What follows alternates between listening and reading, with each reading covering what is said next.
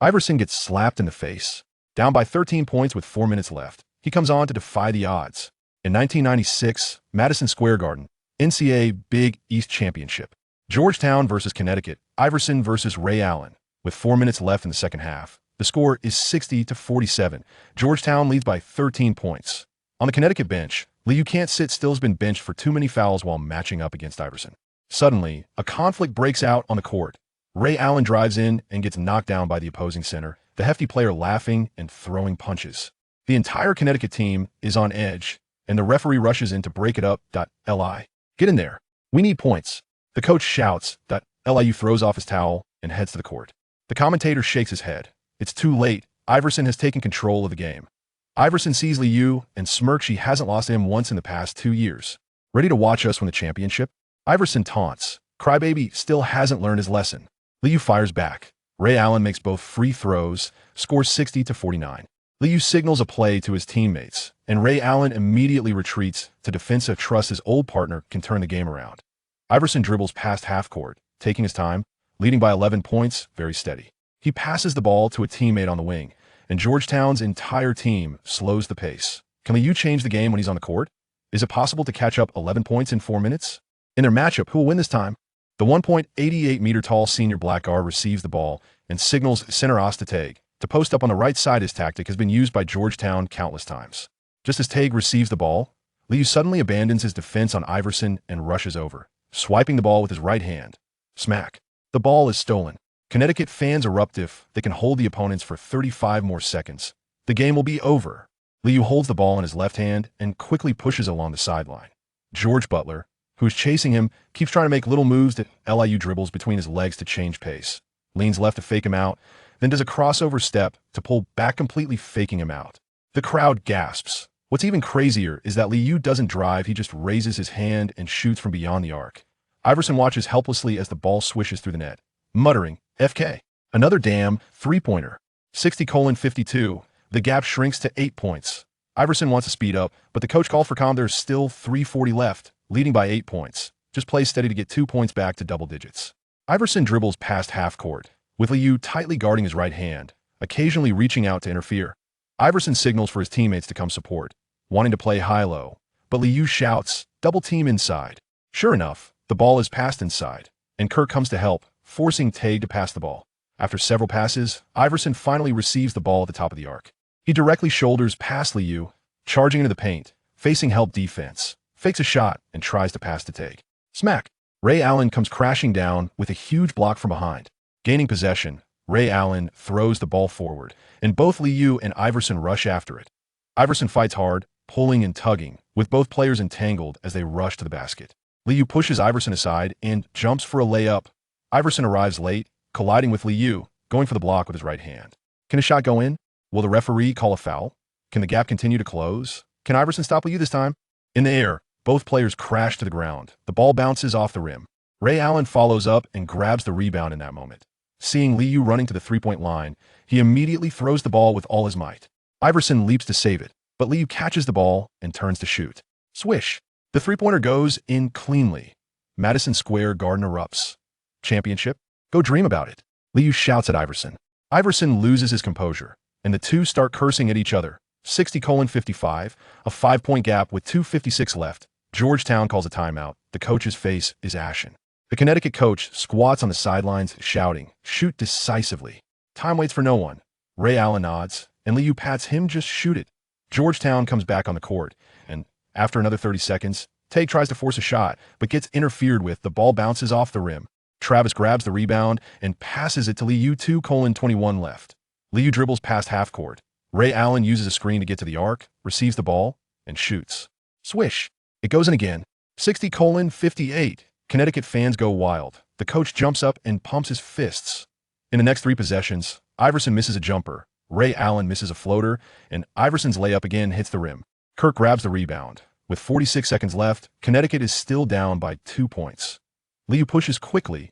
Ray Allen is double-teamed, and the ball goes back to the corner to Durant. Hesitates. The open shot disappears with 5 seconds left. Liu receives the ball on the wing.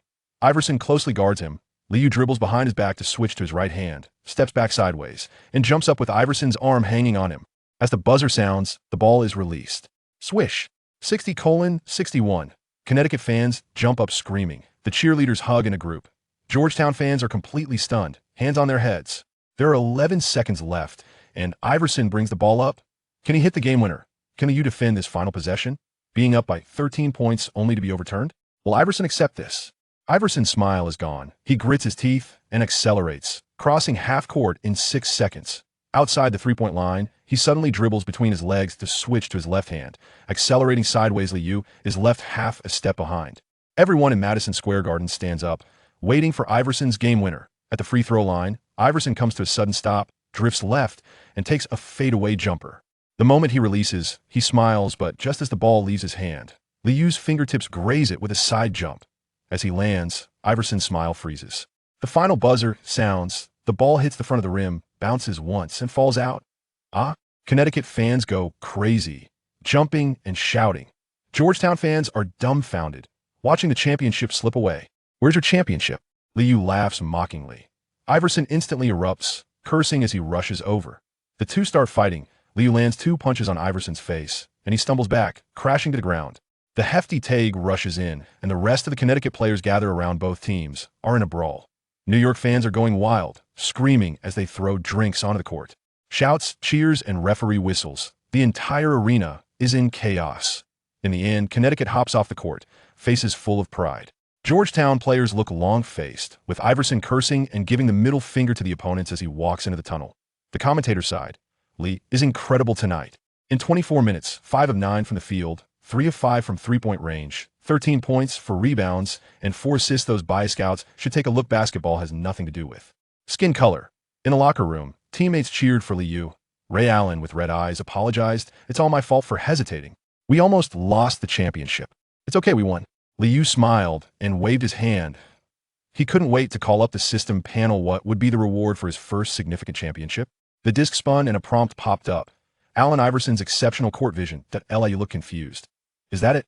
Is Iverson's court vision useful for him? Could this reward elevate his skills to another level? How far could Connecticut go in the upcoming NCAA journey? As for Lee, he should go to Hollywood to star in martial arts films, by the way. His punches are too soft. On stage, Iverson's right cheek was slightly swollen, still posing in a playful manner. While the media laughed below, everyone felt he had matured and would even bring up conflicts. Proactively. In the locker room, Ray Allen patted Liu on the shoulder and laughed. Finally got a championship. Liu wasn't overly excited. He sat on the bench as a freshman and only got to play as a sophomore. The rigidity of college basketball made it hard for him to showcase his abilities. Tomorrow we're heading to Indianapolis, so everyone better be energized. Coach Calhoun shouted. The women's team had won the championship last year, while the men's team had stopped to the top 8, which was too embarrassing. The interstate flight was frustrating. There was no charter, so they could only play cards and read magazines. Ray Allen excitedly flipped through a magazine. The Bulls are going to break records. Jordan will win his 4th championship. No one can stop him. I bet they'll win 72 games. Liu raised an eyebrow, resting his chin on his hand. This was common knowledge for him. 72 wins. That's too exaggerated. Ray Allen exclaimed, then advised, play another year. You'll definitely get more minutes next year.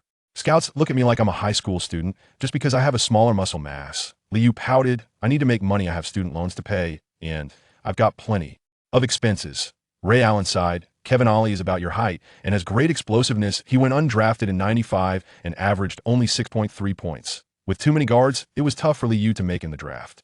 On March 14th, at the RCA Dome, the first round of the NCAA tournament, Connecticut versus Colgate, with 7:43 left, Ray Allen hit a three-pointer, making the score 21-5.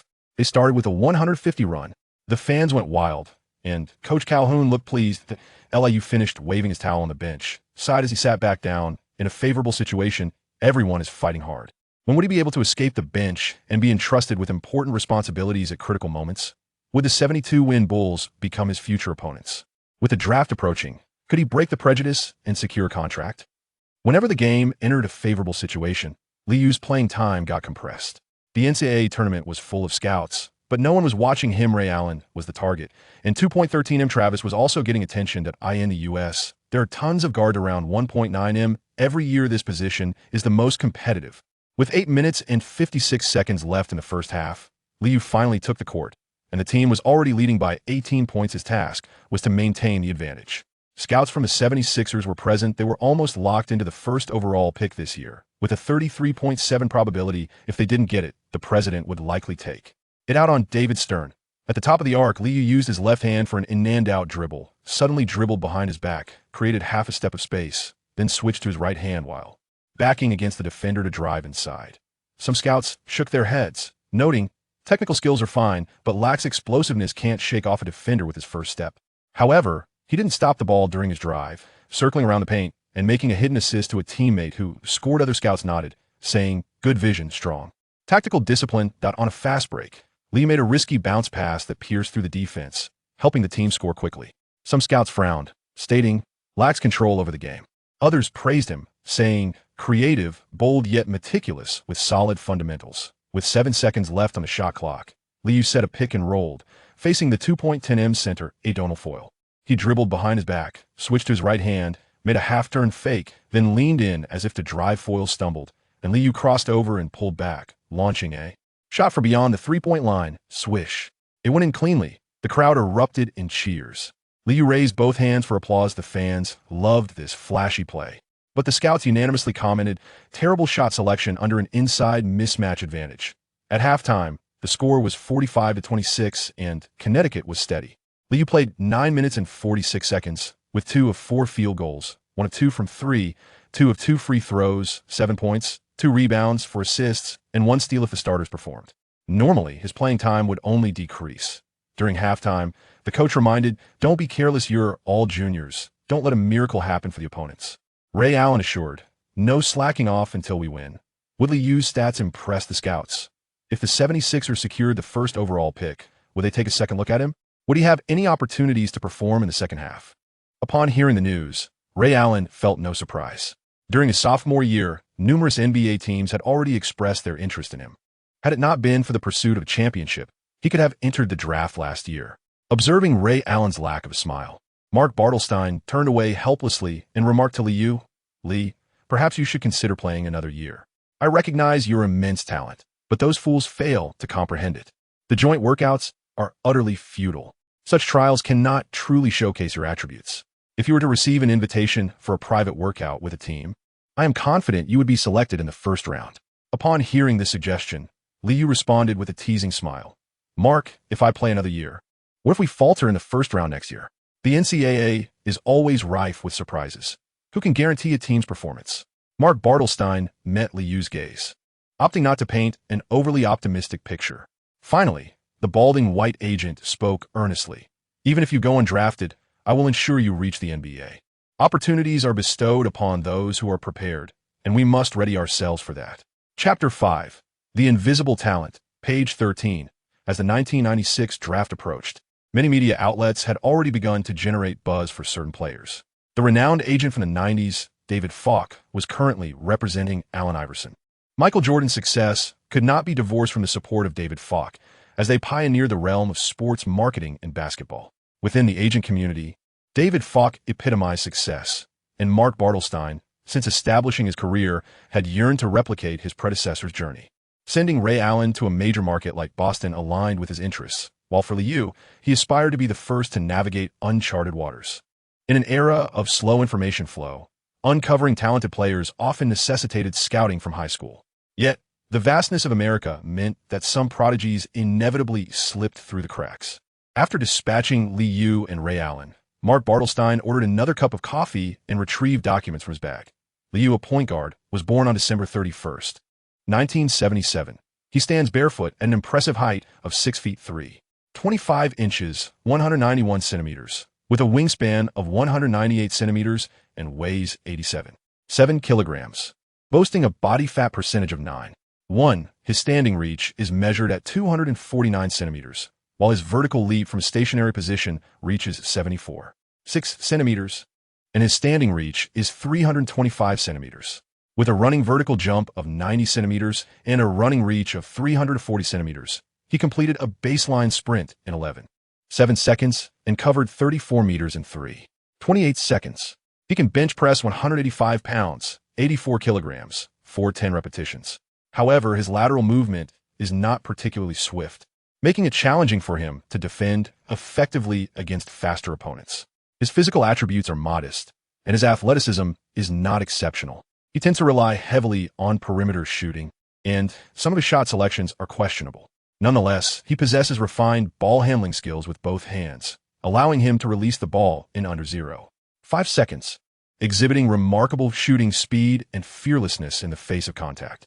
His basketball IQ is notably high, enabling him to adhere strictly to tactical arrangements and demonstrating an understanding of the game that belies his age. Unlike traditional point guards, should he enhance his shooting consistency, he could potentially evolve into an exceptional sharpshooter. His draft comparison is with Mahmoud Abdul-Rauf. This report was compiled in early March and, unlike the biased opinions of certain scouts, reflects the assessment provided internally by Priority Sports Entertainment. Mark Bartelstein, whose previous experience at Morgan Stanley Investment Bank has shaped his preference for future investors, founded the company in 1985. He has opted to sign role players rather than high-profile athletes, as long as the contracts are lucrative and the numbers are sufficient for a considerable profit. In Lee Yu's scouting report, Bartelstein underscored his age with a wavy line, encouraging himself with the thought that his physical condition has already surpassed that of Steve Nash, and, at under 19 years old, he has room for growth and a promising future ahead, ensuring he will not go undrafted. On March 16th, the RCA Dome in Indianapolis hosted the second round of the NCAA tournament. The Eastern Michigan Eagles, also a perimeter-oriented team, currently rely on their senior scorer, Brian Talbert. Alongside him, the junior guard Ekins serves as the team's second scoring option. Both players stand below 1.9 meters and lack physical advantages, yet they exhibit impressive shooting accuracy when navigating screens. In the opening 6 minutes, the rather lackluster performance of Durant Marshall allowed for several defensive lapses, resulting in missed shots.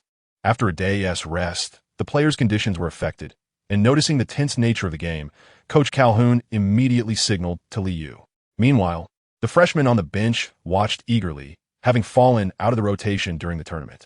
The strategy was to attack the interior and prevent the opponents from executing easy fast breaks. Tonight, Coach Calhoun summoned senior Rudy Johnson, a formidable presence adept at battling in the paint. Yet, he faltered when it came to retrieving long rebounds from missed three-point attempts.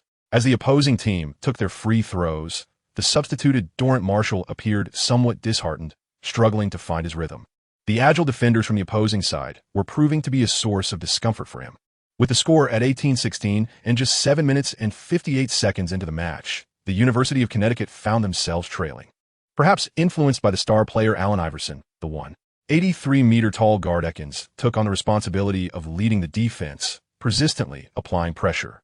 However, the disparity in their physical attributes resulted in varying levels of defensive pressure. As they approached midcourt, Ekins suddenly intensified his challenge, swiftly attempting to strip the ball from Lee Yu in hopes of forcing a turnover. With a dramatic behind-the-back maneuver, he evaded the opponent's reach, shifting the ball to his left hand and accelerating sharply. Nearing the three-point line, Lee Yu came to an abrupt halt, launching the ball powerfully from his position. Just as Ekins had momentarily paused, Lee Yu quickly pivoted, seizing the ball with his right hand and shouldering his way through. At this moment, both teams had just settled into their positions, and the towering Saren Wilson in the paint barely had a moment to react before witnessing Lee Yu leap into the air. Soaring toward the basket, Wilson, unable to extend his arm in time to block, watched in awe as Lee Yu executed a thunderous one-handed slam dunk.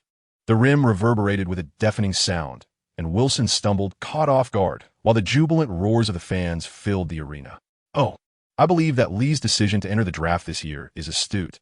He will surely find a place in the NBA. Jim Naz, the commentator for tonight's game, exuberantly shouted in a tone reminiscent of one observing a panda. A dunk invariably elevates the team's morale. Upon landing, Lee was met with the enthusiastic cheers of his teammates. As he retreated on defense, he exchanged a smile with the opposing backcourt duo. While he may not match the extraordinary talent of some, against the average shorter guards, he stood out as a tall, robust figure with remarkable speed. Following his coach's instructions, Lee Yu unleashed his full potential, effortlessly penetrating the interior on several consecutive possessions. After breaking through, he leaned in for a layup, overpowering the big man to complete the shot, suddenly scoring 6 points in rapid succession, prompting the opponent to call a timeout. Yet, even the pause could not rectify their struggles. A strong attack in the paint yielded 2 more points. Following an inbound pass, Lee Yu accelerated unexpectedly. Approaching the arc, he handled the ball with his right hand, increasing his speed before executing a crossover dribble, lowering his center of gravity while momentarily pausing with his left hand. Li Yu swayed to the left, deceiving Ekin's defense, and then executed a sharp change of direction.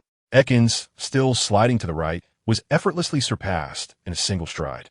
At this moment, Li Yu, with his center of gravity lowered, seemed to soar just above the ground as he charged into the paint, braving the impending block. With his left hand, he grasped the ball and completed a delicate layup. The referee's whistle pierced the air just as the ball grazed the top of the backboard, striking it and then gracefully descending into the net.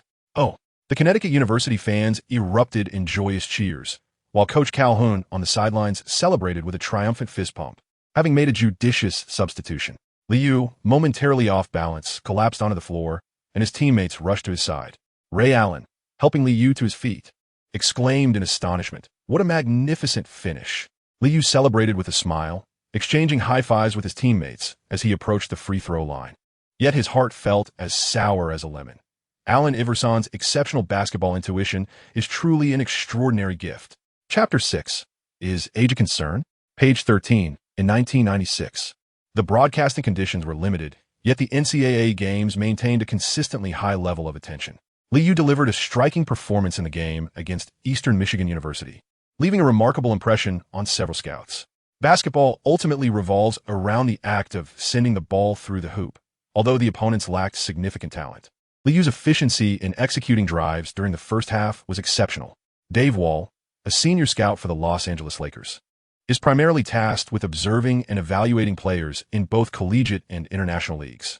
Having played for various teams such as the Washington Bullets and the Philadelphia 76ers in the 1960s, he secured an NBA championship in 1969 and later coached several teams after his retirement. Recently joining the Lakers management team in 1995, he attended the game to observe Ray Allen, yet found himself captivated by Li Yu's performance by the end of the first half. His discipline is remarkable, his physicality is adept, and he shows no fear in confrontations, exhibiting outstanding finishing abilities beneath the basket. While there seems to be a slight deficiency in explosiveness, he is of Asian descent and just 18 years old. A question mark appeared in Wall's notebook as he found Li Yu intriguing. Combined with the data he had previously gathered, it appeared he might have stumbled upon a gem. At halftime, the score stood at 32-40, with the University of Connecticut leading by 8 points. Many fans in attendance were still savoring Li Yu's performance, as the youth often gravitate towards flashy dribbling. Although Ray Allen also performed admirably, it was Li Yu's dazzling drives that left a deeper impression on the audience. During the halftime break, Ray Allen could no longer contain his curiosity, as Li Yu was entirely different from the player he had envisioned. "Li, how did you manage that? How did you get the ball into the hoop with that awkward body tilt?" His teammates also perked up, marveling at the fact that he could score even after such a distorted motion. It was indeed quite miraculous. Li Yu, without reservation, spoke with earnest seriousness. "Maintain your center of gravity, and then throw the ball towards the hoop. Be careful not to miss." Hush! The crowd erupted into a collective hush, after which they began to discuss Li Yu's sudden outburst. "Air service. It must be air service. We've struck gold." It was reminiscent of those films from Hong Kong. Influenced by Li Yu, during moments of boredom, everyone began to indulge in martial arts films. Apart from the classics featuring Bruce Lee, they watched Jackie Chan's movies the most. In the latter half, with a remarkable 5 out of 6 shots, accumulating 11 points, 2 rebounds, 2 assists, and 1 steal, Li Yu mercilessly exploited the opposing team's diminutive backcourt after coming off the bench. Upon returning to the locker room, Coach Calhoun found the commotion regarding air service somewhat baffling, yet he paid it no mind. He patted Li Yu on the shoulder and continued to advise, "Maintain our lead. We must secure the rebounds. The opposing team will intensify their shooting. That is their sole effective offensive strategy. Nate, expand your defensive range." With the coach's admonition, the team fell silent once more, and the players, having heard the instructions, nodded solemnly in agreement. Li Yu discerned that Coach Calhoun intended to adopt a more measured pace in the second half, which indicated to him that his playing time would not increase. He still found himself somewhat unaccustomed to the rhythm of NCAA games whenever the team held a lead. The coaching staff consistently opted for a conservative approach. As the second half commenced, Dave Wall, seated in the front row of the audience, felt a twinge of disappointment upon noticing Li Yu perched on the bench. It quickly dawned on him that Li Yu was merely a sophomore. His playing style belied his age, showcasing a maturity that surpassed that of his contemporaries. After noting this characteristic once more, Dave Wall smiled, recalling a colleague's assessment, and couldn't help but murmur to himself, He truly resembles a high schooler. Ray Allen's prodigious talent was glaringly evident.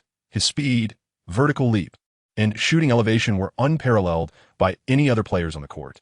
Despite the belief that the Lakers would not secure a top 5 draft pick, Dave Wall made a point of marking Ray Allen prominently. He also gave Liu a significant notation. When Liu finally entered the game as a substitute in the second half, he reverted to a conventional style of play. After bringing the ball past half court, he passed it to a post player in the blocking area and then maneuvered off a teammate screen. Each offensive possession stretched to nearly 30 seconds. And aside from few instances of fast breaks, the Eastern Michigan Eagles were thoroughly subdued throughout the half. Witnessing Liu's adept movement that culminated in a wide-open three-point shot from the right wing, Dave Wall nodded in approval. Contrary to the data he had gathered, sophomore Liu, though limited in opportunities, significantly impacted the team. The second half did not feature any particularly spectacular scores. Rather, it was characterized by tactical execution, creating open shots, and strong low-post attacks resulting in points, while fouls led to free throw opportunities for both sides. The audience's enthusiasm remained undiminished. Such is the nature of NCAA games, and the fans of the University of Connecticut fervently cheered, as they were on the cusp of advancing once more. In the end, with a score of 65-74, the Connecticut Huskies successfully eliminated the Eastern Michigan Eagles, advancing once more to the Sweet 16. After the game concluded, Liu and his teammates waved to the attending fans of the University of Connecticut. In his 18 minutes on the court, he achieved 6 out of 9 shooting, with 1 out of 3 from beyond the arc and a perfect 3 out of 3 from the free throw line, totaling 16 points, 3 rebounds, 4 assists, 1 steal, and 2 turnovers, marking a slight improvement in his statistics. Dave Wall glanced at his fellow colleagues, adjusted his attire, and swiftly departed. As the draft approached, he needed to promptly relay his evaluations of promising players to the management. The RCA Dome remained quite boisterous at the conclusion of the match, with disappointed Eastern Michigan fans expressing their discontent vocally. Ray Allen reveled in the atmosphere, though he felt a twinge of apprehension at the thought of becoming a subordinate upon entering the league. As he lingered at the entrance to the players' tunnel, Ray Allen suddenly murmured, "I wonder what the atmosphere is like in an NBA locker room. Do rookies have to carry the bag for the veterans?" Liu did not expect Ray Allen to be concerned about such matters. For the treatment of high-ranking rookies is indeed different. There is no need to worry about these issues. The team that selects you considers you a cornerstone of their franchise. We all bear the same weight on our shoulders. We play the game to make a living, so there is no need to pay heed to those veterans. Upon hearing Liu's words, Ray Allen broke into a smile. He merely sought a form of psychological reassurance. "Lee, you will undoubtedly succeed. God always favors those who diligently train, and hard work will ultimately yield rewards." Liu merely responded with a smile as the two swiftly made their way towards the players' tunnel. Upon returning to the locker room, Liu joined his teammates in a jubilant celebration. Coach Calhoun, equally delighted, reminded them of their forthcoming opponents. "Take care of your bodies. We shall change venues tomorrow. Do not feel pressured. This year we have already accomplished our goals." Chapter 7, Regional Semifinals, Part 1, page 13. As the regional semifinals commenced, the attention towards the NCAA championship surged once more. In the Midwest region, the University of Kentucky dominated, winning the first round against the University of New Mexico by a staggering 42 points and triumphing over Virginia Tech in the second round by 24 points. Such overwhelming margins left many media outlets and commentators utterly astounded. Even more astonishing, Kentucky scored 110 points in the first round and amassed 84 points in the second. These scores rivaled those of NBA matches, and the ferocity of their offense prompted many journalists to exclaim, "The Kentucky Wildcats display a brutal dominance." Another team capturing attention in the Midwest was Wake Forest, as NBA franchises nearly showered cash upon Tim Duncan. Scouts from various teams were practically clamoring to be noticed. However, compared to Kentucky, Wake Forest faced a more arduous path, narrowly defeating the Texas Longhorns 62-65 in the second round. Fans enamored with individual heroics eagerly anticipated the Midwest Finals, pitting Kentucky's Antoine Walker against Wake Forest's Tim Duncan. Even before the semifinals began, the media had started to build excitement for these two players. One a small forward and the other a power forward, the distinction in their positions mattered little. Star players were all that truly counted. The Southeast region semifinals feature a highly anticipated match between the top-seeded University of Connecticut and the 5th-seeded University of Mississippi. The Mississippi State Bulldogs have emerged as this year's dark horse. Their regular season performance was mediocre, yet they have dazzled in the tournament. Center Eric Dampier's draft stock is rising, standing at 2.11 meters and weighing 120 kilograms. He has showcased remarkable rebounding and shot-blocking abilities during the championship. This is indeed an era for towering figures, and although Liu humorously mocks the future top center of the West, his prowess in the Entersthe should not be underestimated. Coach Calhoun may feign indifference, but since arriving in Lexington, Kentucky, he has been diligently reviewing extensive game footage every day. Ray Allen, typically reserved, has recently begun to engage in extra practice. As a prodigious talent, he had long aspired to receive an invitation from the University of Kentucky during his high school years, only to be overlooked and ultimately recruited by Coach Calhoun to Connecticut. The ideal scenario would see him avenging Kentucky in the finals, overpowering his rivals to claim the championship. Thus, Ray Allen is brimming with motivation, requiring no encouragement from the coaching staff as he voluntarily hones his skills. Without the internet or rapid news dissemination, Liu learned upon arriving in Lexington that the New Mexico State team had been eliminated by Georgetown. He had nearly accepted an invitation to the university closest to home, and now he feels fortunate, realizing the camaraderie that would arise in the brotherhood of basketball. After the tactical training session on the afternoon of the 21st, players were free to engage in personal activities, provided they returned to the hotel by 10 p.m. However, the limited funds in Liu's pocket prevented him from enjoying a night out, leading him to remain in the training facility for additional practice. He is currently adapting to Allen Iverson's exceptional ball handling skills, experiencing top-tier talent for the first time. Maneuvers he once found impossible now come effortlessly. Observing Liu dribble with gloves without any detriment, Ray Allen couldn't help but feel a twinge of envy. Talent often affords one the liberty to excel. While Ray Allen has been diligently enhancing his ball control, the results have been less than satisfactory. Given your physical attributes, there is no need for flashy dribbling or excessive fakes. Simply maintaining possession while driving is sufficient. Upon receiving the ball, Liu promptly offered his advice. But Ray Allen shook his head, reiterating Coach Calhoun's mantra. It's not just about scoring. I must contribute more, akin to Michael Jordan.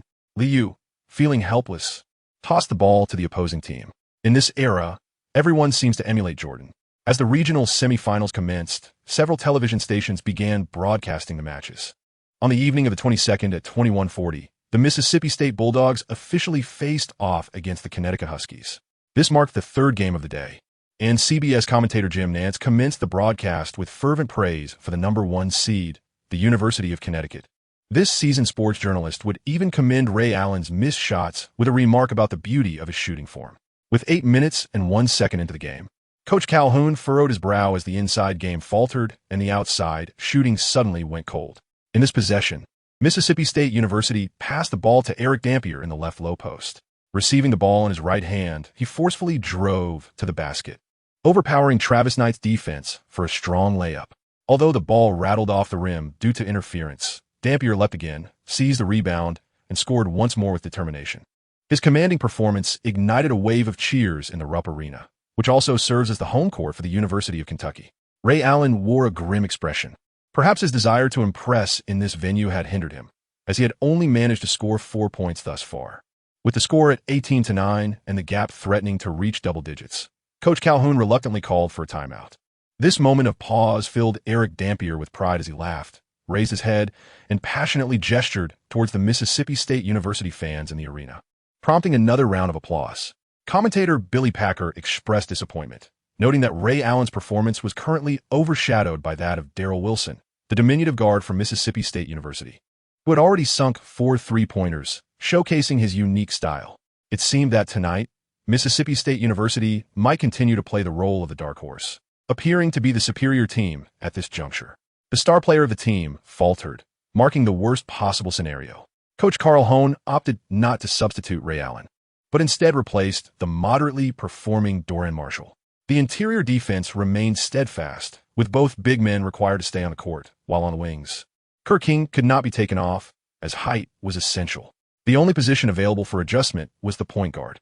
After the timeout, when fans from the University of Connecticut witnessed Liu donning the white jersey, they erupted in loud cheers. Coach Richard Williams, observing from the sidelines, frowned. Through extensive game footage, they had noted Liu's distinctive playing style.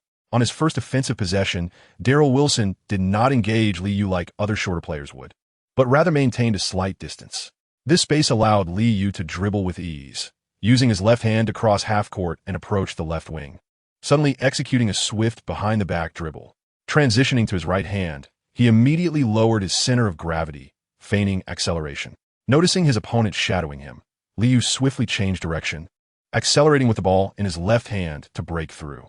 Standing at only 185 meters, Darrell Wilson was relatively diminutive, yet he exhibited remarkable footwork, adjusting his center of gravity and sliding swiftly to stay tightly beside Li Yu.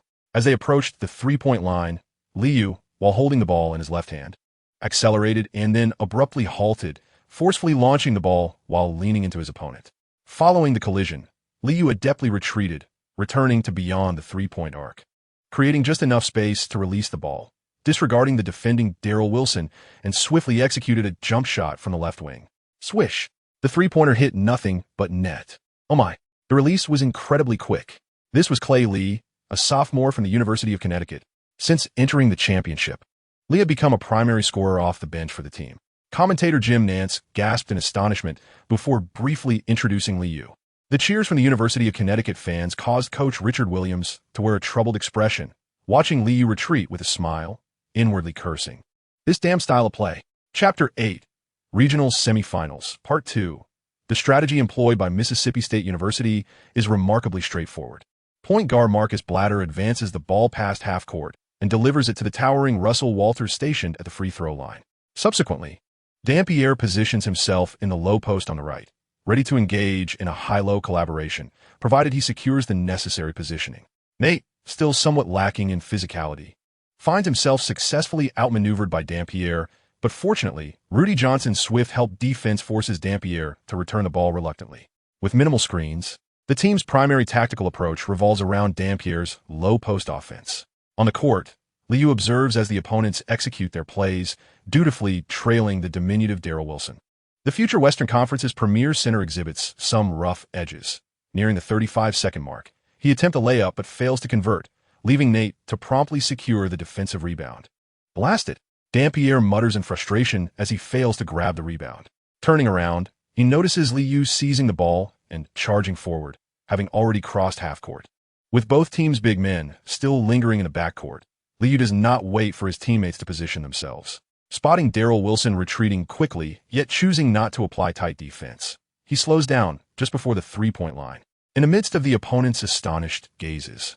With barely a step remaining to the arc, Li Yu suddenly halts, swiftly gathers the ball, and releases a shot. Swish! The three-pointer finds its mark. The score now stands at 18-15, the deficit diminished to a mere 3 points. Dampier, still hustling back on defense, is left dumbfounded. This appears to be nothing short of reckless shooting. After making the shot, Li Yu pats his chest, raises his right hand, and gestures 3 fingers, igniting a fervent cheer from the University of Connecticut fans, who sense the impending equalization. This remarkable shooting ability is a talent that Li Yu has unlocked after 2.5 years of intensified three-point training. Though left unspoken, it has endowed him with boundless confidence, which also explains the transformation in his high school playing style. Coach Calhoun, exuberant, raises his arms in celebration and then stands on the sidelines, vociferously urging, "Let's hold them for one possession. Focus on defense." Meanwhile, the struggling Ray Allen continually reminds the interior players to keep an eye on the rebounds. Mississippi State continues to rely predominantly on the flex offense, with each player actively participating in screens, ultimately aiming to feed the ball into the low post. As Dampier positions himself in the left low post, he is immediately met with a double team, yet the 35-second shot clock provides the opponent ample opportunity to adjust. Li Yu continued to trail Darrell Wilson, who was frantically searching for an opportune moment to launch an attack. The tactics had come to a standstill, and with only 6 seconds remaining on the shot clock, Darrell Wilson received the ball on the left wing. Upon catching it, he immediately dribbled forward with his left hand, attempting to utilize his speed to evade Li Yu. However, his initial burst lacked the necessary explosiveness, resulting in a collision with Li Yu. As the shot clock dwindled, Darrell Wilson leaned against Li Yu in the left side restricted area and, with a deft flick of his left hand, hurled the ball towards the basket. Just as the ball left his fingertips, Li Yu sprang up and delivered a resounding block. Oh! Darrell Wilson fell to the ground, stunned by the rejection, as the crowd gasped in unison. Seizing the opportunity, Liu retrieved the ball and swiftly tossed it forward. As the play transitioned past half-court, Ray Allen received the pass and charged forward with fervor. Battling against the defense of Marcus Bradley, he took 3 powerful strides into the paint, grasped the ball with his right hand, and managed a scoop shot over his opponent. Swish! The referee's whistle blew as the ball kissed the backboard and nestled into the net. Having lost his balance, Ray Allen rolled onto the floor, then sprang up, pumping his fists in triumph and roaring in exhilaration. The Rupp Arena erupted in a frenzy, with the Connecticut fans leaping and cheering. Commentator Billy Packer was equally astonished that within less than 3 minutes of Liu's appearance, the deficit was poised to be equalized. Lee has transformed the dynamics of the game, delivering remarkable performances on both ends of the court. We ought to shed our biases. Ultimately, basketball speaks for itself. Liu dashed to the front court, helping the fallen Ray Allen to his feet and encouraging him with a smile. That was a splendid finish. It's time to find your rhythm. In that moment, Liu seemed to have transformed into the leader of the team. Rising confidently, Ray Allen promptly responded, "I will dominate the opponent here." His teammates gathered around to celebrate, knowing that if the free throw succeeded, they would equalize the score. On the sidelines, Coach Richard Williams heard the renewed cheers from the crowd and reluctantly called for a timeout. Ray Allen made the free throw, and the University of Connecticut unleashed a 9-0 run. In terms of individual prowess, Ray Allen was undoubtedly overpowering the opposing perimeter players. After Liu helped the team navigate through adversity, the revitalized Ray Allen, alternating between driving to the basket and shooting from the perimeter, continued to score points.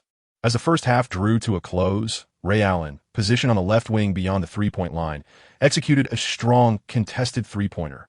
The score was now 35-43, completely turning the tide of the game.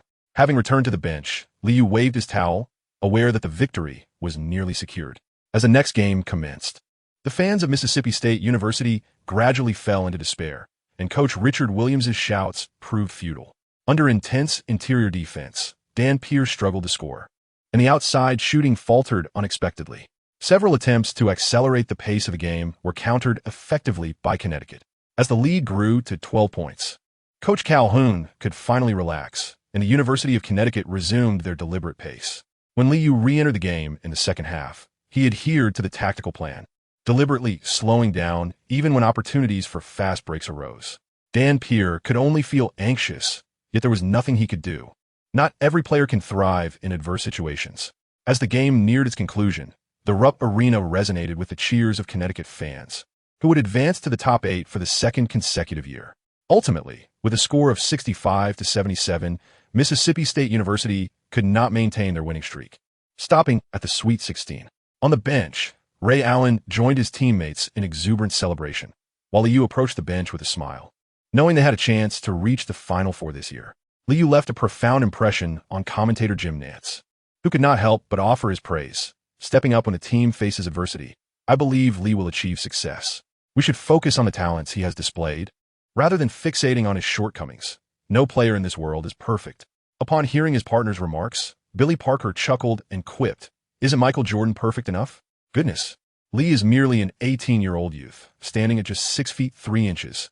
Let's not set the bar too high for him." In his 19 minutes on the court, Liu recorded 5 out of 8 shooting, including 2 out of 4 from beyond the arc, amassing 12 points, 3 rebounds, 5 assists, and 1 block. While the statistics might appear unremarkable, many scouts present began to revise their preconceived notions. Dave Wall pondered for a moment before making a note in his notebook. Clutch player? Chapter 9. The Effortless Regional Finals, page 13. On March 24, 1996, the NCAA tournament heralded the commencement of the regional finals. In the Eastern region, the University of Massachusetts, led by the formidable Marcus Camby, faced off against Georgetown University. Allen Iverson lived up to expectations, marking a significant milestone in his career.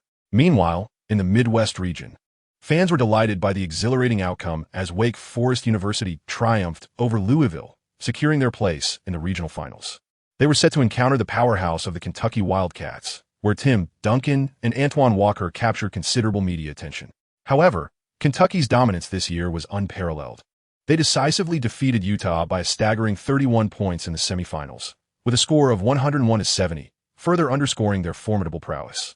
In the Southeast region, Connecticut and Cincinnati advanced to the regional finals.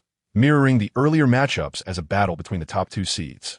The fans of the University of Connecticut were particularly enthusiastic, as the team had never reached the Final Four, and everyone was eager to witness history in the making.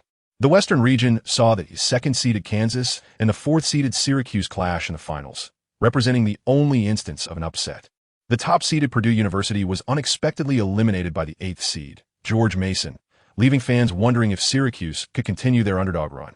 CBS continued to broadcast the four matchups in the Elite Eight, and as the NCAA tournament approached its climax, the anticipation soared. Although NBA teams have increasingly prioritized talent in recent drafts, many coaches hail from collegiate backgrounds, providing opportunities for some less physically gifted yet strategically adept college players to be selected. The University of Connecticut had a brief respite of just over a day, and on the afternoon of the 24th at precisely 2:04 p.m., they gathered at Rupp Arena for the regional finals. Danny Fortson emerged as Cincinnati's star inside player. Despite standing at only 6 feet 7 inches, his soft shooting touch had been exceptional throughout the preceding series. As the game commenced, Connecticut relentlessly fed the ball to their towering center, Nate. With his height advantage, he proved unassailable against the 6 feet 9 inches Damon Flint. Cincinnati's head coach, Bob Huggins, appeared utterly helpless on the sidelines. Initially, it was anticipated that the opponent would channel the ball to their star player, Ray Allen. However, as the game unfolded, Allen primarily assumed the role of a shooter. Coach Calhoun exuded satisfaction, recognizing that Ray Allen was unconcerned with personal statistics. In pursuit of making history by reaching the Final Four, individual numbers had become irrelevant. After Nate once again executed a commanding shot under the basket, the score escalated to 16-6. The Connecticut fans erupted with excitement, relishing the fact that the contest was proving to be even more effortless than they had envisioned. Seated on the bench, Liu once again recognized the immense significance of towering figures in this era.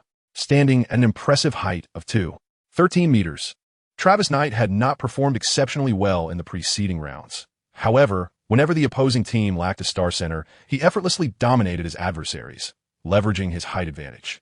What left Liu utterly speechless was the evident exaggeration of height by the players from Cincinnati. Keith Legree and the substitute, Darnell Burton, were listed at 1.85 meters and 1.88 meters respectively. Yet Liu felt certain that they had each inflated their heights by at least 5 centimeters.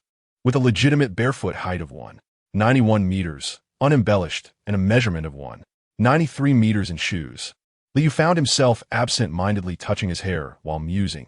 With an explosive hairstyle, I too could appear to be 1.96 meters tall. After establishing a double-digit lead, Coach Calhoun began to rotate his players. The strategy for this match was to feed the ball into the paint, allowing the guards to focus solely on defense. As he beckoned Liu to enter the game, Coach Calhoun imparted a brief yet crucial instruction. Engage the smaller opponents physically and do not allow them to shoot easily. Dorrance Marshall, who stood approximately the same height as Liu, was adept at orchestrating plays and controlling the tempo. Yet his aggression on both ends of the court was lacking. Liu nodded in acknowledgement, appreciating the era of defense that allowed for hands-on engagement, which compensated for his lack of explosive power. In the fiercely contested match for the top four, both teams opted to rely heavily on their main players, further narrowing their rotations. With 7 minutes and 22 seconds remaining in the first half, Connecticut made an adjustment, and Liu re-entered the game as a substitute. Almost immediately, the two diminutive guards from Cincinnati felt the sudden intensification of defensive pressure. After star player Danny Fortson repeatedly failed to score, the team reluctantly shifted their offensive focus to the perimeter.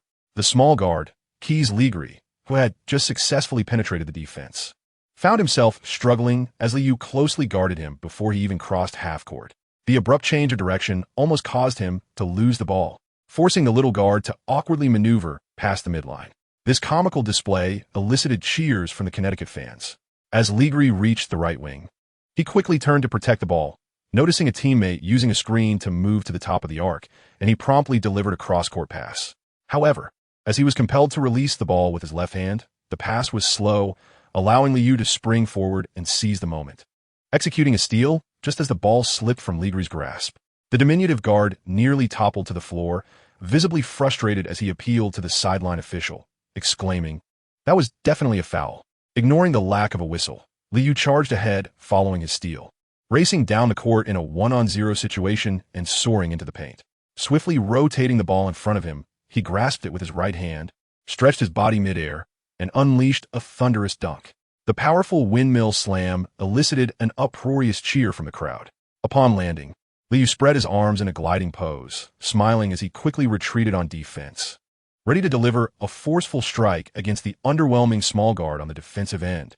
The scouts present quickly discerned another remarkable trait of Liu, his acute ability to judge the trajectory of the ball. However, considering the shortcomings of the opponent's defensive line, some scouts dismissed this quality. The difficulty in advancing the ball from the backcourt led to an increasingly stagnant offense for the Cincinnati Pandas. In the final moments, Darnell Burtons was compelled to take the blame, attempting a contested shot beyond the arc against Ray Allen, but missed.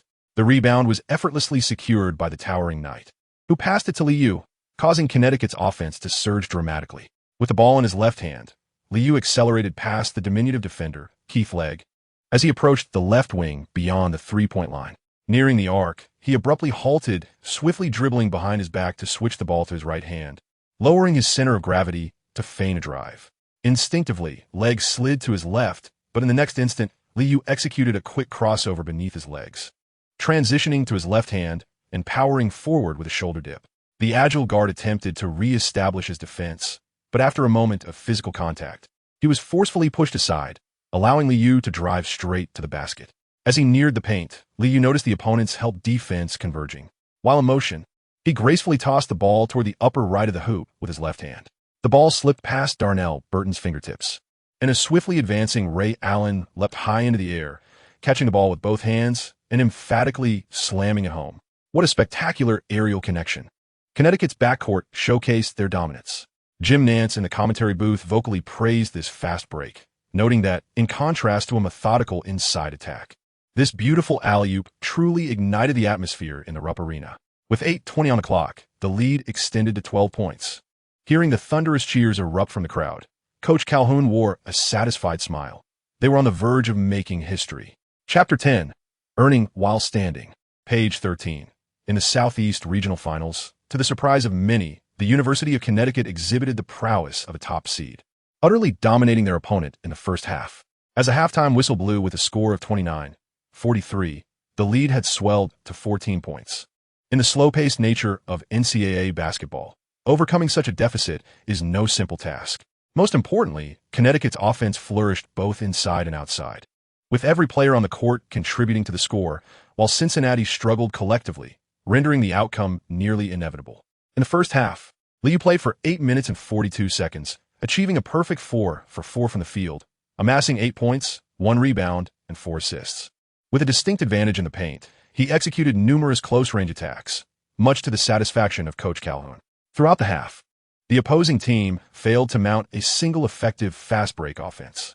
During halftime, the Cincinnati fans who had specially flown to Lexington appeared utterly despondent, witnessing the game live.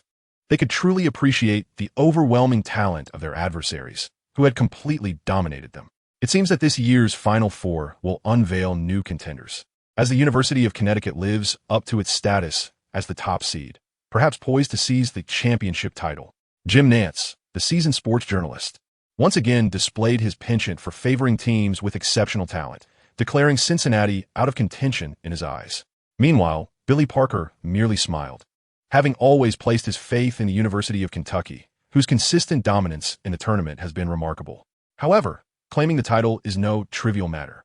In a single elimination format, anything is possible, which epitomizes the allure of the NCAA.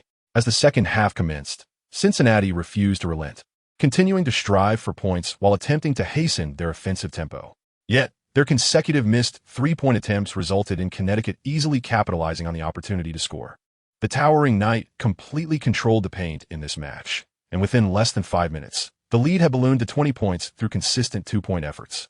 In Rupp Arena, Connecticut's fans erupted with exuberance, celebrating as their team made history by advancing to the Final Four.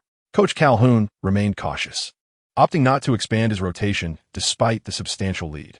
Liu's playing time has indeed increased, but upon entering the game, he primarily focused on orchestrating the offense, deliberately slowing the pace and directing the ball to the interior.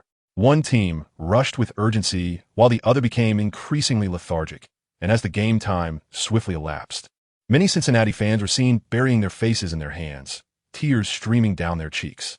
as the final buzzer echoed through the arena.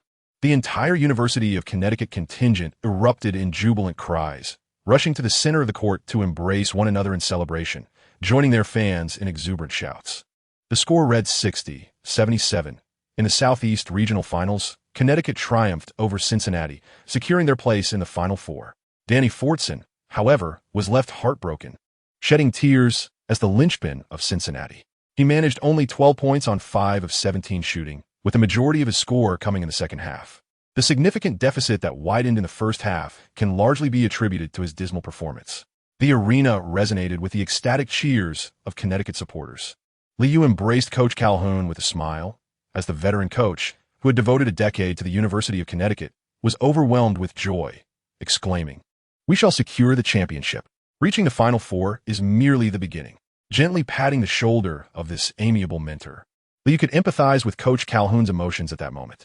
Connecticut had long struggled to attract prodigious talent, with their best past achievement being a stop at the Elite Eight. After years of tireless dedication to the team, Calhoun finally saw his efforts bear fruit this year. "Thanks to your performance, Lee, you are destined to become a grand star."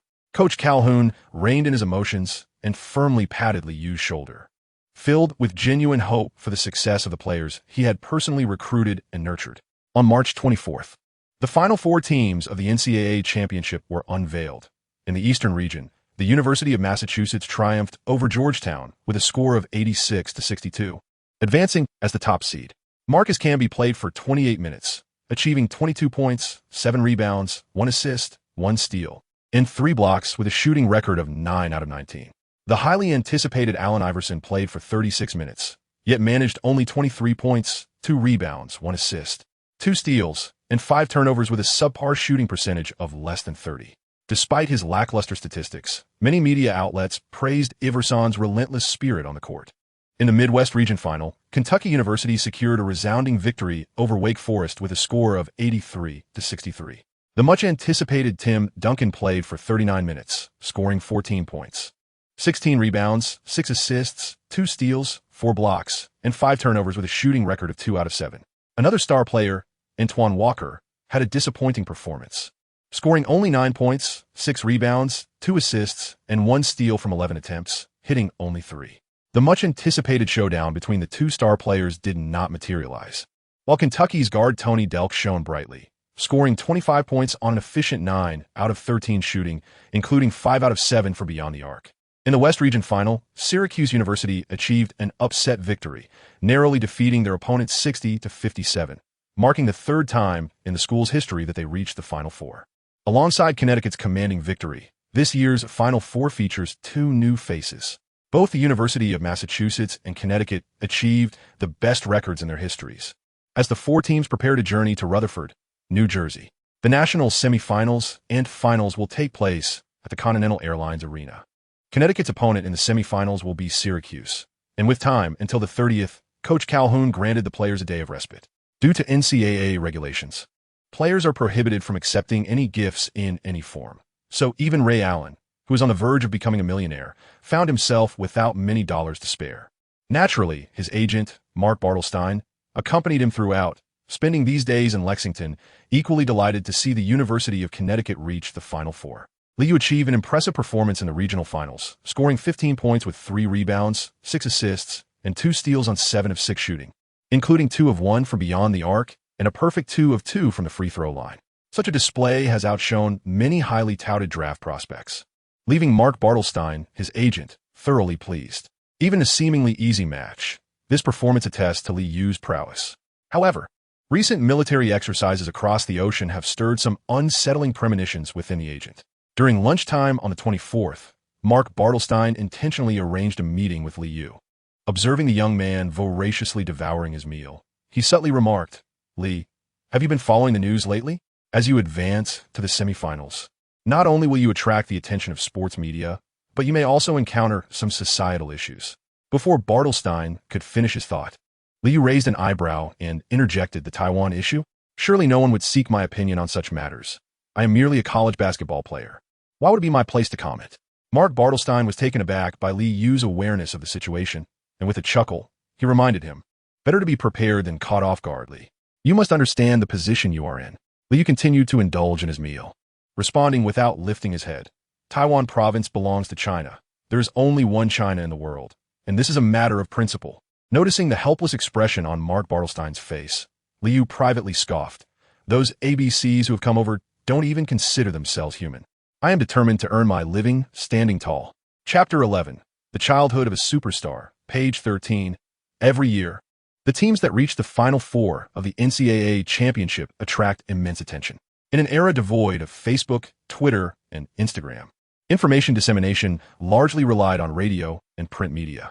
Traditionally, Sports Illustrated would produce exquisite covers and feature articles for the Final Four teams, accompanied by special editions offering in-depth reports and analyses of the games. USA Today, as the largest national daily, also serves as one of the official partners of the NCAA, providing specialized coverage during the Final Four while offering player rankings as well. Since signing a long-term contract with the NBA in 1982, CBS has held exclusive broadcasting rights, tirelessly promoting the games as March draws near. Although ESPN does not possess broadcasting rights, it still engages in analytical coverage, with ESPN SportsCenter relentlessly chasing trending stories and actively predicting the championship's outcome. These four channels represent the current mainstream media, all intensifying their efforts as the Final Four approaches, resulting in an explosive surge in the excitement surrounding the games. However, fans lament the exit of Allen Iverson and Tim Duncan, leaving only the star players Antoine Walker and Ray Allen remaining. Liu's performance has been remarkably outstanding. Although Connecticut faced no star point guards on their journey to advancement, most of his matchups were against players slightly over 6 feet tall. Nevertheless, his efficient play in several games left a profound impression on many fans. On March 25th, upon arriving in East Rutherford, New Jersey, the Connecticut team was granted an exclusive interview opportunity. They posed for photographs alongside Sports Illustrated staff, while addressing questions that piqued the interest of fans. Ray Allen undoubtedly garnered the most attention, with numerous media outlets unanimously predicting he could be selected within the top 5 picks this year. The team photo session was held at the Continental Airlines Arena, a departure from the usual championship venues, as this time they opted for the home ground of the New Jersey Nets. However, its seating capacity was limited to just 20,000, which left many fans somewhat dissatisfied due to the rising ticket prices. After completing the final group photo, the Connecticut team, filled with laughter and conversation, prepared to change clothes and take a stroll around the American Dream shopping and entertainment center nearby. The financially constrained Liu was primarily focused on satisfying his hunger. Upon exiting the arena, he encountered a middle-aged woman with black hair and glasses. "Liu, it is a pleasure to meet you here. I am Anna Quinlan. I believe you may have seen my article in USA Today." Observing the mysteriously confident smile of the middle-aged woman, Liu felt assured that lunch was secured. "Of course. Perhaps we can converse while we eat." Liu turned his head with a smile, gesturing for the pugilist to treat him to a meal. He had certainly perused the other's column, which frequently addressed themes of women's status, societal issues, and racial matters. Whenever a hot topic arose, one could invariably find this incisive commentary in Today's America.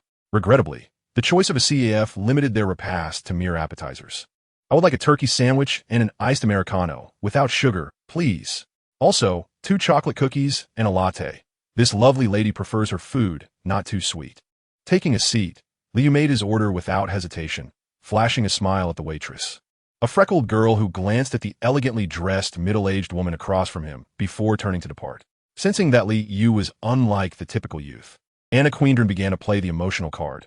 "Liu, I am delighted to see you advance to the semifinals with your team. May we discuss your childhood?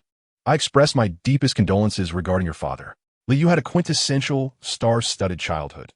Upon his arrival into this world, his father had already departed, and he never had the chance to meet him. In 1996, ordinary individuals who immigrated often resorted to extraordinary means to obtain a green card, and in Liu's recollections, his father epitomized the archetype of an ABC.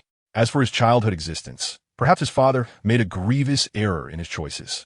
This place is not a paradise, and every state ought to enhance its gun control measures. The events that transpired in Koreatown, Los Angeles, have also echoed in New Mexico. No child relishes living under the shadow of gun violence. As he spoke, Liu showcased half a sandwich, prompting a slight twitch at the corner of Anna Quinlan's mouth, as she had intended to discuss the American dream. The boxer's prowess was not yet sufficiently profound, constantly attempting to steer the conversation toward the plight of the populace across the ocean, who were living in dire circumstances. However, each time he began, Liu would interject, declaring that his own life here was equally arduous. After boasting about a turkey sandwich, 2 chocolate cookies, 3 blueberry muffins, and a cheesecake, Liu felt somewhat sated and cheerfully remarked, "Beautiful lady, should the opportunity arise, you must travel to China. Seeing is believing. Of course, I owe my gratitude to Coach Calhoun, for he brought me to Connecticut. As for the mundane societal issues, we are largely powerless. Asians are unlikely to heed my words, as they harbor a disdain for Chinese individuals." Anna Quinlan sensed that Liu might have already discerned her intentions and cast a profound gaze upon this extraordinary youth before smiling. "An impressive exchange, Li. You will find success in America." Perhaps the recent exercises across the ocean had stirred the nerves of some individuals, for the newspapers of late have consistently featured ABCs extolling life here, while simultaneously disparaging their former homeland. With limited channels of information, Liu found himself somewhat speechless at the news printed on the pages, while Anna Quinlan approached the topic from a unique angle, lambasting the current safety concerns. This article, though unpalatable, wielded considerable influence, prompting some African-American readers to curse under their breath, "Damn yellow-skinned people." Many scouts were introduced to another facet of Liu, as the labels of independent thinker and opinionated youth were affixed to him. These traits, however, are not typically favored among NBA players, as many team executives tend to shy away from intellectually inclined individuals. On March 30th, the NCAA National Semifinals commenced, with the first match witnessing the University of Kentucky once again crush their opponent. By halftime, they led by 8 points, 28-36. Antoine Walker, who oscillated between the 3 and 4 positions, performed adequately, while the diminutive guard, Tony Delk, emerged as the primary scorer on the court. Ultimately, the University of Kentucky maintained their dominance over the University of Massachusetts, triumphing with a score of 74-81, thereby securing their place in the national championship game. The match between Connecticut and Syracuse was scheduled for 9:40 p.m. As the game approached, a palpable tension lingered in the air. However, once the contest commenced, the towering knight swiftly asserted his dominance in the paint. Almost immediately, the 3-meter-tall forward thwarted a driving layup from the opposing team's key player, John Wallace. This African-American small forward has consistently been a leading scorer for Syracuse University, now in his senior year, with hopes of being selected in the first round of the upcoming draft. Due to the inadequacy of height in the opposing team's frontcourt, they struggled to devise effective strategies against Knight's formidable presence. Coach Calhoun was deeply invested in the game, persistently signaling for plays to be directed into the paint. Mirroring the performance in the Southeast Regional Finals, Connecticut swiftly established a 6-point lead, thanks to their exceptional play in the interior. Liu observed that during the 6-minute match, Ray Allen mostly engaged in relentless sprints, prompting him to exclaim, "Ah, the era of towering giants without the 3-second defensive rule." Chapter 12. The Overwhelming Semifinals, page 13. In this single-elimination national semifinal, Syracuse University's head coach, Jim Boeheim, opted to fully commit to his star players. Liu made his substitution with 8 minutes and 34 seconds remaining in the first half, while the opposing team showed no intention of making any changes. The fans of Syracuse University grew increasingly anxious. Their inside game faltered, and their outside shots failed to find the mark, leaving them to witness the dominant performance of Connecticut's imposing player, Nate. Upon entering the game, Liu faced off against Lazarus Sims, skillfully advancing the ball past half-court. The Syracuse front line lacked height, with their starting center measuring a mere 2.03 meters, yet all 5 players on the court, aside from the point guard, hovered around the 2-meter mark. Defense, defense, defense. The university fans shouted with fervor, but their voices were soon drowned out by the exuberant cheers of the Connecticut supporters. A simple pick and roll at the top of the arc saw the towering Nate feign a screen before swiftly rolling to the basket. The opposing center, Otis, hesitated momentarily in his defense, allowing Liu, holding the ball in his left hand, to lower his center of gravity and accelerate past him, instantly drawing 2 defenders. Otis found himself sliding backward, only to realize that Liu, while in motion, had launched the ball towards the hoop. The ball soared above the rim, and the swiftly descending Nate effortlessly leaped, unhindered, to catch the ball midair before executing a powerful 2-handed slam. Oh, what a magnificent alley-oop dunk! The Connecticut fans erupted in joyous celebration, drowning out the once vocal Syracuse supporters, who could only watch as the 13-meter giant continued to score at will. John Wallace, leveraging his physical prowess, consistently broke through Kurt King's defense. However, after missing several quick jump shots, he began to drive towards the basket once again. This time, the referee finally blew the whistle, prompting head coach Jim Boeheim to exhale in relief and loudly remind his players, focus on defense. According to the pre-game strategy, strict vigilance against three-point shots was imperative following Liu's entrance.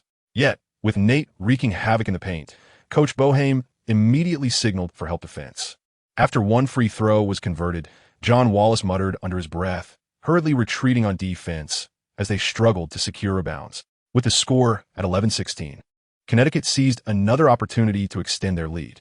Upon receiving the pass, Liu adeptly maneuvered the ball with his right hand as he swiftly crossed the halfway line. Approaching the three-point line from the right wing, he executed a sudden stop, performing two rapid behind-the-back dribbles, his body swaying rhythmically to the cadence of his movements. The defender, Lazarus Sims, was utterly unprepared for Liu's offensive choice, instinctively sliding to the left while attempting to grapple. Transitioning the ball to his right hand, Liu promptly executed a crossover beneath his legs, simultaneously lowering his shoulder to accelerate through the defense. As the two engaged in a physical confrontation, Sims' defensive pull only slightly impeded Liu's momentum, allowing him to surge past. At that moment, the towering Nate had already surged to the basket, drawing the attention of the entire Syracuse University team to the duel unfolding before them. As Liu penetrated the paint, he discreetly prepared for a behind-the-back pass, flicking his left wrist as the ball soared towards the right corner. Ray Allen, having just utilized a teammate screen to create an open shot, received the pass and, without hesitation, leaped into the air, executing a slightly drifting shot. Swish! The three-pointer found nothing but net. With 11:19 on the clock, the score gap suddenly widened, and the Connecticut University bench erupted in jubilant celebration. Ray Allen beamed with delight, having made his first attempt count, immediately giving Liu a thumbs up. Liu swiftly retreated on defense alongside his teammates, vociferously cautioning the towering knight to remain stationed beneath the basket, unperturbed by the perimeter. With no 3-second violation to consider, the 13-meter knight's primary duty was to safeguard the rim. As anticipated by Liu, the opposing team began to frequently employ pick-and-roll strategies involving their center, attempting to draw Knight away from the basket, thereby disrupting Connecticut's defensive formation. However, Knight steadfastly anchored his position near the rim, creating considerable discomfort for the Syracuse players. With merely 5 seconds remaining on the shot clock, center Odysseus, finding himself unguarded at the free throw line, took a step forward and executed a successful jump shot for 2 points. This offensive play, however, was far from what Coach Jim Boeheim had envisioned. His star player, John Wallace, had only managed to score 3 points up to that moment, indicating a significant disruption in their offensive rhythm. When Connecticut was drawn into a half-court battle, their strategy against the smaller lineup was remarkably straightforward. Observing Knight successfully establish position in the left block, Liu promptly delivered a high lob pass. Following this, he made a swift, off-ball cut from the left wing, drawing his defender away as he dashed towards the right corner.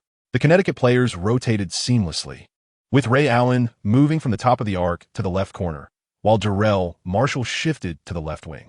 At this juncture, Kurt King feigned an inside cut before abruptly halting at the free throw line, effectively spacing the floor for their offensive five. The small ball lineup employed tonight rendered the opponents hesitant to commit to double-teaming the post.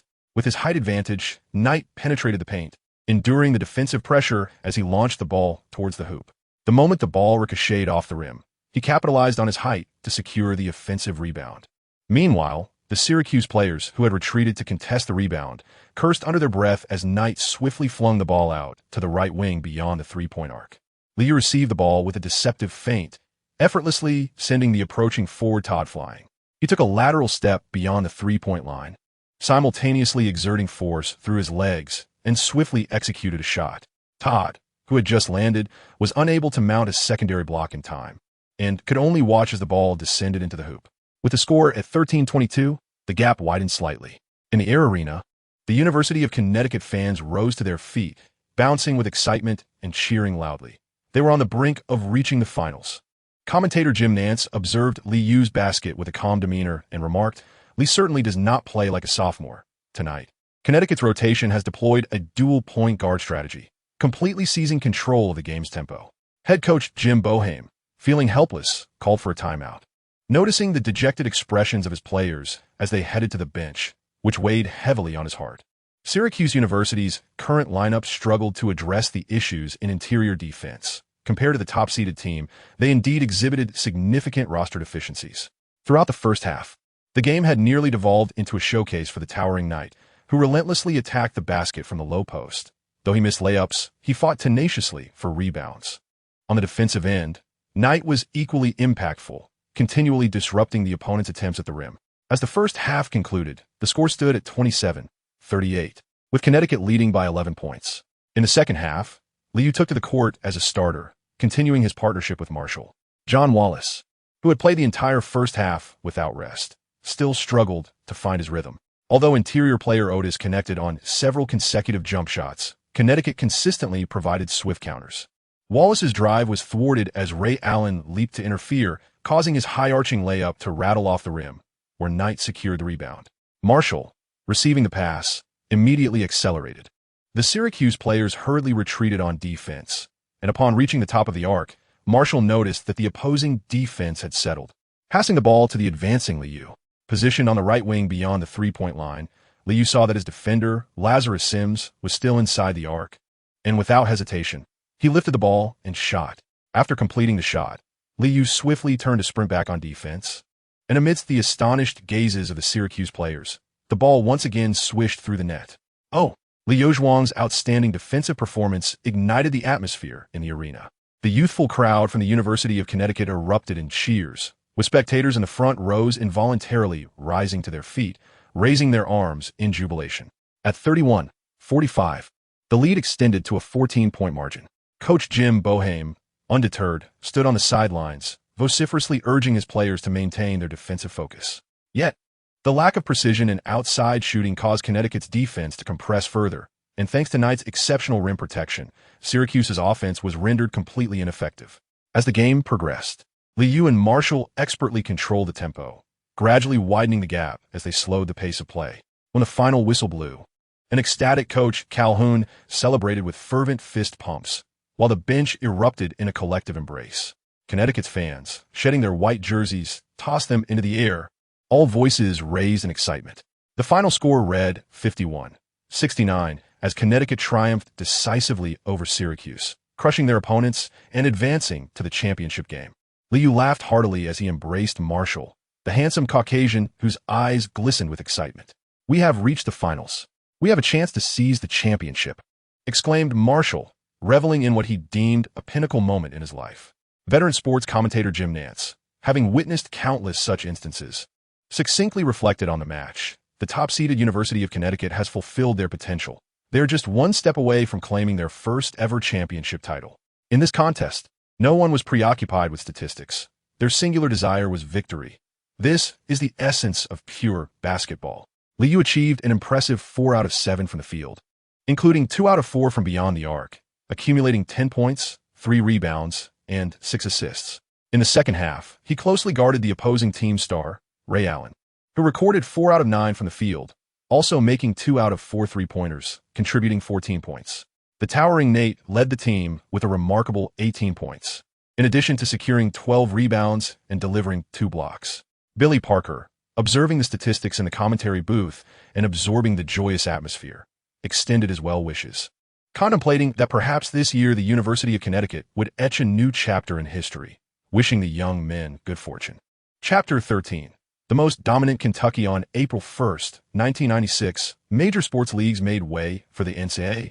As a national championship set to commence at 9 p.m. generated an electrifying buzz. Thanks to the extraordinary performances of Michael Jordan and the Bulls, NBA viewership soared, with the Bulls poised to eclipse the historic record held by the Lakers, capturing everyone's attention. However, the NCAA championship on the night of the first claimed the spotlight, with numerous NBA stars hailing from the University of Kentucky converging in Rutherford to support their alma mater. Kentucky had previously secured 5 national championships, a feat only surpassed by UCLA within the Collegiate League. Despite the significant recruitment scandal that marred former coach Eddie Sutton's tenure, plunging the team into a downer, the arrival of head coach Rick Pitino in 1989 heralded a resurgence. This inspiring journey from despair to triumph naturally captivated media outlets. with national publications like USA Today recounting this narrative to the public. In America, the love for stories is universal, and the current flow of information heavily relies on broadcasts and newspapers. Engaging articles have sparked the interest of spectators, as the prestige of basketball powerhouses naturally attracts followers. In contrast, Connecticut appears somewhat lackluster, lacking renowned alumni and championship titles, with its best historical performance being a mere Final Eight. Coach Jim Calhoun's narrative is not particularly riveting, as his tenure at the University of Connecticut has seen a steady but unspectacular trajectory, rendering it challenging to craft compelling stories. Thus, one can only commend the unwavering spirit of sportsmanship. Meanwhile, Sports Illustrated has seen a surge in sales, serving as the ideal resource for those wishing to delve deeper into the players of both teams. Liu has cultivated a habit of reading newspapers, yet each time he peruses the verbose articles, he finds himself yearning for the era when a smartphone could provide a glimpse into the world's information. Methodically preparing for the competition, after the morning training session, Coach Calhoun sensed a degree of tension among the players and took the initiative to reassure them. Do not be swayed by external commentary. While our opponents possess formidable strength, we too hold our own advantages. Basketball is not merely about history. Remember, history is shaped by individuals, and tonight, we shall carve a new chapter for Connecticut. This motivational speech held little significance for Liu, yet it elicited a flurry of excitement from the newcomers on the team. The University of Kentucky had indeed showcased its dominance this year, often winning matches by a margin of 20 points. Throughout the tournament thus far, the smallest winning margin had been 7 points. The media fervently highlighted this aspect, but Liu remained unfazed, as Connecticut also frequently triumphed over opponents by substantial scores. The structural composition of both teams bore some resemblance. In Kentucky's starting lineup, Antoine Walker and Tony Delk, a forward and a guard respectively, served as principal scoring threats. Among the substitutes, sophomore forward Ron Mercer was the team's sixth man, having previously demonstrated his scoring prowess. This situation mirrored that of the University of Connecticut, where Travis Knight and Ray Allen, a forward and a guard, also formed a similar duo, with sophomore Liu fulfilling the role of sixth man. Regardless of how the media lauded Kentucky's dominance, Liu remained steadfast in his belief that the game was winnable. During lunch, the typically composed Ray Allen found his appetite waning. Reaching the finals was undoubtedly the pinnacle of his life thus far, yet an undercurrent of nervousness lingered. Observing Liu beside him, heartily devouring a steak and a generous serving of vegetable salad, Ray Allen could not help but smile wryly before finally voicing his concern. "Lee, aren't you anxious? This is the finals. Fans from across the nation will be tuning in tonight." Pausing his meal, Liu replied with a smile. "No matter how many people are watching the game, there will only be 20,000 in the arena tonight, so I feel no pressure. Do not worry about the match. Even if we fall behind at the start, I can rectify the situation." After a moment of contemplation, Ray Allen grasped the essence of Liu's words. Shaking his head and responding with a hint of resignation, "Your mindset is truly admirable. I'm so anxious I can hardly eat, but we will undoubtedly win this game." Liu raised an eyebrow and continued to indulge in his meat, finding that playing basketball was far more effortless than scraping by at the bottom of the social ladder. The Continental Airlines Arena opened its doors at 8 p.m., and many media outlets dubbed tonight's match the Battle of Cats and Dogs. The Kentucky Wildcats versus the Yukon Huskies. The uniforms of the two teams bore striking resemblance. One featured a Wildcat emblem emblazoned with the letters UK, while the other showcased a Husky design marked with Yukon. This evening, the University of Kentucky donned their signature blue jerseys, while Connecticut sported white attire. Given the significance of the match, both teams would rely heavily on their star players, with a maximum of 7 substitutions. Before the game commenced, fans from the University of Connecticut and the University of Kentucky exchanged greetings. The din within the Continental Airlines Arena escalated, as the youthful audience disregarded the decorum of civilized spectating, releasing their exuberance with increasing fervor. The camera found its focus on the renowned star from the University of Kentucky, Dan Issel, a legendary center who once scored 53 points in a single game. He beamed at the camera, clearly elated that his alma mater had once again advanced to the finals, uplifting his spirits. Commentator Jim Nantz, upon receiving a prompt from the production team, added, "Next season, the NBA will unveil its list of the top 50 players to commemorate its 50th anniversary, and Dan Issel will undoubtedly be included, paying homage to this great legendary center." Meanwhile, commentator Billy Packer could barely contain his excitement for the Wildcats, as his favorite team reached the finals. Tonight, the University of Kentucky has retained its starting lineup. and I believe many are eager to see Antoine Walker's performance against the towering interior defense. Upon reaching the finals, both teams prepared for battle with their strategies laid bare. Coaches Rick Pitino and Jim Calhoun primarily relied on motivational rhetoric. There was little time for tactical adjustments, merely hoping for stellar performances from their players. As the players took to the court, the atmosphere in the Continental Airlines arena erupted. Even before the game began, the youthful spectators unleashed a chorus of cheers. Leaders among the fan sections, adorned with face paint, intensified the fervent ambience that began to permeate the arena. Travis Knight, leveraging his height advantage, secured possession for Connecticut amidst the cheers of the crowd. In the opening offensive sequence, the towering Knight executed a powerful move in the low post, successfully finishing with a layup beneath the basket. Walter McCarty, standing an impressive height of 2.08 meters, exerted himself in defense, yet his efforts proved futile. On the sidelines, Coach Pitino remained unfazed, gesturing tactically while calmly observing the game with his arms crossed. The offense of the University of Kentucky exhibited remarkable patience. Antoine Walker, adeptly maneuvering between the 3 and 4 positions, faced off against Rudy Johnson's defense. After several passes, he swiftly positioned himself in the low post on the right side, keenly aware of the interior defensive situation. Upon receiving the ball, Walker executed a swift pivot, followed by a decisive step back, resulting in a sudden jump shot. The ball swished through the net, eliciting exuberant cheers from the Kentucky fans in attendance. Both teams instinctively opted to initiate their plays from the paint. While the substitute player Liu observed this era-defining style of basketball, pondering silently, why not employ more pick-and-roll strategies? Chapter 14. Hesitation leads to defeat. Page 13. Upon entering the finals, the University of Kentucky displayed a marked sense of caution. Right from the outset, Antoine Walker frequently received the ball, not only in low-post situations, but also around the free-throw line and elbow area to facilitate plays. However, their high-low combinations consistently failed to penetrate Connecticut's interior defense. The towering Knight showcased his height advantage to the fullest, and despite Walter McCarty's agility, he squandered several close-range finishing opportunities. On one occasion, McCarty's layup attempt ricocheted off the rim, yet Walker surged past Connecticut's, imposing Rudy to grab the offensive rebound. Following up with a successful layup, the Kentucky fans erupted in elation. After 5 minutes and 21 seconds of play, they had finally taken the lead, 8-12, with Connecticut trailing by 4 points. Coach Calhoun signaled for composure, vocally urging his players not to panic. However, on the ensuing play, Knight was trapped in the low post and turned the ball over. Seizing the moment, Tony Delk received the pass and charged down the court, executing a fast break layup. The lead widened to 6 points, the arena resonating with the cheers of Kentucky supporters. The opponents swiftly altered their defensive strategy, and Knight struggled to cope with the aggressive double team. Fortunately, Ray Allen managed to penetrate the lane just before the shot clock expired, drawing a foul for a hand check from the defense. One must commend Antoine Walker for his rebounding prowess and defensive awareness, which compensated for his lack of height. Commentator Jim Nantz praised Walker's effortless performance on the court, recognizing that Kentucky's substantial victory was indeed anchored by Walker's rebounding and defense. Connecticut's interior was in dire straits. And to everyone's surprise, Coach Calhoun opted to insert Lee into the game. Commentator Billy Packer noted with astonishment that Lee had replaced the starting point guard, Marshall. Let us quicken the pace of our offense and make them run with us.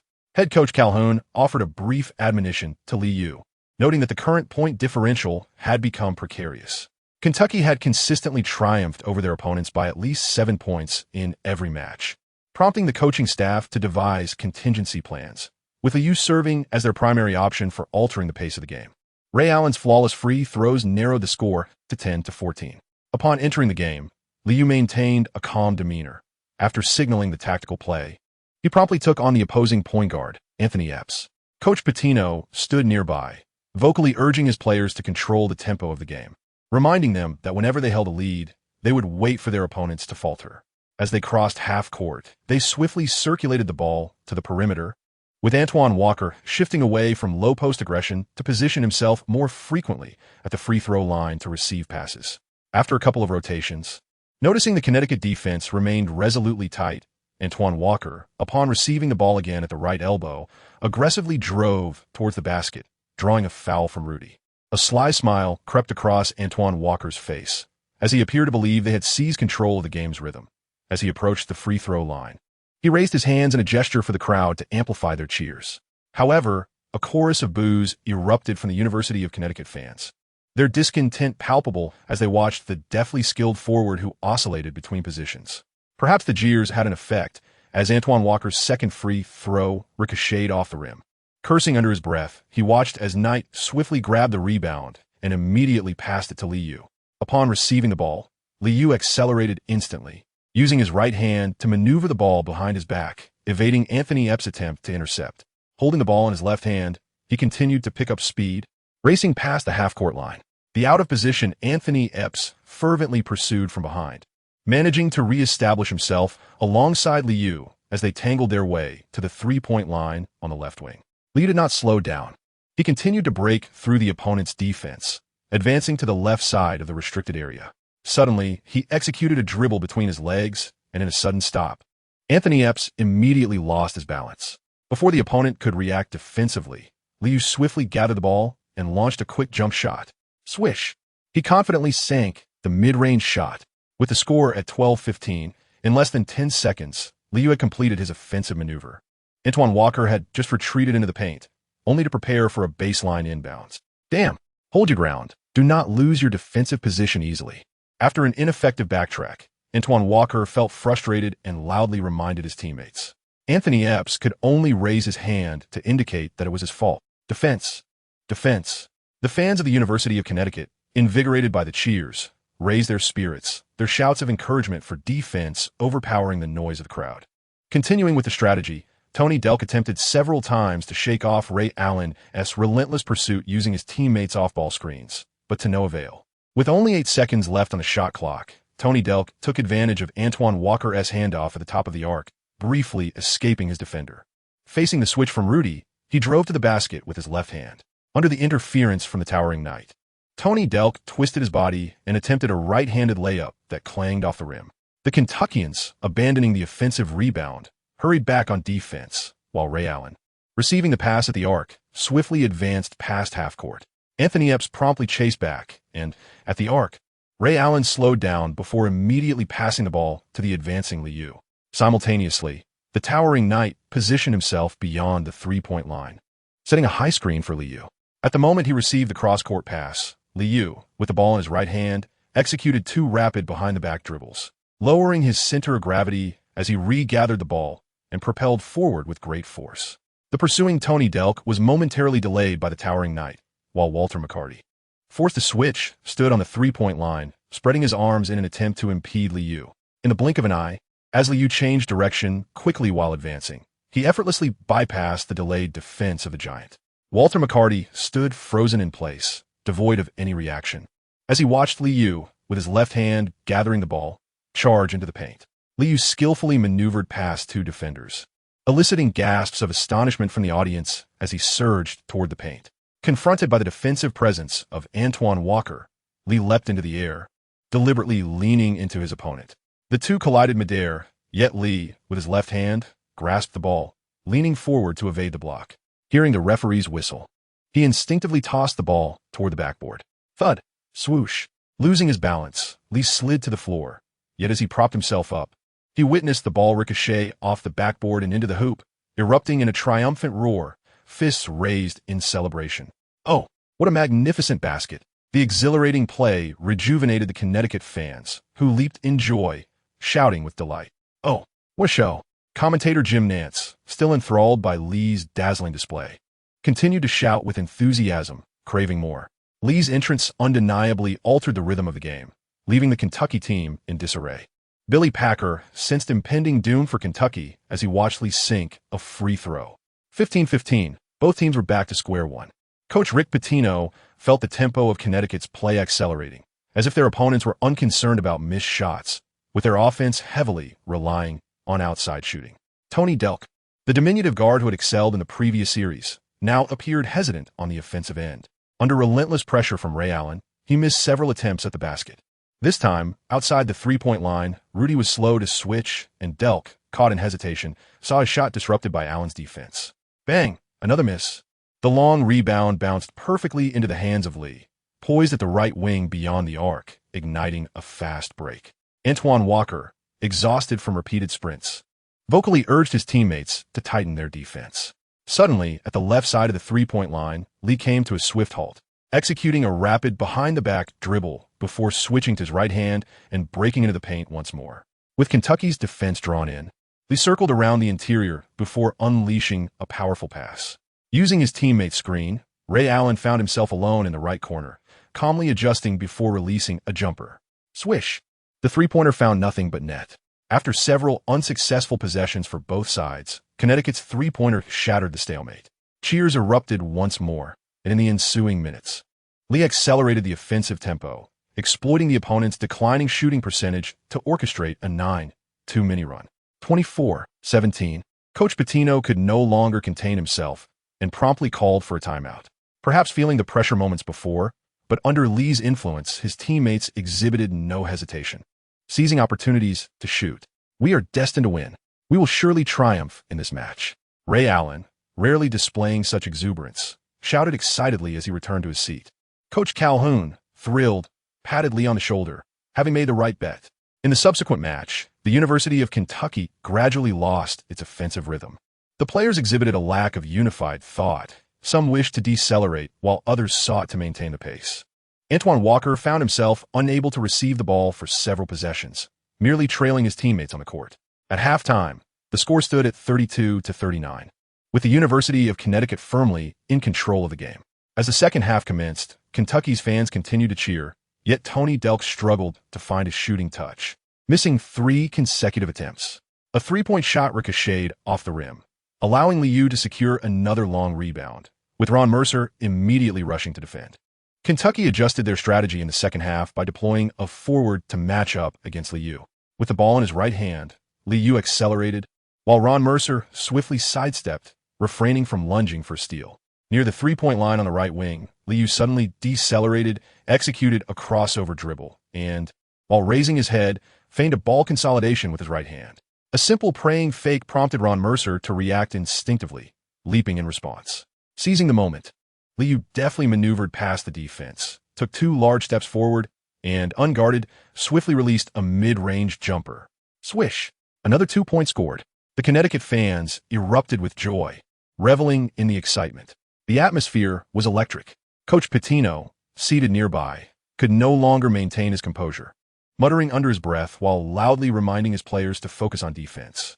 With the score at 38-51, Kentucky's points were limited to free throws and sporadic inside plays. Antoine Walker vocally urged his teammates to slow down, yet Tony Delk, feeling the pressure of time, instinctively kept running. After finally sinking a mid-range jumper from the free throw line, Walker made a valiant effort to retreat on defense, but within mere seconds, Ray Allen received a cross-court pass from Liu and, despite Delk's attempt to contest, launched a powerful three-pointer from the right wing.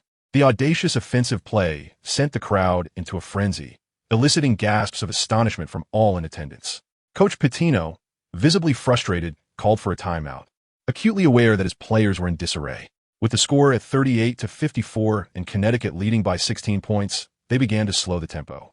Kentucky indeed applied targeted defense against Liu, particularly guarding against his three-point shooting. However, Liu was not limited to just three-point attempts. His several crisp mid-range jump shots left a lasting impression. As the end of the game drew near, Kentucky's offense became increasingly frantic.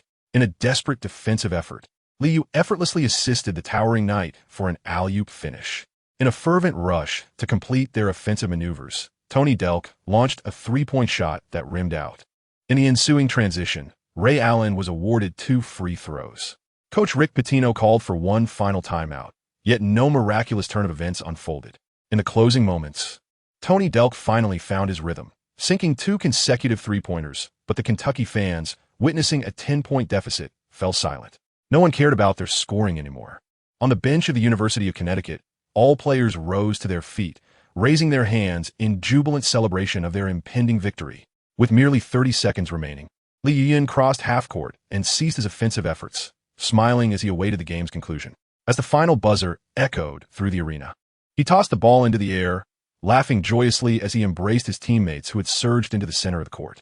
Coach Calhoun, along with his coaching staff, also rushed onto the court, while the media, burdened with heavy cameras, hurried to capture this historic moment. The youthful supporters of the University of Connecticut in the stands formed a huddle, exuberantly shouting in delight. On the opposite side of the court, Antoine Walker stood with his hands on his hips, a look of despondency etched on his face. The game had demanded relentless effort without a moment's respite, leaving him nearly exhausted. The final score read 57-68. Despite a less than stellar shooting percentage, the University of Connecticut triumphed in this championship match. Congratulations to the University of Connecticut for making history, securing their inaugural championship title, and fully realizing their potential this year. Commentator Jim Nantz found it challenging to encapsulate this game, noting how it starkly contrasted with his past impressions of the NCAA. Ray Allen recorded 24 points, 3 rebounds, 1 assist, and 1 turnover, shooting 7 of 19 from the field, 4 of 10 from beyond the arc, and a perfect 6 of 6 from the free throw line. Liu recorded 6 out of 15 shots, making 1 out of 3 from beyond the arc, and successfully converting all 3 free throws, totaling 16 points, along with 3 rebounds, 6 assists, and 2 turnovers. Observing these statistics, commentator Billy Parker shook his head with a smile and remarked, "In a game where the stakes are high, hesitation can lead to defeat. Shooting percentage is not paramount. Congratulations to the young men of Connecticut." Chapter 15. Hard work pays off, page 13. On the evening of April 1st, 1996, the University of Connecticut celebrated the first national championship in its history. Despite the preparations made prior to the game, when everyone donned their championship t-shirts and returned to the court, the sight of the golden trophy before them elicited joyous cheers from the crowd. Coach Jim Calhoun, still brimming with excitement after a decade of diligent recruitment of talented players and navigating through valleys and peaks, finally saw his team ascend to the pinnacle of victory this year. The cheers from the Connecticut fans were unending, and for the young players, this championship signified a grand celebration. Their pent-up energy found an outlet, with many already anticipating the festivities upon returning to campus. Jim Nantz, acting as the on-site host, waited for the noise in the arena to subside before smilingly posing a question to Coach Calhoun. "Jim, we all know that most of the players on the team are those you personally recruited. At this moment, what would you like to say to them?" Coach Calhoun composed himself and sincerely replied, "I want to express my gratitude to my players. The Connecticut Huskies are a united and uplifting family. Thanks to Ray, I have high expectations of him, yet he consistently meets those demands with diligence. He is independent yet responsible, proud yet humble. It is hard to believe he is merely a junior. Throughout his 3 years at Connecticut, he has never missed a single practice. This is truly remarkable, and I have learned so much from him." Ray Allen adjusted the brim of his cap, a smile gracing his face as he reflected, "Hard work indeed bears fruit." The audience erupted in applause, and cheers filled the air once more. Coach Calhoun paused before continuing, "Of course, I must also thank Lee. He could have chosen to attend New Mexico State University, closer to home. I appreciate his trust. Without him, we would not be here today. Lee is exceptional. His jump shot is not merely a divine gift. Many see only his precision, but overlook the effort that lies behind it. Do not alter yourself for anyone. You will succeed. God favors those who toil, and Connecticut will always be your home." Coach Calhoun embraced Liu. This amiable individual had pondered more than once what the scenario would be if no one from the bench stepped up this year. After falling short in the quarterfinals last year, they clinched the championship this year, with the most significant difference being the increased playing time of Liu. Coach Calhoun recognized that the team's triumph was greatly attributed to Liu's contributions. Surrounding media pointed their bulky cameras at Liu, who stood out amidst a sea of African-American and Caucasian players. With a smile adorning his face, Liu merely patted the coach's shoulder, recalling that his choice to attend Connecticut was largely to align himself with a powerful program. This was a truth known only to him. He yearned to showcase his talents on a grander stage and sought a professional agency to facilitate his entry into the NBA. Coach Calhoun expressed gratitude to all the players, most of whom he had personally recruited, and by the end, a sense of pride illuminated his face. The Connecticut University fans in the stands were eager to witness their team hoist the trophy. After a round of thanks, Coach Calhoun excitedly raised the golden spherical trophy before him. In addition to the NCAA emblem, the trophy bore the inscription "National Champions." With a wooden square base in hand, Coach Calhoun jubilantly shouted, as Liu and his teammates leapt in unison, hands raised in celebration. Golden streamers floated through the arena, while Kentucky University fans looked on with envy, as their hopes for a 6th championship title evaporated. For Ray Allen, This year marked a season of bountiful rewards. He was directly awarded the MOP of the Final Four, along with accolades such as the NCAA All-Tournament Team, Big East Player of the Year, and a spot on the Big East First Team, having nearly secured every honor available in college basketball. Liu has faced some disadvantages in terms of honors.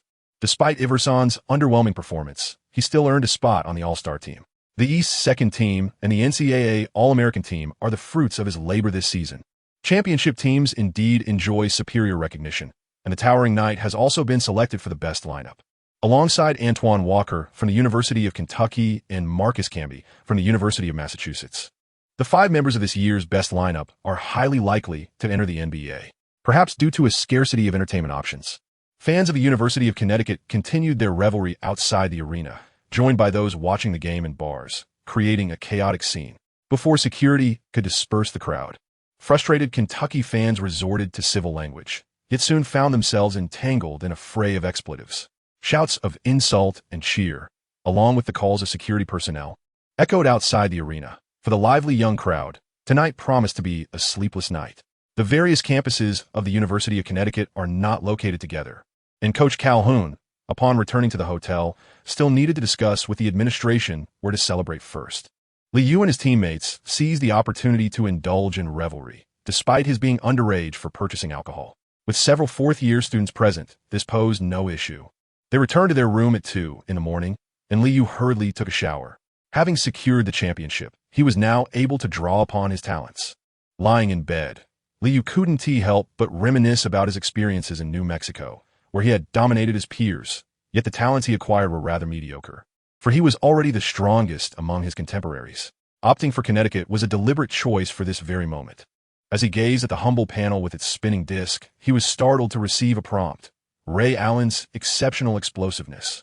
Blinking in surprise, Liu exhaled in relief. Just as he had anticipated, the talents he drew were intended to compensate for his shortcomings. Until now, only the sharpshooter talent had been activated after 2.5 years of dedicated practice. Reflecting on the conditions required to draw talents, Liu couldn't help but internally scoff. If he ended up on a hapless team caught in a losing streak, it would waste at least a year. On April 2nd, the Connecticut team boarded the bus for their return journey. The distance from East Rutherford, New Jersey, to Hartford, Connecticut, is approximately 181 kilometers, requiring at least 3.5 hours by bus. Liu has grown accustomed to such a lifestyle upon boarding the vehicle. He immerses himself in the newspaper. Unlike his boisterous teammates, he yearns to grasp the intricacies of this era. Beside him, Ray Allen received news from Mark Bartelstein that morning. This year's draft has once again seen the emergence of high school players. It is utterly astonishing. High schoolers entering the NBA? If left unchecked, this could have a profound impact on the NCAA. Ray Allen often comes across as somewhat old-fashioned. He prefers to watch game footage of Larry Bird and Magic Johnson, firmly standing as an advocate for college basketball. Liu comprehended the situation quite well. This phenomenon is largely driven by the allure of American dollars. The NCAA prohibits athletes from engaging in any economic activities, while the NBA beckons talented youths with the promise of wealth. Those hailing from humble beginnings have an even greater need for financial support.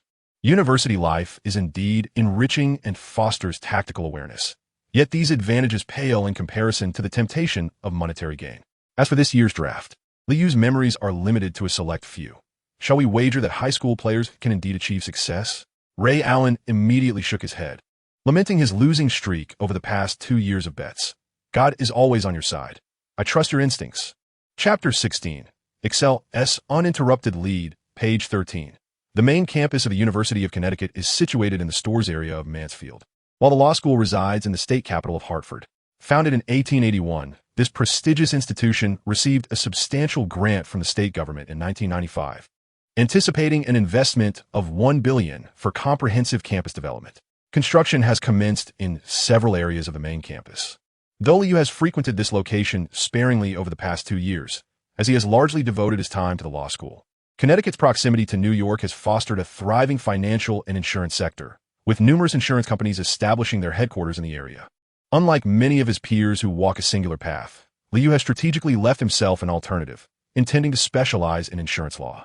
The insurance law program at the University of Connecticut ranks first in the nation, and even if his basketball aspirations falter, he can pursue further academic endeavors and secure a position within an insurance company, thereby rising above the constraints of his humble origins.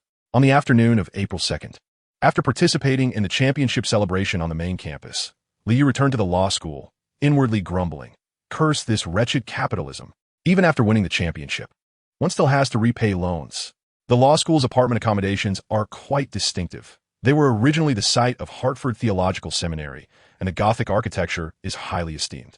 The financially constrained Liu managed to cover his housing costs with a combination of scholarships and contributions from friends.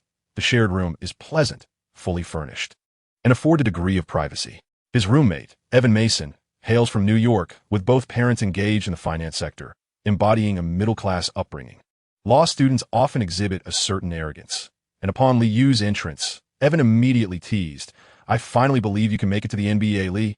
When you start earning big bucks, don't forget about me." With his crew cut, Evan perfectly fits the archetype of a high school jock from an American television series. He is fond of baseball jerseys and excels at football, resembling the quintessential protagonist from dramatic teen dramas, save for the absence of a convertible car. Liu sank into the sofa, accepting the coffee handed to him by his roommate, and sighed, "If I am selected last." The salary is not as generous as one might imagine. An annual income of $200,000 after the myriad of taxes are deducted. I might earn more from a regular job. Having known Liu for 2 years, Iwin was well aware of his future aspirations. However, he remained skeptical about Liu's prospects in the NBA, with his skin color being the most significant obstacle. At best, you'll play for a few years before retiring. With our talents, we are certain to secure well-paying jobs. Trust me, the future belongs to finance and insurance. We are standing at the cusp of a new era. As Iwin stood up, passionately delivering his speech, Liu took a sip of his coffee, unfazed, and replied, "Working a regular job is out of the question. I have no desire to toil for the rest of my life." Iwin shrugged, choosing not to pursue the topic further, and with a grin, he eagerly added, "A few girls from Columbia University are coming over tonight. It's a rare occasion that the men's basketball team won the championship. We must celebrate in style." Occasionally hosting extravagant parties, Liu found Iwin's enthusiasm a bit excessive, especially as he suspected that his roommate would soon lose his vigor after turning 30. Last year, the Connecticut women's basketball team clinched the NCAA championship, and this year, the men's team followed suit, achieving their first title in history. Celebratory events were held across several campuses, and the lively young crowd would never miss such a grand festivity. The excitement from the championship lingered for almost a week before finally subsiding. Liu planned to enroll in courses on insurance law and insurance litigation, diligently reviewing the material in recent days. On Friday, April 12th, Liu finally completed his planned courses, while the junior, Ray Allen, found himself particularly at ease, simply awaiting the draft. At this point, the NBA regular season was nearing its conclusion, with Michael Jordan's Bulls on an unprecedented winning streak. Liu can almost hear discussions about the Chicago Bulls' performance every day. Even casual fans who do not typically follow the NBA find themselves watching a few regular season games to have something to talk about, ultimately joining the chorus to exclaim, "Michael Jordan is truly remarkable." At this moment, Ray Allen was on the verge of becoming an ardent admirer. During lunch, he made sure to praise the formidable Bulls, a record of 67 wins and 9 losses. The Bulls secured their victories with such ease, making them the most dominant team I have ever witnessed. Unfortunately, the hapless Brooklyn Nets stood no chance against the Bulls, as Michael Jordan played merely 26 minutes, scoring 17 points to clinch the game. Liu, too, was swept up in the excitement of last night's game. In his view, the Bulls' greatest strength lay in their defense. When the veterans ramped up their intensity, no team could withstand it. In the remaining matches, perhaps only the Pacers would emerge victorious, just as I had predicted. 72 wins. The agent, Mark Bartelstein, was in high spirits, grinning as he observed the two young men engaged in animated discussion about the game. Ray Allen was likely to be selected by the Celtics, and Liu's statistics had soared since entering the tournament, making the possibility of being overlooked virtually non-existent. Despite the finals lowering his shooting percentage, his performance still outshone that of other point guards, an average of 21 minutes per game, netting 13. For points, 3, 1 rebounds, 5, 1 assist, 0, 7 steals, and 1, 0 turnovers. He took an average of 9, 0 shots with an impressive shooting percentage of 59, 7, while his three-point shooting percentage stood at 46, 7 from an average of 3, 6 attempts, and he maintained a perfect 100 from the free throw line with an average of 1, 4 attempts. Following the Big East Championship, Liu's statistics ranked him above all point guards, Each time Mark Bartelstein reviewed these figures, his spirits soared. The only aspect open to debate was that Liu had yet to encounter any truly gifted star players during the tournament. You need not wait until mid-May for the joint workouts.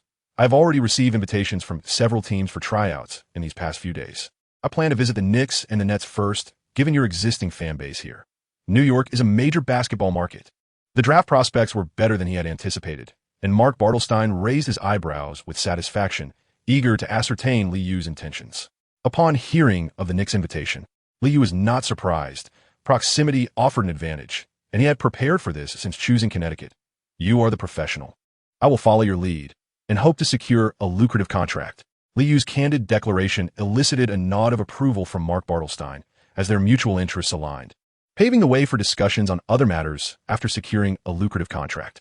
Ray Allen, aware that his friend's draft stock had considerably risen, raised his juice in a toast, smiling as he expressed his wishes. May we both secure substantial contracts and play for our desired teams. Liu promptly raised his glass, a glimmer of anticipation evident on his face. We are bound to earn a substantial fortune. The two cash trees flourished, and Mark Bartelstein was beaming with joy, already envisioning a bright future. He then heard Liu mention, Mark, I may require a professional nutritionist or trainer upon entering the league. I will need to readjust my physical condition. Mark Bartelstein, unfazed by such minor requests, readily acquiesced. As he devoured a hearty vegetable salad, Liu internally lamented, to fully realize the newfound talent, will it really take another 2.5 years of practice?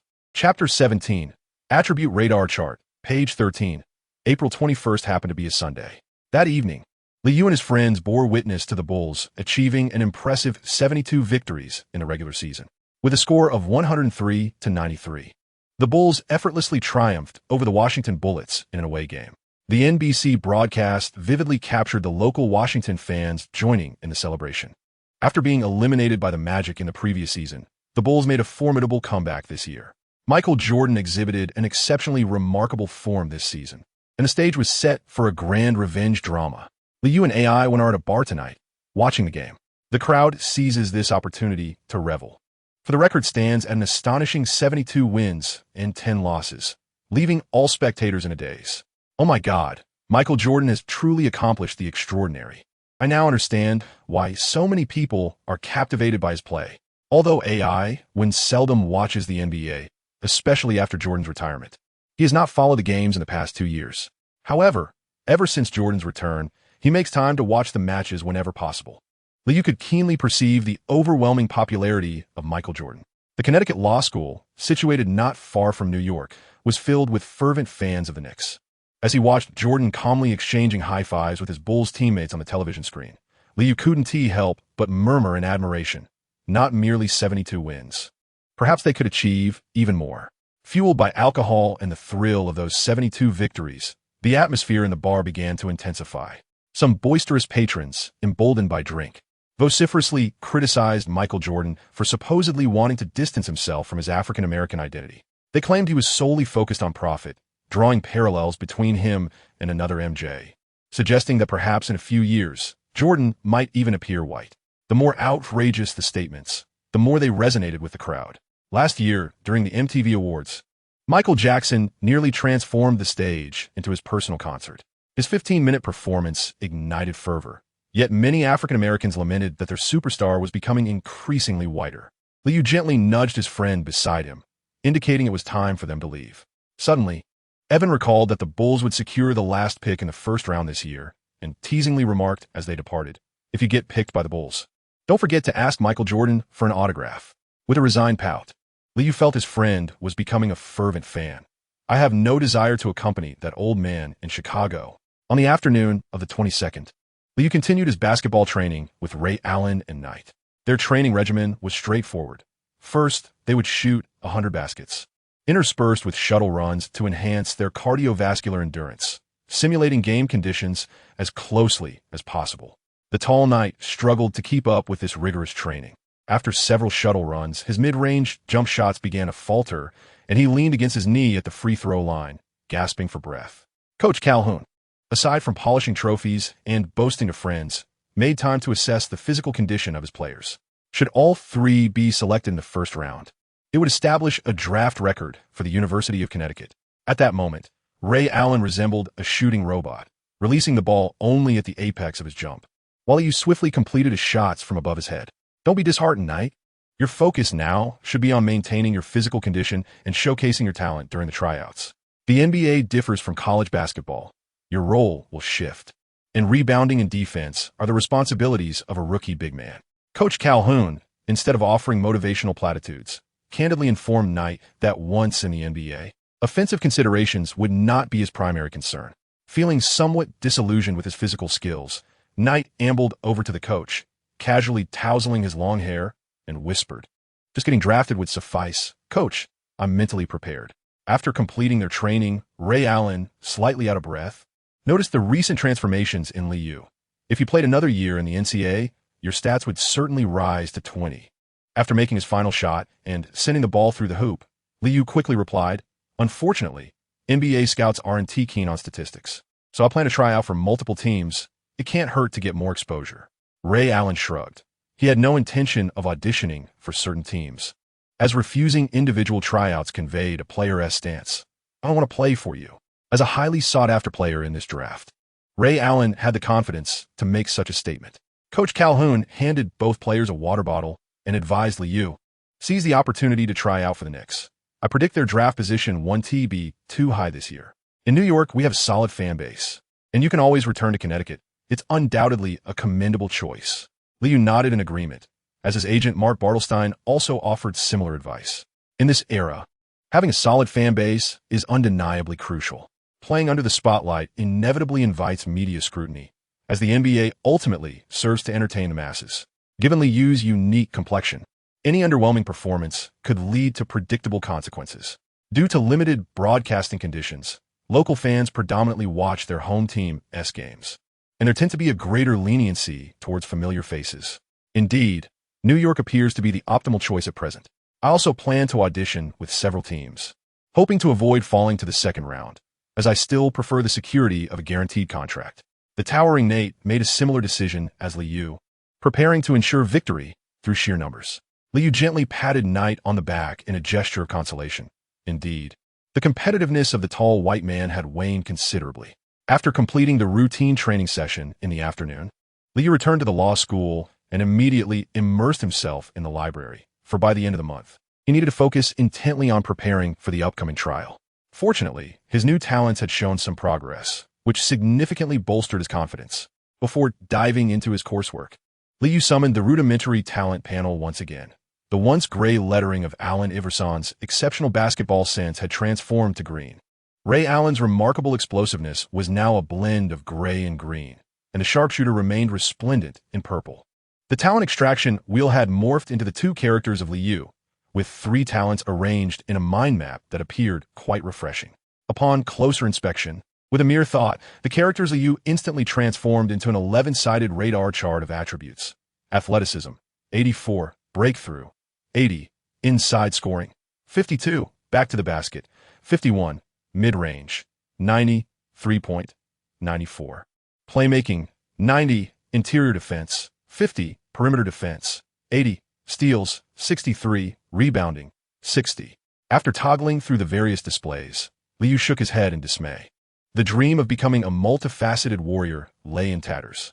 However, with more than half a year until he turned 19, Liu felt that time was on his side. As long as he wasn't on a bottom-tier team, he needed more championships to extract further talents. While Liu was engrossed in his studies and training in preparation for the trial, on April 30th, the 17-year-old Kobe Bryant held a press conference for himself. Dressed impeccably in formal attire, Kobe still appeared quite youthful. After flashing a confident smile, he boldly declared, "I have decided to forego college and directly bring my talents to the NBA." Although the media present had somewhat anticipated such a decision, the announcement still ignited a commotion among them. Throughout his 4 years of high school, Kobe had been a consistent starter, averaging an astounding 30. 8 points, 12, 0 rebounds, 6, 5 assists, 4, 0 steals, and 3, 8 blocks in his senior year. Over his high school career, he amassed a total of 883 points, earning the title of the strongest high school player and breaking Wilt Chamberlain's scoring record in Pennsylvania high schools. No one doubted Kobe Bryant's talent. However, Some reporters whispered amongst themselves, questioning whether any team would select a high school guard with a high draft pick. Chapter 18. Chaotic Joint Trials, page 13, on May 14th. At the Joint Center Arena, Liu witnessed the Chicago Bulls advance to the Eastern Conference Finals. The fans in the arena were exuberantly cheering. This was Michael Jordan, who would never disappoint his admirers. In Liu's perspective, the Knicks' offense lacks a coherent structure. Since Jeff Van Gundy took the helm, most victories have been secured through tenacious defense. In an impressive performance spanning 43 minutes, Michael Jordan achieved a remarkable tally of 35 points. With 13 field goals from 29 attempts, 1 three-pointer from 2 attempts, and 8 successful free throws for 9 tries, alongside 2 rebounds, 5 assists, 2 steals, and 2 turnovers, thus claiming the highest score of the night. The Knicks' erratic John Starks faltered once again. Perhaps Michael Jordan has not forgotten the grievances of a past dunk, as he exerted relentless effort on defense, effectively stifling the Knicks' perimeter shooting. Lee, what are your thoughts on this match? The Bulls possess a significant probability of clinching the championship this year, standing as the current strongest team in the NBA. The headquarters of Priority Sports is located in Chicago, and Mark Bartelstein, having brought Liu here, naturally aimed to prepare for their upcoming joint tryouts, using this playoff game as a means to relax. The tempo of the game was notably sluggish, with the Knicks failing to exceed 70 offensive possessions, yet they committed nearly 20 turnovers. This rhythm favored the Bulls, and it was evident that the Knicks' backcourt harbored significant flaws. Seated comfortably on a sofa in a private box, dressed in a gray hoodie and sporting an athletic ensemble, Liu casually commented on the game. Mark Bartelstein, encouraged by Liu's confident demeanor, felt uplifted. One of the objectives of attending this match was to provide Liu with insight into the Knicks' perimeter situation. We will succeed. Rest assured, Lee. The Bulls also hold a late first-round pick this year. Even in the worst-case scenario, we will not go undrafted. Once again reassuring Liu, Mark Bartelstein showcased some of his own influence, serving as a dual layer of assurance. Liu smiled and nodded, yet inwardly he felt a sense of skepticism. While aligning himself with the Bulls seemed advantageous, the likelihood of him securing playing time was slim. Ideally, he aspired to break into the starting lineup during his rookie season. Yet the Bulls were far from fitting that ideal scenario. On May 19th, East Rutherford, New Jersey, hosted this year's lottery drawing ceremony. The NBA lottery was a brainchild of David Stern. Since 1985, teams that failed to qualify for the playoffs had an equal chance of clinching the top draft pick, a system that Stern later refined to favor the teams with poorer records. By 1996, the lottery process had stabilized, with each team allocated a specific number of lottery balls. The worse the record, the more balls they received, naturally increasing their odds of securing the first overall pick. The most anxious figure in attendance was 76ers president Josh Harris, who, despite his team's favorable tanking strategy and a 30% chance of winning the top pick, felt a persistent unease until the selection was confirmed. The lottery was broadcast live, and facing the camera, Harris cursed under his breath. The new general manager had chosen to celebrate his son's birthday rather than attend the event, leaving Harris to face the spotlight alone. The hall buzzed with activity, while the management of various teams understood the inherent insider knowledge surrounding the lottery. The atmosphere still exuded palpable tension. David Stern, stepping onto the stage in good spirits, felt buoyed by Michael Jordan's presence and the NBA's return to form, with circumstances looking exceedingly bright. Even more invigorating for Stern was the realization that he had opened the door to vast markets across the ocean. Although everyone recognized that the 76ers were likely to secure the top pick when Stern ultimately revealed the results, President Harris could not contain his excitement and embraced the staff beside him. A glimmer of hope for the team's resurgence was on the horizon. Allen Iverson was destined to belong to Philadelphia. Mark Bartelstein also paid attention to the lottery ceremony, and, as he had anticipated, the Celtics secured the 6th pick, while the Knicks held 3 first-round selections. Just as we expected, Lee, there is no need to concern yourself with the joint workouts. It merely serves as a formality to express our intentions. Liu nodded in acknowledgement, having observed that the players arriving at the hotel lacked significant renown. Unlike his previous impressions of joint trials, this particular session seemed to be more of a formality. Genuine interest from teams typically manifested through individual invitations for further workouts, while the majority were merely agents promoting their clients. This elucidates the necessity of agents for players, as many trial opportunities are likely predetermined. Beyond exceptional talents, the competition among ordinary players has become exceedingly fierce. On May 27th, the Chicago Bulls exacted their revenge with a score of 106-101, sweeping the Orlando Magic 4-0 and securing their place in the finals once again. Michael Jordan, in a remarkable 44-minute performance, showcased his prowess by scoring 45 points. With 16 of 23 field goals made, including 3 of 4 three-pointers, alongside 10 of 14 free throws, and contributing 3 rebounds, 5 assists, 1 steal, and 1 block, albeit with 4 turnovers. Anthony Hardaway and Shaquille O'Neal were eliminated, marking a perfect retribution for Michael Jordan. On June 2nd, the intense Game 7 of the Western Conference Finals concluded, with the Seattle Supersonics narrowly defeating the Utah Jazz, thus advancing to the finals. Gary Payton and Shawn Kemp combined for 47 points, while Stockton and Malone contributed 44 points collectively. For spectators, the identity of the finalists mattered little. It was widely anticipated that the Bulls would triumph and clinch the championship. Everyone eagerly awaited Michael Jordan's 4th career title. On June 4th, with no NBA games scheduled, Liu, accompanied by Mark Bartelstein, experienced the unique joint trials at the Moody Bible Institute in Chicago.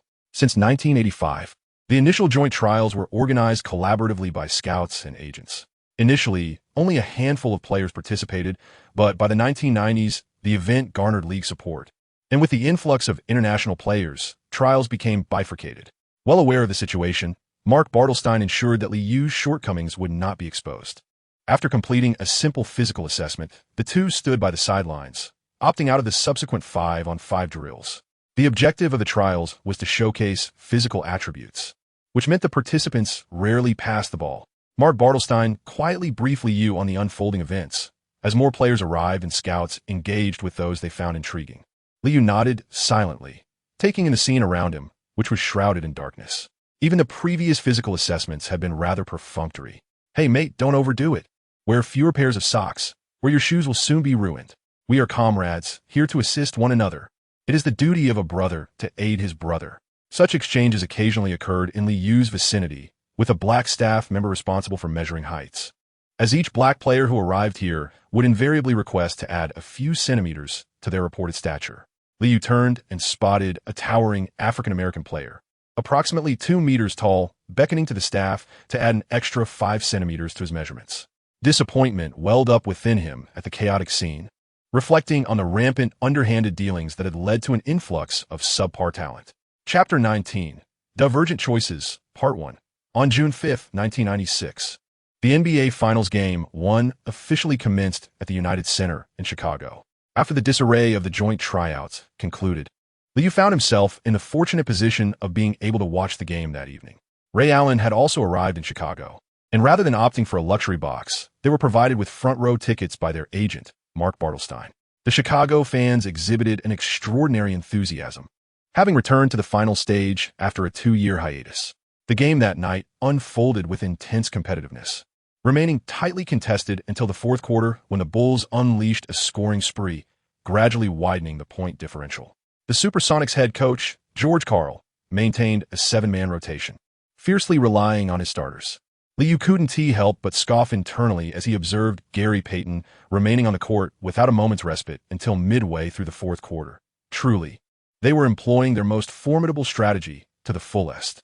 Phil Jackson of the Bulls remained remarkably composed, yet even Michael Jordan and Scottie Pippen had limited rest.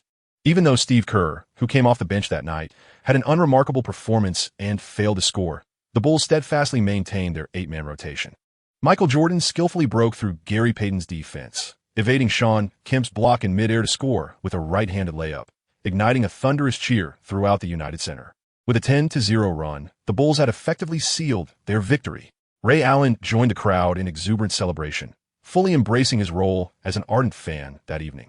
This was Liu's first experience observing a game of this era up close. The Bulls' defense proved to be even more formidable than he had remembered. The veteran players exhibited remarkable synergy alongside a plethora of deft maneuvers. The Supersonics attempted to slow the pace of the game, relying on their forward lineup to curtail the Bulls' offensive prowess. However, the Bulls' stellar defense forced multiple turnovers from their opponents. This was the dominance of a 72-win team. No one in the league could rival their prowess. The Bulls' exceptional performance sent Ray Allen into a fervor of excitement. The surrounding Chicago fans wore expressions of pride, as every spectator who ventured to Chicago to witness a game ultimately found themselves captivated by their beloved Bulls. Liu, however, felt little connection to the moment. He had witnessed the staggering 73 victories that had ended in defeat, the most shocking of all. The Bulls would triumph on their home court, allowing you to confidently attend a tryout with the Celtics. Amidst the cacophony of the crowd, Liu raised his voice. Ray Allen grinned broadly, everything unfolding as he had envisioned, watching the finals, completing the tryout, and ultimately joining the team of his dreams. As the Chicago fans erupted in cheers, the scoreboard settled at 90-107, with the Bulls successfully defending their home ground. Reporters swiftly approached Michael Jordan for an interview. With 28 points, 7 rebounds, 2 assists, 2 steals, 1 block, and 2 turnovers, Jordan once again led the team in scoring. Michael, seizing the moment while Jordan was engaged with the press. Ray Allen joined the front-row fans in their fervent calls. Hearing the commotion, the celebrated athlete turned with a smile and waved, igniting another wave of adoration from the enthusiastic fans. Perhaps it was Liu's calm demeanor that piqued Michael Jordan's curiosity, as the superstar glanced over twice before eventually turning away upon hearing further cheers from the other side.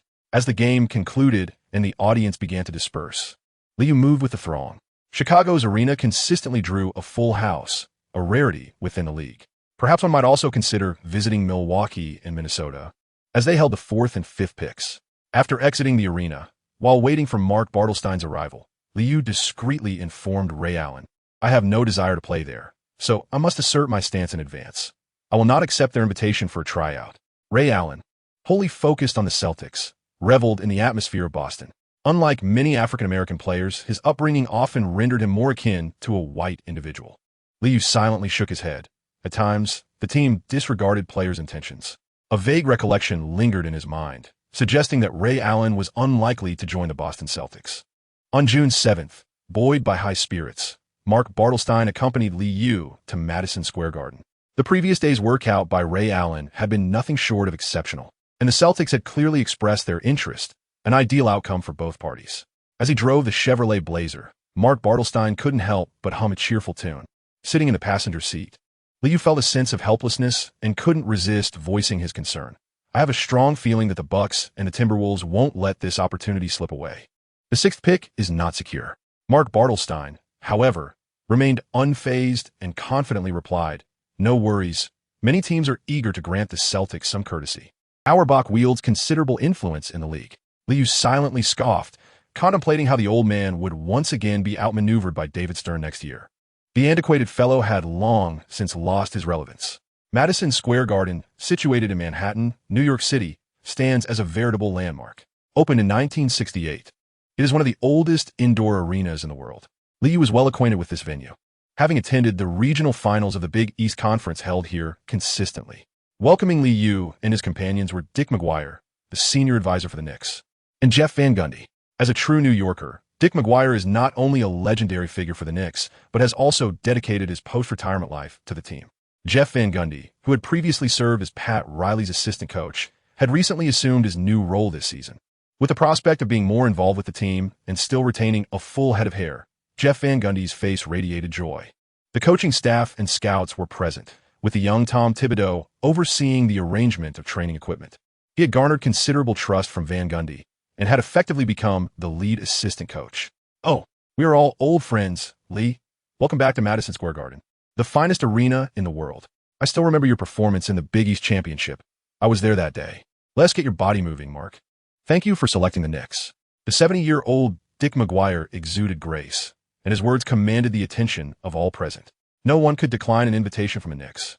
And Lee had been studying in Connecticut for the past 2 years, with New York always being his first choice. Mark Bartelstein immediately expressed his enthusiasm, while Jeff Van Gundy beckoned Liu, "Come on, Lee. You are familiar with the locker room here. We are all set, and now it is your turn to shine. A one-on-one session?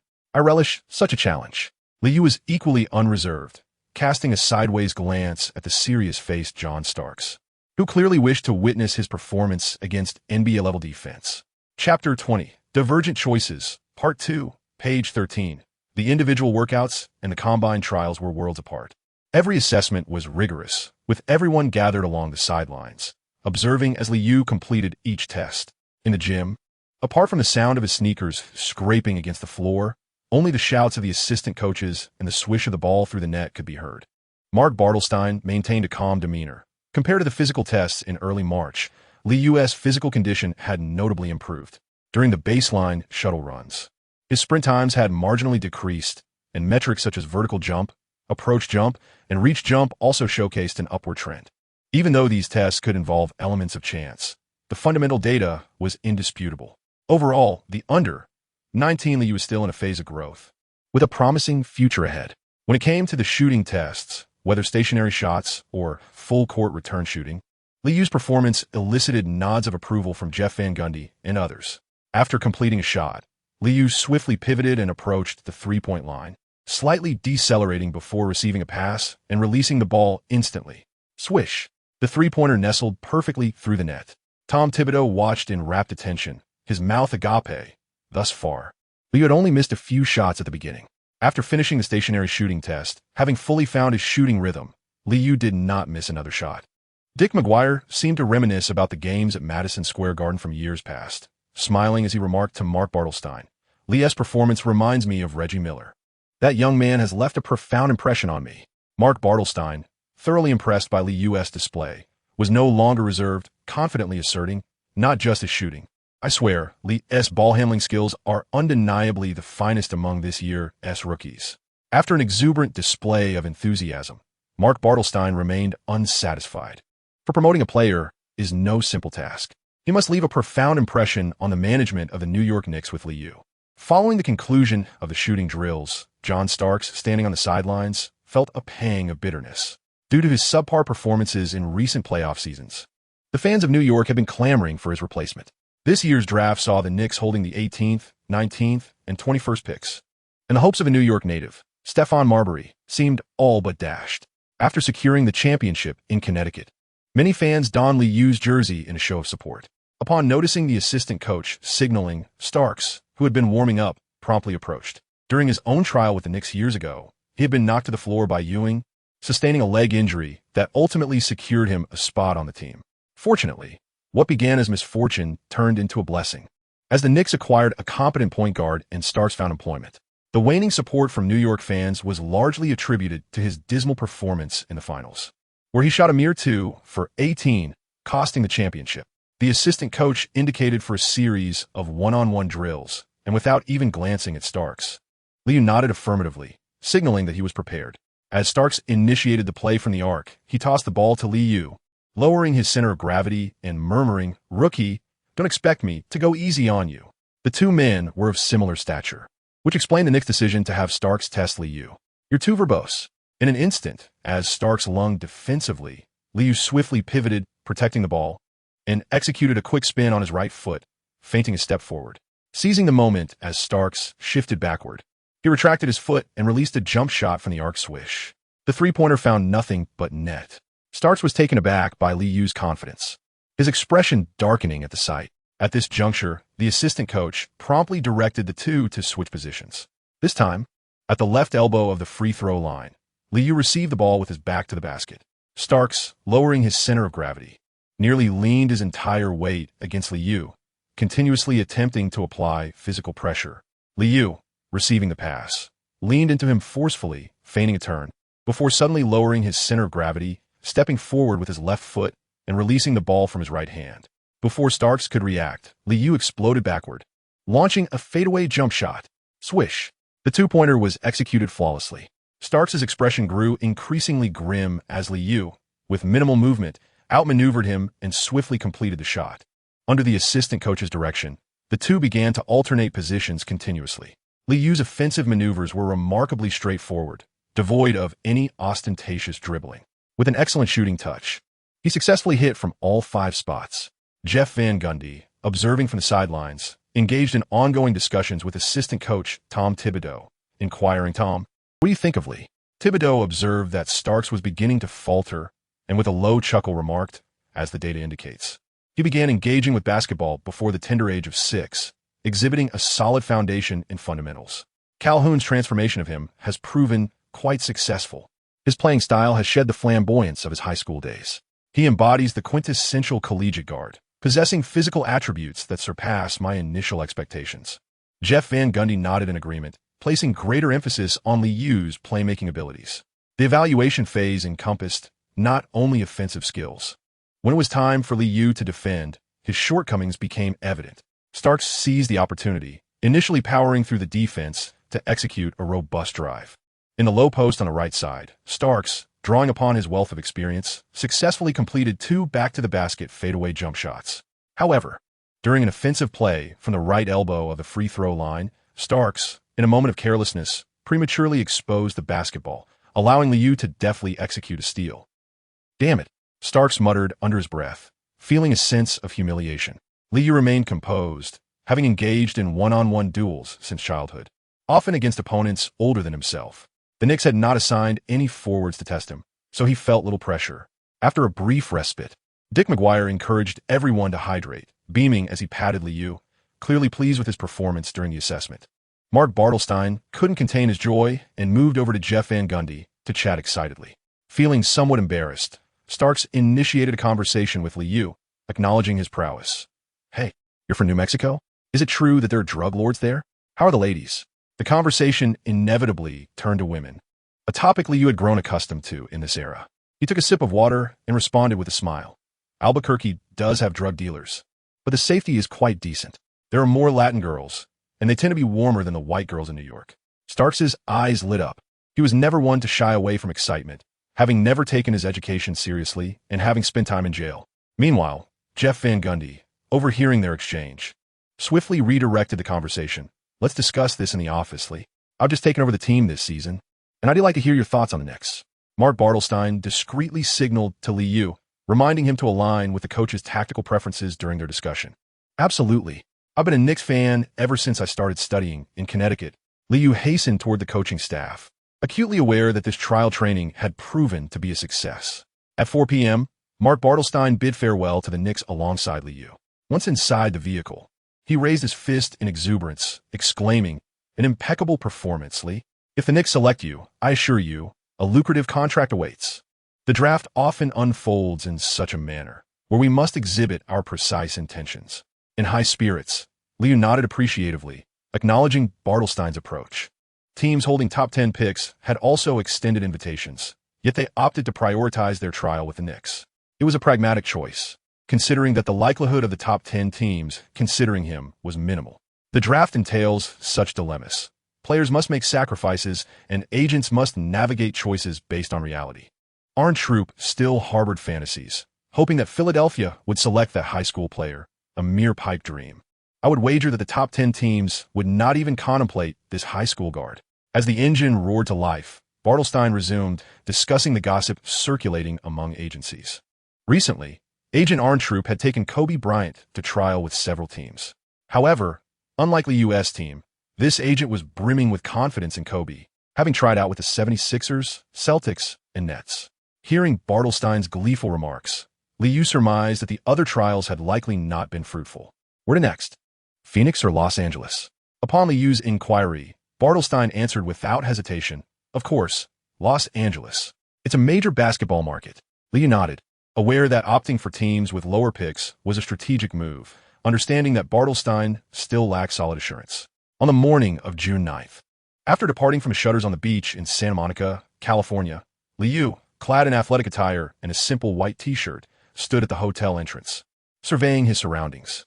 The climate in Los Angeles during June was more temperate than that of New York, with morning temperatures hovering around 14 C. The allure of the City of Angels was significantly attributed to its favorable weather. A Chevrolet Blazer soon appeared before him, and Mark Bartelstein waved him over. Once inside, Ryan West, seated in the driver's seat, greeted him with a smile. "You're even taller in person than on television, Lee. Welcome to Los Angeles." Ryan, the son of Jerry West, who served as the president, was also involved with the Lakers. "I'm thrilled to be here for the Lakers trial. I've always wanted to visit the Great Western Forum, and now my dream has come to fruition." Liu smiled and offered a compliment, prompting Ryan West to grin widely, revealing his strong sense of belonging to the Lakers. This particular trial process differed slightly. It began with a tour of the Great Western Forum, where the rich history of the Lakers was introduced, before proceeding to the YMCA Gymnasium in Inglewood to complete the tryout. In contrast to the Knicks, the Lakers placed a greater emphasis on team culture. Liu understood this well, as the arena was adorned with numerous championship banners, a testament to the Lakers' glory, a privilege the Knicks could not claim. While the Great Western Forum was not as lavish as Madison Square Garden, it was imbued with a more profound basketball essence. Here, the historical legends of the Lakers had left their marks through photographs. Ryan West, accompanied by the Lakers staff, elaborated on the venue's storied past. Although Liu feigned interest, he remained indifferent to the accolades of these championships, for he was not an ardent supporter of the Lakers, nor did he harbor aspirations of idolization. Throughout the morning, aside from touring the Great Western Forum, both parties explored the city of Los Angeles. Compared to New York, the southern part of Los Angeles was still under construction, and in Liu's eyes, it was a city in the midst of development. Ryan West was somewhat surprised. He knew Liu was not yet 19, yet he carried himself with a maturity that belied his youth. To cater to Liu's palate, the accompanying staff member, Michael Cooper, had made reservations at a Mexican restaurant. "I studied for 2 years at the University of New Mexico, Lee. I hope you enjoy this arrangement." Michael Cooper, though 40, maintained an impressive physique. Liu exchanged a fist bump with the Lakers veteran. "I almost stayed at New Mexico to study. Thank you for the hospitality." Mark Bartelstein was pleased with the Lakers' arrangements. At the 24th pick, the Lakers had indeed shown their intentions. However, as a professional agent with a decade of experience in this realm, Mark Bartelstein still favored the Knicks. The starting point guard for the Lakers, Nick Van Exel, held his position firmly. The head coach, Del Harris, known as the Silver Fox, was no novice like Jeff Van Gundy. It was unlikely he would grant too much time to a rookie. To secure a lucrative contract in 3 years, one needed to make a name for oneself early on. Despite the warm reception, Mark Bartelstein was not easily swayed. The Lakers remained a backup option. In the afternoon, the trial shifted to the YMCA gymnasium in Inglewood, a facility of modest conditions. Some of the corridors were narrower than those in the Great Western Forum's locker room, and the court itself was not up to standard. Liu paid little attention to these matters. It is entirely normal for training facilities to be separate from competition venues.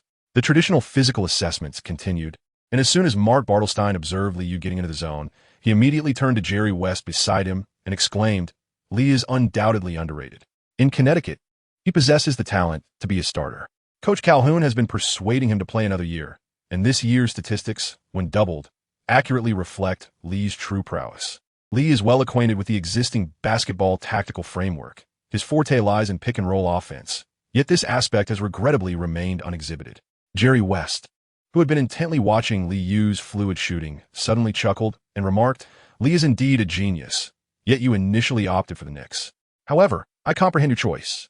"Business is business," Mark Bartelstein replied nonchalantly, showing no signs of embarrassment. "Lee is studying in Connecticut, which is closer to New York, where his friends and teachers are. I must be accountable for my client." John Black, the Lakers' vice president of public relations, is expected to represent the team at this year's draft. They had long prepared for the 24th pick, but after witnessing Liu's workout, they were taken aback. His open shots were astonishingly accurate. "Come on, Lee. We have all seen your capabilities. Take a few shots. Do not underestimate me. I am not yet too old to defend." Michael Cooper gestured to Liu, indicating it was time to move on to the next segment. As a key member of the Lakers during the Showtime era and an 8-time selection for the All-Defensive Team, Cooper, who won the Defensive Player of the Year award in '87, possessed a wealth of defensive experience at the age of 40. Dressed in training attire, Liu had fully warmed up and, upon glancing at the somewhat out-of-shape veteran, instinctively raised an eyebrow. Receiving the ball at the top of the arc, Liu was unreserved. Facing the slower-moving Cooper, he lowered his center of gravity and executed 2 swift behind-the-back dribbles. Seizing the moment as his opponent shifted, Liu suddenly accelerated with the ball in his right hand. Michael Cooper instinctively slid leftward while covertly tugging at him, seemingly attempting to disrupt Lee. Shielding the ball from interference, Liu, having just crossed the 3-point line, performed another behind-the-back dribble, smoothly executing a step back to return beyond the arc. Creating space for his shot, with a slight backward lean, he released a quick jump shot. Swish! The three-pointer found nothing but net. The staff on-site gasped in astonishment. Liu's movements were simply too swift. After just 3 possessions, Michael Cooper realized he could not contain him. In the vicinity of the paint, he managed to salvage a bit of pride, but Liu did miss one shot while backing down. After several exchanges, Cooper, thoroughly exhausted, took a breath and remarked, "Well done, Lee. Your technical style is remarkably distinctive, yet it undeniably reflects a sense of age." Liu's shooting precision was remarkable. forcing his opponent to adjust their body weight. The elderly defender, whose lateral movement had diminished, found himself at a loss, resorting only to pulling and grasping as a means of defense. After exchanging a fist bump with Michael Cooper, Liu tossed the ball to a staff member and remarked with a smile, "Perhaps I should consider making a comeback for a few more years. Many young players cannot match your defensive prowess." "My words are sincere," John Black approached, playfully patting Liu on the shoulder and cheerfully beckoning the others. "Gentlemen, that was a perfect trial. Let us head to the office for a chat." Mark Bartelstein exchanged a knowing glance with Liu. As per their plan, it was time to discuss the Lakers. Returning to the Santa Monica resort at 10 p.m., Mark Bartelstein, having indulged in copious amounts of alcohol, displayed no signs of inebriation. With a significant look, he inquired Liu, "What do you think of the Lakers?"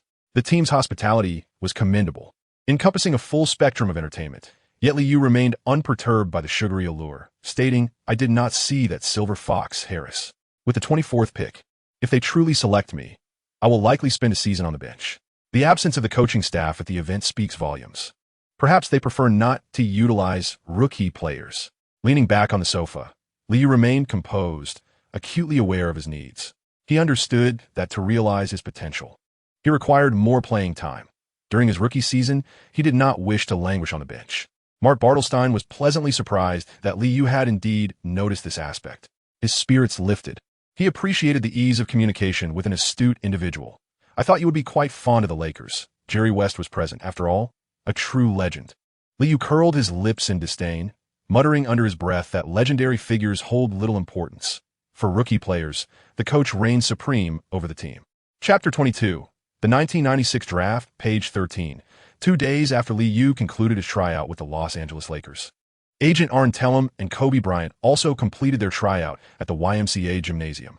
However, this session was orchestrated by Arn Tellem, who had come to terms with the reality that teams in the top 10 draft picks were unlikely to select a high school guard. The risks were deemed too great. At this juncture, no one would gamble on a high draft pick. In stark contrast to Liu's demeanor, Kobe was indeed a 17-year-old youth, embodying the dreams of the Lakers. During the tryout, he showcased his skills with impressive dunks, dazzling everyone present. As a second-generation player, Kobe's draft prospects appeared promising. After the tryout, Michael Cooper shared his insights. While his technical proficiency seemed lacking, likely due to not having attended college, the young man's talent was evident, and it was clear he idolized Michael Jordan. Mitch Kupchak, on the other hand, believed Kobe had performed admirably. As he reviewed the materials in hand, he expressed his perspective. Although his showing at the McDonald's High School All-American game was rather unremarkable, this tryout revealed his potential, and let us not forget, he was still under 18. Jerry West, having listened to the ongoing discussions, finally interjected, "We must select him. The team will undergo a reorganization during the off-season, presenting us with an opportunity." Everyone appeared somewhat taken aback. Dave Wall, who had recently joined the Lakers as a senior scout, had remained silent until now. Unable to hold back his thoughts, Lee's performance was superior. Even Allen Iverson, a sophomore, did not match his efficiency in the NCAA. "I have observed his performance in the tournament, and he is undoubtedly underestimated." Noticing the puzzled expressions on the faces of his colleagues, Jerry West calmly replied, "Kobe Bryant stands at 6 feet 6 inches, and we're not in need of a point guard. Clearly, at the 24th pick, Lee remains our primary choice." Dave Wall shook his head, but refrained from further comment. He harbored doubts that Liu would fall behind. The coaching staff for this trial team remained absent, and while suspected that Harris would not be fond of high school players, he silently sighed, hoping this would not prove to be a misguided choice. In the lead-up to the draft, Mark Bartelstein and Liu continued their relentless pursuit of opportunities. The Warriors' home arena, the Oakland Coliseum, was undergoing extensive renovations, thus the trials were held at the San Jose HP Pavilion. However, unlike the warm receptions afforded by the Knicks and the Lakers, the Warriors displayed a rather indifferent demeanor. Liu remained unfazed. After all, he was not a dollar bill, incapable of winning everyone's affection. Subsequently, the trial with the Kings did not go smoothly either, as they too offered him scant opportunities to showcase his skills. Mark Bartelstein was thoroughly dissatisfied with the attitudes of these two teams. The trial with the Suns was even more exasperating, prompting the agent to erupt in fury. "What the hell? You mean to tell me the arena has no air conditioning? Damn it. Do not expect my player to train here." The Sun staff appeared unconcerned, while several assistant coaches awkwardly explained, "The air conditioning has had some issues over the past couple of days, Mark. This is certainly not an intentional slight.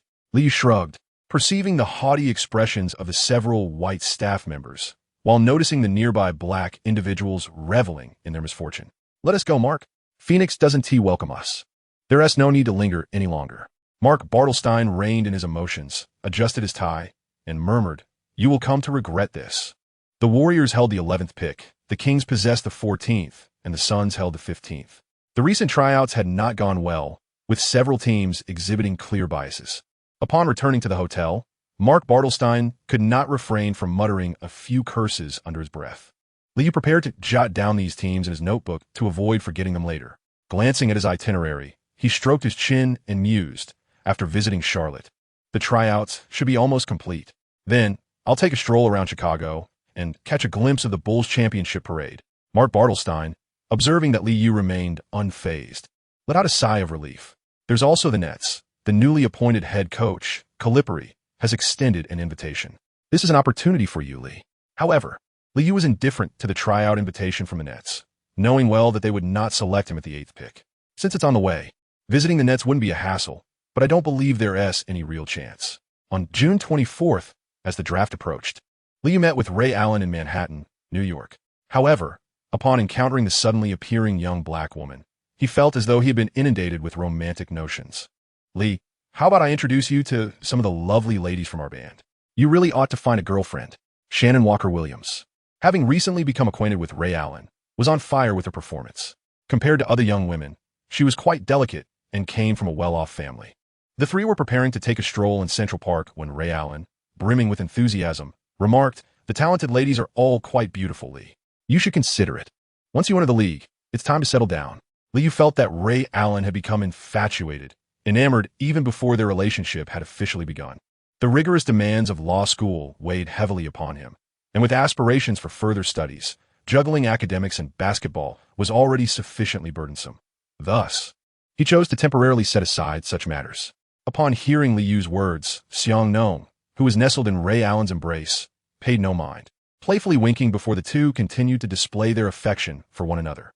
With a slight tug at his lips, Liu felt like a third wheel. In contrast to his steady girlfriend, he preferred to partake in his roommate Evan's lively gatherings. On June 26th, at precisely 7 p.m., the Continental Airlines Arena in East Rutherford, New Jersey buzzed with activity. The draft event of 1996 was set to commence in half an hour. Prior to the draft, the league had invited 19 players. Each allowed 10 guests to accompany them. Upon receiving the invitation the previous day, Liu was somewhat taken aback. However, Mark Bartels simply smiled, revealing he was already aware of the outcome. Originally, Liu intended to invite his good neighbor, Manuel Vargas, who had cared for him throughout his upbringing. Without his father, he had relied on this family for a safe upbringing in Albuquerque. Yet upon learning that the event would be televised, those plans fell through.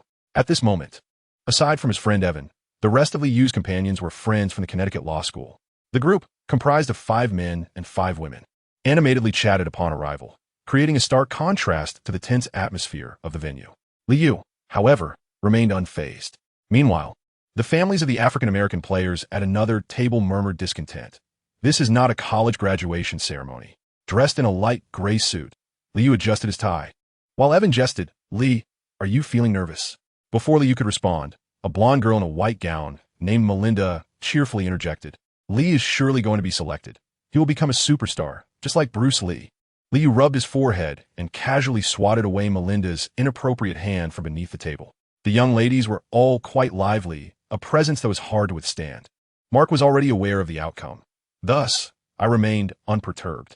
Upon hearing Liu's words, everyone resumed their animated discussions about which team would select him.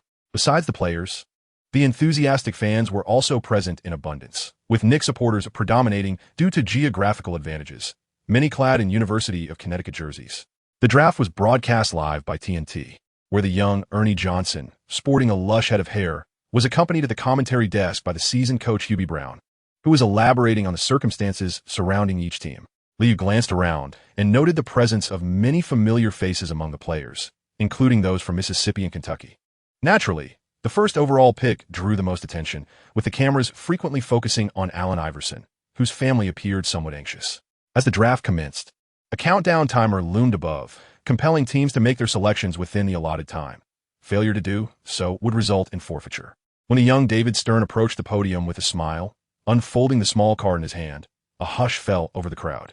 At the 1996-97 draft, the Philadelphia 76ers selected Allen Iverson from Georgetown as the first overall pick. As Stern's words resonated in the air, the venue erupted in cheers, and tears welled in Iverson's eyes as he embraced his mother. Watching Iverson ascend the stage, donning the 76ers cap, Liu felt a profound sense of witnessing history. True to his recollections, the Toronto Raptors subsequently selected Marcus Camby. The Vancouver Grizzlies chose Rashard Lewis. The Milwaukee Bucks picked Stephon Marbury, and the Minnesota Timberwolves opted for Ray Allen. Liu observed the change in his friend's expression, who managed a strained smile, while Mark Bartelstein's countenance was particularly grim. Shortly after the announcement of this result, David Stern took to the stage once more. We have a trade to announce. The Minnesota Timberwolves are moving up, sending Ray Allen and a first-round draft pick to acquire Stephon Marbury from the Milwaukee Bucks. The subsequent selections unfolded just as Liu remembered, with each announcement eliciting a wave of cheers from the crowd. This time, David Stern's smile was especially radiant, and he appeared in high spirits. At the 1996 draft, the 18th pick, the New York Knicks select Clay Lee from the University of Connecticut.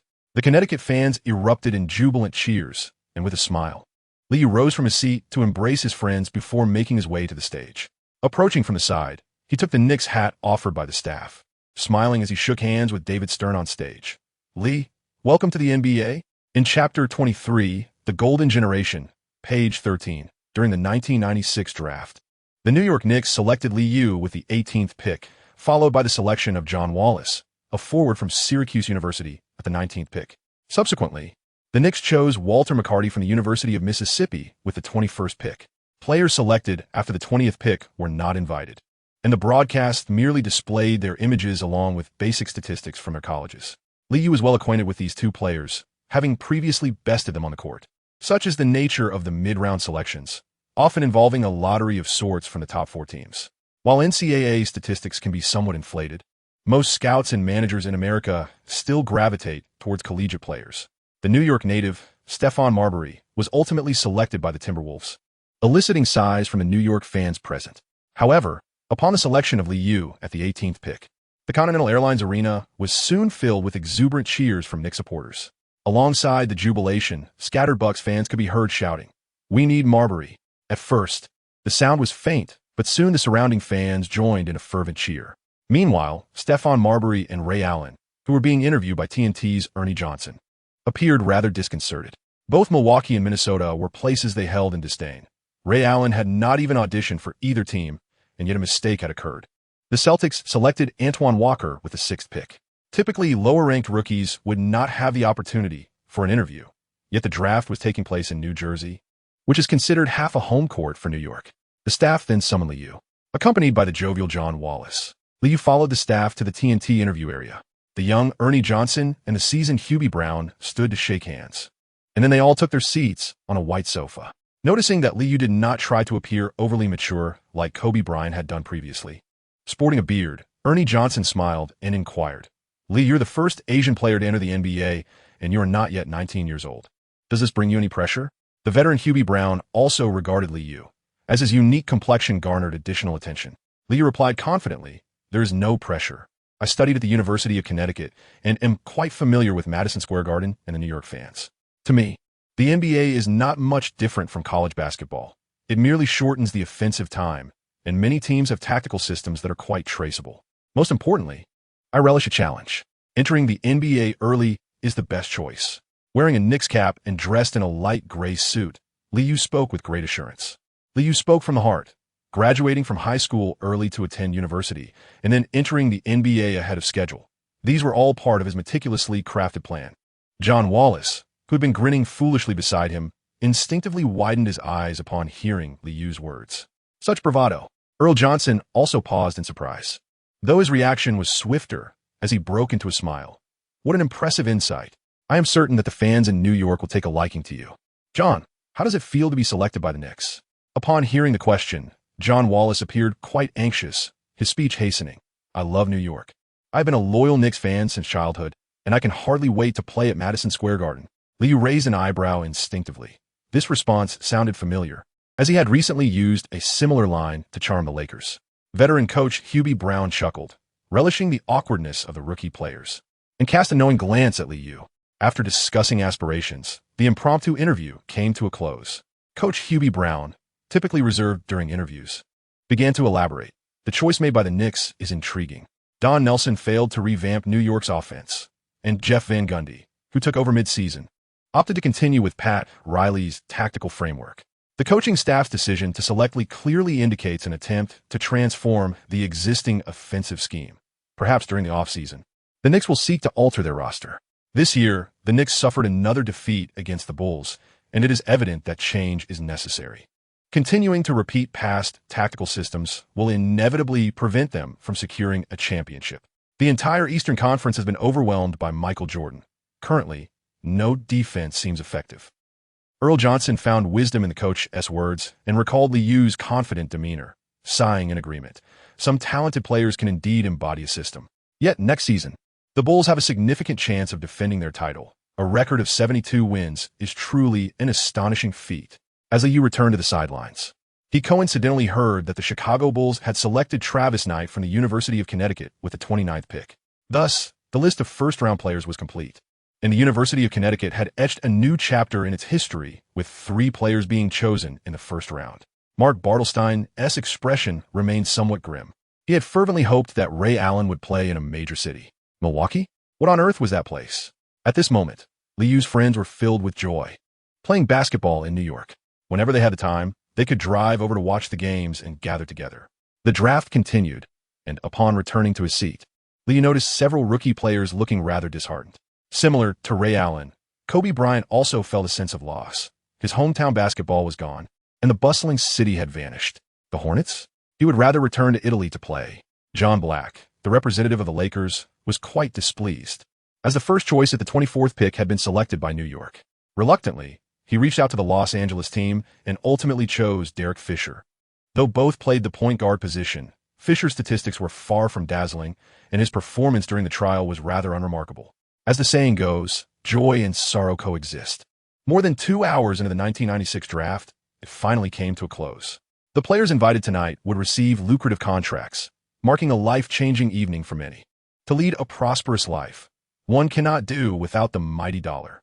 Ray Allen maintained a cheerful demeanor in front of his family, but upon returning to the hotel, he could no longer contain his frustration. Damn it, I didn't even try out for those 2 teams. I have no interest in Milwaukee at all. At this point, Mark Bartelstein had regained his composure. The Bucks would certainly not let go. We must prepare for the worst. Even if you stay in Milwaukee, I will secure you a substantial contract. Liu remained silent. It was 1996, and while playing in a small basketball market, he faced limitations due to broadcasting conditions, resulting in limited exposure. Ray Allen seemed to have drawn the short straw. Liu, New York is a perfect fit for you. I have discussed with Coach Van Gundy, and during the off-season, they will make roster adjustments. This is your opportunity. Mark Bartelstein reassured Liu, stating that as long as he performed adequately in his rookie season, he would certainly not find himself relegated to the bench. Liu nodded and gently patted the shoulder of Ray Allen beside him in a gesture of comfort. Familiar names began to emerge in the NBA. Steve Nash was selected by the Suns at the 15th pick, and Jermaine O'Neal was chosen by the Trailblazers at the 17th pick. The illustrious class of '96 was stepping onto the stage, marking the official commencement of a generational transition. Chapter 24. The Big Apple, page 13. The selection of rookie players by teams does not guarantee that contracts will be signed. In 1996, the concept of luxury tax was non-existent.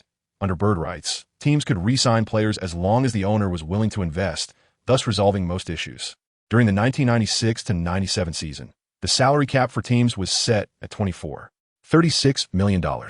Should a team wish to make significant enhancements, they would first need to create salary space. On June 30th, as the free agency market opened, the Lakers executed a surprising trade.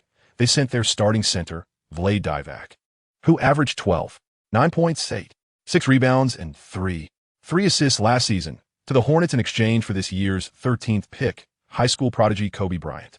The transaction on July 11th left many media outlets astonished. Was the Lakers roster about to be dismantled? The summer of 1996 did not feature a summer league. And following the conclusion of the draft, Liu began searching for an apartment in Manhattan. Mark Bartelstein was still preoccupied with Ray Allen's contract. If there was even a glimmer of hope, they were determined not to play in Milwaukee. Liu was not entirely uninformed. John Starks, who had resided in New York for 5 years, introduced him to an apartment. $3,000 a month? That is indeed exorbitant.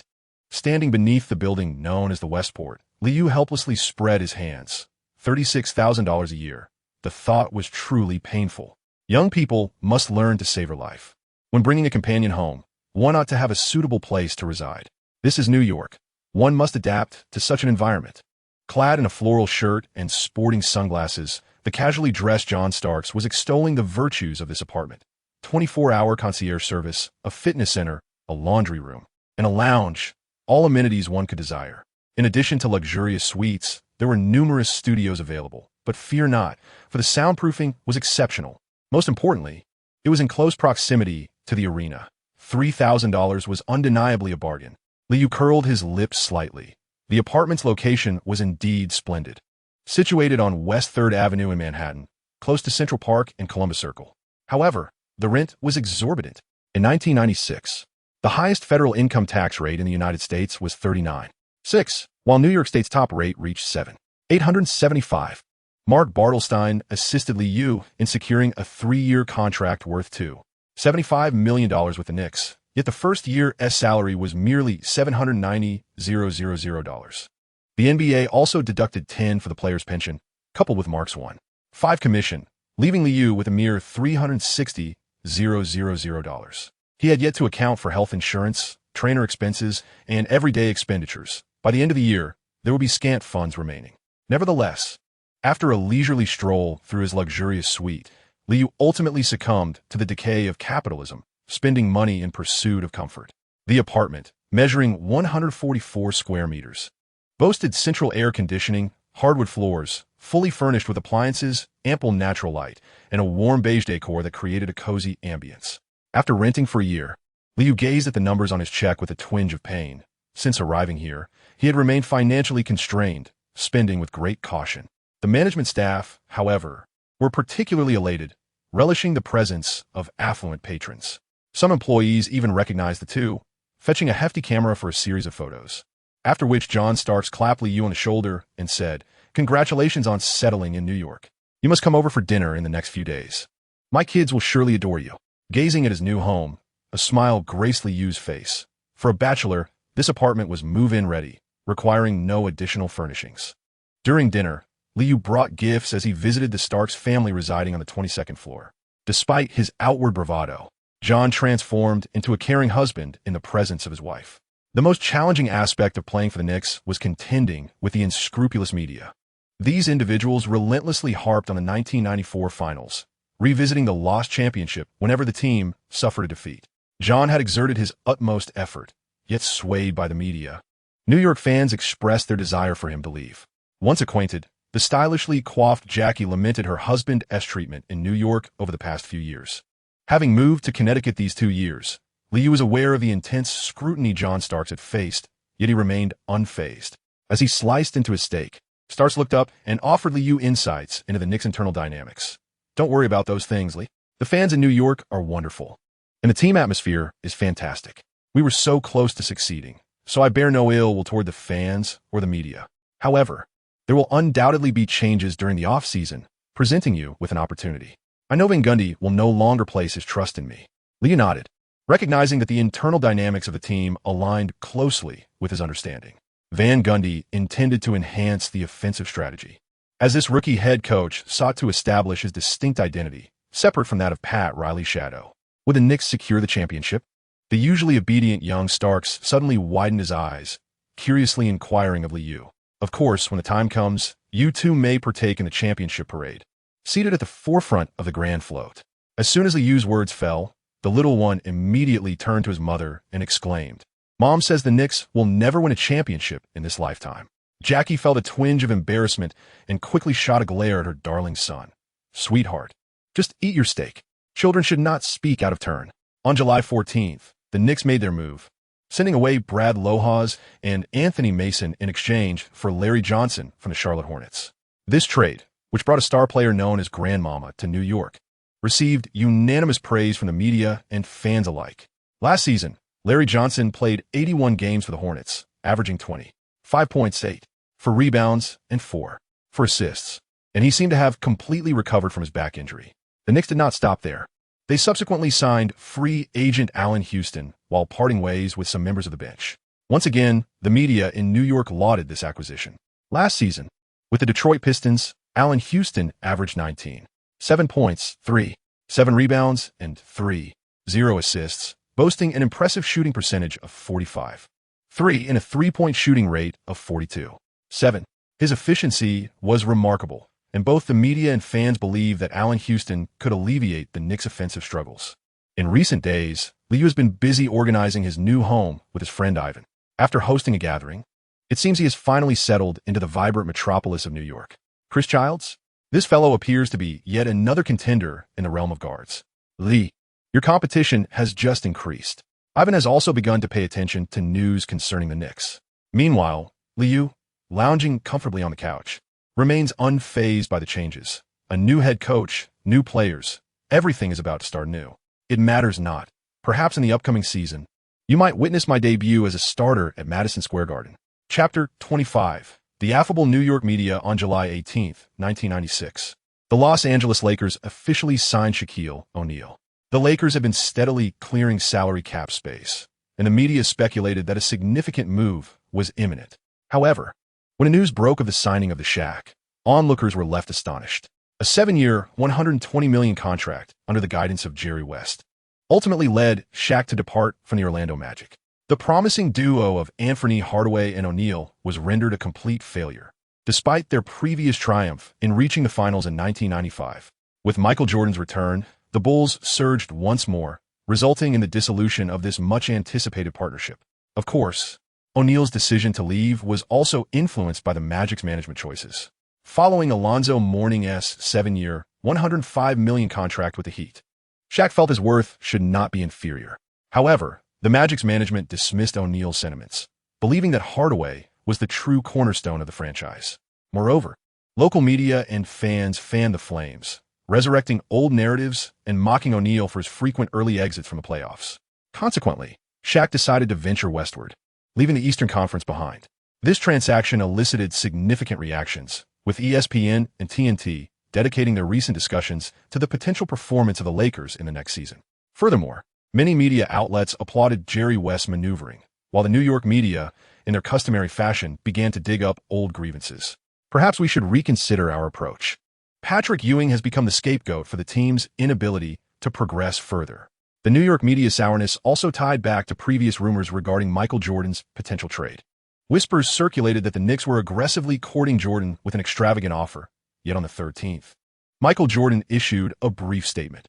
I am delighted to continue my service with the Chicago Bulls, and I aspire to assist the team in reclaiming the championship. In a remarkable turn of events, Michael Jordan secured an astonishing annual contract worth $14 million, marking the pinnacle of sports remuneration at that time, a compensation undoubtedly deserving of his stature.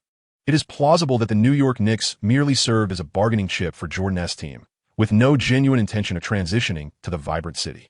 Having resided in Manhattan for nearly a month, Liu has gained a profound understanding of the formidable influence wielded by the New York media. As the largest media market in the United States, local television stations, radio networks, and newspapers meticulously track the fortunes and performances of the Knicks. Message: a cable television network dedicated to broadcasting the Knicks and other New York sporting events, holds exclusive broadcasting rights, providing fans with pre-game, in-game, and post-game programming. Shows such as Knicks Game Night and Knicks Overtime are particularly beloved by the local audience. Beyond MSG, WNBC, the NBC television affiliate in New York City, also reports on the Knicks and features esteemed former players for commentary during the playoffs. Programs like NBC4 Sports and Sunday Sports Final boast impressive viewership ratings. Meanwhile, WFN, based in New York City, is the first radio station in the nation to offer round-the-clock sports programming and serves as the official radio partner of Knicks, maintaining a relentless coverage even during the off-season. In addition to broadcast media, print journalism thrives as well. The New York Times, a nationally recognized newspaper with considerable influence, dedicates space to the Knicks in its specialized sports section.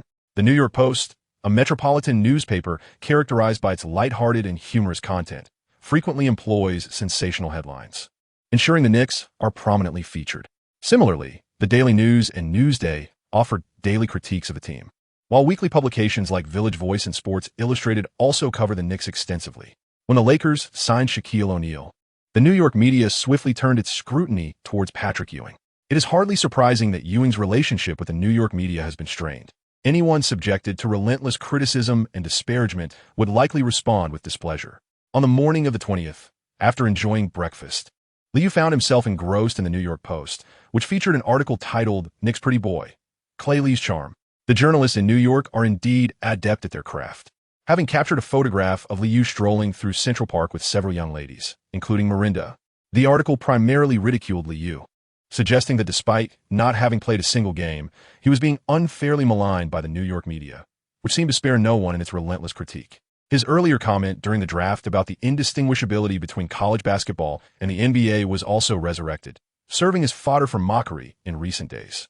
As Liu gazed at the newspapers and programs, he felt a semblance of familiarity wash over him. Those sensational headlines resonated deeply. Yet, the articles lacked a certain allure. A wager or a delightful culinary experience would undoubtedly enhance the entertainment value. I am beginning to develop an affinity for the media in New York.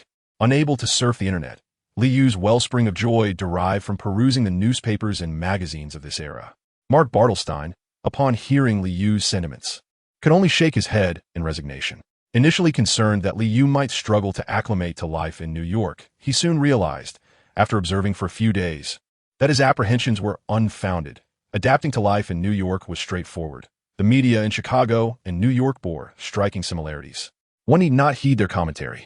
As long as one delivers commendable performances, these critics would soon be silenced. Liu merely smiled. He genuinely relished the absurdity of such fabricated news reports. The trainers exhibit certain shortcomings, and the few who accepted the invitations lean more towards strength training, which is certainly not what I desire.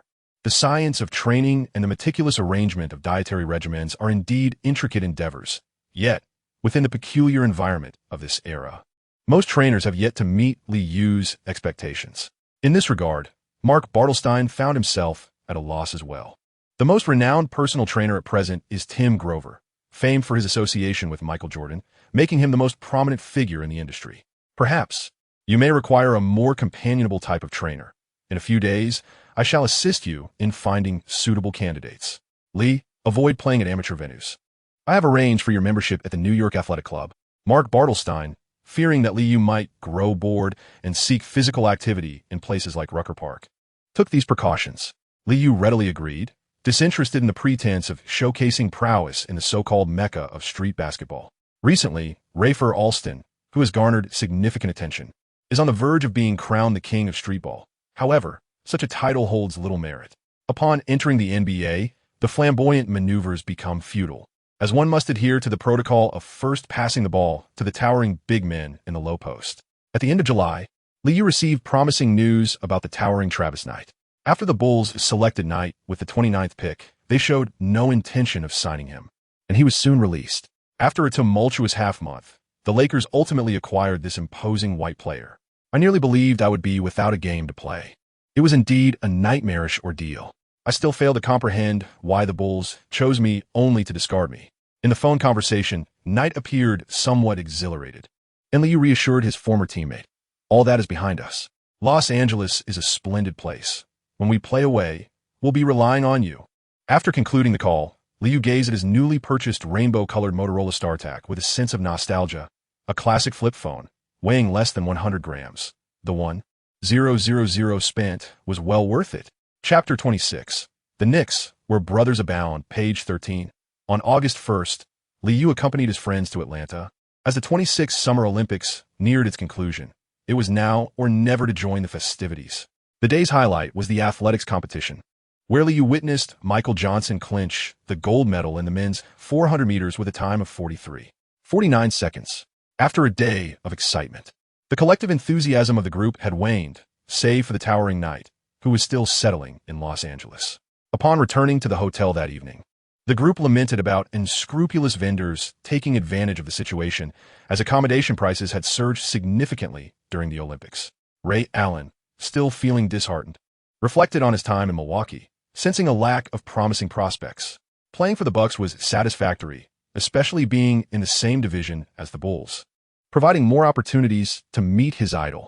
Liu jested with the frowning Ray Allen, who had long yearned for the opportunity to compete against Michael Jordan. Now that his dream had come to fruition, the frequent encounters between the Bucks and the Bulls in the Central Division offered ample chances. Ray Allen sighed resignedly. His life plans had been disrupted the moment he was drafted. This is perhaps the only good news, he mused. Playing for the Bucks, I should secure a starting position and 1T lack playing time, though my opportunities to shoot may be limited. Have you met the Knicks teammates? They seem rather difficult to get along with. Liu perceives that the atmosphere within the Knicks locker room is destined to be rather dismal, characterized simply by an abundance of egos. This is the off-season, and the seasoned veterans have little interest in mingling with the rookies. However, John has been quite helpful, assisting me in finding an excellent apartment in Manhattan. Ray Allen harbors a distinct aversion to the playing style of the Knicks. During my school days, my visits to New York for games were primarily to support the visiting teams. The Knicks' offense often resembles a battle of futility, relying on tenacious defense to bring opponents down to their level, and then leveraging their vast experience to secure victories. I sincerely hope our rookie season unfolds smoothly, and I believe the Bulls still have a shot at the championship in the upcoming season. Liu observed the emergence of Ray Allen's trend towards being an overly zealous fan and swiftly diverted the conversation. After watching the closing ceremony, I could spend a few days in New York. Life in Milwaukee is indeed rather dull.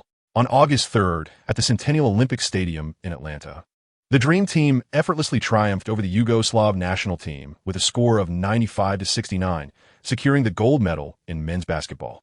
All four prominent centers, except for Ewing, participated in this Olympic Games, and Liu was present to witness the dominance of the Dream Team.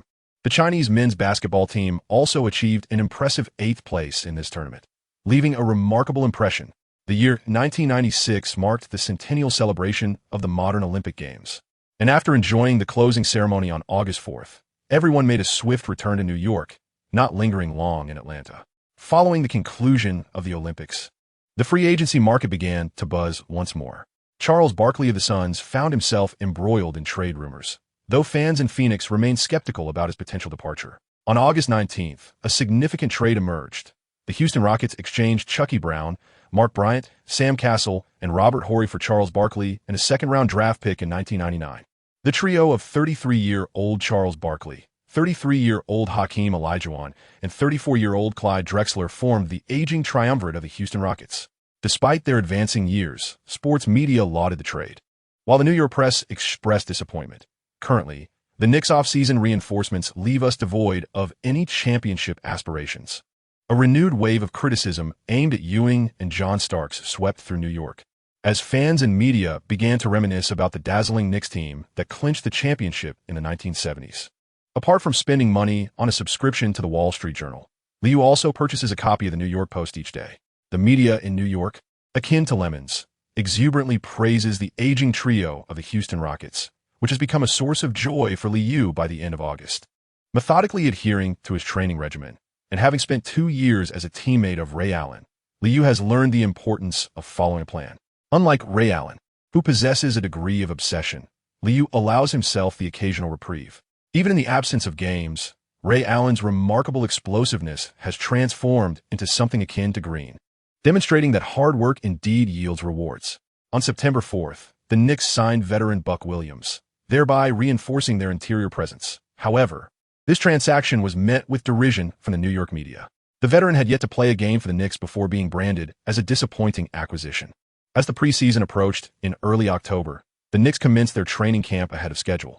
Liu had spent over 2 months in Manhattan, having encountered only his teammate John Starks and the newly arrived Allen Houston. The former was his neighbor, while the latter he met at the New York Sports Club. Allen Houston was quite amiable and a devout Christian, leaving a positive impression on Liu. They had even trained together for a week. On the morning of the 10th, John Starks, returning for vacation, circled around Liu's car in the apartment parking lot. How could you drive such an outdated vehicle? Once you earn money, you should indulge yourself. A brand new Chevrolet sports car costs less than $40,000. Liu smirked. After all, that was a staggering $40,000. Enough to sustain a comfortable lifestyle for a typical family for an entire year. The classic model from 1982, it is exceedingly rare to find a Chevrolet Monte Carlo in such pristine condition on the market. This vehicle was a gem that Liu stumbled upon while attending the University of Connecticut. It was the top-of-the-line model at the time, and its features remain relevant even today. As Stark gazed at the immaculate interior upon entering the car, he took a couple of deep sniffs of the air inside. It lacked any hint of leaves, a pleasant surprise. Young individuals ought to steer clear of such substances. By the way, let me acquaint you with the locker room etiquette. Rookies are expected to serve the veterans. Hearing this, Liu, who was behind the wheel, chuckled and retorted, "Didn't you mention that the Knicks are a tightly knit team with a harmonious atmosphere?" Rolling down the window and observing the street scenery, Stark, resting his chin on his hand, seemed to forget his previous statement, chuckling lightly. The team was indeed quite united previously, but the newly arrived Larry Johnson is certainly a challenging personality. Grandmama had a difficult relationship with his teammates in the Hornets. And now that he's in New York with his status diminished, don't expect him to be in high spirits. Charles Oakley and Patrick Ewing are both old school. New players must cater to these two, and running errands is unavoidable. Most importantly, I too am a seasoned veteran at 31, and I deserve to enjoy the privileges that come with it. Lee, being the youngest on the team, you ought to understand some of the unwritten rules. As Liu drove, he turned to flash a smile, yet inwardly he cursed. The performance was lackluster, yet there were plenty of big shots around. Chapter 27, Welcome Ceremony, Part 1. On September 10, 1996, Madison Square Garden buzzed with excitement once again. As the Knicks players arrived in succession, the sound from the training ground grew increasingly vibrant. At 34, Jeff Van Gundy was not donning a suit, but like the other assistant coaches, was clad in the Knicks' white training attire. The relatively young coach lacked imposing authority. Charles Oakley, with slightly longer hair and dark skin revealing a tuft of chest hair, was loudly jesting with Patrick Ewing. "Buddy, you need to fire back. The New York media has painted you as a malignancy. I hear those idiotic remarks every single day." Patrick Ewing wore a grim expression, feeling unjustly targeted during the off-season. After all these years, he still detested the way the New York media disparaged him. "I can't concern myself with what those fools say. If these guys continue to slander me in the new season, I will certainly show them a thing or two." Two seasoned players engaged in animated conversation, while the newly joined Allen Houston found himself unable to interject. Charlie Ward, a defender who had been with the team for 2 seasons, was fervently flattering. "Those fools can't play to save their lives, always chasing attention. We lost to the defending champions." No sooner had he spoken than Charles Oakley firmly grasped the rookie, exclaiming, "Do not utter another word about our defeat. Damn it, I have no desire to relive that smug expression on Michael's face." The rookie, Charlie Ward, dared not resist, having missed the mark in his flattery, and could only manage a subdued chuckle. The newcomers Chris Childs, John Wallace, and Walter McCarty stood silently, their gazes frequently darting toward the coaching staff. As Patrick Ewing and Charles Oakley continued their tirade against the New York media, Liu and John Starks donned their training gear and made their way to the practice court. "Look who it is. Our champion guard has arrived. John tells me you're still taking summer classes. What a diligent student you are." Oakley approached, fist-bumping Starks before playfully teasing Liu. To his surprise, Liu, observing the laughing Starks, retorted, "I'm not one of you millionaires. Naturally, I must save wherever I can." With a mischievous grin, Oakley wrapped his arm around Liu's shoulder and turned to the other rookies, declaring, "Today, I have prepared a plethora of welcoming gifts for you novices." This was not Liu's first encounter with Knicks players. During his 2 years studying in Connecticut, they would visit Madison Square Garden to play each year. Previously, they had merely exchanged nods, and while Oakley was relatively amicable towards Liu, he was far less accommodating to the other 2 rookies. At that moment, John Wallace and Walter McCarty anxiously remained silent, and Patrick Ewing, not wishing to intimidate the newcomers too much, quickly interjected, "Don't frighten them. Rest assured, it's just the usual initiation for rookies." Connecticut had performed admirably this year, with Georgetown failing to reach the top 4, while the New York media seemed utterly oblivious to the game, fixating instead on that rookie.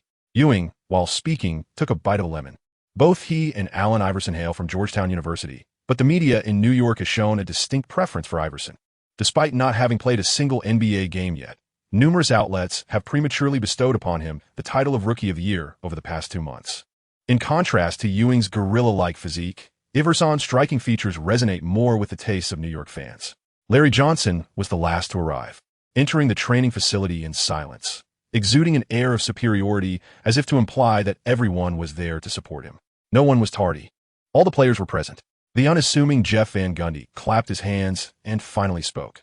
"This marks my first official season as the head coach, and I refuse to accept any further losses. I believe you share this sentiment.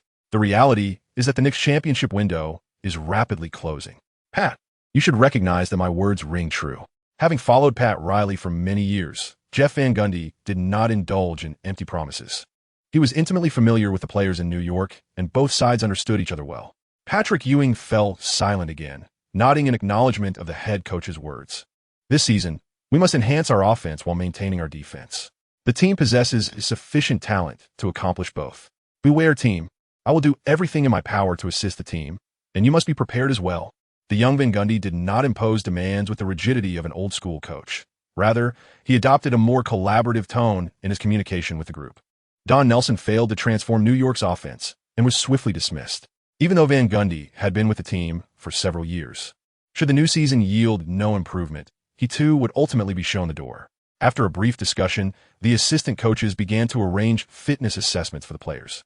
After a leisurely offseason, the team displayed commendable discipline, with no one experiencing significant weight gain.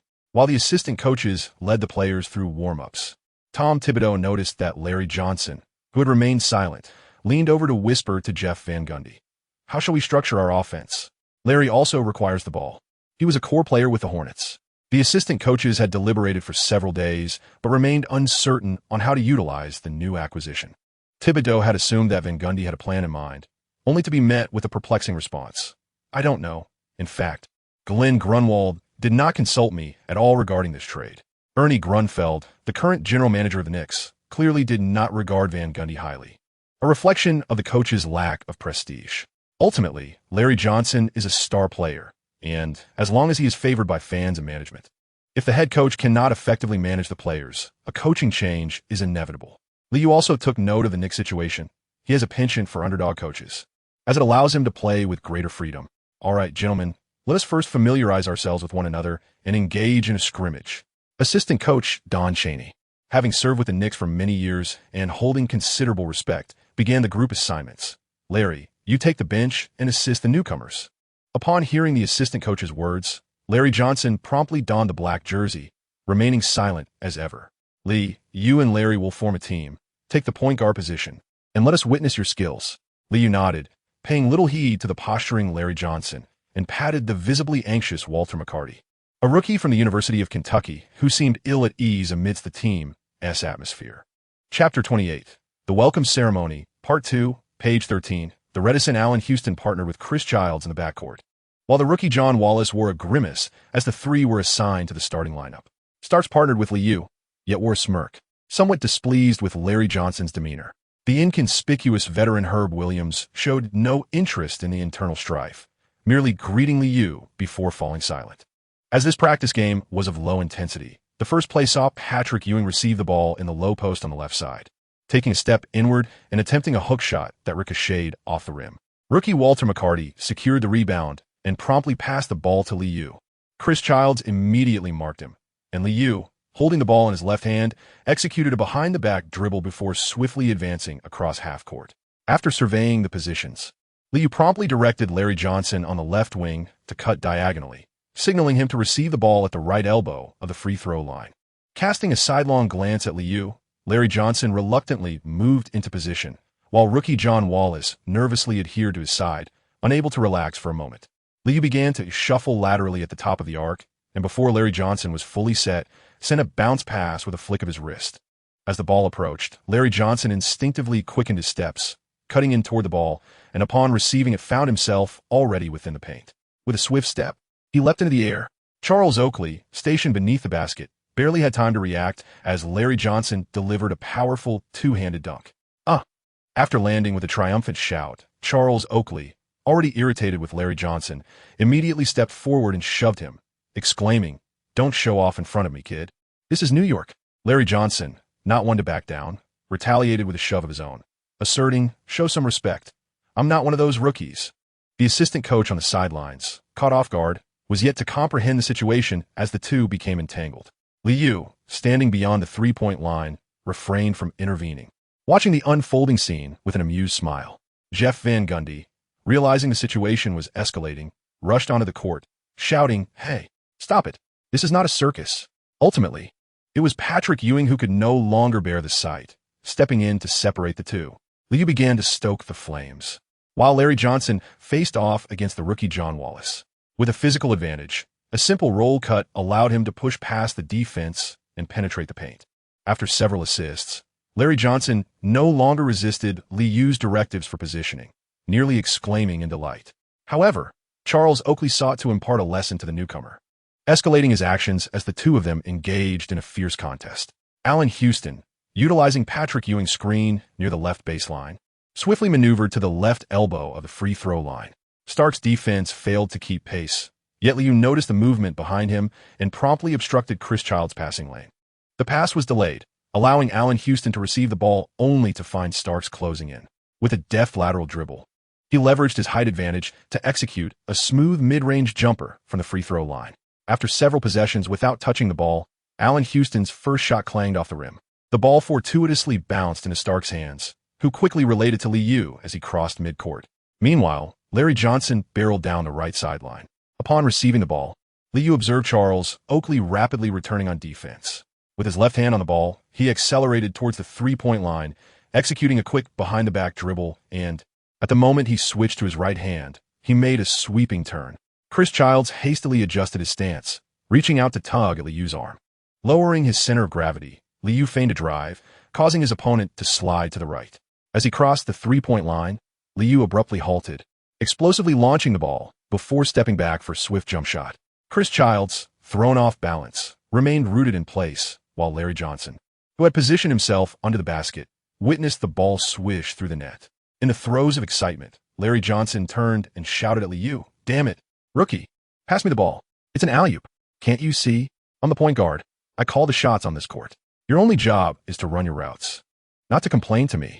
Upon hearing Liu's words, Larry Johnson nearly exploded with fury, storming towards him. Liu forcefully pushed aside Chris Charles, who obstructed his path, advancing towards Larry Johnson. "If you wish to score effortlessly, refrain from complaining to me. The ball is in my hands, and I hold the authority." Just as a confrontation seemed imminent, Jeff Van Gundy swiftly intervened, separating the two with urgency and declaring, "Timeout. Let's take a breather. Everyone, remain calm." At this moment, Charles Oakley approached and patted Liu on the shoulder, whispering provocatively, "Lee, I've got your back. Give him a couple of punches. This guy still thinks he's in Charlotte. He's past his prime." The true core, Patrick Ewing, stepped in as a mediator. Noticing Larry Johnson's discontented expression, he immediately interjected, "Hey, let us keep our words to a minimum. I do not wish to see news of discord within the team on television." Embarrassed, Larry Johnson shot Liu a few more glares but ultimately fell silent. The morning practice concluded on an unpleasant note, but in the afternoon, players followed the assistant coach to rehearse tactical plays, and the atmosphere began to ease. The tempers of the African-American players flared quickly, but subsided just as fast. The morning's grievances were cast aside as they engaged in discussions about beautiful women, and Larry Johnson even exhibited a smile. The delightful aspect of playing in New York is the abundance of enthusiastic young ladies. "LJ, you must heed the media in New York. These guys report on everything. Even a change in hairstyle will be discussed for days." Charles Oakley animatedly imparted wisdom on the nuances of life in New York to Larry Johnson, and their previous friction seemed entirely forgotten. "New York is indeed splendid, yet I still require some time to acclimate. I relish the nightlife here." "Lee, you're not of drinking age yet, are you? Next time we go to a bar, I'll order you a glass of milk." The previously aggressive Larry Johnson now jested with Liu, displaying a friendly demeanor. "Never compete with the youngsters in drinking. As you age, your metabolism slows. Combined, you might not even be a match for me." "Wow." Upon hearing Liu's words, Starks chimed in from the side, "I swear, Lee is not joking. When it comes to drinking, I admit I've truly aged." During this respite, Allen Houston took the opportunity to console the rookies, while Charles Oakley remained indifferent, leaving everyone feeling somewhat anxious. Rookies will always endure these experiences. When I was in Detroit, I carried a bag for an entire season. Upon hearing the words of comfort, John Wallace and Walter McCarty remained grim-faced. At 4 p.m., Jeff Van Gundy, with a heavy countenance, announced the conclusion of the training session, still at a loss for how to utilize Larry Johnson effectively. After returning to the locker room, Charles Oakley revealed a mischievous grin as he took a seat and boisterously declared, "John, Walter, your performance in this morning's scrimmage was abysmal. It's time for you to step up." Extending his legs, Oakley gestured for the two newcomers to hasten and untie his shoelaces. The rookies, hesitant to voice any objections, complied with 4 smiles as they bent down to assist him. "Lee, we have prepared a special gift for you. We hope you will appreciate it." Upon hearing Ewing's words, Liu merely shrugged, seemingly indifferent. As everyone exited the locker room, chatting and laughing as they made their way to the parking lot, Liu could not contain his frustration upon discovering his car filled with popcorn, muttering under his breath, "Damn it, looks like I'll have to walk home." Observing Liu's dismayed expression, Charles Oakley erupted into laughter, calling out, "Rookie, welcome to New York." Chapter 29. Objective. Bid farewell to the Big Brothers on September 30th, 1996. The young Jeff Van Gundy returned to the office after the Knicks training session to discuss lineup issues with the coaching staff. In the 1995-96 season, the Knicks achieved a record of 47 wins and 35 losses, placing them 4th in the Eastern Conference. Despite this commendable ranking, their average of 97.2 points per game ranked them 22nd in the league. The 7 teams trailing them were mostly mired in mediocrity, save for the Eastern Conference's Miami Heat and Detroit Pistons. Furthermore, the Knicks averaged only 77.8 possessions per game, ranking 25th in the league, and 5th from the bottom. In stark contrast, the Dallas Mavericks led with an average of 96 possessions, showcasing an entirely different style of basketball. An intriguing observation from the team statistics is the striking similarity between the Knicks and the Heat. After Pat Riley departed from New York, he transported his brand of tough basketball to Miami. The Chicago Bulls, with an average of only 84.0 possessions, managed to score 105.2 points per game, leading the league, while their defense restricted opponents to a mere 92.9 points, ranking 2nd in the league. From a statistical standpoint, the Bulls exemplified a true balance of offense and defense, demonstrating that their dominance was not mere rhetoric. The Knicks' ability to secure victories is predominantly attributed to their formidable defense, which allowed opponents an average of merely 94.9 points per game, ranking them 4th in the league last season. The teams in 3rd and 5th place are the Detroit Pistons and the Miami Heat, respectively. While these teams can afford to disregard their offensive strategies and persist with their existing styles, the Knicks find themselves under pressure, without the backing of a championship. The discerning New York fans have begun to grow impatient. They are disinterested in witnessing tedious defensive battles at Madison Square Garden and yearn for the Knicks to emulate the fluid triangle offense of the Bulls, a feat that they believe should not be overly challenging. General manager Glenn Grunwald brought Larry Johnson to the Knicks without prior notice. Yet after several weeks of practice, Jeff Van Gundy still struggled to resolve the offensive dilemmas. Despite being only 34, Van Gundy appeared increasingly troubled, visibly thinning hair betraying his stress. There is a suggestion to reduce the reliance on Patrick Ewing, given the addition of Larry, a player known for his offensive prowess. Veteran assistant coach Don Chaney observed the ongoing discussion, noticing everyone's reluctance to confront the issue, and thus chose to address the situation directly. Last season, Ewing's usage rate soared to 31.5, placing him 4th in the league, while Michael Jordan's rate with the Bulls reached an astounding 33.3, ranking 1st. To cultivate an effective outside offense, it is imperative to utilize perimeter players more frequently. The reasoning is straightforward. Without ball possession, no player can make an impact. Tom Thibodeau noted Van Gundy's silence and attempted to mediate, stating that more time was necessary for the team to adapt, as such transformations do not occur overnight. Chaney shook his head. As an assistant coach with a good rapport with Van Gundy, he expressed concern that if they continued with their rigid style of play without yielding results, the coaching staff might face a significant overhaul within 2 seasons. In this era, aside from the unique Michael Jordan, most teams initiate their play from the interior. Shaquille O'Neal's usage rate stands at 32.8, and Hakeem Olajuwon's is 31.9. Following Ewing, both Karl Malone and David Robinson approach a usage rate of 30. Van Gundy remained conflicted, listening to the discussions among the assistant coaches, yet failing to commit to a change. The imprint of Pat Riley's influence still looms heavily over the Knicks.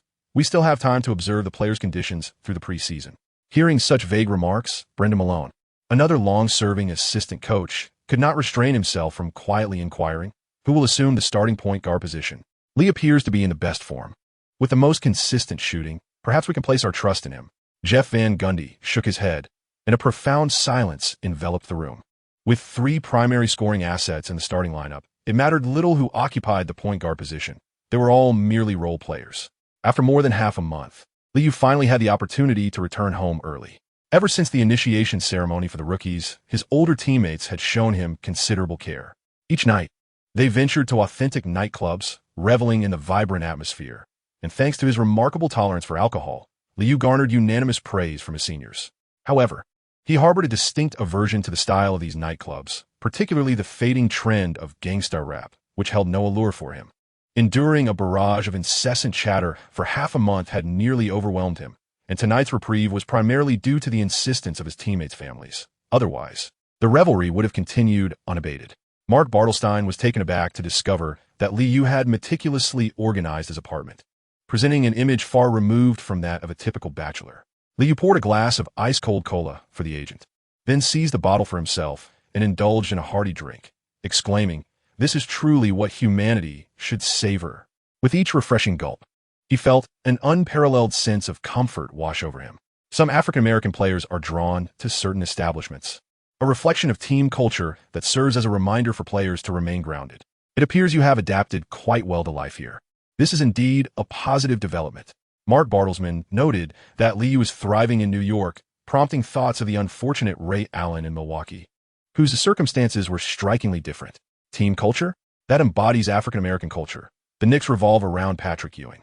Liu had thoroughly grasped the internal dynamics of the Knicks, recognizing the significant stature of the four prominent centers.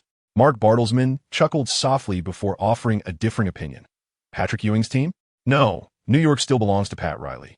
Your young coach is unlikely to implement substantial changes. The media in New York holds a fondness for Pat Riley, while those in Los Angeles continue to reminisce about the Lakers he constructed. The broadcasting conditions for the NBA have improved remarkably. Pat Riley might very well be the first coach in the league to effectively market himself. He is conscious of his image, relishing grand spectacles. His slick-back hair, fashionable sunglasses, and impeccably tailored suits are all designed to capture media attention. Moreover, it certainly helps that he bears a resemblance to Al Pacino, making him a favorite among journalists. Remember, the NBA transcends mere basketball. Madison Square Garden remains the grandest stage in the league, and you must strive to showcase yourself even more. Liu rose from the sofa and strolled to the window, gazing at the bustling night scene of Manhattan. His thoughts drifted to two brothers on the team eagerly seeking the ball. Ewing, now 34, was not immune to the relentless passage of time, which in a peculiar way was a boon for me. Hearing Liu's words, Mark Bartelstein chuckled as they shared a mutual understanding. To make a significant impact, the optimal choice would be to part ways with the King of New York. Chapter 30. Can't control who the audience favors. Page 13. On October 10, 1996. The New York Knicks were poised to embark on their preseason. For the seasoned veterans, however, the preseason was merely an opportunity for a funded getaway. Tomorrow night, the Knicks would host the Bulls, and tickets had already sold out. While the New York media often criticized the Bulls, the majority of fans still relished watching Michael Jordan play. The Park Avenue Country Club, an upscale nightclub established in 1994, also serves as a private club. Upon arriving in New York, the Bulls were warmly hosted by Patrick Ewing and Charles Oakley, who welcomed Starks, Charlie Ward, and Liu. The establishment seamlessly blended elements of an American country club with those of an English aristocratic club, creating an overall ambience that was both elegant and comfortable. Liu felt a sense of relief upon arriving, finally free from the incessant chatter of the streets. Unlike the chaotic lower-end nightclubs, this venue attracted a wealthier clientele. And although the atmosphere remained vibrant, the cacophony of expletives was notably absent. Pat Riley's little lackey 1T even let us meet, calling me a fraud. Who does he think he is? We're partners. When have I ever deceived my friends? Old Oak, you know me best. I've never betrayed my friends. Michael Jordan, slightly inebriated, had tossed aside his suit jacket and was animatedly revisiting old grievances, his face flushed. Charles Oakley, feeling a deep respect from his younger brother, readily chimed in. Indeed, while Michael may be a rascal on the court, he is undeniably loyal to his friends. Don't pay any heed to Van Gundy's nonsense. Meanwhile, Scottie Pippen was engrossed with his girlfriend Larsa, their playful interactions suggesting that, had they been alone, things might have escalated further. Ron Harper and Steve Kerr were indulging in a round of drinks, having just returned from the dance floor, parched and ready to quench their thirst. Liu, slightly intoxicated, indulged in the simple pleasures of drinking and gambling, a reflection of the unpretentious entertainment of this era. Patrick Ewing refrained from joining his friend in berating Van Gundy, and when the time for wagering arrived, he called out to Liu with enthusiasm. "Lee, it's your turn to shine. Blackjack, tonight we shall dominate." The exuberant Michael Jordan, fully immersed in the revelry, summoned the waitstaff for more drinks and distributed cigars to everyone, exclaiming, "Do savor this classic Cuban cigar. Its aroma is particularly rich, and I have recently developed quite a fondness for it. Young man, hailing from New Mexico, Charles informed me you abstain from tobacco, which is commendable. I prefer not to associate with the unseemly." In a tipsy state, Michael Jordan handed a cigar to Liu and, after exchanging a few words, laughed heartily, beckoning everyone to join in the indulgence of smoke. Larsa, with her modeling background, showed no concern for the swirling haze. Instead, nestling closer to Pippin and playfully admonishing, "Do not lose too much. Your luck at gambling has not been favorable lately." Liu gazed at the two individuals embracing in the center, speechless. It was no wonder that the future Shout Danzy would stage a melodrama of "What the hell? I love my aunt." Few could withstand such a spectacle. Once at the gambling table, there was no elder brother to rely on. After playing a few rounds, Liu tore open his shirt, joining in the raucous cheer, "Double down. This round is as good as mine."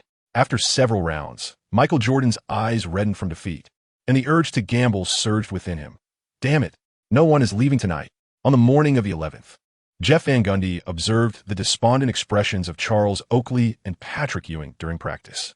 The ever-intrusive New York media had reported that several members of the Bulls had been spotted in New York, with photographs of Dennis Rodman dancing wildly gracing the sports section of the New York Post. It was unclear where the information originated, but some articles vividly depicted Liu's triumphant exploits at the gambling table, leading to Michael Jordan's reddened eyes. While the reports were somewhat exaggerated, Liu had only won just under 10,000 that night, and after a few losses, no one would be heading home. New York fans found the news delightful, eagerly indulging in the gossip. The media seized upon the narrative. Jeff Van Gundy cannot reign in the team. Perhaps we should consider appointing a more competent head coach. The older fellows were unable to endure it, yet Liu remained unfazed, embodying the resilience of youth. Having slept for less than 4 hours, he was essentially revitalized. At 7 p.m. that evening, just half an hour before the game, Madison Square Garden was already filled to capacity. As an international metropolis, the Knicks never struggled to sell tickets. Many fans had come specifically to witness Michael Jordan. Even for a mere preseason game, MSG Network broadcasted the event as usual. Renowned as the voice of New York, commentator Marv Albert and basketball analyst John Kenneth appeared somewhat dazed as the game commenced, given the lackluster performance of both teams' starting lineups. After 7 minutes and 12 seconds into the first quarter, the score stood at 15-13, with neither side exhibiting any rhythm. Phil Jackson was unconcerned about the score, even finding time to share a jest with Spike Lee on the sidelines. In contrast, Jeff Van Gundy maintained a serious demeanor, vocally directing from the sidelines. "Sure." Michael Jordan maneuvered past Allen Houston, breaking through to draw a foul from Charles Oakley, earning 2 free throws, which elicited a chorus of boos from the crowd. Seizing the moment, Jeff Van Gundy furrowed his brow and substituted out starters Oakley and John Starks, bringing in Liu and veteran Buck Williams. Lee, control the pace of the game and avoid any careless mistakes. Perhaps due to a late night spent engaged in card games, the Knicks committed 3 turnovers in the first quarter. Clad in the Knicks white jersey adorned with the number 1, Liu listened intently to Van Gundy's instructions while adjusting the white arm sleeve on his right arm. Standing courtside, Liu immediately captured the attention of the spectators. The arm sleeve was a novel accessory. After a collision that resulted in a bump on his right elbow a few days prior, Liu had customized several sets of sleeves, wearing it to make a statement. Upon seeing Liu take the court, Michael Jordan, having just sunk both his free throws, promptly tapped Harper on the back and signaled for increased defensive intensity. The atmosphere at Madison Square Garden was exceptionally raucous. After witnessing a lengthy spell of stagnant offense, the ticket-holding fans were growing restless. As Allen Houston initiated the inbound pass, Liu had just received the ball when Harper closed in, showcasing a markedly different defensive approach. As Liu skillfully dribbled behind his back, he accelerated with the ball in his right hand, muttering under his breath, "What a stingy old man."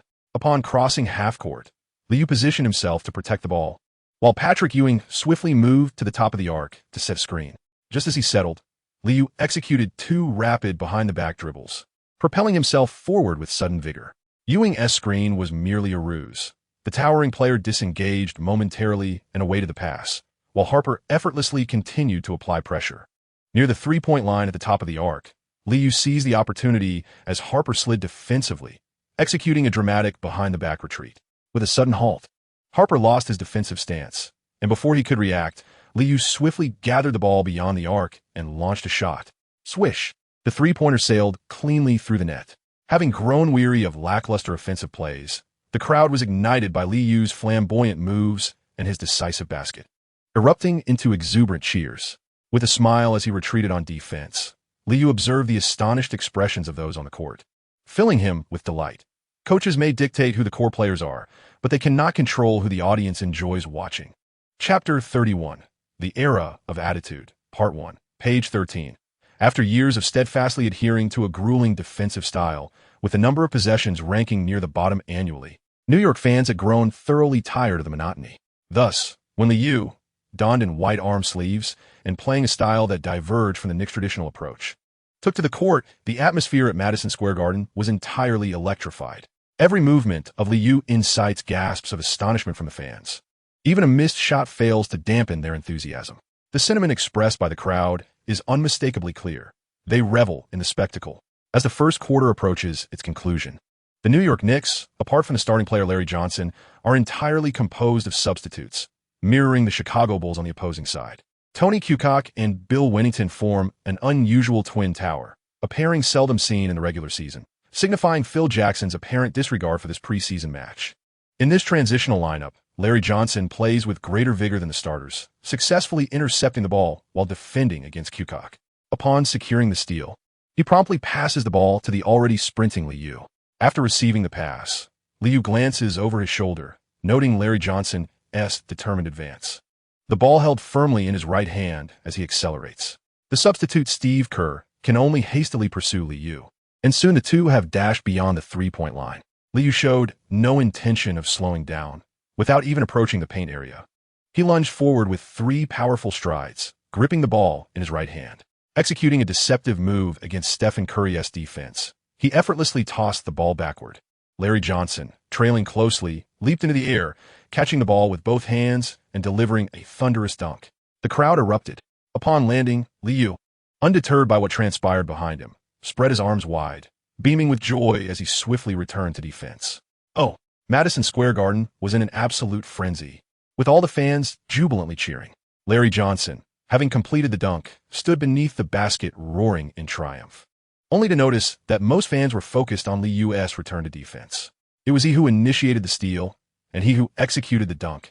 Yet the limelight shone solely on Liu, causing Larry Johnson's mood to darken, prompting him to mutter under his breath, "Showboating rookie."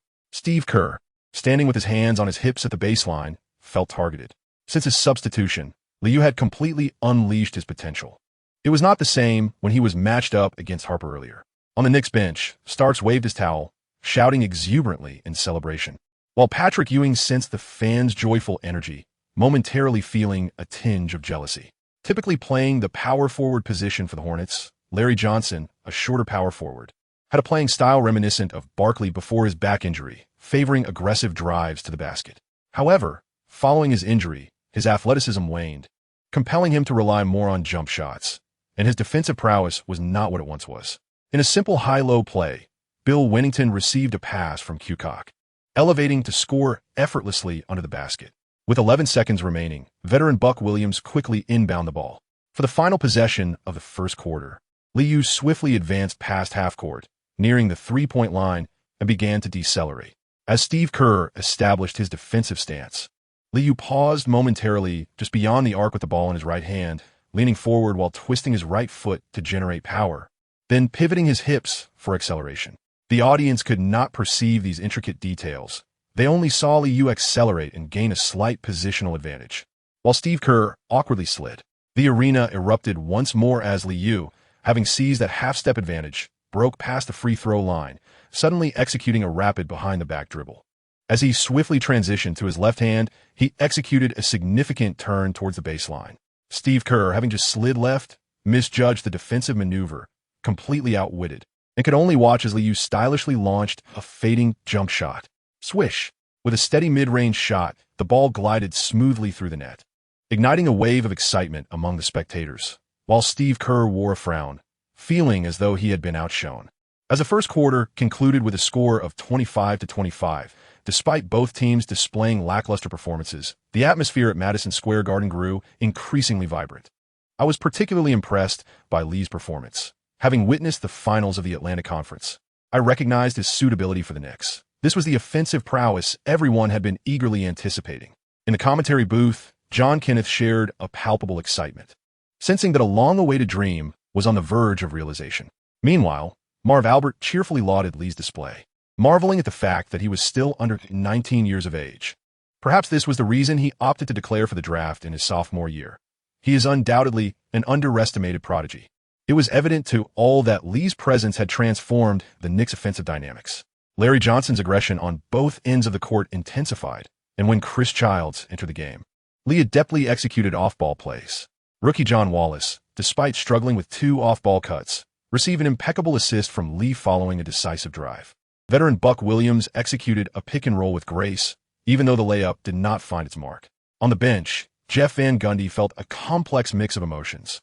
At that moment, he experienced no sense of accomplishment as Lee managed the offense effortlessly without the need for his guidance.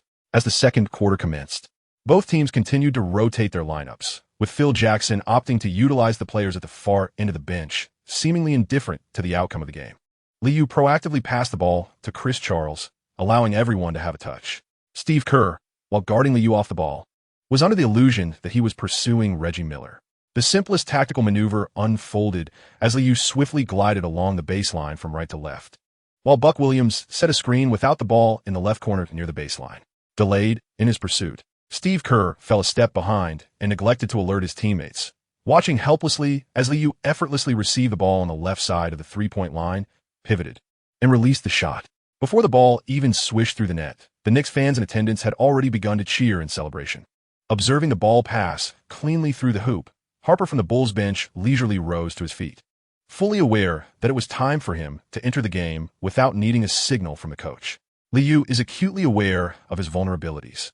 Although these seasoned players may have diminished lateral speed, their physical presence and extensive defensive experience consistently impede his progress. Observing Liu's increasingly cautious ball handling and the incessant maneuvers of his ball protection, commentator Marv Albert jovially remarked, "An intriguing matchup, if we were to gain additional strength. I believe he could navigate Harper's defense with greater ease." John Kenneth maintained that Liu's performance was commendable, a clever young man. I am certain Coach Van Gundy appreciates Lee's contributions.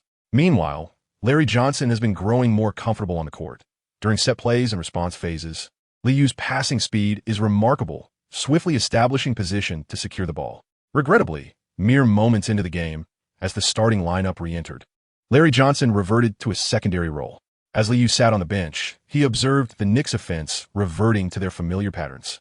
Internally shaking his head, the era of stagnation, it appears Jeff Van Gundy will find it challenging to implement change. Chapter 32, The Era of Stagnation, Part 2, page 13. Liu has always believed that the Knicks offense is fraught with issues. No matter how many plays are rehearsed during practice, they seem to vanish when the game begins. As the match progressed into the second half, the Knicks offense became increasingly emblematic. Starks brought the ball past half-court, while Ewing was positioned in the low post on the right side, demanding the ball. His aggressive positioning created an opportunity, but as he received the pass, he was immediately challenged by Luke Longley, with Harper also rushing in to provide support. Under the combined pressure of their defense, Ewing swiftly redirected the ball to Starks, who was now stationed at the three-point line on the right flank. Harper slid back into position, but Starks quickly transferred the ball to Allen Houston at the top of the arc. Houston, with a deft lateral dribble, passed the ball to Larry Johnson, who was positioned in the low post on the left side. Upon receiving the pass, Johnson immediately placed the ball in his right hand and, after a series of back-to-the-basket moves, approached the paint. He then pivoted on his left foot, swiftly turning towards the baseline. With Pippen contesting a shot, Johnson executed a challenging fadeaway jumper. As the ball left his hands, he knew it was destined to miss and instinctively shouted, "Rebound." At that moment, Charles Oakley was battling with Rodman for position in the paint, each tugging at the other, with the referee remaining silent. Ultimately, Rodman, having secured the advantageous position, leaped high to snatch the rebound and, in an ostentatious display, cradled the ball in his arms. The crowd gasped as Rodman tossed the ball to Michael Jordan. Upon receiving the pass, Jordan swiftly crossed half-court, advancing to the left wing beyond the three-point line, his right hand gripping the ball as he accelerated. Houston, who was retreating quickly, found himself trailing behind, ultimately reaching the free-throw line. Suddenly, Jordan came to a halt, executed a crossover dribble, and quickly gathered the ball. Feigning a shot, his convincing fake caused Houston to leap in anticipation, and with a defender draped over him, Jordan calmly sank a mid-range jumper. The whistle echoed as the ball swished through the net, eliciting a chorus of boos from Madison Square Garden. Reminiscent of last season's playoffs, where a missed shot often led to a swift counterattack, allowing the Bulls to score with ease. The only distinction from the previous postseason was that this time, the Knicks had two players who relished operating in the low post, alternating in their positioning. The Bulls began to intensify their efforts, with Jordan rediscovering his shooting touch. After a few possessions, the lead had grown to 8 points, and a successful free throw would extend it to 9. Chewing gum, Jordan remained unfazed by the cacophony of the crowd, maintaining a calm demeanor as he sank the free throw. The score stood at 70-61, inching closer to a double-digit deficit. Jeff Van Gundy refrained from calling a timeout. While on the bench, Liu observed the Knicks' classic offensive strategy once more. After several passes, Ewing's low-post attempts faltered, and with the shot clock dwindling, Starks was compelled to set a high screen for Ewing. Starks utilized the pick, taking a step beyond the three-point line on the right flank, before launching a long two-point jumper. As the game unfolds, the spectators collectively exhale in disappointment. Rodman seizes another rebound and swiftly advances the ball. Harper receives it and immediately passes to Pippen, who positions himself at the three-point line on the right wing. After a brief pause, he executes a decisive and forceful drive towards the basket. Larry Johnson, caught off guard, instinctively tugs at Pippen, resulting in another trip to the free throw line for him. The boos echo throughout the arena, though it remains unclear to whom they are directed. Commentator Marv Albert, devoid of enthusiasm, resignedly remarks, "Perhaps this illustrates the chasm between us and the defending champions." With the deficit now at 11 points, Jeff Van Gundy finally calls for a timeout. Liu has truly come to appreciate the profound synergy among the members of the Bulls. The seasoned veterans possess an innate understanding of when to exert their efforts and how to efficiently score with minimal exertion. The Knicks' offensive strategies have long been deciphered by their opponents. Ewing finds himself in a disadvantageous position for one-on-one plays, and his shooting accuracy from beyond the arc is notably compromised. When Pat receives the ball in the low post, it is imperative that everyone remain in motion, rather than idly awaiting the pass. Jeff Van Gundy, clutching his tactical board, crouches on the floor, vociferously reminding his players of their responsibilities. Upon hearing this, Liu immediately understood that the offensive strategy still relied on passing the ball to Ewing in the low post. After the timeout, both teams returned to the court. On the bench, the rookie John Wallace murmured beside Liu, expressing his frustration. "None of the drills we practiced are being utilized. It seems we are merely catering to these veterans during the game." The unfortunate rookie Walter McCarty, playing the power forward position, found himself sidelined by the seasoned players and joined in the quiet lament. "If we fall behind significantly, I wonder if the coach will allow me to take the court." Liu remained silent, for he understood that as long as the Bulls completed the third quarter, there would be no opportunity for them to take the court. Just as Liu had surmised, the Bulls, who had frequently rotated players in the first half, unleashed their full potential in the third quarter. The score shifted to 80-69, and the game was completely turned on its head. At the beginning of the fourth quarter, Liu re-entered the game, but after only 3 minutes, as the Bulls' main lineup gradually returned, Jeff Van Gundy also substituted in his starters. The fans in attendance began to express their discontent with boos, and after 5 minutes, the game had lost all suspense. At the far end of the Knicks bench, Scott Brooks and Walter McCarty finally received their chance, while the Atmosphere team consumed the final 3 minutes completely. Despite it being merely a preseason match, the Knicks offense faltered once again, resulting in a decisive loss with a score of 104-91. Phil Jackson exchanged smiles and handshakes with Jeff Van Gundy, while Michael Jordan, seemingly untouched by sweat, smiled and fist-bumped the Knicks players. The resentful Michael Jordan notably ignored Jeff Van Gundy, displaying a dismissive attitude towards the young coach. The New York fans felt as though they had just bitten into a chocolate that tasted rather foul. A loss could be dismissed as inconsequential, but losing to the Bulls certainly dampened the spirits of the team. Upon returning to the locker room, there was little inclination to reflect on the game. Each player simply returned to their own homes. Jeff Van Gundy and Patrick Ewing still had to face the New York media, while Liu and Starks changed their clothes and headed to the parking lot early to prepare for their departure. Once in the car, John Starks turned to Liu and said, "Are you feeling a bit disappointed? The fans in New York really like you, yet you're not getting much playing time." With his seatbelt fastened, Liu calmly replied, "I'm just a rookie. I have no right to critique the coach's decisions. Besides, scoring in double digits tonight leaves me quite satisfied. Starks chuckled softly, then self-deprecatingly remarked, "There was a time when the fans in New York adored me too. But this is Ewing's team. The Knicks just signed him to a big contract. Superstars need their stats. Don't complain about Van Gundy not altering his tactics. For this is what Ewing deserves. He is irreplaceable in New York." Liu started the engine, a smile on his face, yet received no response. The four prominent centers indeed possess a certain stature, but the veterans seem to be fading into obscurity. This is not the radio era of the 1980s. Improved broadcasting conditions have transformed the preferences of fans. While losing is certainly not something to boast about, Liu made a significant impression on the fans and media in New York. That evening, his stunning goal dominated the sports headlines in New York, a city renowned for its exceptional ability to create stars. In the post-game commentary on MSG, basketball analyst John Kenneth ardently praised, "New York needs exceptional players like Lee. He is still not yet 19 and has already achieved success in the NCAA. Just look at those beautiful goals. If I were a fan, I would buy a ticket to see him." In this era of rising stars, who will emerge as the main character for the Knicks? Perhaps the media and fans will soon provide an answer. Chapter 33.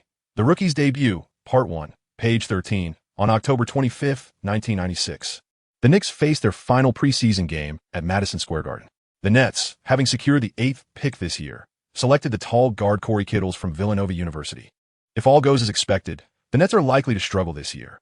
Having already lost 5 of their 8 preseason games, tonight would be no exception. The 29-meter tall Sean Bradley appeared utterly powerless against Ewing's dominance. With a limited offensive repertoire and a slender physique, he was no match for the formidable force in the paint. Within the first 7 minutes, the Knicks established a 6-point lead through stable scoring in the paint and several fast breaks. In the 1996-97 season, with no defensive 3-second rule, Sean Bradley's shot-blocking ability gradually became evident. Larry Johnson's 2 aggressive drives to the basket were thwarted by his interference. Each time the New York fans witnessed Ewing receiving the ball and attacking Sean Bradley, they erupted in cheers.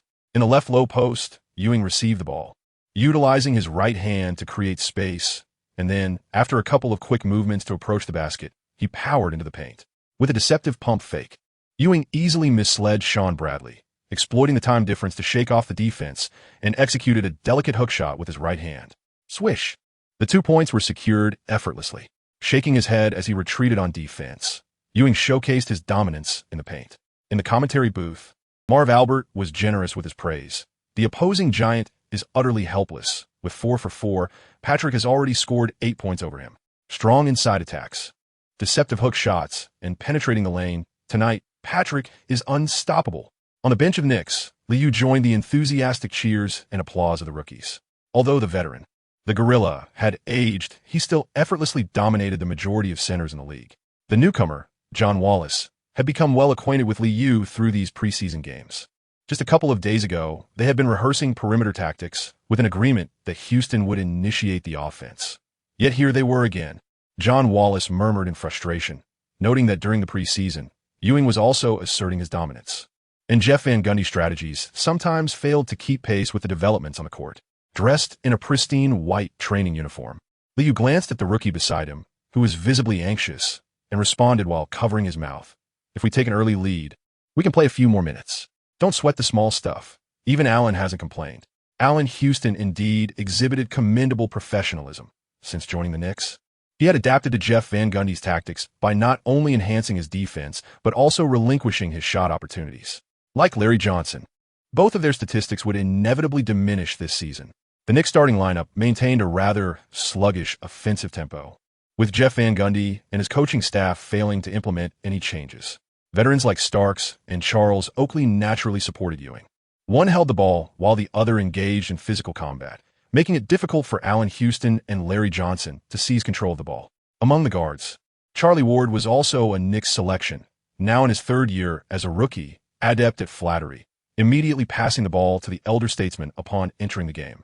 Jeff Van Gundy and the coaching staff indeed practiced some offensive plays, yet as the game progressed, they often reverted to the Knicks' traditional approach.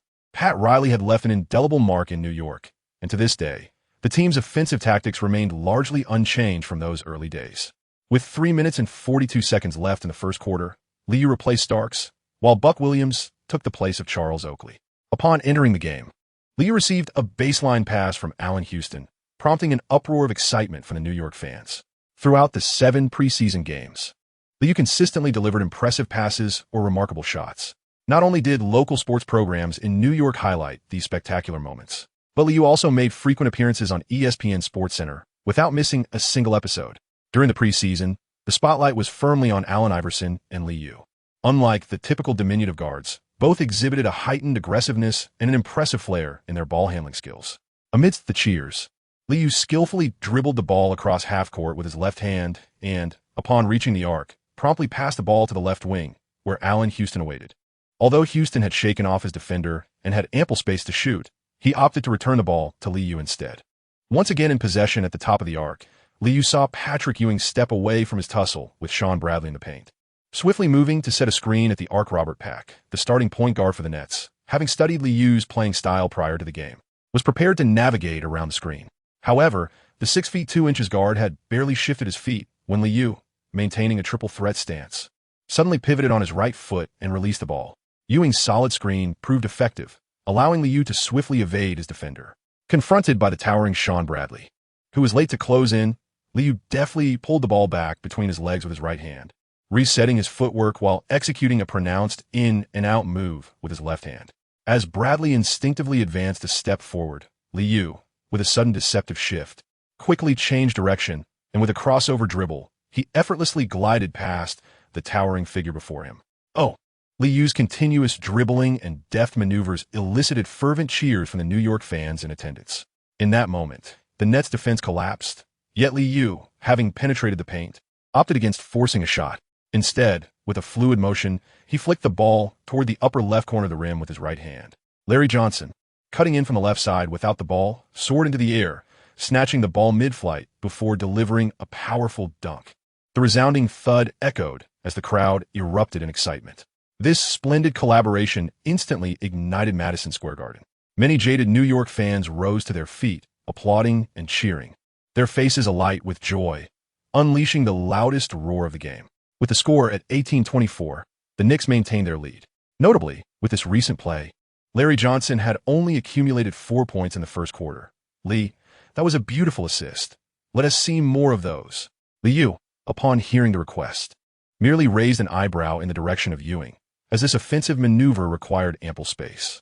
Larry Johnson fell silent, and the two exchanged a celebratory high-five before swiftly transitioning to defense. The role of a center on the court is immensely significant. Defensively, Ewing held his ground against the opponent's low-post attacks, then pivoted to assist Li Yu with a handoff at the top of the arc, enabling him to execute a three-point shot. As long as Ewing was willing to support, the quality of the screens provided would elevate significantly. Just as the Nets guard, Kendall Gill, made a buzzer-beater three-pointer, the Knicks quickly initiated a baseline play.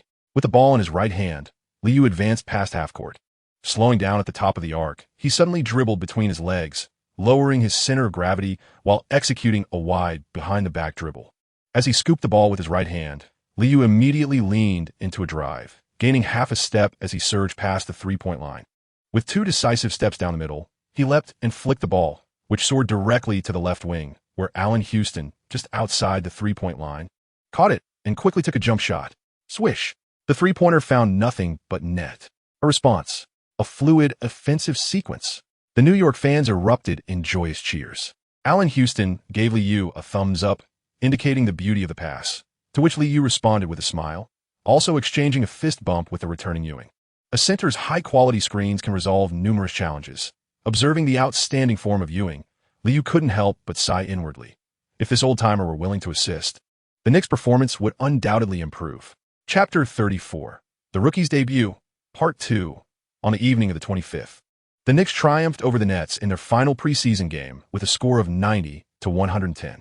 The atmosphere at Madison Square Garden remained electric after the game, as numerous Chinese fans awaited Li Yu's interview. Jeff Van Gundy seemed to have had an epiphany, as he did not fragment Li Yu's playing time excessively, allowing him to play 2 9-minute segments. In 18 minutes on the court, Li Yu recorded 15 points, 2 rebounds, 10 assists, and 1 steal with a shooting line of 5 for 10 overall, including 2 for 5 from beyond the arc and a perfect 3 for 3 from the free throw line, achieving a double-double without a single turnover. This game proved that, given enough time in a one-sided matchup, Liu could effortlessly orchestrate the team's offense.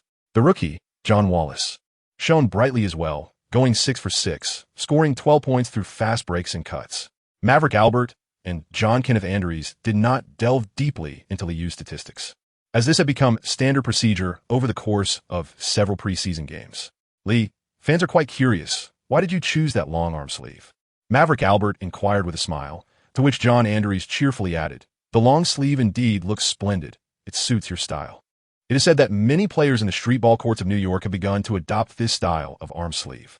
Liu raised his right arm, showcasing it to the camera, and then jested, "I chose the long arm guard for health reasons, and I believe everyone shares the same sentiment." Once again, he posed for the camera, deliberately accentuating the white arm guard, which elicited smiles from the staff. Young people often enjoy showing off. Liu has frequently graced television screens with his spectacular goals. Within less than a month, his distinctive style, short elbow guard on the left arm and long arm guard on the right, has taken the New York catching field by storm. Regardless of one's skill in the game, one must keep up with the equipment. Originally intended for medical use, these items have now morphed into mere accessories, allowing sports manufacturers to profit by branding them as unique products. Coach Albert, observing Liu's poses, cheerfully inquired, "Li, with the regular season set to commence, your first match will be an away game against the Raptors in Toronto. What are your expectations for your debut?" "This is my first time in Toronto. Statistics are not my primary concern. I simply hope to contribute to the team's victory." Liu refrained from creating pitfalls for himself, primarily due to his uncertainty regarding the amount of playing time Jeff Van Gundy would afford him. Throughout the interview process, page 23, no one placed Liu in a difficult position. It was abundantly clear that New York fans held great affection for him. Whether for amusement or the thrill of witnessing something novel, a considerable number of individuals purchased tickets solely to watch Liu play. It is not uncommon for novice players to transform into pivotal figures, much like Allen Iverson in Philadelphia, who also serves as a significant draw for ticket sales.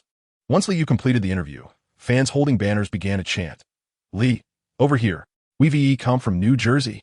Despite many being ABC's American-born Chinese, Liu graciously engaged with fans, signing autographs and posing for photographs.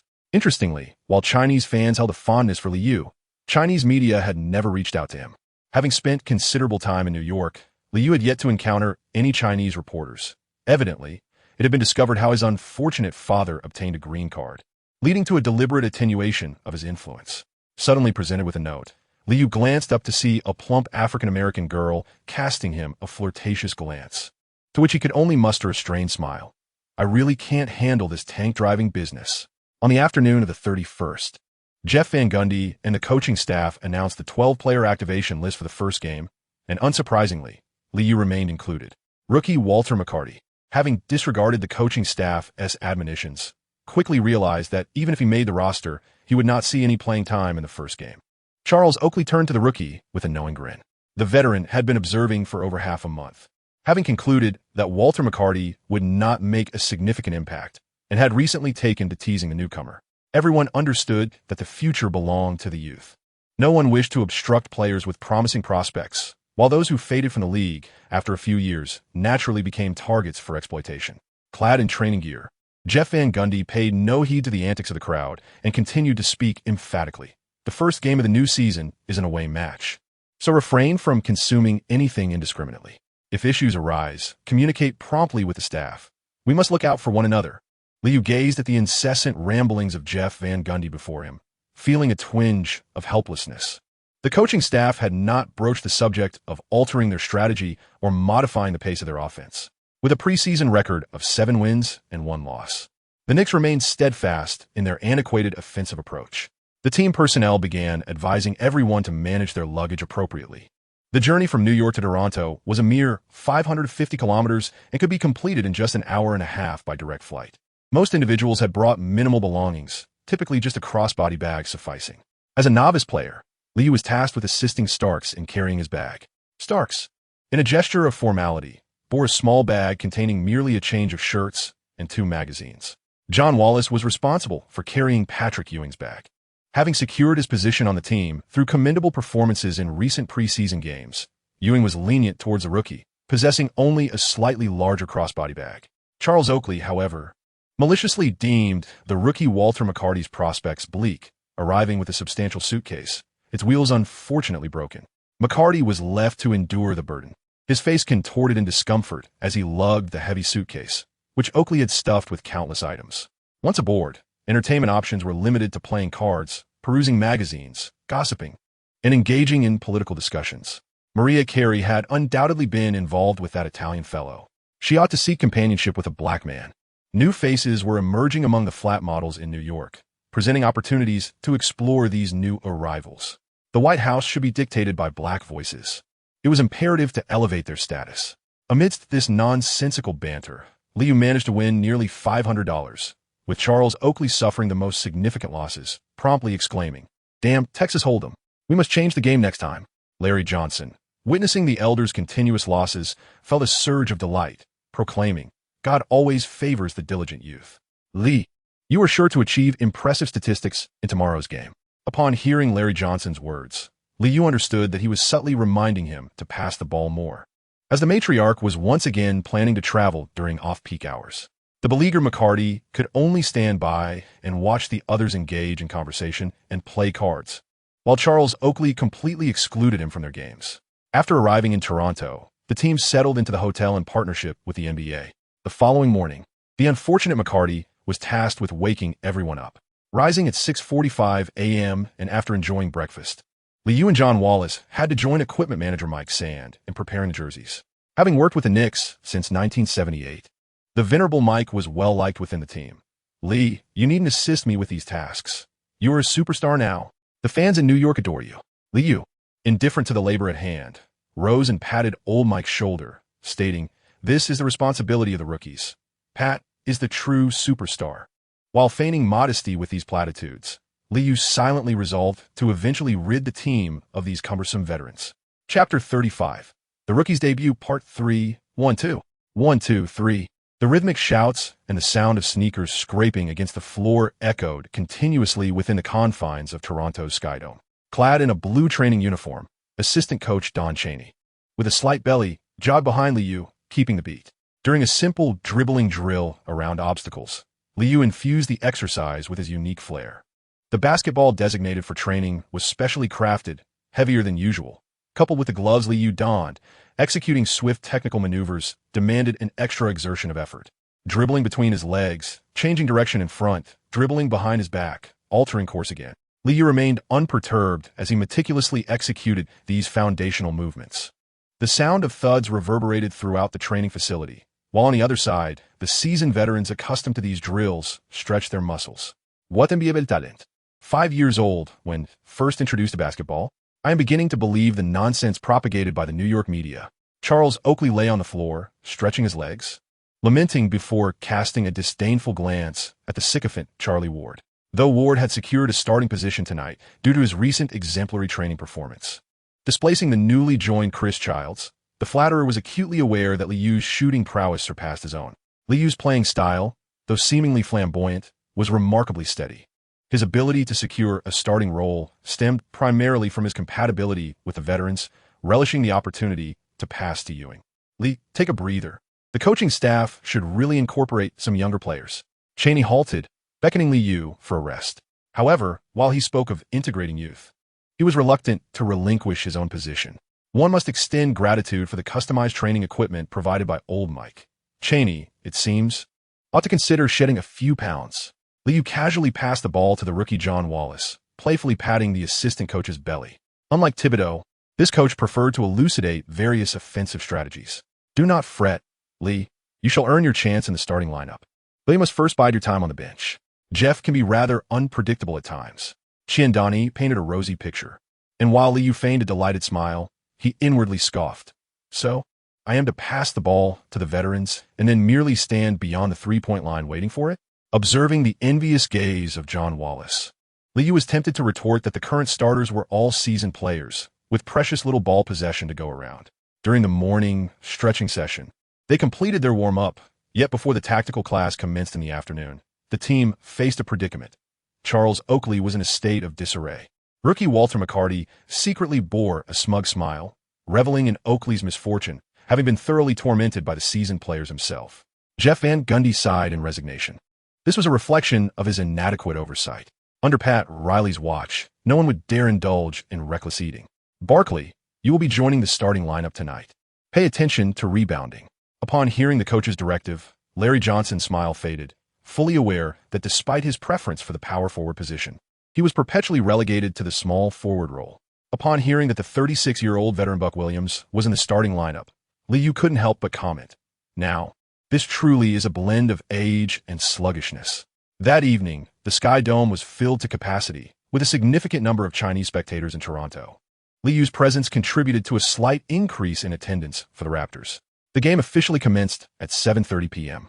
This year, the Raptors had just appointed a new head coach, Darnell Walker, who faced a daunting task ahead. Should the team's performance falter, he would bear the brunt of the blame. After a cacophony of cheers, both teams completed their entrance ceremonies. The Raptors' home commentator, John Saunders, appeared somewhat disheartened upon seeing the starting roster. "It seems we will have to wait a few minutes to witness Marcus Camby's debut." The backcourt still featured the familiar Damon Stoudemire and Doug Christie, while the forwards were Pape Sow and Walter Williams, with Zane Tabak occupying the center position. As Liu warmed up, he observed the Raptors players across the court and noted they were even shorter than he had anticipated. Stoudemire, the rookie selected 7th overall by the Raptors last season, had secured a starting position upon joining the team. Official records listed him at 5 feet 10 inches. Yet Liu felt he was barely 1.78 meters tall. The Raptors deployed a lineup of 1 big man and 4 smaller players, apart from the starting center Tabak, who stood at 2.11 meters. The forwards were just over 2 meters tall. The Knicks initiated their classic play, following a successful jump ball by Patrick Ewing. He sprinted to the front court and quickly established position in the low post on the left side. The starting sycophant Charlie Ward brought the ball past half court and, upon reaching the left wing beyond the three-point line, delivered a high lob pass. As Ewing received the ball, everyone spread out. Larry Johnson stationed himself near the right elbow of the free throw line, while the veteran Buck Williams shuffled to the right baseline. Allen Houston began to move towards the top of the arc, and as Charlie Ward passed the ball, he cut without the ball, heading toward the right corner. With the center attacking from the low post, the others spread out to create space. It was at this moment that Liu recalled the source of this intense familiarity. This was precisely the offensive strategy that the future Houston Rockets would employ. A straightforward, aggressive low-post attack ensued. Ewing, with the ball in his right hand, backed down his opponent into the paint, then smoothly pivoted towards the baseline, effortlessly completing a hook shot from just beneath the left side of the rim. Swish! The two-pointer landed securely in the net. The fans in attendance seemed unfazed, perhaps numbed by last season's numerous defeats, as Ewing's basket elicited no reaction.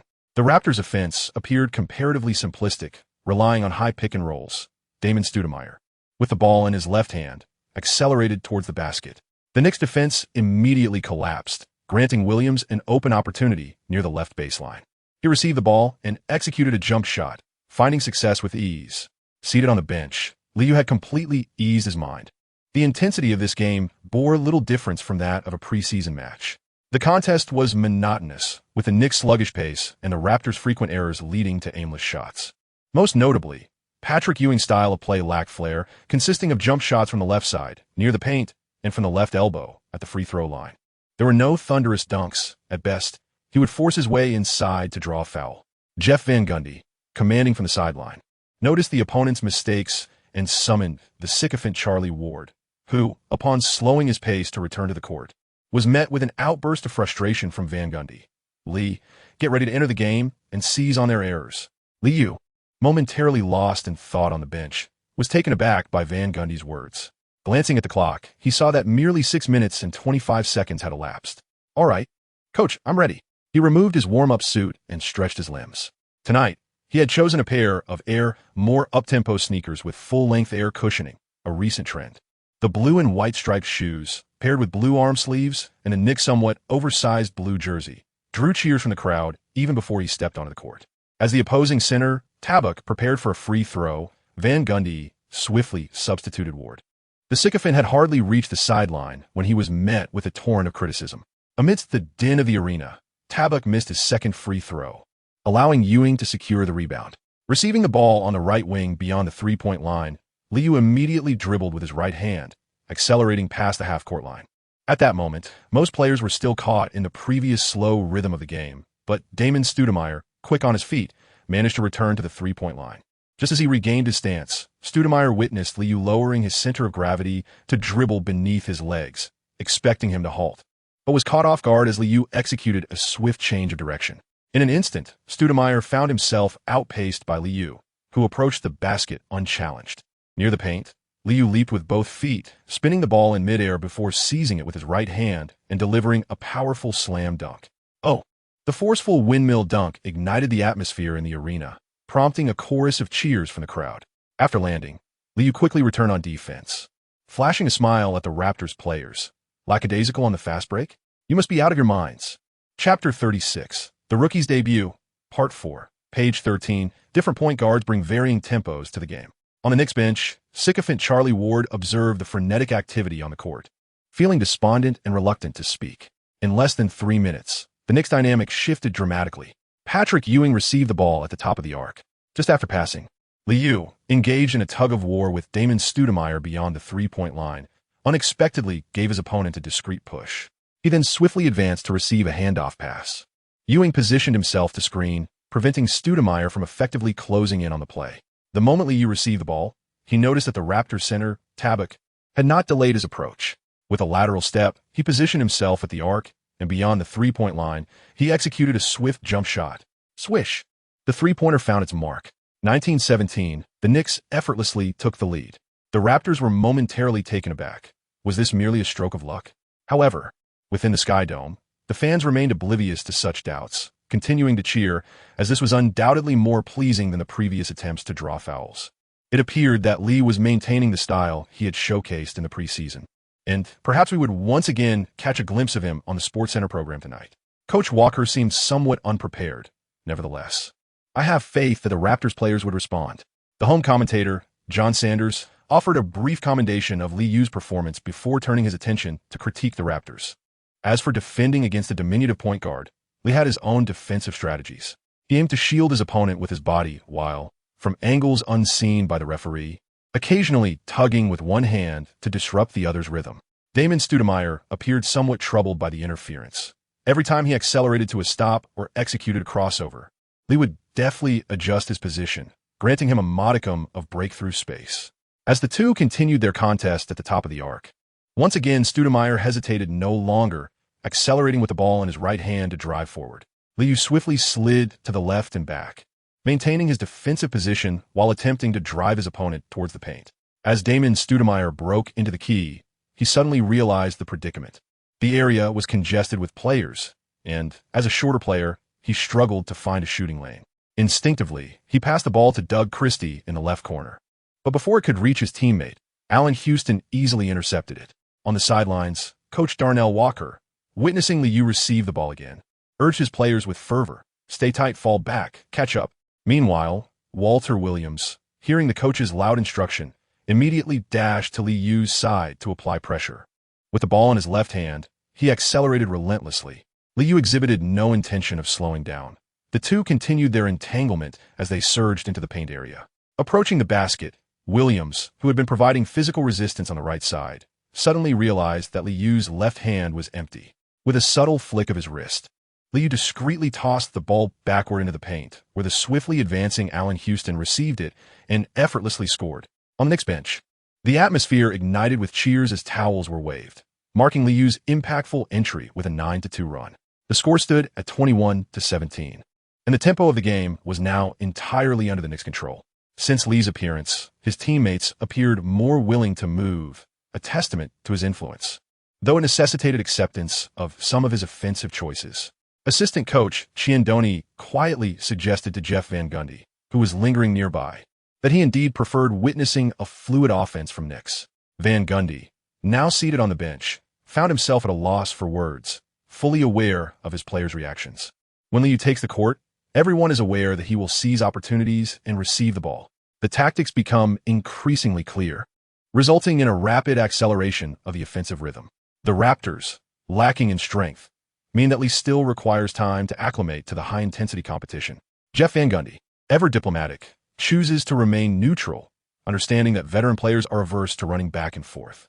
In a few possessions without touching the ball, Patrick Ewing positions himself in the low post on the left side, calling for the ball. taking advantage of the center tabak's encroaching defense from behind. Ewing suddenly pivots and darts toward the basket. Just as he envisioned, as he leaps, the ball soars to the upper left of the rim, perfectly delivered by Li Yu. Ewing secures the ball and emphatically slams it home. Boom! A spectacular alley-oop dunk. Upon landing, Ewing thumps his chest in exultation and gestures towards Li Yu on the left wing, exclaiming, "Li, that was a beautiful pass."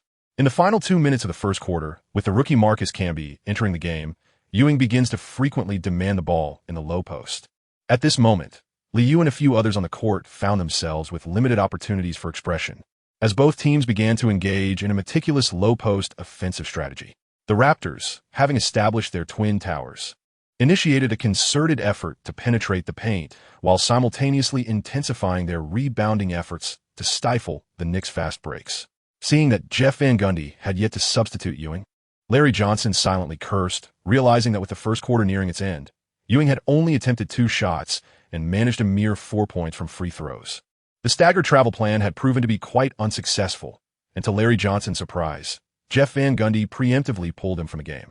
With the first quarter concluding at 28-24, the Knicks held a 4-point lead, despite shooting 2 for 2 with 5 points, 1 rebound, and 3 assists. Li Yu felt a sense of discomfort during the game. Ewing had played for 11 minutes and 32 seconds in the first quarter, and towards its conclusion, he had thoroughly dominated the rookie Marcus Camby. As the second quarter commenced, Li Yu's backcourt partner became Starks. With the rotation now including Larry Johnson, the 2 veteran players contributed to an increase in Li Yu's assists, though the opportunities for fast break baskets were being snatched away. Carlos Rogers, the Raptors' backup center, failed to convert a layup, and veteran Herb Williams promptly secured the rebound, swiftly passing the ball to Li Yu. Larry Johnson sprinted desperately toward the frontcourt, and without hesitation, Li Yu delivered a long bounce pass, slicing through the opponent's defense and assisting the big man for a thunderous dunk. The fast break was as fierce as a tiger. Li Yu found himself devoid of any further complaints. Larry Johnson had undoubtedly sprinted ahead with remarkable agility. His dunk, quite aesthetically pleasing, incited a fervent cheer from the spectators in attendance. On the sidelines, Coach Darnell Walker observed the struggling Twin Towers, and with a simple gesture, signaled for the substitute guard, Hubert Davis, to continue feeding the ball into the paint. The Raptors' offense was rather lackluster, while on the Knicks' side, Larry Johnson had completely set aside his pride, actively offering screens for Li Yu during several possessions. Li Yu executed a precise ground pass, assisting an opponent in making a shot from an open mid-range position. Following that, he skillfully maneuvered through a pick and roll, facilitating a cut by a teammate who subsequently scored an additional 2 points. The Knicks accelerated their offensive tempo, while the Raptors maintained their deliberate pace. Hubert Davis, under pressure, attempted a mid-range shot just inside the 24-second shot clock, but failed to convert. As Li Yu secured the rebound, he had yet to accelerate when Starks dashed across the court, seamlessly passing the ball to his counterpart.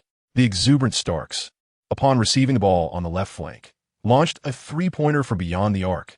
Swish! The ball found its mark, sailing through the net without touching the rim. Oblivious to Jeff Van Gundy's displeasure, Starks joyfully high-fived Li Yu in celebration.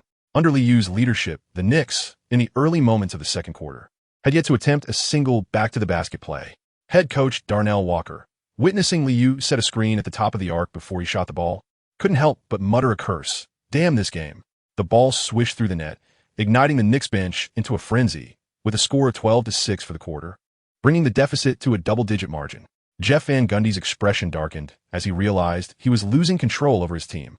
This game was unfolding entirely differently for what he had planned. The Raptors called for a timeout, and as he walked towards the bench, Li Yu wore a smile, celebrating with his teammates. Li Yu indeed deviated from the planned gameplay, yet thus far, the team maintains a lead, and he has delivered 7 assists. To effectuate change, someone must provide a nudge. Chapter 37, The Rookie's Debut, Part 5, page 13. When players fail to adhere to the game plan, most coaches assert their authority, promptly relegating disobedient players to the bench. Jeff Van Gundy harbored similar intentions. In the second quarter, Li Yu, accompanied by the rotation squad, extended the lead to double digits before being benched. With a score of 40-30 and the starting lineup restored, the Knicks resumed their previous offensive strategies. Charlie Ward re-entered the game, despite a lackluster prior performance. This diminutive guard remained a favorite of Van Gundy. Each possession aimed to pass through Patrick Ewing's hands. as the formidable center showcased his undeniable dominance against the towering opponents of the Raptors. Rookie John Wallace played for less than 5 minutes before being substituted, managing to secure only one shot opportunity. At that moment, he quietly complained to Liu, "We are clearly performing well. Can't we be given a bit more time?" Liu remained utterly unconcerned. Had the Knicks been under the guidance of a renowned coach, he would have undoubtedly adhered faithfully to the prescribed style of play, refraining from attempting those hasty three-point shots, slowing down the tempo, and focusing more on structured offensive strategies. However, it is evident that Jeff Van Gundy is not held in high regard by the Knicks management. It is quite possible that he may be dismissed after just 2 seasons. Under such circumstances, there seems little reason to accommodate this young coach. Rookies typically navigate through such trials, and by the 4th quarter of the game, we should still expect to see playing time. Pay attention to your positioning. I will ensure to pass you the ball. Liu comforted the rookie John Wallace, as both were newcomers hoping to achieve commendable statistics in their debut in the league. Within the vast expanse of the Sky Dome, the Raptors fans were disheartened to witness their team ensnared in a scoring drought, their fervent cheers fading into silence. The inexperienced rookie Marcus Camby revealed his lack of experience, repeatedly double-teaming Ewing and quickly accruing his 3rd personal foul. The Raptors boasted a wealth of defensive resources in the paint. Yet, as the towering Carlos Rogers found himself in foul trouble and was substituted, and with the starting Tabuk also picking up his 3rd foul, their interior defense crumbled completely. At this juncture, Allen Houston opted against shooting, instead frequently driving into the paint, which increasingly strained Doug Christie's defense, leading to further fouls. The audience began to grow disenchanted, disapproving of the incessant free throws, for no one relishes a shower of single points. On the sidelines, Jeff Van Gundy felt the match slipping back under his command.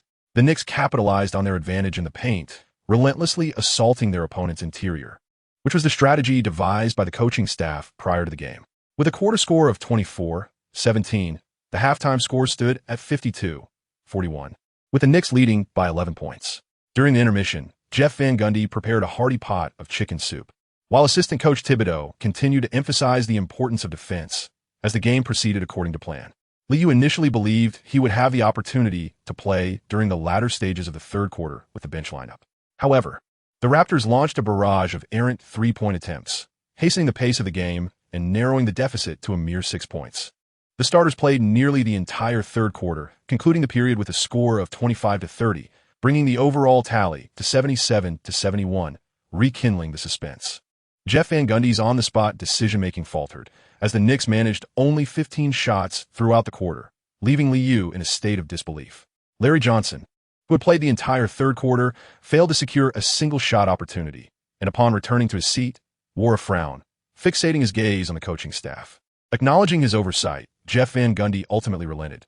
"Lee, when you step on the court, be mindful of controlling turnovers, and everyone must transition quickly on defense. Do not allow them to execute their fast breaks with ease." Observing Van Gundy's serious admonitions to the team from the sidelines, Liu adopted a solemn demeanor. After sitting out for a quarter, Liu did not hesitate upon entering the game. However, after 2 missed shots alongside his teammates, he decisively altered his approach. At the top of the arc, Herb Williams set a screen, and as he executed a behind-the-back dribble with his right hand, Liu opted for a left-side drive. Hubert Davis relentlessly pursued him, maneuvering past the screen to continue his defensive effort against Liu. The newly reintroduced rookie Marcus Camby was also actively providing help defense, swiftly sliding to the right rear. In motion, Liu suddenly hesitated slightly, feigning a dribble with his right hand while lifting his gaze towards the basket, raising his center of gravity. The unexpected prayer fake caused both Hubert Davis and Marcus Camby, who were in pursuit, to momentarily halt their defensive stances. In the next instant, Liu explosively lowered his center of gravity and accelerated past, effortlessly breaking through to the basket. A collective gasp arose from the audience as Marcus Camby pivoted and leapt to contest the shot. Utilizing the timing differential, Liu executed a one-handed scoop shot with his left hand, just clearing Camby's fingertips. The ball ricocheted off the backboard and fell into the hoop. This splendid basket prompted spontaneous cheers from numerous front-row fans. Unlike Charlie Ward and Starks, Liu always managed to execute something spectacular. Noticing Liu smile back at him as he retreated on defense, Marcus Camby felt a flicker of irritation. On the offensive end, having secured 2 points with a close-range basket, Camby became increasingly aggressive in the half-court set. After setting a screen, Liu, holding the ball in his left hand, suddenly accelerated, executing a crossover step back from the left block, followed by an immediate fake dribble. Camby instinctively leapt to block the shot, only to be drawn into a shooting foul by Liu. "Damn it," Camby muttered under his breath as he turned to see the head coach shaking his head disapprovingly. With a sense of resignation, he trudged to the sidelines, having accumulated his sixth foul and thus departing the game. After Liu successfully made both free throws, he immediately gestured a tactical signal to Larry Johnson, who had just entered the game. In the ensuing minutes, regardless of whether the Raptors scored, Liu consistently accelerated the pace of the offense. He penetrated the paint, maneuvering through the key area, and discreetly assisted the cutting Larry Johnson, who easily secured 2 points. Following an inbounds pass from the baseline, Liu briskly dribbled past half court, positioning himself beyond the three-point line while maintaining a defensive stance.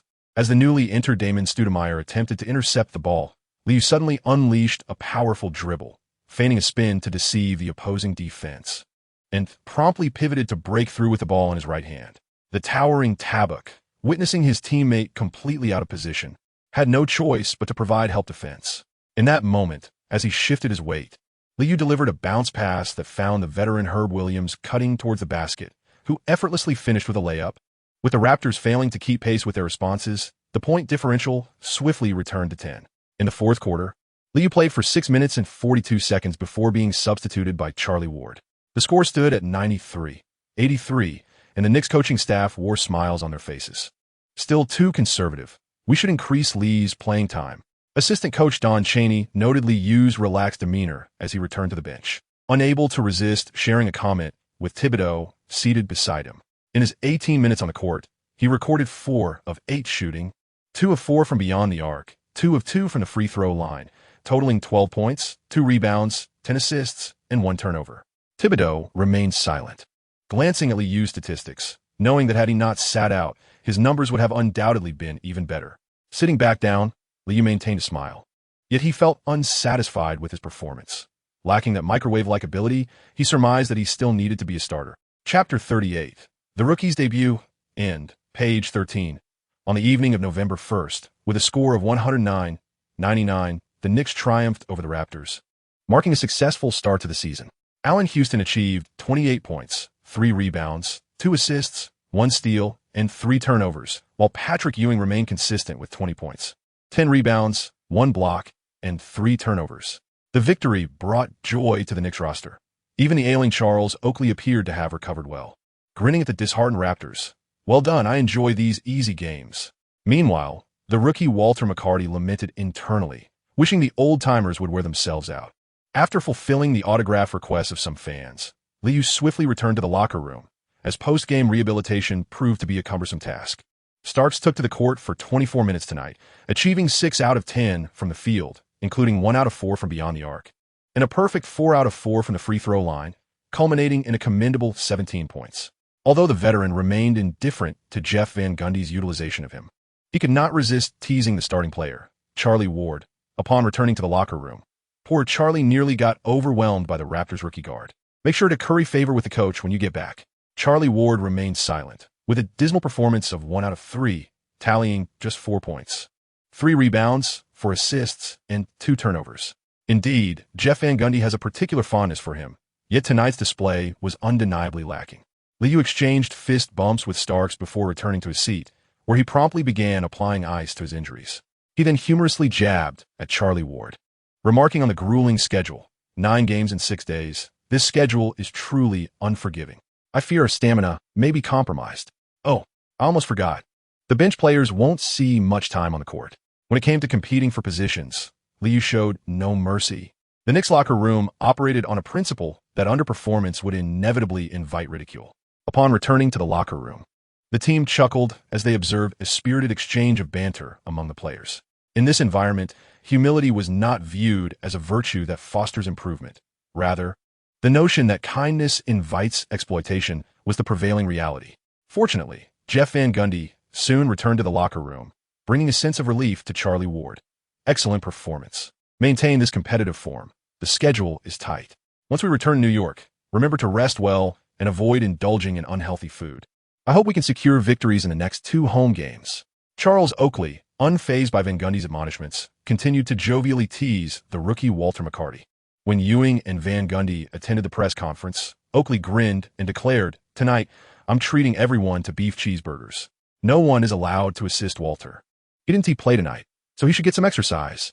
The rookie Walter McCarty could only smile in agreement, secretly cursing, "May you choke on that, old man." Page 23.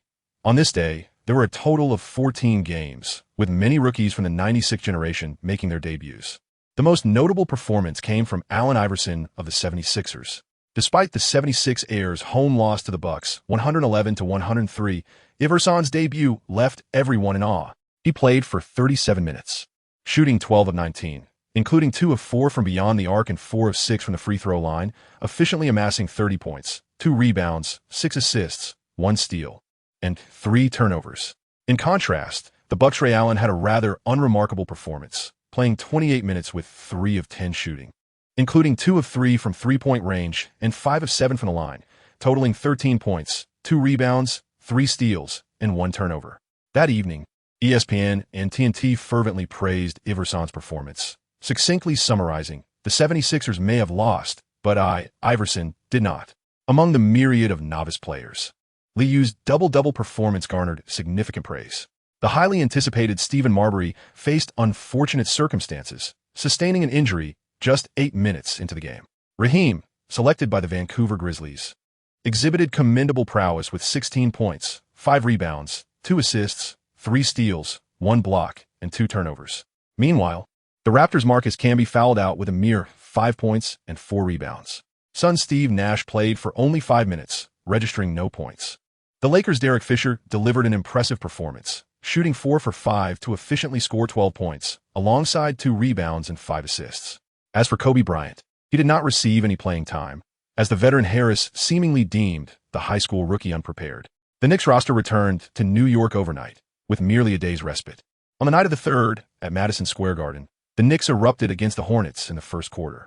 At 11:37, Ewing showcased his dominance once more against the newly joined Divac, completing a stellar 12 minutes with 4 of 7 shooting, accumulating 12 points, 2 rebounds, 3 assists, 1 steal, and 1 block. Such an all-encompassing display stirred excitement among New York's media. Charlie Ward rebounded vigorously, capitalizing on the opponent's errors to score 7 points from 3 of 5 shooting.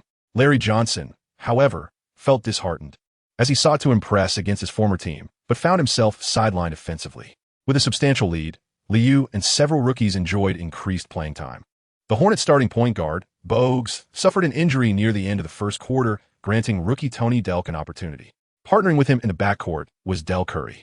Despite the Hornets' desire to mount a comeback, Liu and Starks unleashed a barrage of three-pointers in the second quarter, culminating in a 22-33 score for that period. By halftime, the score settled at 33-70, transforming Madison Square Garden into a jubilant sea of celebration. In this favorable scenario, Liu once again demonstrated his prowess in dominating the competition. His repertoire included three-pointers in transition, precise spot-up shots following plays, and ball-handling threes post-pick and roll. Coach Jeff Van Gundy managed all players' minutes to approximately 25, leading to a decisive victory for the Knicks against the Hornets, 83-115. In his 23 minutes on the court, Liu shot 6 for 11, including 4 of 7 from beyond the arc, and converted 2 of 2 free throws, amassing 18 points, 2 rebounds, and 7 assists with a single turnover. His scoring total was the highest for the Knicks. In a post-game interview, Jeff Van Gundy did not withhold his admiration, stating, "Lee is undoubtedly a prodigious talent. While you may have witnessed his scoring ability, I wish to commend his sense of teamwork. He consistently delivers assists at the opportune moment. Lee's playmaking skills are most certainly underappreciated." The resounding victory has greatly bolstered the confidence of the New York media. With the next game pitting them against the Los Angeles Lakers, the fervor was palpable even before the match commenced, with predictions swirling that Ewing would teach Shaquille a lesson and that the Lakers could not triumph at Madison Square Garden. The clash of the Titans in the center position naturally attracted a multitude of fans, a fixture of the annual schedule. On the evening of the 5th, eager New York fans who had purchased tickets could only witness Shaquille O'Neal wreaking havoc beneath the basket. Neither Charles Oakley nor Patrick Ewing could contain the explosive energy of the Shark in the low post. The match was entirely a duel of interior players. Aside from O'Neal's dominance in the paint, the Lakers effectively exploited their overwhelming advantages, with perimeter players frequently attacking the rim. Cedric and Van Exel's drives consistently drew fouls. Despite the Knicks' persistent efforts to stay close on the scoreboard, in this epic showdown of super centers, O'Neal ultimately emerged victorious. The final score stood at 98-92, as the Lakers, who slowed their pace after the opening, maintained control over the Knicks, securing their third consecutive win. Patrick Ewing faced considerable struggles, finding it exceedingly difficult to penetrate the paint, resorting instead to a series of tough jump shots from the baseline. Over 41 minutes on the court, he shot 8 for 22, accumulating 21 points, 6 rebounds, 3 steals, and 3 turnovers, with his shooting percentage falling below 40%. In contrast, a buoyant O'Neal, after 41 minutes of play, achieved 26 points on 12 of 23 shooting, along with 13 rebounds, 2 steals, and 5 blocks, showcasing his dominance at Madison Square Garden. Liu was granted a mere 11 minutes on the court, immediately tasked with distributing the ball to the interior, while Kobe Bryant of the Lakers only played for 3 minutes at the start of the second quarter, scoring a solitary point from 2 free throws. With a shooting record of 2 out of 5 and 1 out of 3 from beyond the arc, he concluded the game with 5 points, 1 rebound, and 3 assists. Upon returning to the locker room, Liu gazed at his meager statistics in silence, reflecting on how at 18, he felt reduced to a mere pawn. Chapter 39. You Had Better Come My Aid? Page 13. On November 7th, 1996, following a day of rest, the Knicks faced a back-to-back road game. Patrick Ewing, perhaps showing signs of age, failed to regain peak condition after contending with Shaquille O'Neal just 2 days prior. That evening at the San Jose Arena, Liu received his first starting opportunity of the season. It became evident that sharing the court with Ewing made it relatively effortless for a guard to accumulate assists. The Gorilla, in less than optimal form, refrained from frequent low-post attacks against the interior duo of Joe Smith and Todd Fuller, instead relying on his vast experience to position himself effectively for simple jump shots. Near the paint, Ewing exhibited an impressive shooting percentage. As a starter, Liu found he needed to do little more than seize the moment to deliver passes, thereby collecting assists. Ultimately, Ewing rebounded from his previous lackluster performance, shooting 14 out of 20 for a remarkable 33 points, along with 9 rebounds, 2 assists, 1 steal, and 4 turnovers, demonstrating a staggering 70% shooting accuracy against the Warriors' interior defense. Meanwhile, Liu, having played for 35 minutes, also produced commendable statistics: 5 out of 8 from the field, 2 out of 5 from three-point range, and a perfect 4 out of 4 from the free throw line, totaling 16 points, 3 rebounds, and 14 assists, alongside 1 steal and 2 turnovers. The Knicks triumphed over their opponents with a score of 109-100, leaving the Warriors to grapple with their third consecutive defeat. Jeff Van Gundy recognized that Liu could play in a manner akin to a traditional point guard, bringing the ball across half-court, identifying opportunities to pass, attracting defensive attention inside, and executing successful outside shots. Ewing's elevated shooting percentage was largely attributed to his ability to feast on easy baskets once the isolation environment improved. Educating the inexperienced defenders became a straightforward task.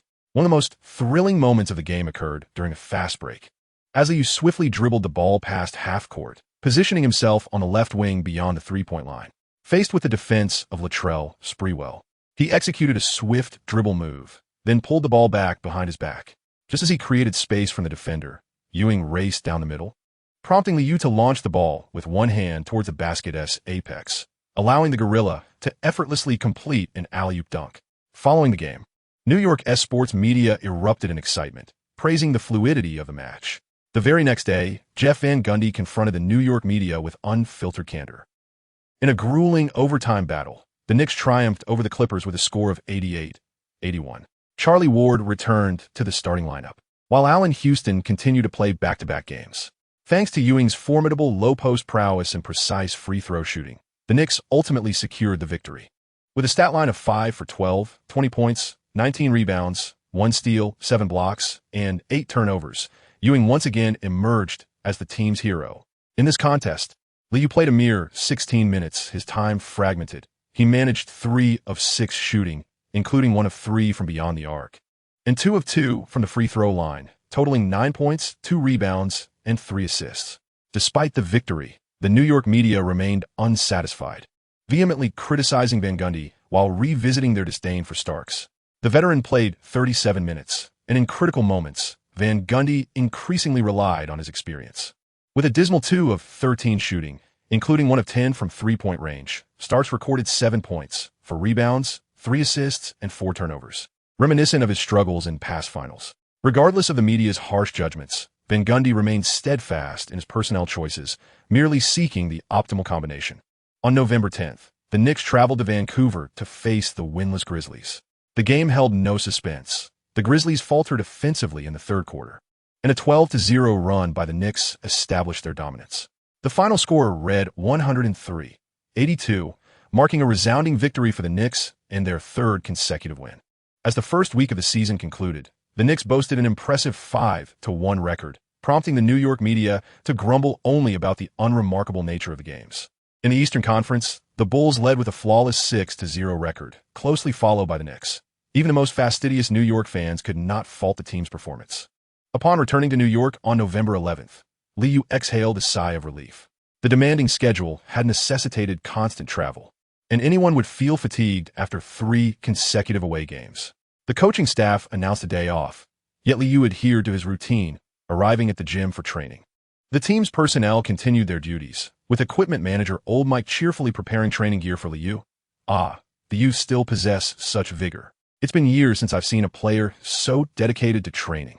Lee, you are destined to become a great star. Had you been with the team last year, Old Nelson likely would not have been dismissed, for he would have surely appreciated a talent like yours.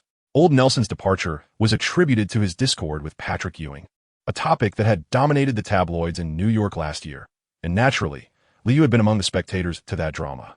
Van Gundy is a good man. He genuinely cares for his players, and I can empathize with the coach's predicament. Liu would never express his grievances regarding playing time in front of the team staff. Instead, he continues to cheerfully handle the basketball. Old Mike remains indifferent, relishing his conversations with the youth, and continues to gossip with Liu. In truth, Old Nelson possesses a keen eye for talent. Last year, Mason was given ample opportunities, and even in the playoffs, the young players performed commendably. He shouldn't have proposed trading Pat, although perhaps Old Nelson was right. O'Neal is indeed younger and a remarkable big man.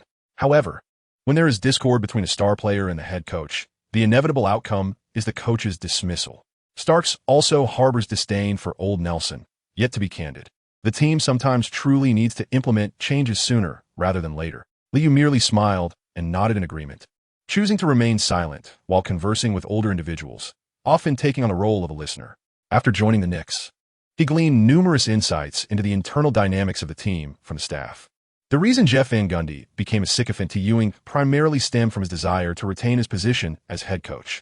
Even the seasoned Don Nelson could not sway Ewing, and Van Gundy, who had merely been Pat Riley's subordinate, was certainly not in a position to oppose the team's star player.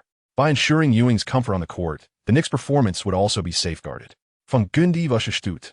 As long as he maintained the team's baseline performance, he could continue as head coach. As for the championship, that was left to divine providence. In Liu's eyes, Ewing's style of play entailed a demand for everyone to support him. While there was nothing inherently wrong with this approach, the gorilla was no Olajuwon, often unable to shoulder the offensive burden. Upon entering the arena, Allen Houston noticed that Liu had already completed his shooting routine. Allen Iverson, having arrived in New York, indulged in extravagant spending, often leading one to wonder if he resembled a young person at all. Dressed in training attire, Allen Houston playfully mocked Liu's mundane lifestyle. Liu, however, felt helpless. He simply did not enjoy nightclubs with an excessive presence of African-American culture, and the thought of that lifestyle overwhelmed him. Young people must be a bit harder on themselves, as I aspire to secure a substantial contract 3 years from now. After exchanging a few jests, they commenced their monotonous foundational training. Allen Houston still found it challenging to adapt to the team system, having recently recorded a shooting percentage just above 30%, while Liu's playing time was fragmented, resulting in an unremarkable performance. Neither of them complained. They silently awaited their opportunities, knowing that the regular season was long, and time was on the side of the youth. Chapter 40, An Engaging National Broadcast, Part 1, page 13. On November 11th, 1996, the NBA announced the first player of the week for the season. The Rockets dominated the previous week's games with a record of 4-0, led by their veteran trio. Hakeem Olajuwon was named the player of the week, boasting an impressive average of 36 minutes on the court with 32. 8 points, 3 rebounds, 2. 3 assists, 1. 8 steals, 1, 8 blocks, and 2, 8 turnovers per game. He attempted an average of 23, 5 shots, achieving a shooting percentage of 47.9, along with 13, 3 free throw attempts at a 77 for success rate. Upon the announcement of the Player of the Week, Liu noted these statistics reflective of the era. Unlike the future, which would see a dominance of perimeter players, the current landscape was still characterized by the era of the 4 great centers. Following his alliance with Barkley, Olajuwon did not diminish his shot attempts, exemplifying the stature of a true superstar center. On the evening of the 12th, Olajuwon received an award at the home court in Houston, while Patrick Ewing in New York was not in the best spirits, remaining silent in the locker room before the game. This match garnered significant attention, with the Knicks having a total of 25 nationally televised games this season, tied for first place with the Chicago Bulls for the highest number of broadcasts. Ewing's displeasure was also tied to the opponent they faced tonight. Prior to this game, the 76ers had a record of 2 wins and 3 losses, and in their last match against the Suns, Iverson played for 26 minutes, scoring 6 points with 3 rebounds, 8 assists, 3 steals, and 9 turnovers. Such a lackluster performance did not draw criticism. Rather, Iverson was praised for his versatility. Even with poor shooting, he could still lead his team to victory. New York media followed suit, which left Ewing feeling uncomfortable, sensing that he was subjected to double standards. The 76ers also employed a rookie head coach this season, and if the results were unsatisfactory, Johnny Davis would likely bear the brunt of the blame. For fans in New York, the anticipation was more about seeing Liu take the court. Despite limited playing time previously, Liu consistently made appearances on ESPN SportsCenter. The daily top plays became Liu's best avenue for promotion. In this era, being on television is a rarity, and even if some game statistics were underwhelming, fans remained eager for Liu to continue his impressive performances. However, that evening, Jeff Van Gundy once again disappointed the New York fans as Charlie Ward continued to start. Allen Houston twisted his ankle shortly after the game commenced, prompting Starks to enter the fray immediately. This substitution infuriated the New York crowd, leading to a chorus of boos. Ewing was aggressive throughout the night, frequently demanding the ball in the low post against the 76ers interior duo of Derek Coleman and Scott Williams. Both Starks and Charlie Ward dutifully delivered passes, only to watch Ewing miss his shots. Fortunately, Charles Oakley's fierce rebounding efforts delayed the 76ers' transition offense, preventing them from widening the gap in the scoreline. As Liu observed from the bench, Larry Johnson caught the ball beyond the three-point line and promptly executed a jump shot, nearly eliciting a chuckle from him. The veteran was compelled to transform into a genuine small forward, as the game style shifted dramatically, leaning more towards outside shooting. After retaping his ankles, Allen Houston returned to the bench and, witnessing the veteran's successful long two-pointer, couldn't help but murmur softly, "Larry is on point tonight. He ought to have been playing like this all along. Like Oakley, he should take more mid-range shots. There's no need to persist with low-post attacks." It appeared that Larry Johnson was hampered by a back injury, resulting in a lackluster efficiency around the rim. In previous games, when Ewing orchestrated from the low post, the veteran was left to make off-ball cuts, altering his approach out of sheer necessity. Larry indeed made the right choice. If he could be a bit more decisive, his attempts would exceed a mere 10 per game. Hearing Liu jest about the veteran's treatment within the team, Allen Houston quickly grabbed a towel to cover his face. Chuckling softly, for Larry Johnson was undoubtedly the most beleaguered starter on the roster, as the first quarter reached 10 minutes and 42 seconds. Following Ewing's unsuccessful jump shot from the right near the baseline, the 76ers finally initiated a fast break. Scott Williams secured the defensive rebound and immediately flung the ball to Iverson. The latter, upon receiving the pass, charged forward with fervor, compelling the Knicks to scramble back defensively. Iverson's speed was blistering. Capitalizing on the defense's inability to set, he barreled towards the basket. In the paint, after taking 3 long strides, he disregarded Charlie Ward leaping beside him and executed a one-handed layup with a tilted body. The whistle blew, and the ball swished through the net. On the sidelines, Jeff Van Gundy noted that Charlie Ward had accrued 2 fouls, and as Iverson readied for his free throw, he signaled for Liu to enter the game. With Iverson converting the additional free throw, the score stood at 26-22, with the Knicks trailing by 4 points. Both teams began to rotate personnel. Iverson was substituted for Doug Overton, while Liu took the place of Charlie Ward. Starting from the backcourt, facing Doug Overton's defense, Liu executed a series of quick crossovers and swift pivots to effortlessly advance past half-court. Charles Oakley promptly positioned himself at the arc to set screen. According to the tactical plan, Liu was expected to shift towards the right wing and then deliver the ball to Ewing, who was posting up. Doug Overton assumed Liu would pass to the interior, especially since Ewing had already begun to establish position, causing the defense to relax slightly. At the top of the arc, holding the ball in his left hand, Liu did not wait for Charles Oakley to settle. Instead, he suddenly unleashed two rapid behind-the-back dribbles. Liu first swayed to the right in rhythm with the dribbling. And in the moment he scooped the ball with his left hand, he suddenly lowered his center of gravity and swiftly sidestepped to the left, accelerating. The abrupt movement caused Doug Overton to instantly lose his defensive position. As Coleman attempted to switch his defense, Liu, having evaded his marker, immediately gathered the ball and, from the top of the arc, released a quick jump shot. Swish! The three-pointer sailed through the net effortlessly. Ewing, who was still positioned in the paint, turned his head just in time to see the basketball swish through the hoop, and the thunderous cheers erupted in his ears, causing his expression to darken immediately. Liu remained unfazed by the gaze of the gorilla. Instead, he raised his left arm, signaling with 3 fingers for the crowd's excitement to swell. In the next play, the 76ers executed a straightforward pick and roll as the on-fire Coleman effortlessly sank a long two-pointer from the right elbow. While the 76ers were still leisurely retreating on defense, Liu received the ball from the baseline and accelerated, pursuing the opposing player across half-court. At that moment, Charles Oakley and Ewing had yet to cross the midline. On the right wing beyond the three-point line, Liu, holding the ball in his right hand, momentarily decelerated before suddenly lowering his center of gravity, executing a rapid crossover dribble. With 2 decisive thumps, Doug Overton stood frozen, watching Liu surge toward the basket. As he approached the paint, noticing Scott Williams had already returned to defend, Liu maintained his speed. After 3 powerful strides, the two engaged in mid-air confrontation. Liu disregarded the defensive block, grasping the ball in his right hand, twisting his body and releasing a casual toss. Swish! The whistle blew, signaling the basket, and upon landing, Liu paid no heed to the aging players just crossing half-court. Expressionless, he pounded his chest in front of the camera beneath the hoop. Madison Square Garden erupted in immense cheers, while Jeff Van Gundy, glancing at the clock, turned and settled back onto the bench, fully embracing his role as a caretaker. Chapter 41. An Entertaining Nationwide Broadcast, Part 2, page 13. In the NBA, most coaches find it challenging to alter a player's style of play. Having honed their skills over more than a decade, their technical style is often well established. Those who reach the NBA are typically the Michael Jordans of their age group. Unless they truly struggle, most players prefer to remain true to themselves.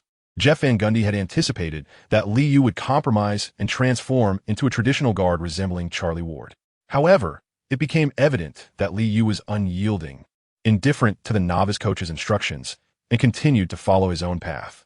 During the nationally televised game against the 76ers, as the first quarter drew to a close, Liu took consecutive shots, and by the second quarter's rotation phase, Jeff Van Gundy offered a brief reminder before refraining from further commentary.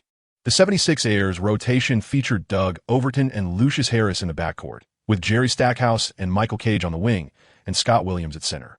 In this lineup, Mark Davis emerged as the primary offensive focal point, though the rotation was destined to be short-lived, as Johnny Davis would soon reclaim a position in the starting lineup. At this point, Jeff Van Gundy had already entered a state of disengagement. Liu partnered with Allen Houston in the backcourt, while the front line featured John Wallace and Buck Williams, with Herb Williams as the center. With the inclusion of these 2 veterans, the Knicks' offensive strategy was entirely shifted to the backcourt. In the closing moments of the first quarter, Liu scored 6 consecutive points, bringing the score to a tie at 28-28. As the second quarter commenced, the 76ers launched the first offensive play. Mark Davis attempted a driving layup from the right side beyond the three-point line, but it failed to find the net. The crowd erupted in cheers, followed by a unified chant. "Let's go Knicks! Let's go Knicks! Let's go Knicks!" Upon receiving a pass from veteran Herbert, Liu did not decelerate. Instead, he swiftly advanced past the halfway line. Allen Houston, perceiving Liu's tactical gesture, promptly made a diagonal cut from the right wing beyond the three-point line, and upon finding no opportunity, dashed towards the left corner.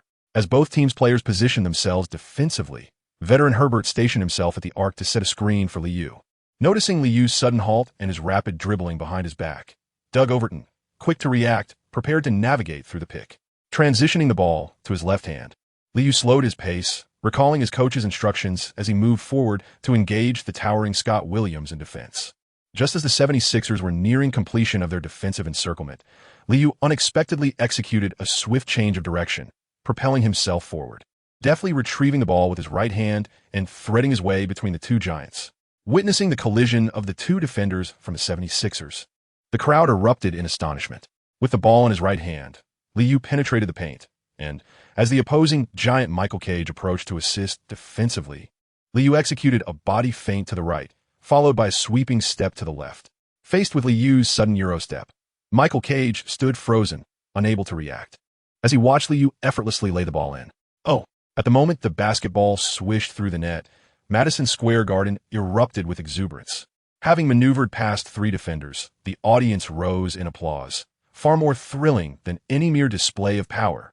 With a smile, Liu swiftly retreated on defense, while celebrating with veteran Herb with a high five. To execute such an offensive play, ample space must exist within the paint. On the 76ers bench, Iverson, observing the spotlight on Liu, tossed aside his towel and hurried to the sidelines, not awaiting the head coach's approval, as he was already poised to enter the game at the next dead ball. Within the rotation, the Knicks' interior defense had significantly deteriorated. Scott Williams attempted a strong drive but failed to score, only to secure a second chance and convert the basket. Jeff Van Gundy intended to rise and shout a few words of encouragement, yet before he reached the sidelines, Liu had already approached mid-court following a quick baseline inbounds pass. Rookie John Wallace sprinted along the left sideline toward the front court, while Allen Houston similarly quickened his pace. The former, nearing the three-point line, executed rapid dribbles before making a decisive cut, while the latter halted on the right wing beyond the arc, awaiting a pass. As Liu advanced the ball in his right hand towards the arc's apex, he began to decelerate, feigning a pass while casting a glance at Allen Houston. The attention of the 76ers players was fixated on the two on the perimeter, yet Liu suddenly unleashed a powerful bounce pass, threading it through the defense without a glance. John Wallace, upon receiving the pass, did not dribble, but surged forward to execute a one-handed dunk. The rookie, exhilarated after the dunk, let out a triumphant shout. The score was now 30-32, as the Knicks swiftly garnered points, reclaiming the lead. I revel in witnessing such matches, seizing opportunities for fast-break offense and effortlessly scoring. Coach Van Gundy should sometimes entrust the game to the players, which bodes well for the Knicks. In the commentary booth, analyst John Andares subtly pointed out Van Gundy's questionable player management in previous games. Commentator Marv Albert, however, preferred not to dwell on the subject. Cheerfully shifting the focus, the 76ers defense lacked cohesion, and Lee seized the opportunity, executing a no-look pass that deceived everyone.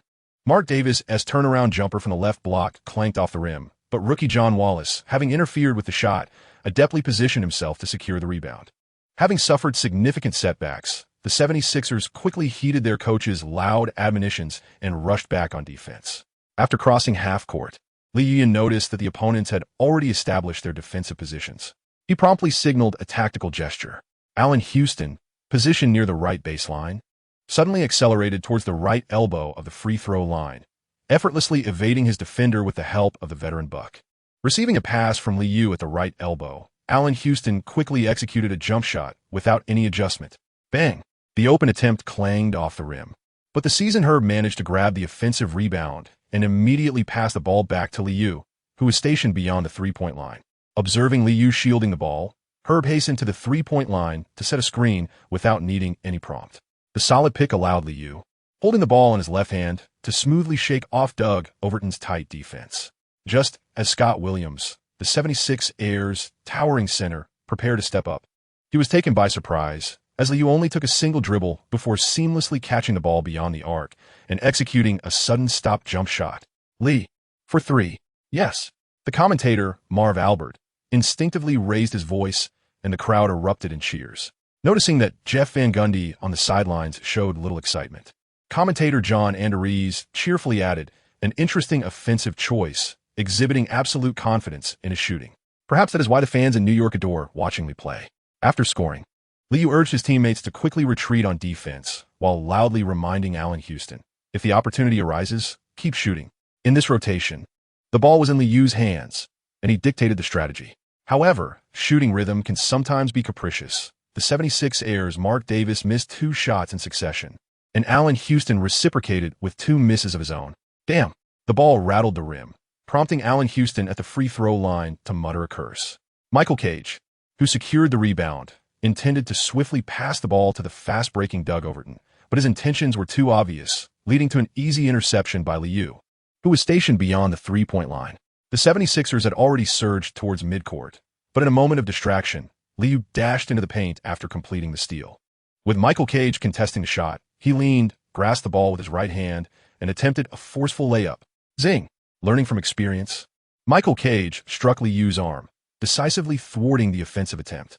Boo! Madison Square Garden erupted in a chorus of boos as Liu approached the free throw line, with Allen Iverson substituting for Doug Overton. Don't expect an easy score. I will lock you down completely, as Allen Iverson, newly entered onto the court, exuberantly shouted with vigor.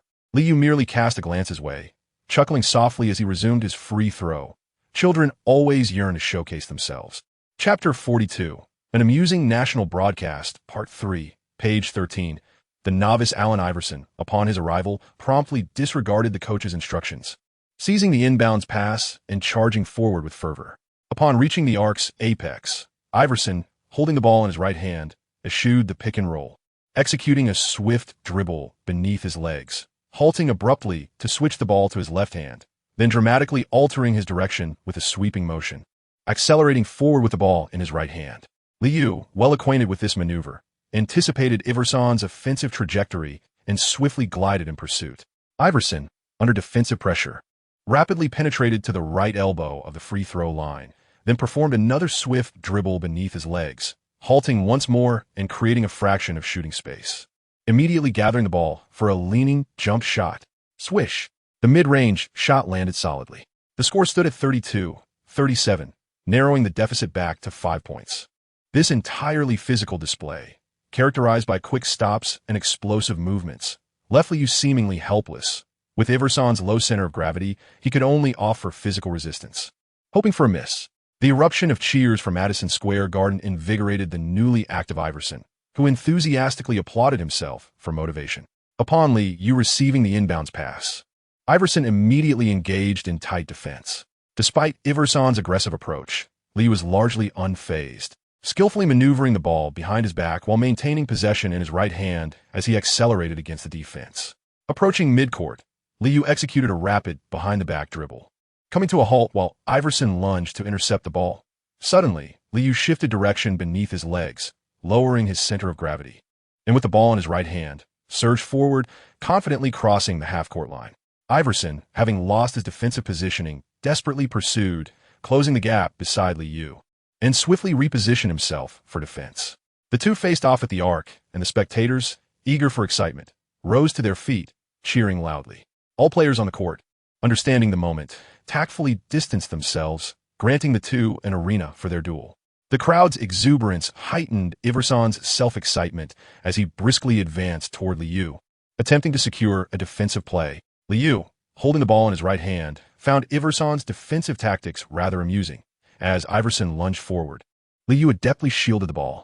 While maintaining his protective stance, Liu suddenly unleashed a powerful dribble, feigning a turn by shifting his shoulder backward, then dramatically lowering his center of gravity, pushing the ball forward with his right hand, twisting his body, and accelerating fiercely to break through. Caught off guard by the deceptive move, Iverson momentarily paused before instinctively sliding leftward in response. Liu realized he could not evade Iverson's relentless defense as he broke through to the right elbow of the free throw line, executing a swift behind-the-back dribble.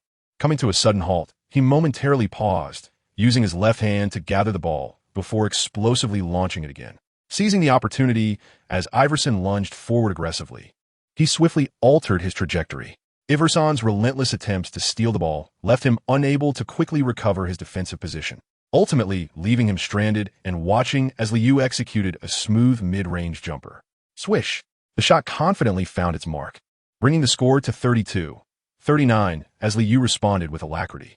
The audience erupted in astonishment, followed by a thunderous cheer, especially as they witnessed Liu shake his head at Iverson, the noise escalating further. As Iverson received the ball near the baseline, Liu seized the moment to pressure him, then quickly created space, taunting his opponent. "Are you destined to lose again tonight? How many times has it been?" The sight of Liu's smiling face ignited Iverson's frustration, prompting him to charge forward with the ball, swiftly changing direction as he crossed half-court. Unlike Liu's reliance on feints and rhythm to penetrate, Iverson reached the arc and abruptly halted, executing a quick between-the-legs dribble before accelerating again with the ball in his right hand. Without any extravagant movements, Iverson relied solely on his speed, gaining a significant positional advantage as Liu lost his defensive stance, cursing inwardly.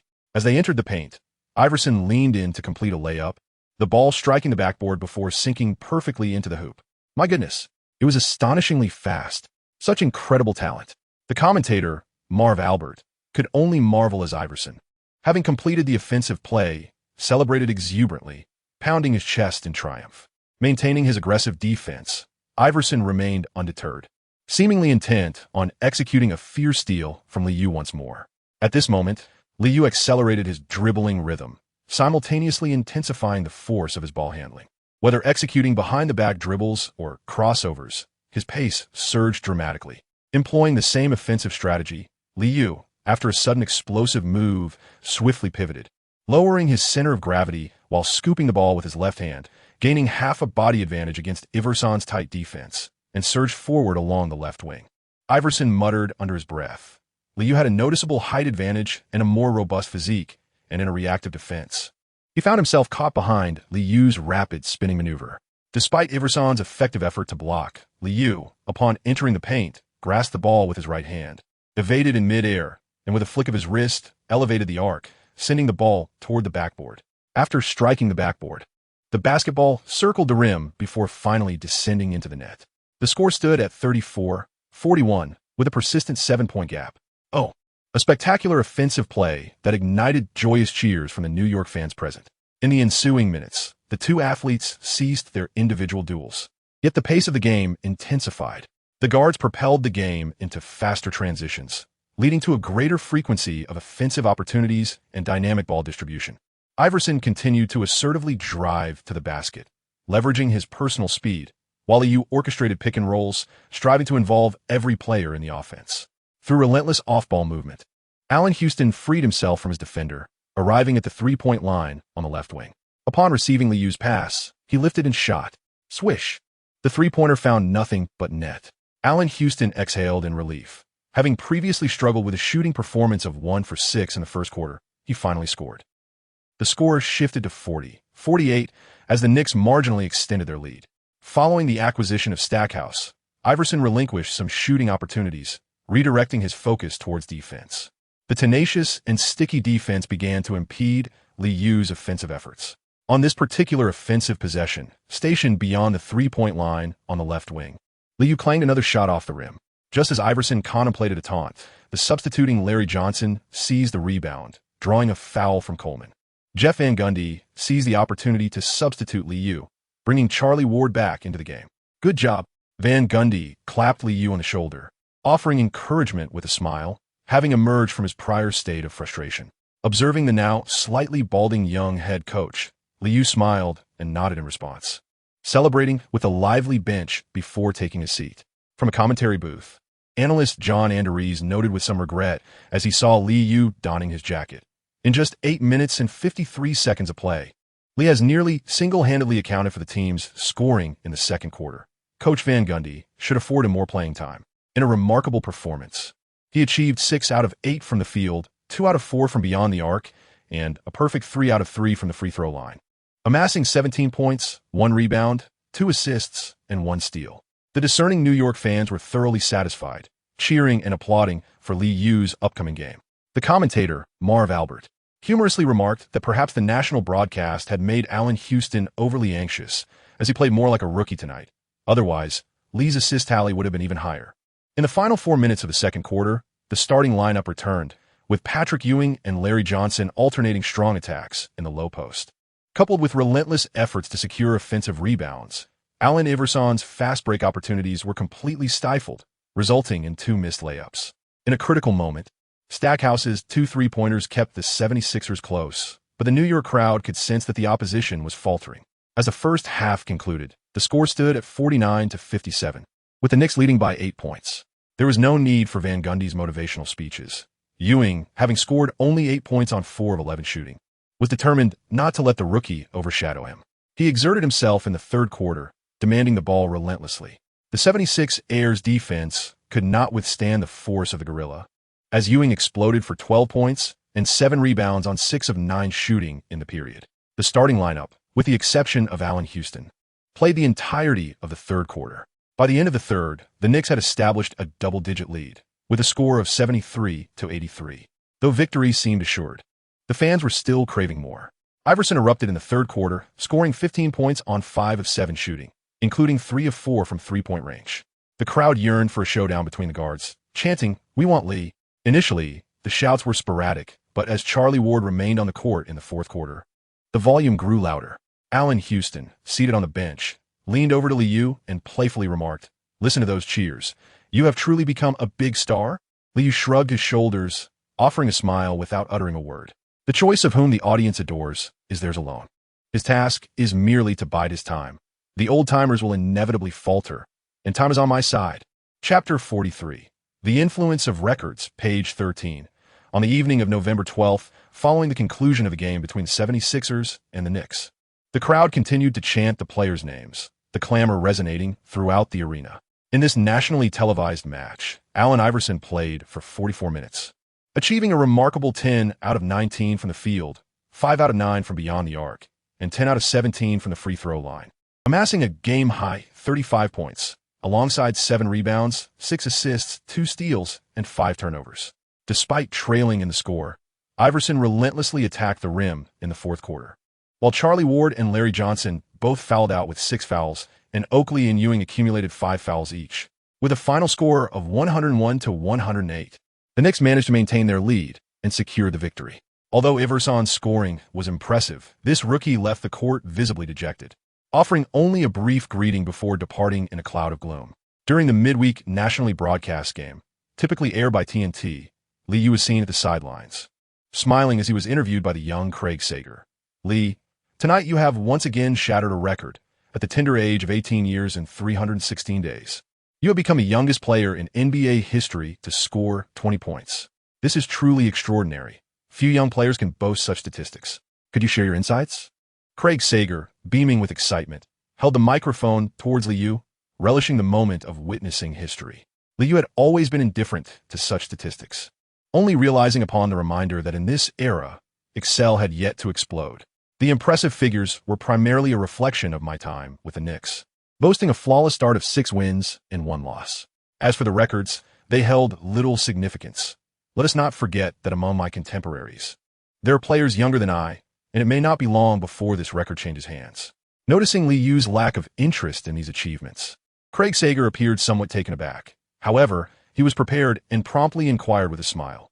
"While scoring records may be broken before that happens, you remain the youngest player in NBA history to achieve 10 points and 10 assists. At just 18 years and 311 days, Lee, I believe this record will be difficult to surpass. Attaining double digits in both points and assists is no simple feat." Liu blinked, and upon returning to New York, he indeed had not paid attention to the news on television or in newspapers. Hearing that Craig Sager was still going on about records, he hastily interjected, "These records are insignificant.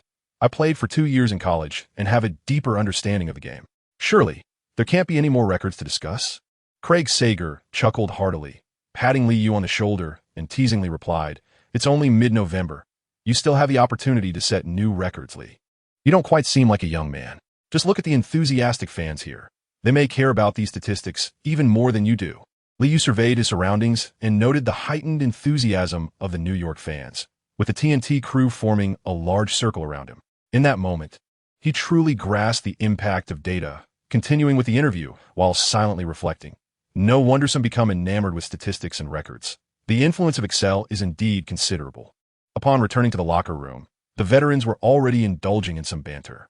Charles Oakley flashed a grin and teasingly remarked, "Our superstar is back.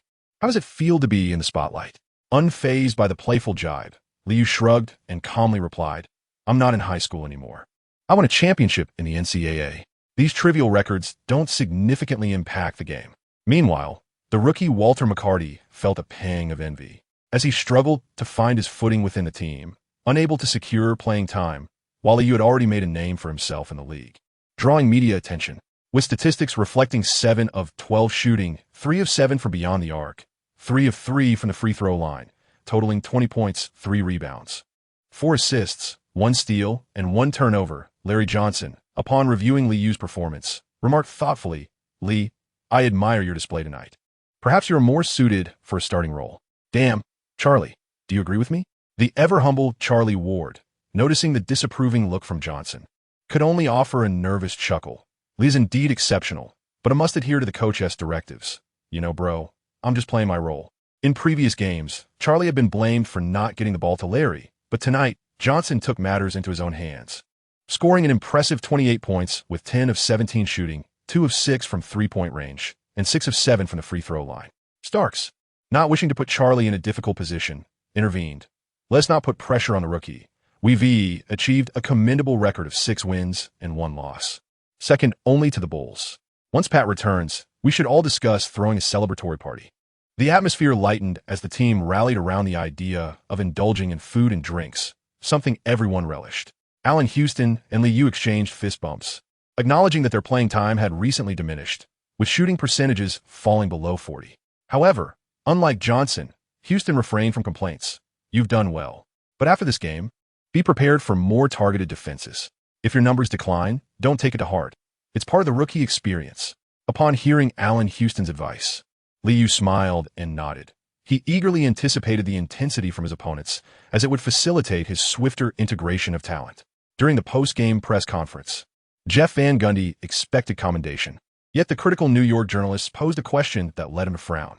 "Could you elaborate on why Lee did not receive playing time in the third quarter?" "We all noted that such rotations influenced his performance."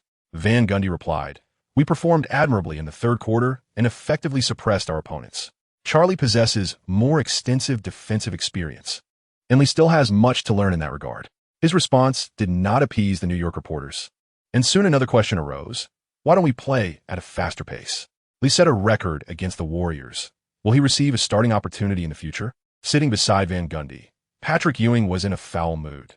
Despite scoring 26 points and grabbing 15 rebounds on 12 of 23 shooting, his impressive performance went unnoticed. Van Gundy's expressionless, formulaic responses only deepened his irritation.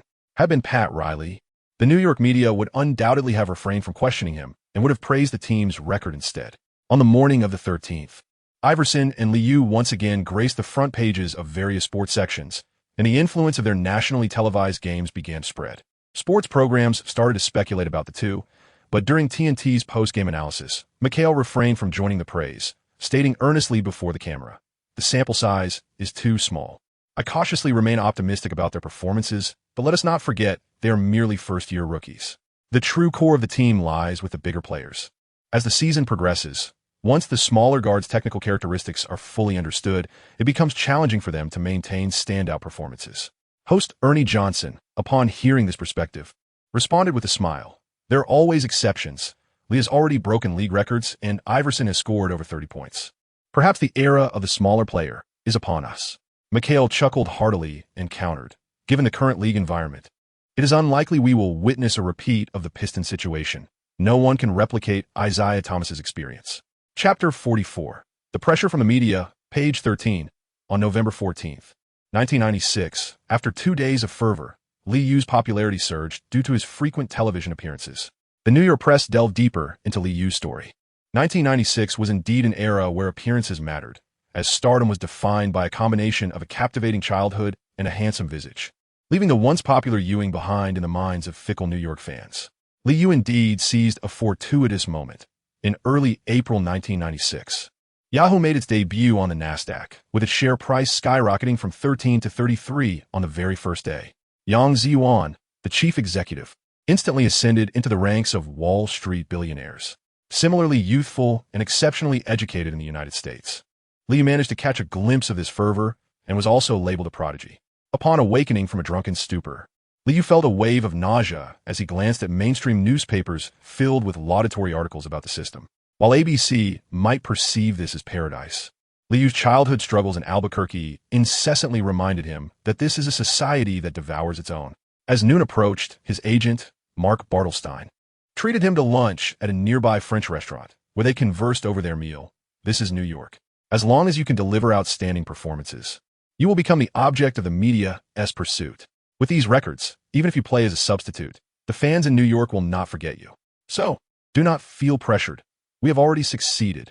Mark Bartelstein harbored concerns that Liu might be ensnared by the media, potentially faltering under pressure, which is why he specifically flew to New York to provide him with psychological support. Liu Yuzheng sat before an exquisite French beef spinach dish, having indulged in libations at last night's gathering, leaving him famished throughout the morning. It took several bites to finally satiate his hunger. He remained indifferent to the media's portrayals, finding their articles rather mundane. Especially since the regular season had only just commenced, such records and statistics hardly elucidated significant matters. Observing that Liu seemed genuinely unaffected, Mark Bartelstein breathed a sigh of relief. The Bucks had also displayed remarkable prowess since the season's inception, boasting a commendable record of 5 wins and 1 loss. Yet they garnered considerably less attention.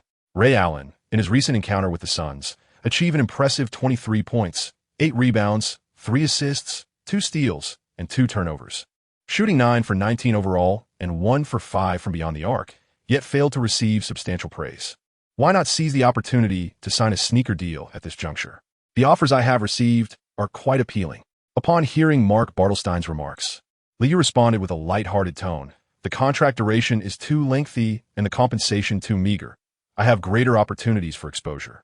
I am fully aware of my capabilities, and within a year, these sneaker companies will undoubtedly revise their offers.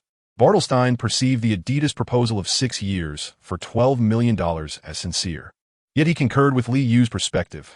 Focus on your game and disregard Jeff Van Gundy's opinions. He is not Pat Riley and will eventually capitulate to media pressures. While Bartelstein left his thoughts unspoken, Liu understood that he too would soon exert influence. Financial considerations could sway public sentiment. Contemplating the nature of New York fans and media, Liu mused that Jeff Van Gundy would inevitably face baldness. Not only must they achieve success, but they also need to do so with flair. The audience in New York might be the most discerning in the league. The Knicks had a mere 3 games scheduled for the week, all at home. On the evening of the 14th, the Raptors would visit Madison Square Garden for another confrontation. The rookie Marcus Camby, having solidified his starting position after several games, delivered an outstanding performance that night, scoring a team high of 29 points on 9 of 14 shooting. Although the Knicks emerged victorious, fans in attendance felt as though they had consumed a chocolate infused with unpleasant flavors. The pace of the game was sluggish, and turnovers were abundant. Patrick Ewing, with a shooting record of 9 out of 16, managed to garner 25 points, 9 rebounds, 3 blocks, and 6 turnovers. The Gorilla aimed to teach the inexperienced opponents a lesson, yet his performance that evening was rather mediocre. The game concluded with a score of 96-102, as the Knicks stumbled their way to victory. After a brief respite of over a day, they faced the Minnesota Timberwolves on the evening of the 16th. In this matchup against the Timberwolves' formidable frontcourt, Jeff Van Gundy remained steadfast in his low-post strategy. Ewing did not betray his coach's trust this time, delivering a commanding performance. Over 44 minutes, he shot 9 for 17, accumulating 26 points, 15 rebounds, 2 assists, 2 blocks, and 3 turnovers, effectively dominating the Timberwolves' interior defense. Kevin Garnett, after being toppled to the floor by Charles Oakley, lost his rhythm and played with restraint, refraining from uttering any taunts, embodying a rookie's demeanor. Just call me Little Garnett. In his 40 minutes on the court, Garnett shot 4 out of 17, with an abysmal shooting percentage of less than 30, managing only 12 points, 9 rebounds, and 2 assists. The physical battle concluded with the Knicks triumphing at 80-86, despite achieving an impressive record of 8 wins and 1 loss. The New York media continued to cast a critical eye on Jeff Van Gundy. At the post-game press conference, Patrick Ewing faced scrutiny as well. Pat, we now have more skilled guards. Why not incorporate more pick-and-roll plays? A reporter from the New York Post did not spare Ewing's feelings, directly targeting the so-called king of New York. Ewing, visibly displeased with the media's persistent disparagement, expressed his impatience and retorted, "Winning is the ultimate goal of the team. Securing the victory is what truly matters. I do not wish to explain how basketball should be played. I trust you all witnessed my dominance in the paint tonight." Jeff Van Gundy indeed yielded to the media's pressures, increasing the playing time of Liu and no longer fragmenting it excessively.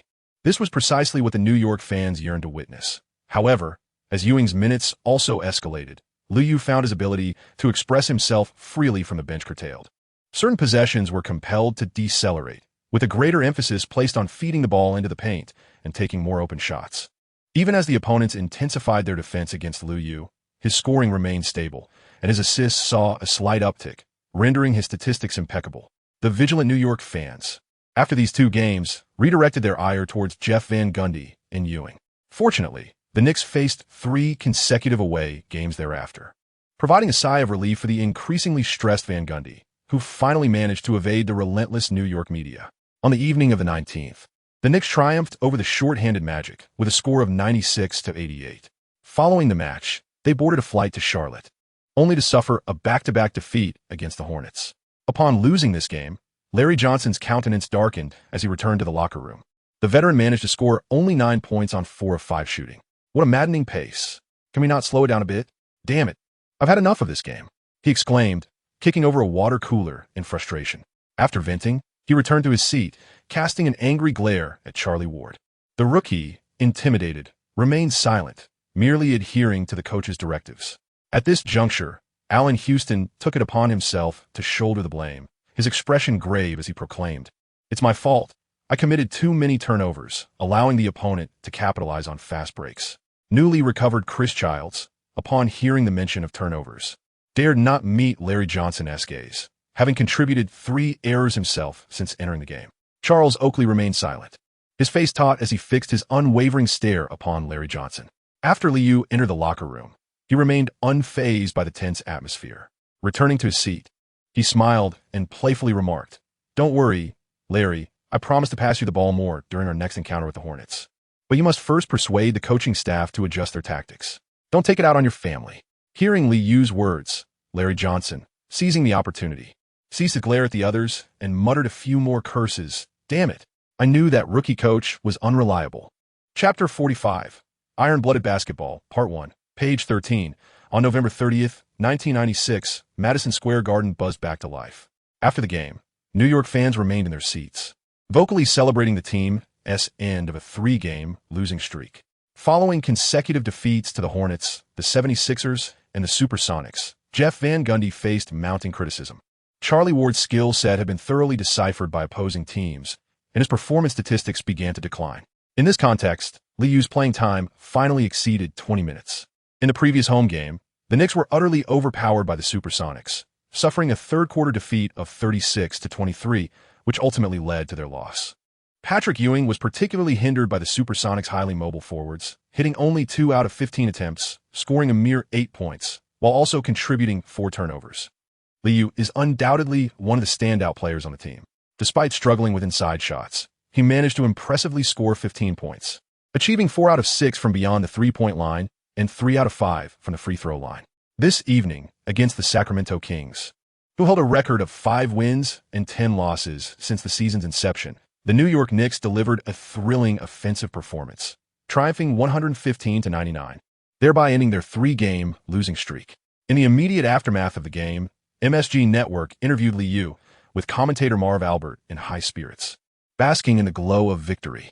At just 18 years and 334 days, Lee, tonight marks yet another record-breaking night for you. Congratulations on becoming the youngest player in NBA history to achieve 20 points and 10 assists, he exclaimed. What score would you give your performance? Lee's statistics for the night were impressive. 6 out of 13 from the field, 3 out of 7 from three-point range, and a perfect 6 out of 6 from the free throw line, totaling 21 points, alongside 4 rebounds, 10 assists, 2 steals, and 2 turnovers. Wiping the sweat from his brow with his arm sleeve, Lee expressed his suspicion that the New York media was keeping a constant tally of his age, noting that several local newspapers had exaggerated his prowess. Records and statistics aren't paramount. I would rate my performance tonight a modest 70. I missed several opportunities under the basket. Compared to the seasoned veterans in the league, I still lack a bit in physicality, but I am intensifying my strength training and aspire to become a more well-rounded player. Sports analyst John Anderese, observing Lee's humble yet confident demeanor, inwardly criticized Jeff Van Gundy's conservative approach to player utilization. Lee, it's unfortunate you are likely to miss out on the Rookie of the Month award this month. Do you feel any regret? We all know your efficiency is higher. Lee, unfazed by the analyst's focus on accolades, responded, Our record stands at 10 wins and 4 losses. That is what truly matters. There is still 5 months left in the regular season, and I have opportunities to contend for that award. The Knicks enjoyed a 5-day respite at the end of November, during which Patrick Ewing recuperated from a previous disheartening defeat. That night, he delivered an outstanding performance, scoring 29 points, securing 14 rebounds, providing 2 assists, and recording 2 steals, all without a single turnover. In a post-game press conference, both Jeff Van Gundy and Ewing faced scrutiny. The Knicks had dramatically accelerated their pace, launching 86 shots as a team, with Charlie Ward only playing 20 minutes, while he took the court for 27 minutes. We have the capability to play faster. Our offense can improve significantly. Jeff, why not maintain this style of play? Questioned a reporter from the New York Times, who had previously supported Van Gundy, but had since changed their stance following the home loss to the Seattle Supersonics. In just a month, Van Gundy's hair had noticeably thinned, and when confronted with such inquiries, he could only respond in a formulaic manner. We will devise different game strategies depending on our opponents. Players inevitably encounter moments of poor form. The regular season is an arduous journey, ultimately testing the discipline of the team. I wish to accentuate one point. Defense is the cornerstone of championship success, and our objective is unequivocal. The regular season serves merely as a prelude to the playoffs. As the specter of the playoffs looms, the media, though initially critical, finds themselves less inclined to scrutinize the 2 individuals involved. Patrick Ewing, with a jovial demeanor, observes the changing expressions of those around him, feeling quite content. He remains a pivotal figure for the team. On December 1st, 1996, the NBA announced its Player of the Month for November. The Chicago Bulls achieved an impressive record of 15 wins and 1 loss, with Michael Jordan being the undisputed choice for this accolade. He averaged 35, 9 minutes of playtime, scoring 31, 9 points along with 4, 9 rebounds, 3, 4 assists, 1, 5 steals, 0, 6 blocks and 1, 5 turnovers. He attempted 24, 4 shots per game, boasting a shooting percentage of 53, including 3 3-point attempts with a 37.7 success rate, and averaged 3 free throws with an 84.6 conversion rate. Jordan's performance among perimeter players is unparalleled. A shooting accuracy of 50 is truly celestial. Former weekly award winners, such as Hakeem Olajuwon, Charles Barkley, and Karl Malone could only remain speechless in the face of these statistics. Perhaps their weekly awards were merely consolation prizes bestowed by the league. The Rookie of the Month for November was awarded to Allen Iverson of the Philadelphia 76ers, who recorded a 7-8 record during the month. Iverson played an average of 37, 2 minutes, scoring 21, 8 points along with 5, 3 rebounds, 6, 4 assists, 2, 7 steals, and 5, 3 turnovers. Following the announcement of the award, the fans in Philadelphia erupted in joy. Despite the team's modest record, there was a shared belief in the process, and the future appeared bright. The media in New York, capitalizing on the current excitement, has also followed suit by revealing Lee Yu's statistics for November, an average of 18, 5 minutes per game, with 13, 1 points, 2, 4 rebounds, 6, 1 assists, 0, 8 steals, and 1. For turnovers, he attempts an average of 8 shots, boasting a shooting percentage of 47.4, and from beyond the arc, he averages 8 attempts with a 3-point shooting percentage of 43.3. He also averages 8 free throws with an impressive free throw percentage of 85.8. When compared to Allen Iverson's shooting percentage of 42 and 3-point percentage of 36, Lee demonstrates superior efficiency. Consequently, the New York media concluded that Jeff Van Gundy has deprived Lee of the Rookie of the Month title. On this day, in 1997, the All-Star voting commenced in Cleveland, providing the Knicks an opportunity to engage their fans. Knicks Day, an annual event, gathers fans, players, coaches, and team legends. This year's All-Star Game will commemorate the league's 50th anniversary, and the legendary Knicks coach, Red Halsman, is certain to be honored among the top 15 coaches. Due to his health issues, this fan event at Madison Square Garden is also seen as a moment of blessing. Having been with the team for a few months, it was Liu's first encounter with general manager Ernie Grunfeld. The Knicks championship-winning legends, Willis Reed and Walt Frazier, were also present. The trio was animatedly discussing the upcoming All-Star Game, each having been named among the NBA's 50 greatest players. "You're doing well, Lee. Trust me, you'll earn more playing time." Grunfeld, dressed impeccably and with a robust physique, smiled as he offered Liu a large cookie. Liu possesses a clear understanding of his situation. His playing time is only part of the equation, as he acknowledges the need to support the veterans. Faced with the enticing cookie, he maintained a composed demeanor. "I'm indifferent to whether I start or come off the bench. Winning is what truly matters." Coach Van Gundy is a good man, and I support any decisions he makes. As Jeff Van Gundy engaged in conversation with the coaching staff, he observed Liu and Glenfield in a jovial exchange, instinctively furrowing his brow. Being a head coach is truly a challenging endeavor. On December 3, 1996, Pat Riley made his much-anticipated return to Madison Square Garden for the first time this season. This evening's game marked the Knicks' inaugural nationally televised match of December, and Pat Riley maintained his signature elegant demeanor, adorned in a sharply tailored suit, his hair impeccably slicked back.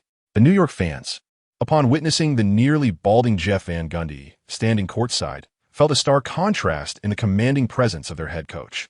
The Miami Heat commenced the new season with a commendable record of 12 wins and 4 losses. Recently acquired P.J. Brown seamlessly integrated into Pat Riley's formidable strategy, as he and Alonzo Mourning dominated the interior, effectively neutralizing Patrick Ewing's offensive efforts.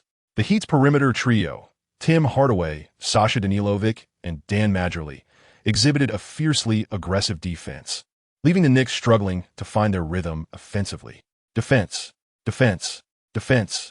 The fervent New York fans chanted, rallying behind their team's defensive efforts.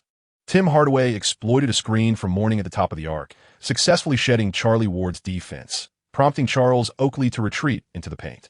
As Hardaway leaped for a layup, Oakley discreetly delivered a subtle elbow to his opponent. The ball ricocheted off the rim, and before Oakley could revel in his minor triumph, P.J. Brown seized the offensive rebound. Foul! He committed a foul.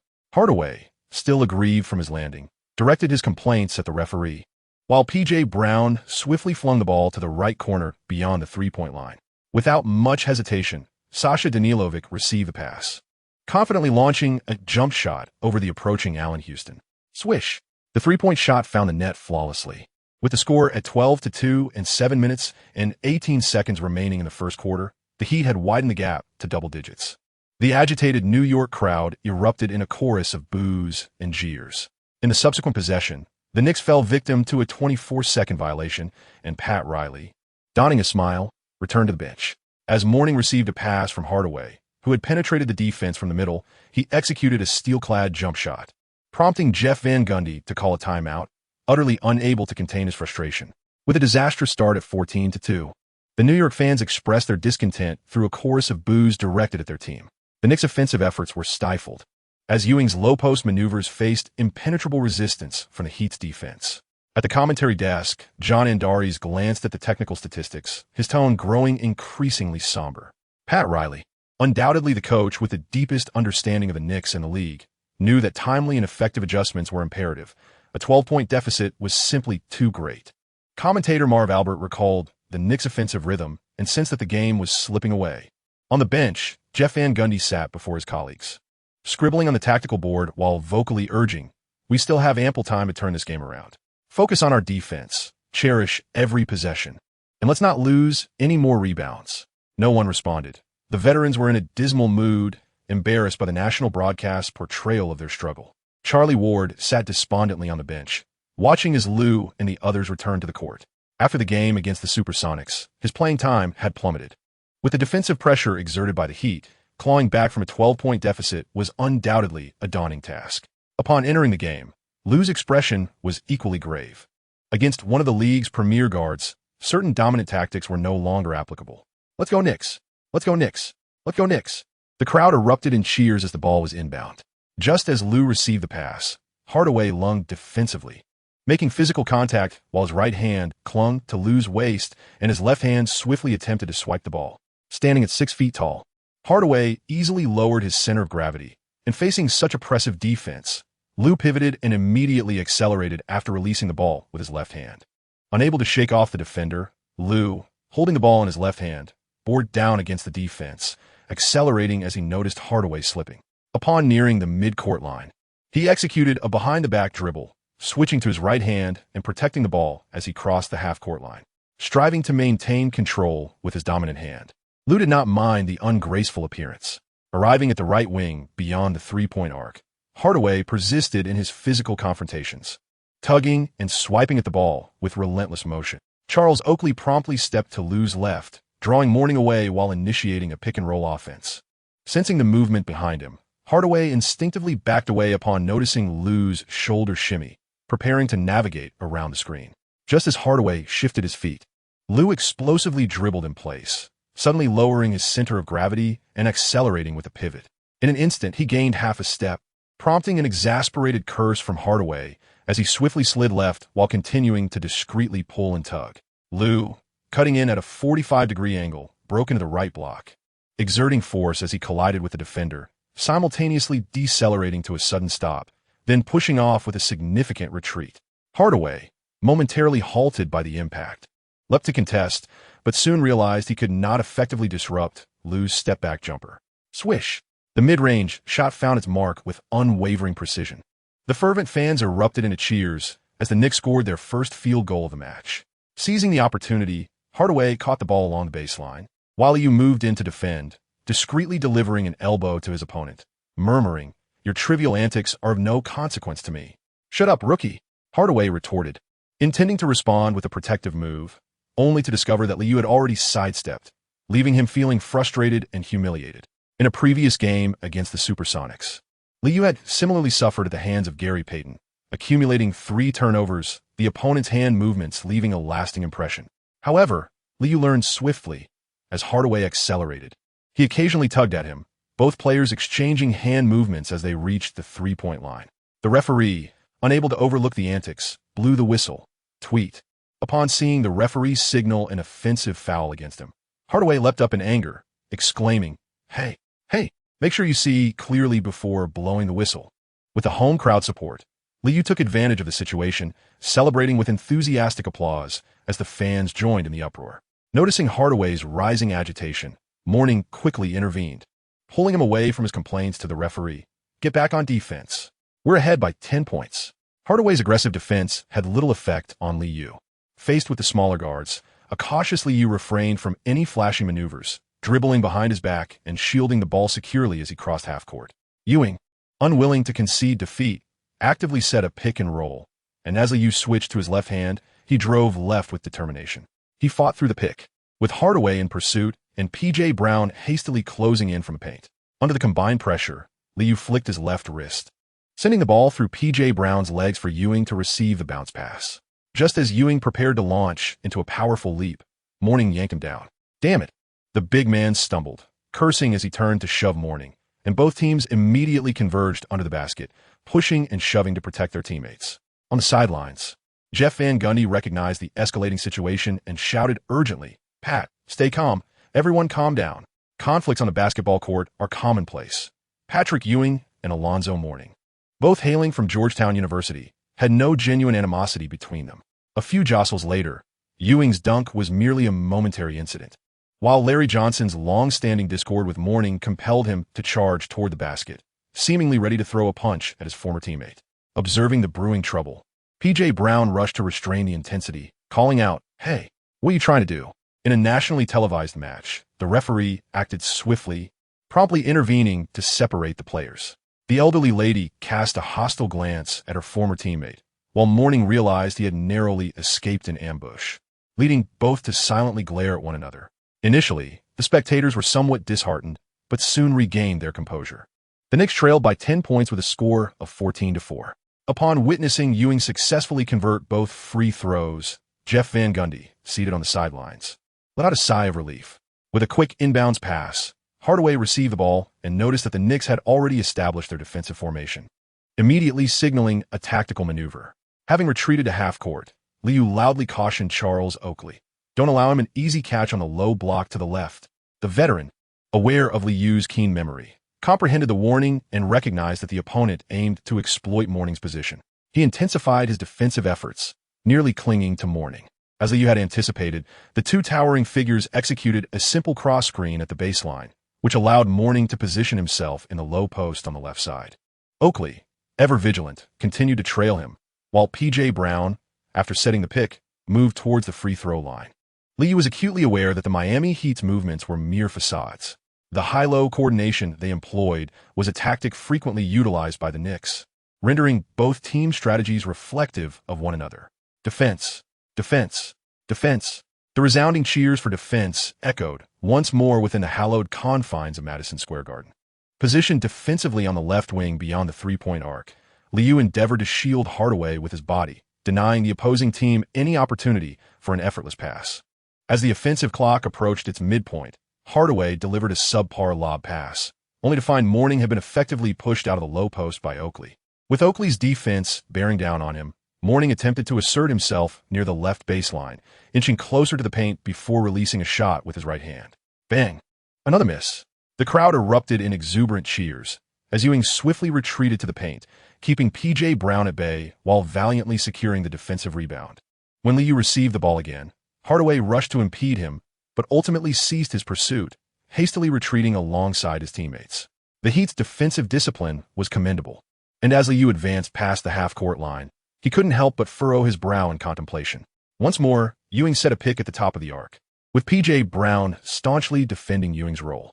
However, the speed of the help defense began to wane.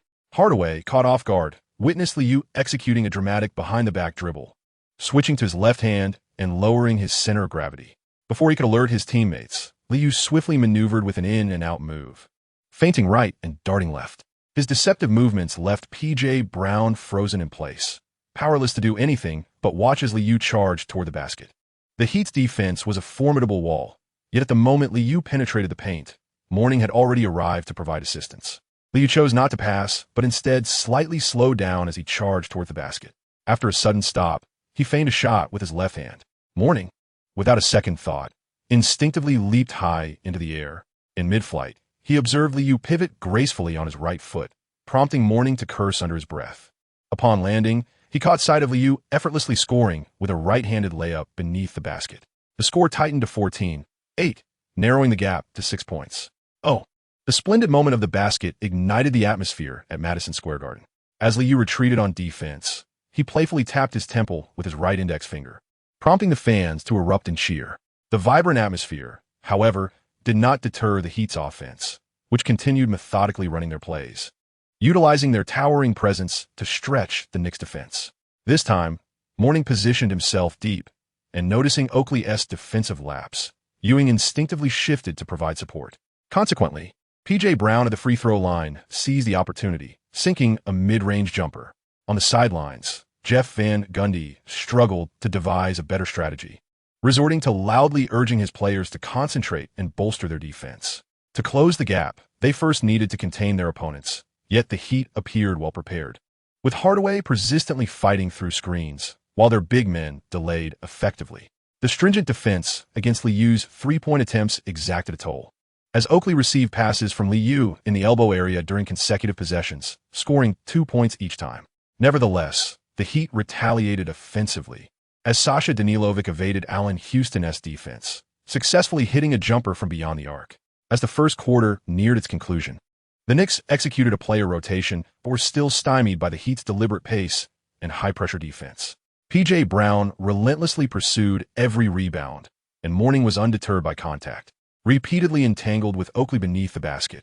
It wasn't until Hardaway's turnover that Liu executed a steal, assisting Allen Houston in making a three-pointer during a fast break, marking the Knicks' first transition offense of the game.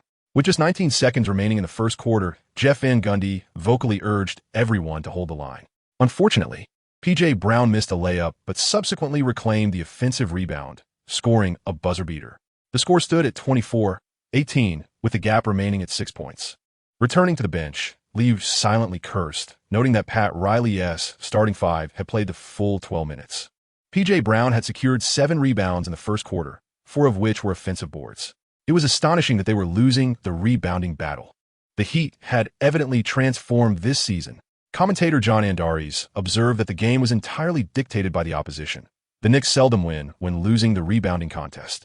Falling behind significantly at the outset indicated a lack of preparation from the coaching staff, though the young players performed admirably.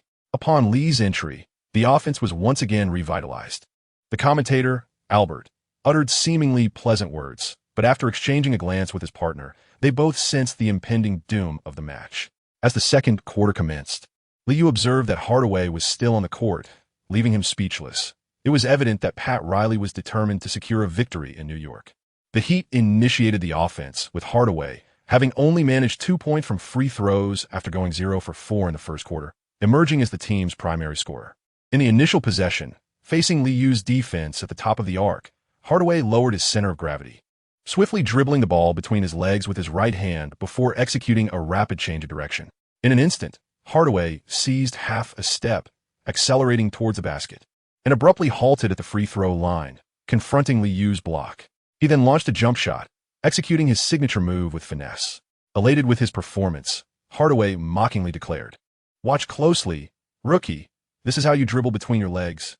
Liu remained silent as he received the inbounds pass, swiftly traversing the court and arriving at the right flank, where he immediately relayed the ball to Starks at the top of the arc. Subsequently, Liu executed a rapid lateral movement from right to left, utilizing the veteran Buck Williams screen to momentarily shake off Hardaway's defensive pressure.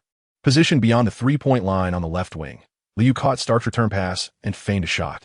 Hardaway, who had been closing in, nearly jumped in response to the deception, but upon witnessing Liu's right-handed dribble penetrating towards the basket, he hastily adjusted his center of gravity and desperately slid to the left rear. As Liu crossed the three-point line, lowering his stance, he deftly dribbled under his legs, taking advantage of Hardaway's momentary lapse in defense to execute a subtle change of direction. The instinctive defensive reaction from Hardaway led him to be caught off balance, as he stumbled on his supporting foot, nearly collapsing to the floor. With one hand bracing himself, Hardaway managed to avoid falling, yet he had wholly lost his defensive positioning. Helplessly watching as Liu maneuvered past him to execute a mid-range jump shot with effortless precision. The killer crossover. This is how the dribble under the legs is done. Just as Hardaway regained his footing, he heard Liu's taunting whisper close to him, which ignited his fury. Damn it. In a fit of rage, Hardaway surged forward and shoved Liu, then raised his right fist, intending to teach the rookie a lesson for the humiliation he had just endured. Liu reacted with remarkable speed, deftly sidestepping his opponent's punch before executing a swift throw, and both men crashed to the floor near the baseline. Damn it! Hardaway was momentarily dazed from the fall, and as a curse echoed in his ears, he received a solid punch to the face. Meanwhile, the fervent New York fans were still cheering for Liu's recent basket. In the blink of an eye, the two were entangled on the floor, gasps of surprise giving way to a chorus of cheers that resonated throughout the arena. On the sidelines, Jeff Van Gundy was still processing the chaos when Larry Johnson rushed forward, shouting, "Stop. Enough already, don't fight." In the midst of a nationally televised game, barely half a period in, the players were already embroiled in a scuffle, igniting the excitement of the onlookers who thrived on such spectacles. From a Heat's bench, Mourning reacted swiftly, noticing his teammate in distress, and rushed to pull Liu away. As he yanked Lee backward, the latter stumbled, still dazed, while Hardaway regained his footing and lunged at him once more.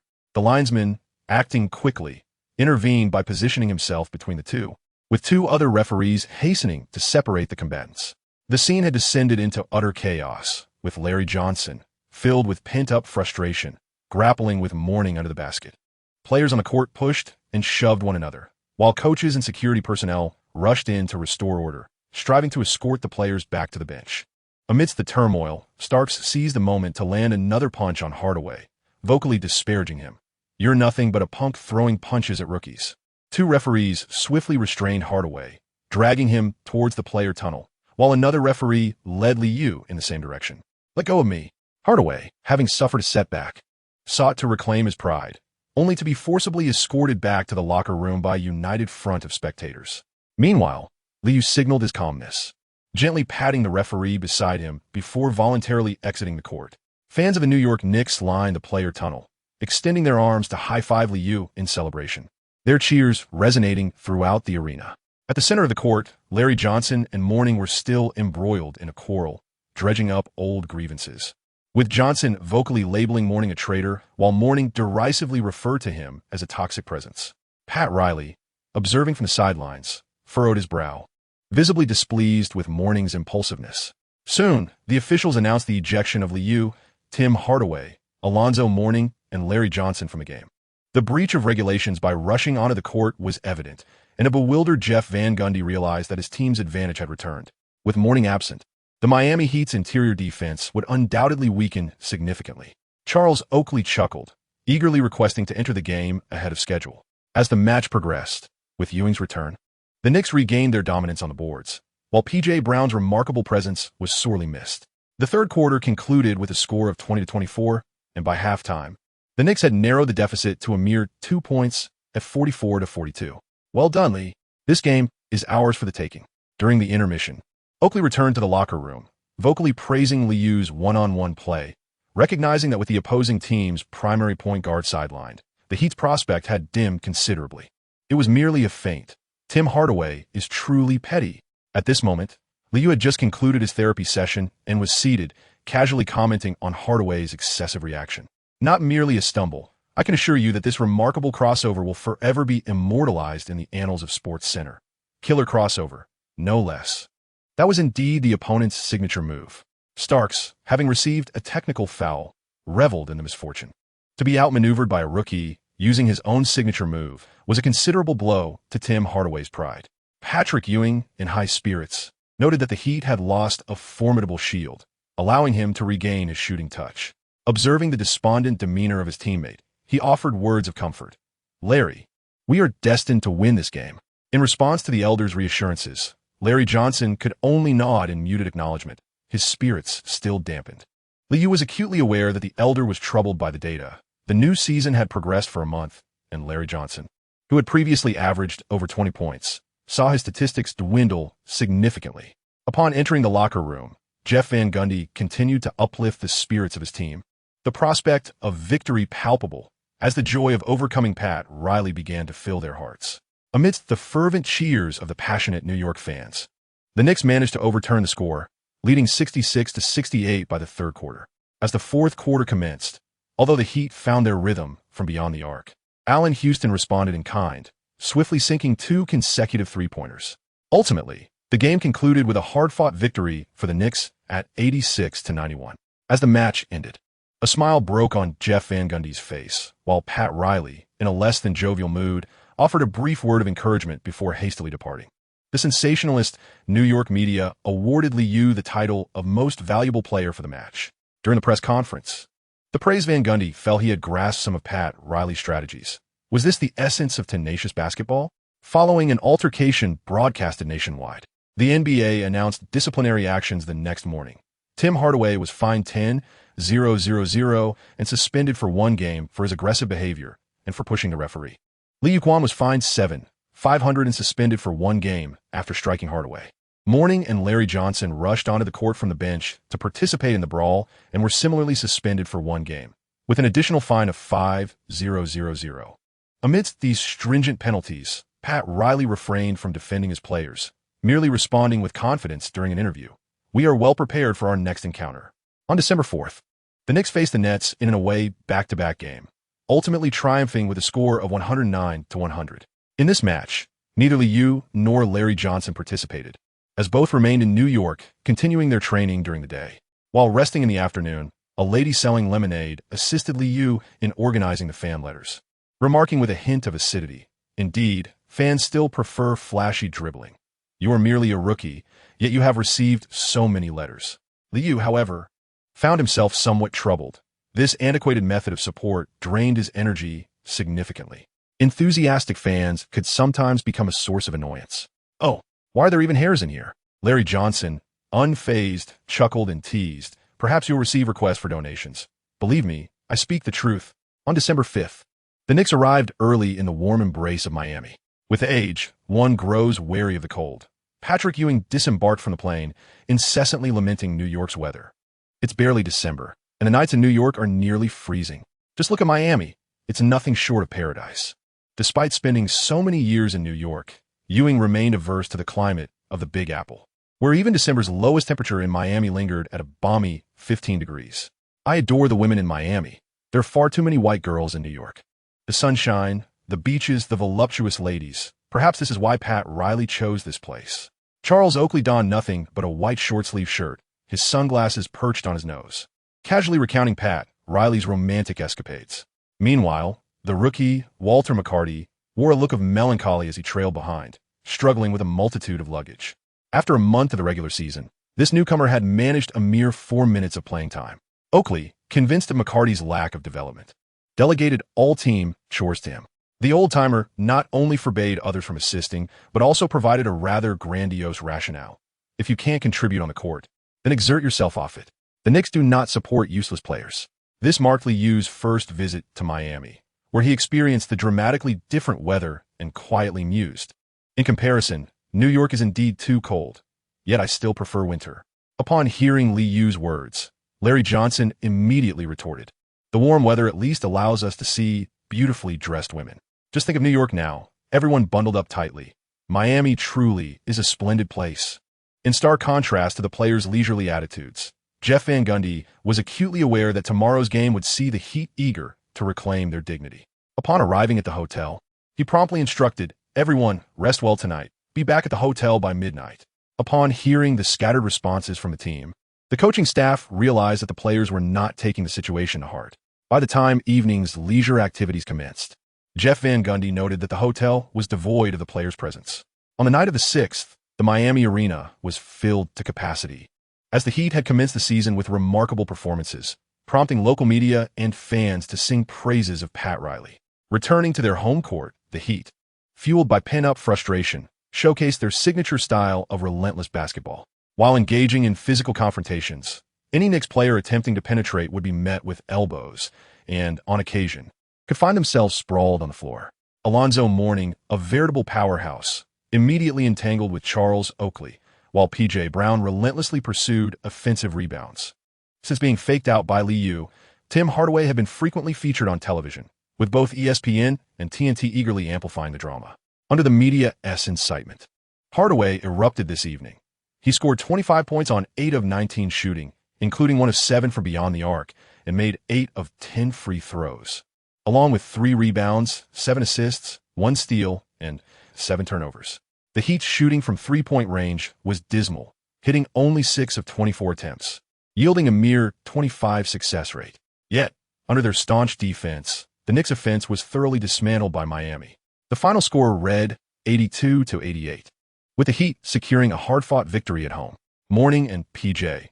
Brown both fouled out midway through the fourth quarter, as did Charles Oakley and Larry Johnson, who reached their foul limits early in the period.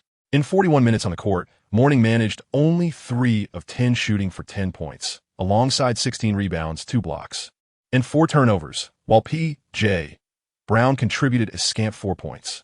Pat Riley successfully neutralized Ewing, who struggled with a dismal shooting performance of 5 for 17, finishing with 12 points, 7 rebounds, 2 steals, and 3 turnovers. Despite not facing foul trouble, the constant physicality caused Ewing to lose his shooting rhythm. With a home victory, Pat Riley regained his composure, smiling as he patted his former assistant. On the Heat's bench, Stan Van Gundy offered some consolation to his brother, noting the extensive effort the team had put into analyzing game footage in recent days. As the game concluded, the crowd directed boos towards Li Yu as he limped toward the player tunnel. After having slipped on the court twice and taking 2 hits to his thigh, compounded by knee collisions, Li Yu emerged from these 2 games with considerable injuries. Tim Hardaway also hobbled, as the forces exerted were reciprocal. His legs were not made of steel. During layups, he frequently absorbed elbows and had to wipe the floor on several occasions. Upon returning to the locker room, Ewing's mood soured. Despite the opposing team's big man fouling out, he failed to seize the opportunity, and the New York media would undoubtedly unleash their critiques. With a record of 14 wins and 5 losses, the Heat had risen, and I had no desire to relinquish the Atlantic Division Championship once more. Several veterans displayed expressions of discontent upon hearing Stark's words. In the preceding 2 seasons, the Knicks had been subdued by the Magic, and now that their rivals had disbanded, the Heat emerged as a formidable opponent. Over the past 2 years, not only had they failed to secure the championship, but they had also lost the division title. The New York media's occasional disregard for the seasoned players is undoubtedly tied to their lack of achievements during this period. As Li Yu applied ice to his injury, he contemplated the prospect of becoming a champion. The division champion is entitled to a flag and, theoretically, a chance to draw a talent. Although the seasoned players relished the climate of Miami, the team swiftly returned to New York overnight, preparing for a back-to-back matchup against the Clippers on their home court. This time, the New York media refrained from collectively criticizing Ewing. Instead, they fervently lauded Li Yu's performance. In a gritty confrontation against the Heat, Li Yu recorded 16 points, 3 rebounds, 6 assists, 2 steals, and 2 turnovers, shooting 5 of 10 from the field, 2 of 6 from beyond the arc, and 4 of 7 from the free throw line. Not only did he lead the team in scoring, but his overall performance was also the most impressive. The New York Times, eager to ride the wave of excitement, hastily bestowed upon Li Yu a Klitsch D moniker, the 7-centimeter shorter Michael Jordan. On the morning of the 7th, Liu nearly spat out his milk upon reading the news in the paper. Has Michael Jordan become a mass-produced phenomenon? The two games between the Knicks and the Heat have become the focal point of the week. Tim Hardaway, maintaining his composure during a post-game interview, remarked, "Lee, he is a remarkable rookie. I don't mind being faked out. It brings me joy to see young players employing my moves."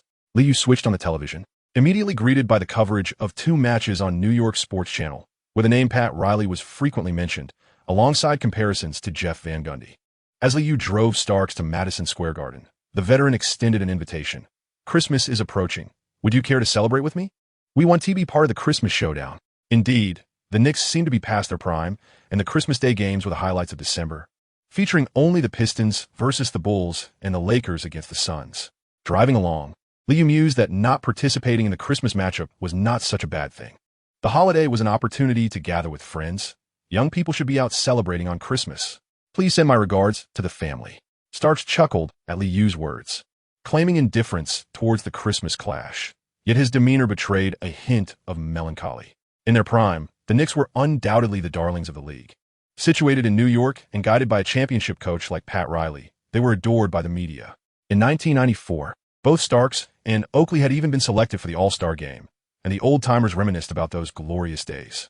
Starting from December 7th, the Knicks embarked on a series of 5 consecutive home games. Jeff Van Gundy seemed to have thoroughly deciphered the U.S. playbook. He entered the game during the latter half of the first quarter, returned for 8 minutes in the second quarter's rotation, and similarly managed the second half, ensuring his playing time remained around 30 minutes. Encountering 4 struggling teams in succession, the U.S. statistics began to stabilize and rise. After a comfortable victory over the 5-18 Nuggets, the Knicks' record improved to 17 wins and 5 losses, once again equaling the Heat's record. At the post-game press conference, New York's media ceased their scrutiny of the nearly balding young coach.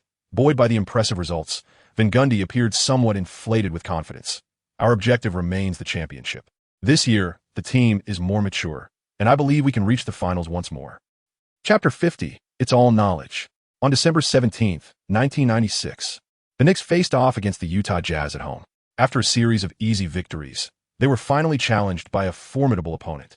With a record of 18 wins and 3 losses, the Jazz led the Western Conference, narrowly surpassing the aging trio of the Rockets. Chris Child had recently been in remarkable form, successfully displacing Charlie Ward from the rotation, while Jeff Van Gundy's favorite player had fallen out of the point guard lineup. The Jazz's starting lineup remained unchanged, featuring John Stockton and Jeff Hornacek in the backcourt, with Brian Russell and Karl Malone on the wings, and the imposing 7 feet 2 inches Greg Ostertag at center. Despite the advancing years of Malone and Stockton, the addition of Hornacek had invigorated Jerry Sloan's team, which had been performing increasingly well over the past 2 years. The resolute coach stood calmly with his arms crossed on the sidelines, only raising his voice to instruct players during defensive plays. In contrast, Jeff Van Gundy shouted fervently, keen to avoid humiliation after boasting to the New York media in the previous game. The game commenced with Ewing missing a close-range hook shot, followed by a missed mid-range jumper from the right baseline. Ostertag's pivotal role in the paint stifled the Knicks' offensive efforts, relying on tenacious defense. Charles Oakley also made things difficult for Malone, who, aside from a tough jumper from the right elbow at the start, missed 2 subsequent attempts at the rim. With 6 minutes and 26 seconds remaining in the first quarter, the Knicks committed a 24-second shot clock violation, leaving the score tied at 8-8. A wave of discontent surged through the New York fans as they witnessed the relentless battle on both ends of the court. Following a foul on Larry Johnson caused by Hornacek's drive, Lou replaced the starting Childs during free throws.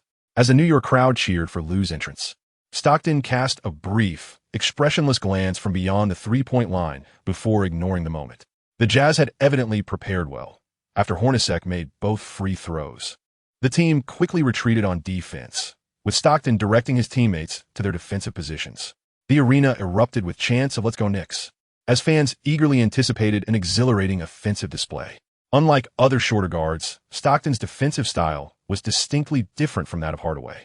As Louis approached the top of the arc with the ball in his right hand, Patrick Ewing stepped out to set a screen, prompting Stockton to close in defensively.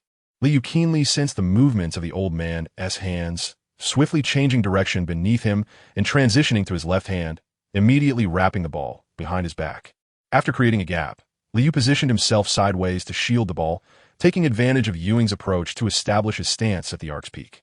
With a subtle shoulder feint, he suddenly lowered his center of gravity and pivoted. As he scooped the ball with his left hand, Liu accelerated, gliding closely past Ewing's body to penetrate on the left side. Ewing did not descend quickly. Instead, he firmly held his ground, striving to delay Stockton's pursuit. The towering Entersthe, who was forced to switch defenses, noticed Liu's significantly lowered center of gravity and instinctively took a step back. Liu deftly extricated himself from Stockton's clutches, observing that the towering defender had failed to close the gap in time.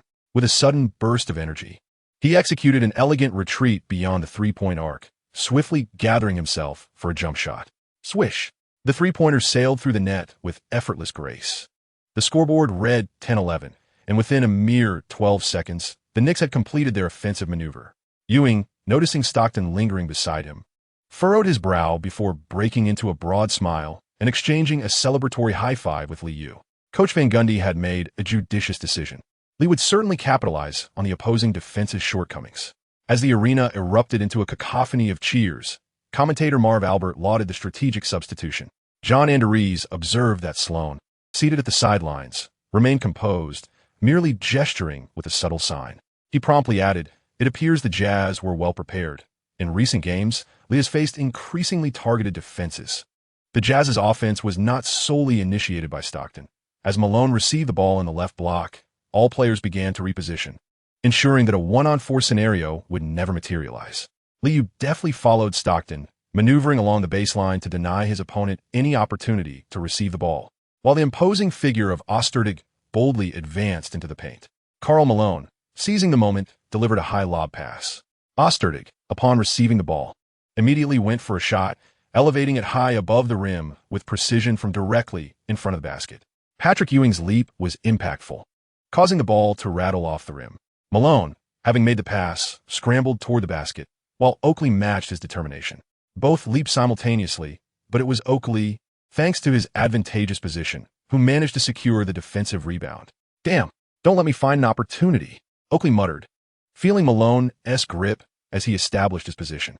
He swiftly handed the ball to Liu, who immediately cursed under his breath. Noticing that the Jazz had successfully set their defense, Liu quickly signaled for Allen Houston to move to the right wing to receive the ball. Following the tactical gesture, Liu promptly passed the ball to Houston, while Ewing rushed to set screen. At the top of the arc, Liu feigned an entry from the middle before suddenly reversing course, utilizing Ewing's screen to cut diagonally from the right wing.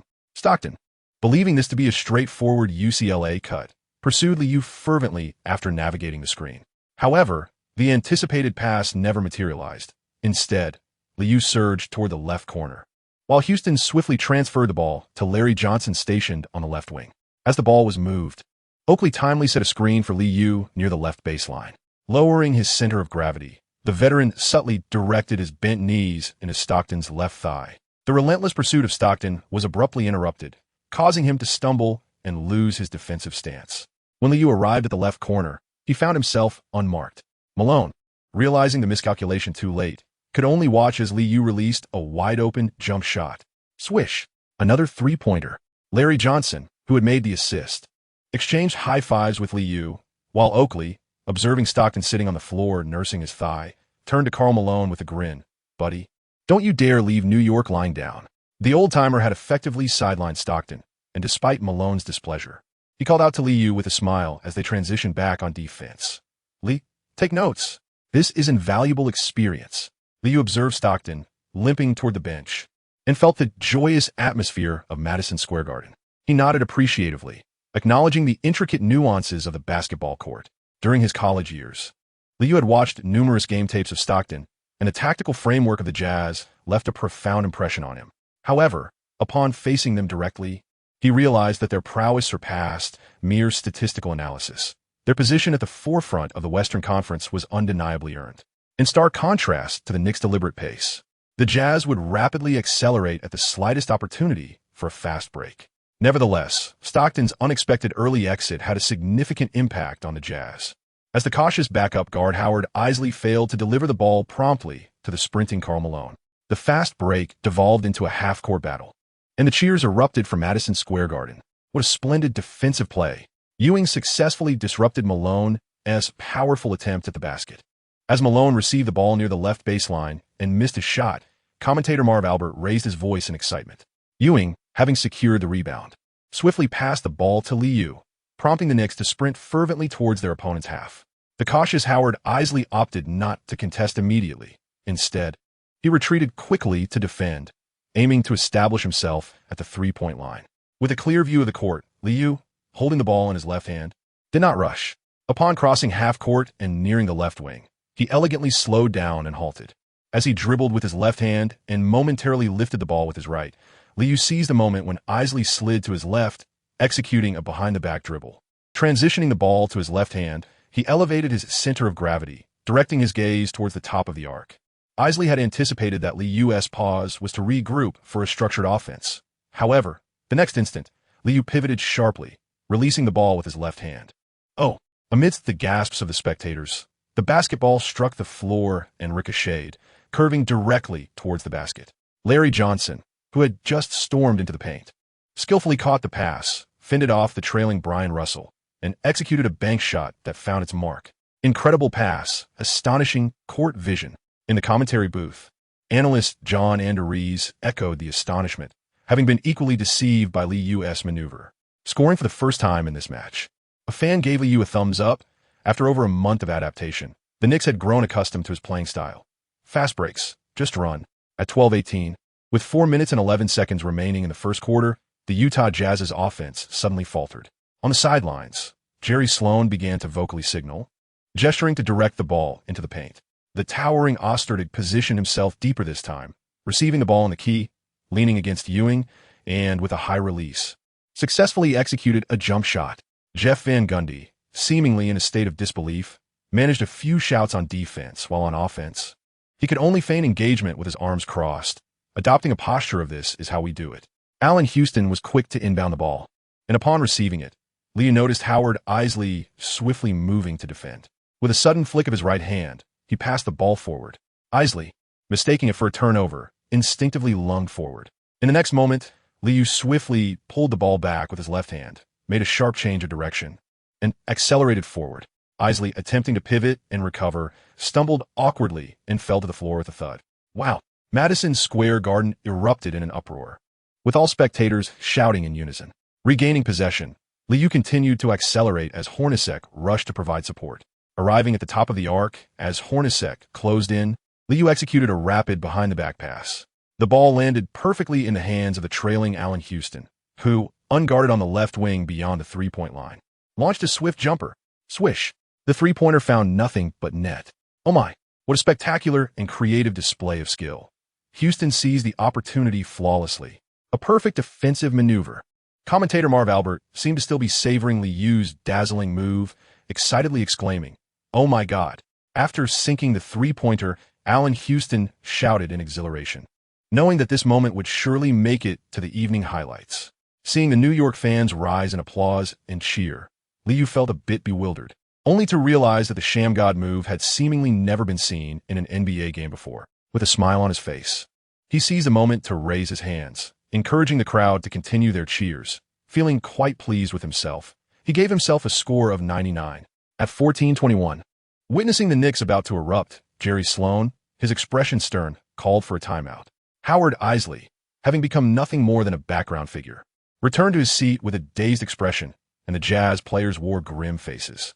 Tonight's game was broadcast live nationwide on NBC, and they had been thoroughly outshone. The Knicks bench was in high spirits, each player grinning broadly, reveling in their own excitement, eagerly coming up to high-five Liu in celebration. Jeff Van Gundy, refraining from theatrics, simply reminded everyone, focus on the boards, don't give them second-chance opportunities. Patrick Ewing nodded, and though the gorilla felt a pang of frustration, he understood that it was time to seize the moment and extend their lead. Following the timeout, on the Jazz's side, Hornacek executed a pick and roll, stopping at the free-throw line to make a jump shot. Turning back, Lioli, at the arc's summit, utilized Oakley's screen, drawing Malone's help defense, and delivered a precise behind-the-back bounce pass with his left hand. Oakley, receiving the ball in an open position at the right elbow, effortlessly sank a jumper. After scoring, the veteran shook his head while pointing to Malone, suggesting he had reciprocated the score. With the score at 16-23, Jerry Sloan began to vociferously call out, and the Jazz's defensive intensity escalated. The foul count surged, and the consecutive missed shots provoked immediate boos from the New York fans in attendance. As the first quarter drew to a close, Liu received a pass from Ewing in the low post, faked out Howard Isley beyond the three-point line, and easily broke through to the basket, scoring while also drawing a foul from the towering Ostertag. Jerry Sloan, visibly displeased with the sequence, promptly substituted the 7'2" center.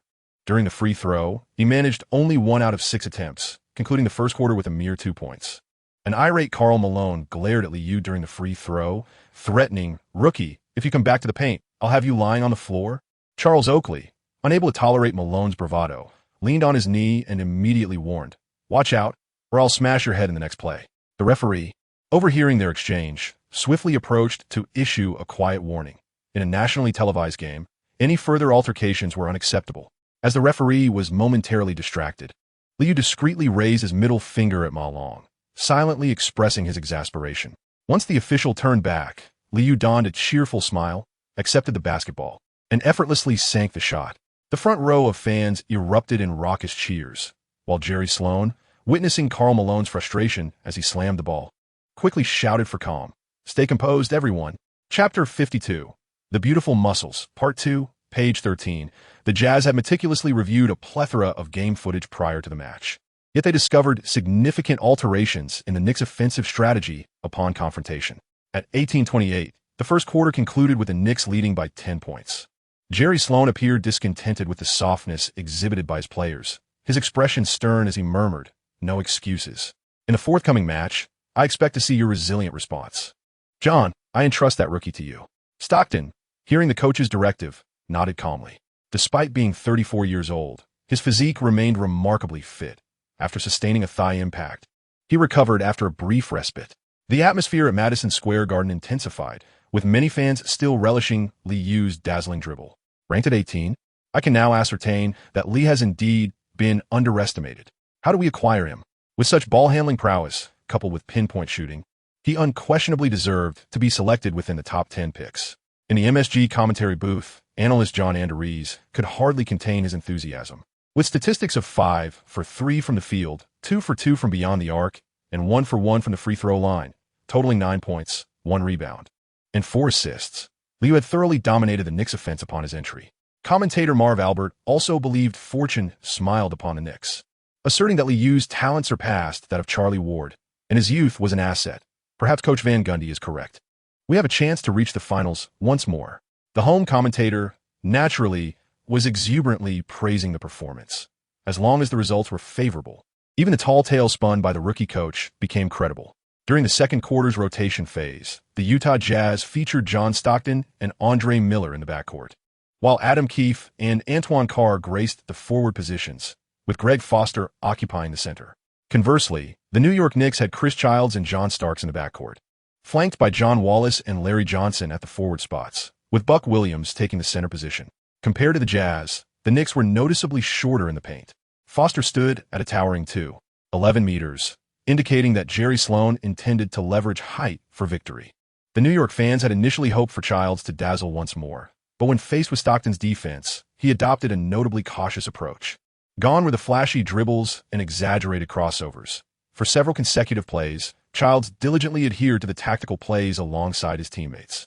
Stockton, too, found little recourse, resorting to an even more aggressive defense, fiercely navigating through screens to deny Childs any easy shooting opportunities. In this offensive sequence for the Knicks, Larry Johnson seized an opportunity, cutting sharply down the middle.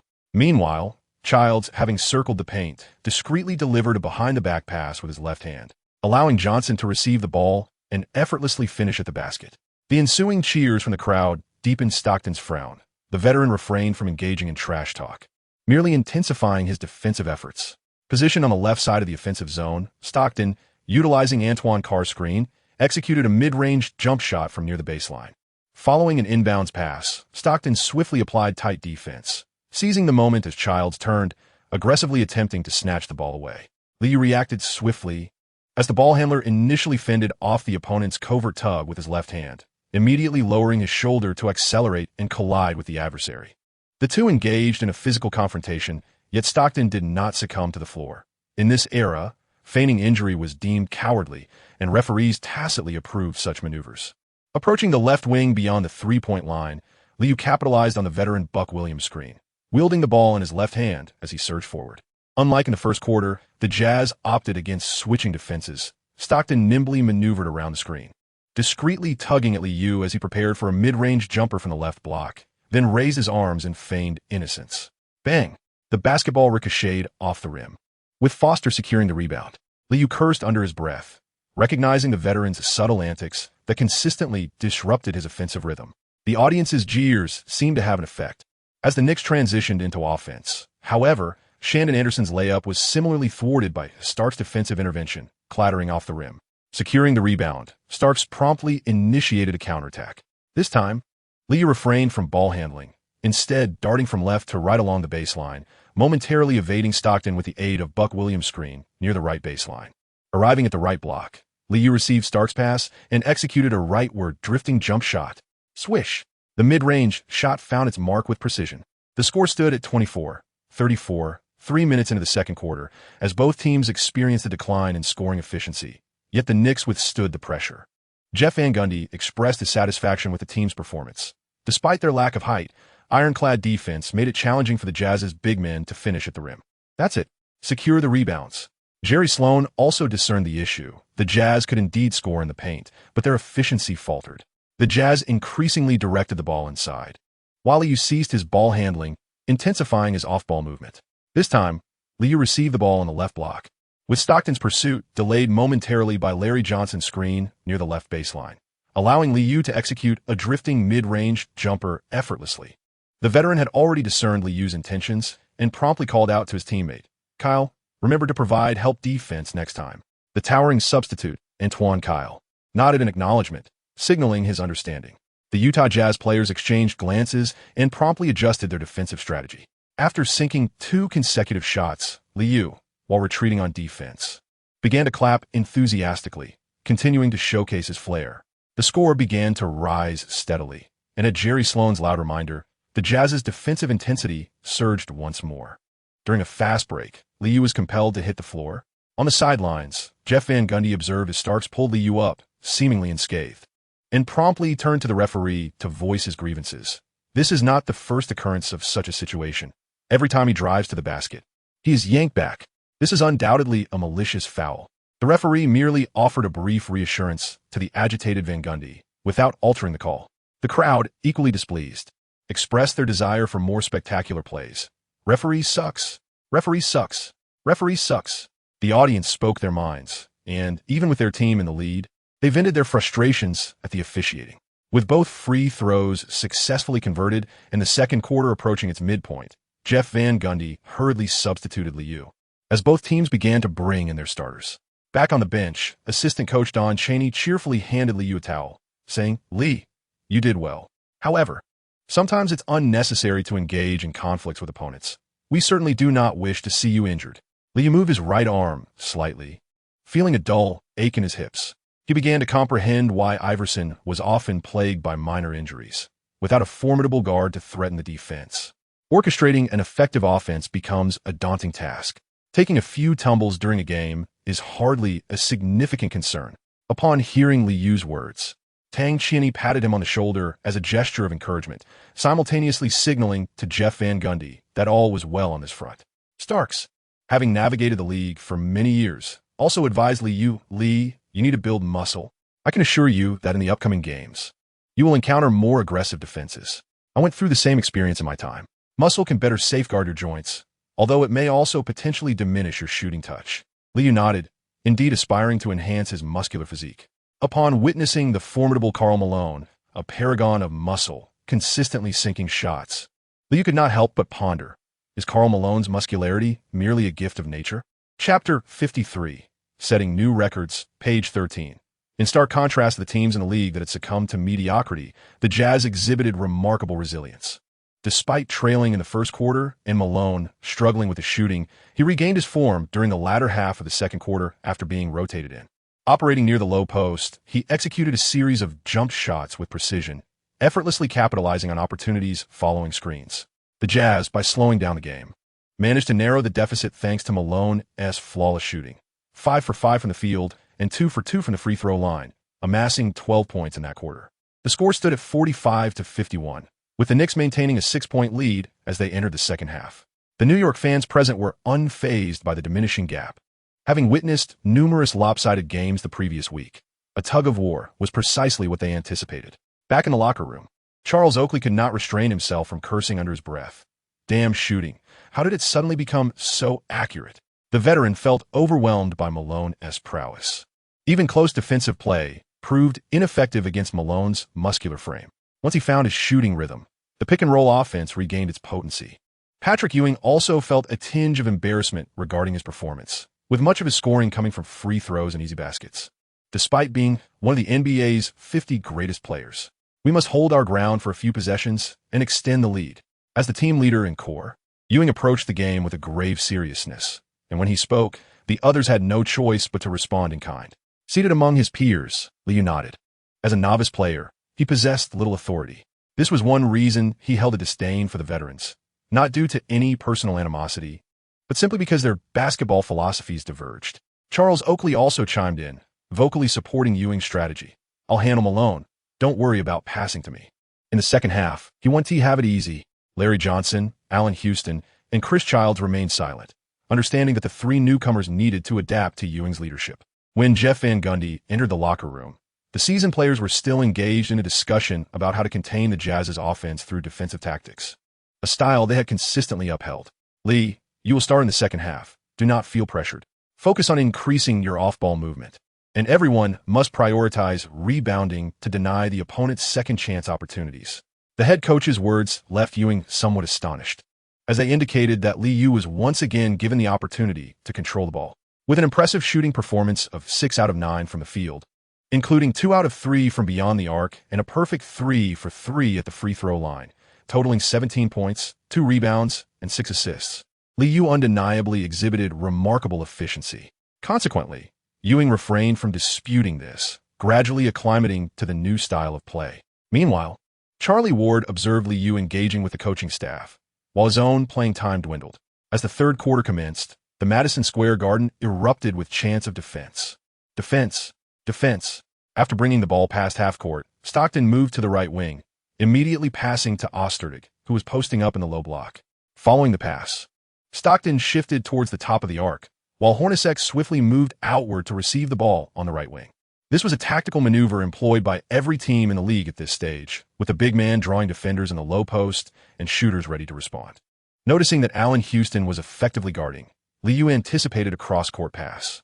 Sure enough, Hornacek, unable to find an opening, swiftly passed the ball across, and Liu was prepared, suddenly lunging forward to apply pressure. As he nearly executed a steal, the crowd gasped in anticipation. However, Stockton remained unfazed. Upon receiving the ball, he seamlessly pivoted, cradling it with his left hand while shielding it as he approached the left wing, ready to deliver a pass to Malone in the low post. Charles Oakley stayed true to his word, immediately attaching himself to Malone as the second half began. The two grappled in the left low post, with Malone ultimately being pushed into the restricted area due to Oakley's relentless defense. As Malone called for the ball, Liu closely shadowed Stockton, and at the moment of the bounce pass, Oakley seized the opportunity to nudge Malone's knee.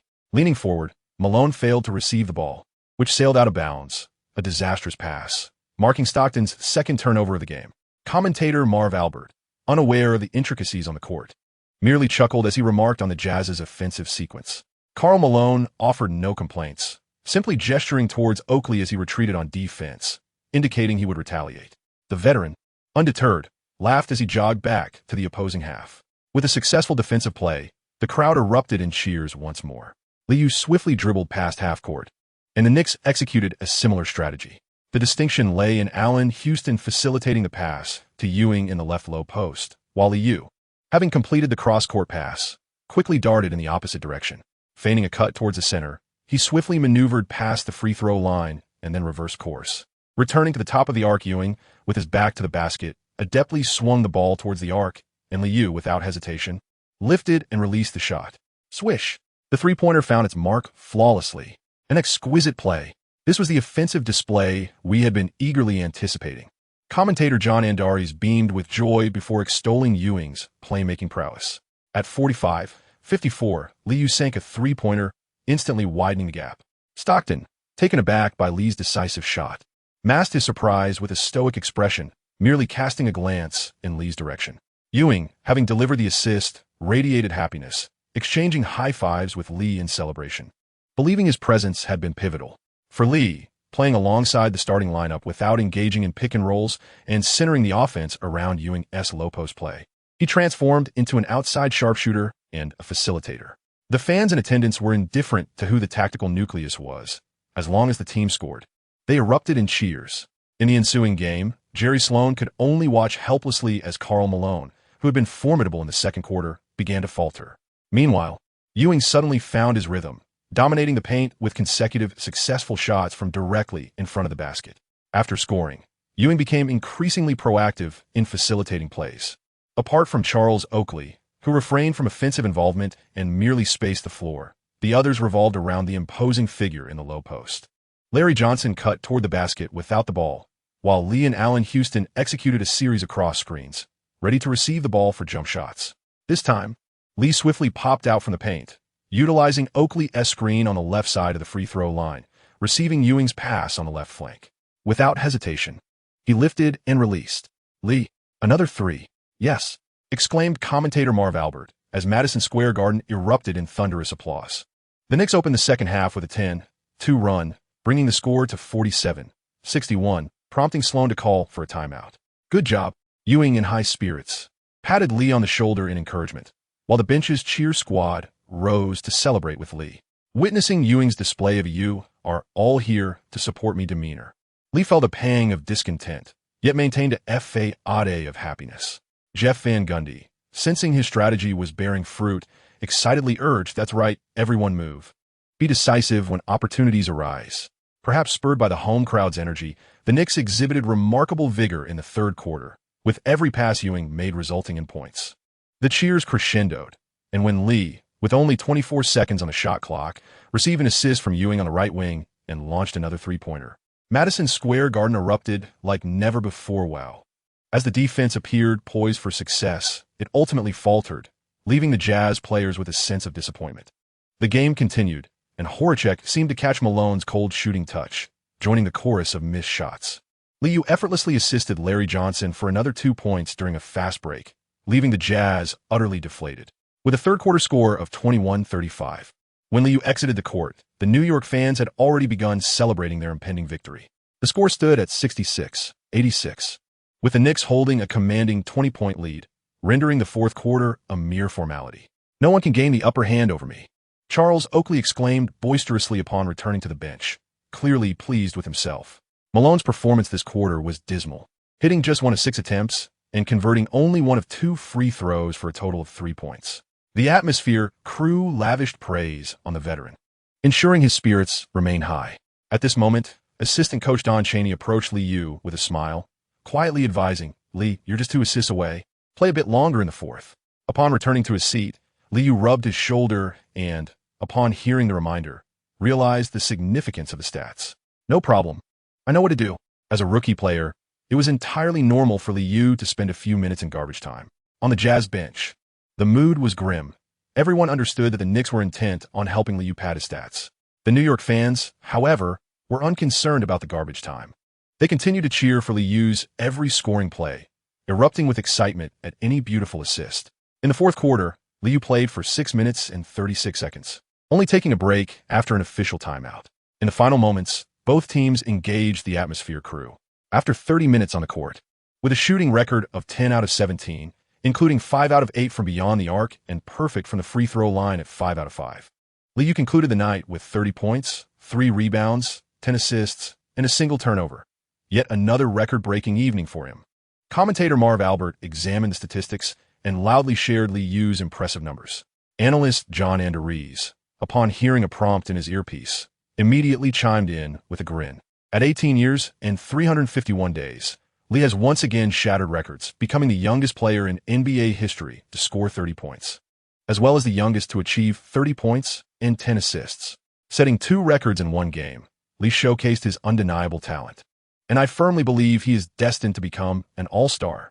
The game swiftly concluded amidst the enthusiastic praise of the 2 commentators. With a final score of 94-111, the Knicks celebrated a resounding victory over the Jazz, marking their 5th consecutive win. Patrick Ewing delivered an efficient performance, shooting 10 for 18 and amassing 25 points, 12 rebounds, and 4 assists with 2 turnovers. In the third quarter, the Gorilla excelled, shooting 5 for 8 and contributing 10 points, 5 rebounds, and 3 assists. With a smile adorning his face, Ewing initially anticipated garnering media attention post-game, only to discover that a throng of reporters had flocked to Liu instead, leaving him in a less than pleasant mood. He realized that these journalists were fickle. "You are all here to support me." Chapter 54. The Small Trophy, page 13. The NBA is akin to a grand stage, where fans purchase tickets to witness players deliver spectacular performances. In addition to breathtaking dunks, exquisite dribbling maneuvers also captivate the audience. Following the game against the Jazz, Liu's popularity soared once more. Commentator Marv Albert instinctively exclaimed, "Clay, my God," as Liu outmaneuvered his opponent, inadvertently christening the new move. The sham god was supplanted by Clay God. A small flutter of wings heralded a slight shift in history. Howard Ellis of the Jazz also enjoyed a moment of fame, as footage of Liu's dazzling play swept across the nation overnight. On the morning of the 18th, as they boarded a flight to Detroit, the Knicks felt a pang of envy. TNT and ESPN continued to relentlessly promote Liu's stunning crossover, coupled with the youngest scoring record. This was indeed a significant moment. Allen Houston was particularly elated, unable to contain his joy even on the plane. "I must preserve this footage. Even a decade from now, this offensive play will be recalled." "Lee, perhaps you stand a chance of making the All-Star team." The older players felt a twinge of jealousy upon hearing Houston's words, while Liu, engrossed in Sports Illustrated, remained grounded. "The All-Star game is utterly unattainable. It was merely a regular season match. Pat performed better. I merely seized my shooting opportunities." Patrick Ewing, captured in a relaxed moment, displayed a knowing expression that said, "You're quite astute, young one." Charles Oakley, perusing the articles in the newspaper, felt buoyed by the praise from New York media regarding his defense against Karl Malone, elevating the old-timer status to that of a Defensive Player of the Year candidate. The Atmosphere Group began to discuss yesterday's match, where the Chicago Bulls narrowly avoided disaster, emerging as a prominent topic of conversation. In a game that unfolded simultaneously between the Los Angeles Lakers and the Bulls, both teams engaged in a fierce battle that extended into overtime, with the Bulls ultimately securing a hard-fought victory. In the first quarter, the Bulls dug themselves a considerable hole, trailing by 14 points with a score of 36-22. Throughout the initial 3 quarters, the Lakers maintained complete dominance over the Bulls. However, in the fourth quarter, the Bulls staged a remarkable comeback, outscoring their opponents 33-15, thereby leveling the score. The standout players of this encounter were not Shaquille O'Neal or Michael Jordan, but rather the Lakers' Nick Van Exel and the Bulls' Scottie Pippen, who delivered exceptional performances.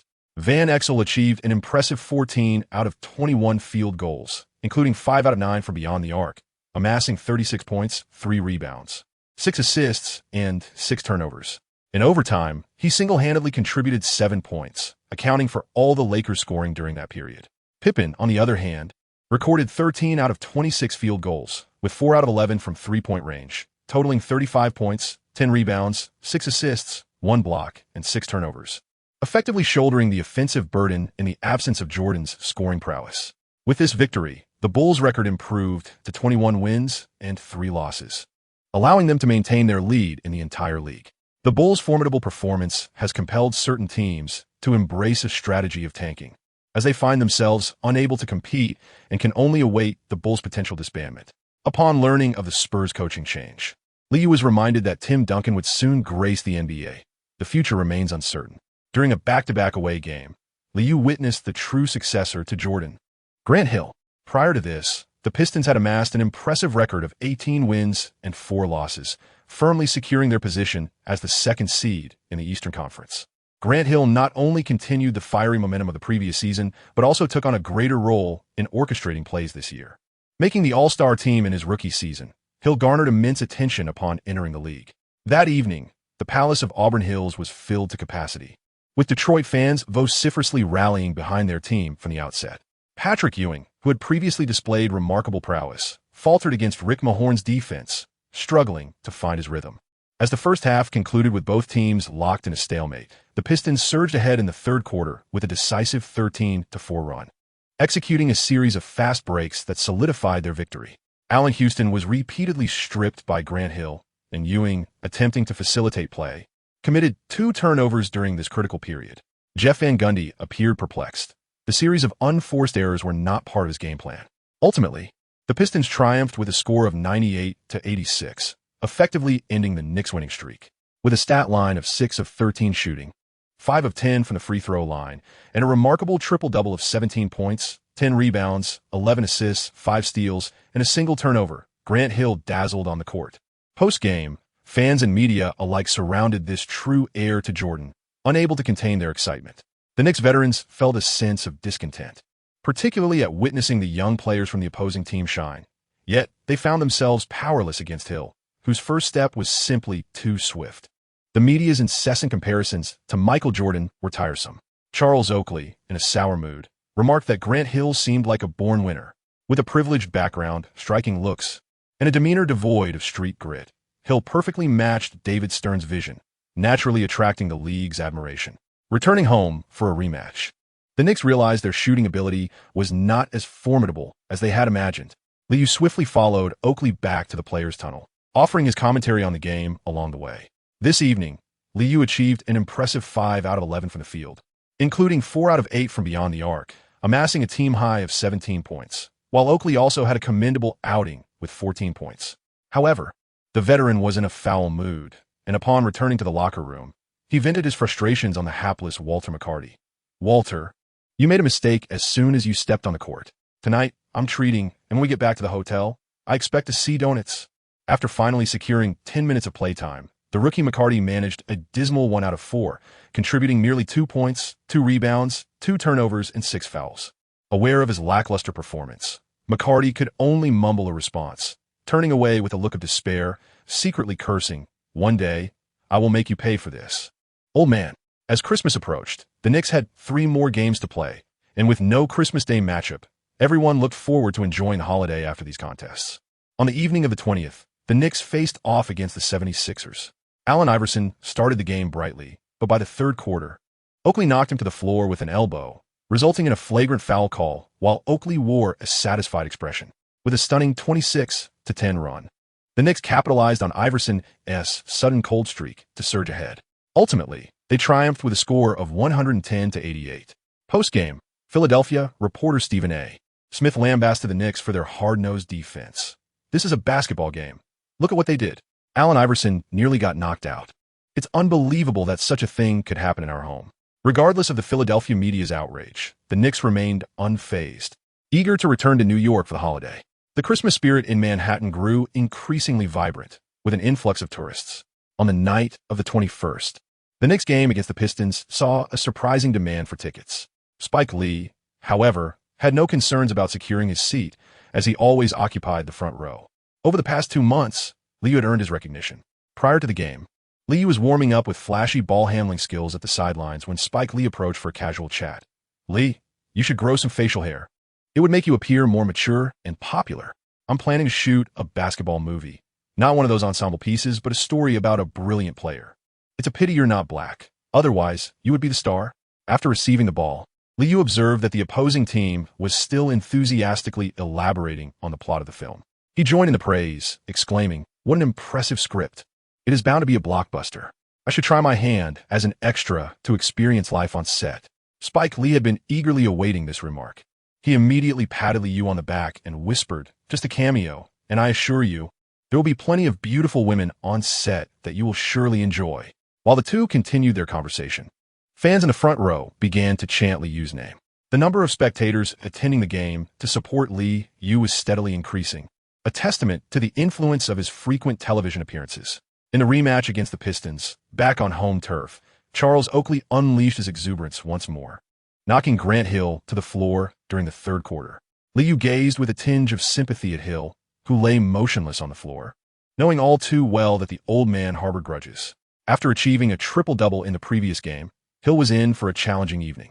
The referee once again called a flagrant foul, yet Charles Oakley remained unfazed, exclaiming, "That feels good."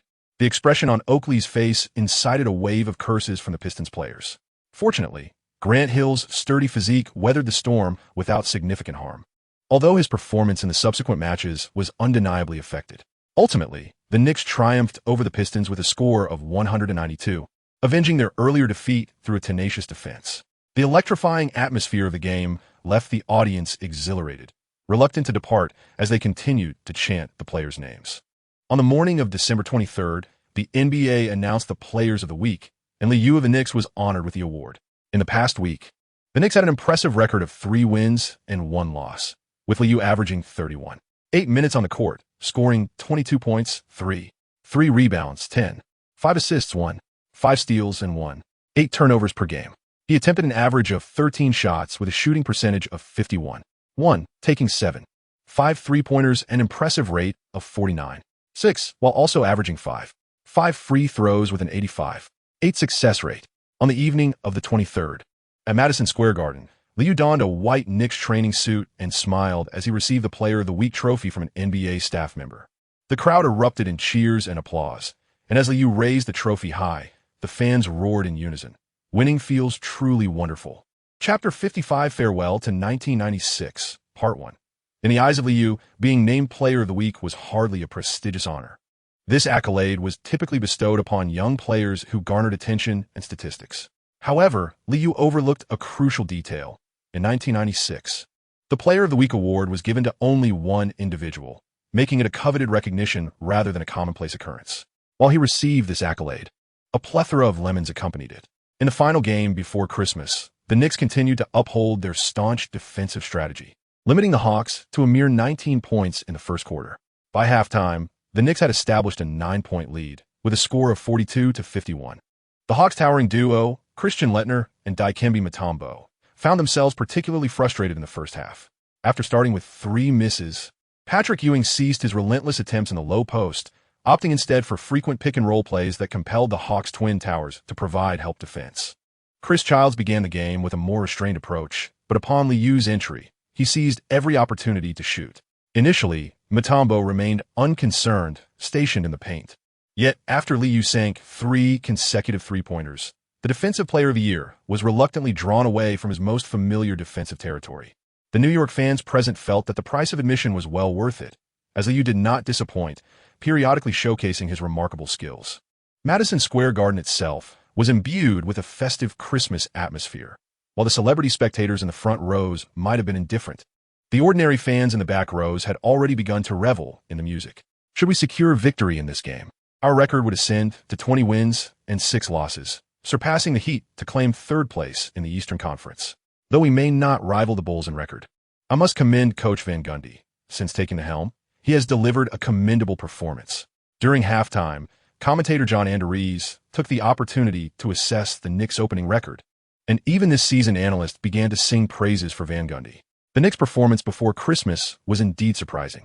We maintained our previous excellence in defense while also executing fluid offensive plays. Liu's inclusion played a pivotal role, providing the team with a broader array of offensive options. Approaching the end of the month, he would soon turn 19, and I sense that many fans have begun to envision a promising future for the team. Commentator Marv Albert also joined in the praise, as both analysts instinctively sidestepped discussions of championship aspirations, given the Bulls' currently overwhelming dominance. As a seasoned commentator in their home arena, they are reluctant to present unrealistic expectations to the fans. Approaching Christmas, the novice Walter McCarty, upon returning to New York, enjoyed a brief respite, as Oakley no longer required him to run errands, and the locker room atmosphere became increasingly harmonious. Next time we play away in Atlanta, I will take you to a splendid place, Lee. Having earned some money, it is time to relish life. You are already 19. Dikembe would not deceive me. It is said that the owner of a local club is one of our admirers, recently unscathed by the critical scrutiny of the New York media. Patrick Ewing returned to the locker room to share insights about delightful venues he had learned of from friends. Before you could speak, Larry Johnson, brimming with curiosity, inquired, "Pat, how is the privacy? You know, I certainly do not wish to find myself gracing the front page the following day." Upon hearing the question, Ewing promptly vouched for his dear friend. Dikembe is an honest man. Many social elites have frequented the Gold Club. They have only recently altered their business model, so waiting a few more months is entirely reasonable. The LSPs chuckled knowingly, for the mundane offerings no longer piqued their interest. The prospect of a vibrant and highly praised club was undeniably enticing. Liu observed that Allen Houston remained silent and immediately teased, "Planning to get married this year? The single life is truly delightful." Recently, Allen Houston had been feeling rather disheartened, primarily due to the jeers he faced from fans upon returning to Detroit. Furthermore, with his former rookie teammate Grant Hill's rising popularity and his own struggles with the Knicks, Houston had been rather sour these days. "I simply wish to stabilize my playing time. Lee, sometimes I envy your shooting prowess. You always manage to quickly recalibrate your performance." Much of Houston's playing time had been consumed by Starks, to which Liu could only offer a comforting pat on his shoulder.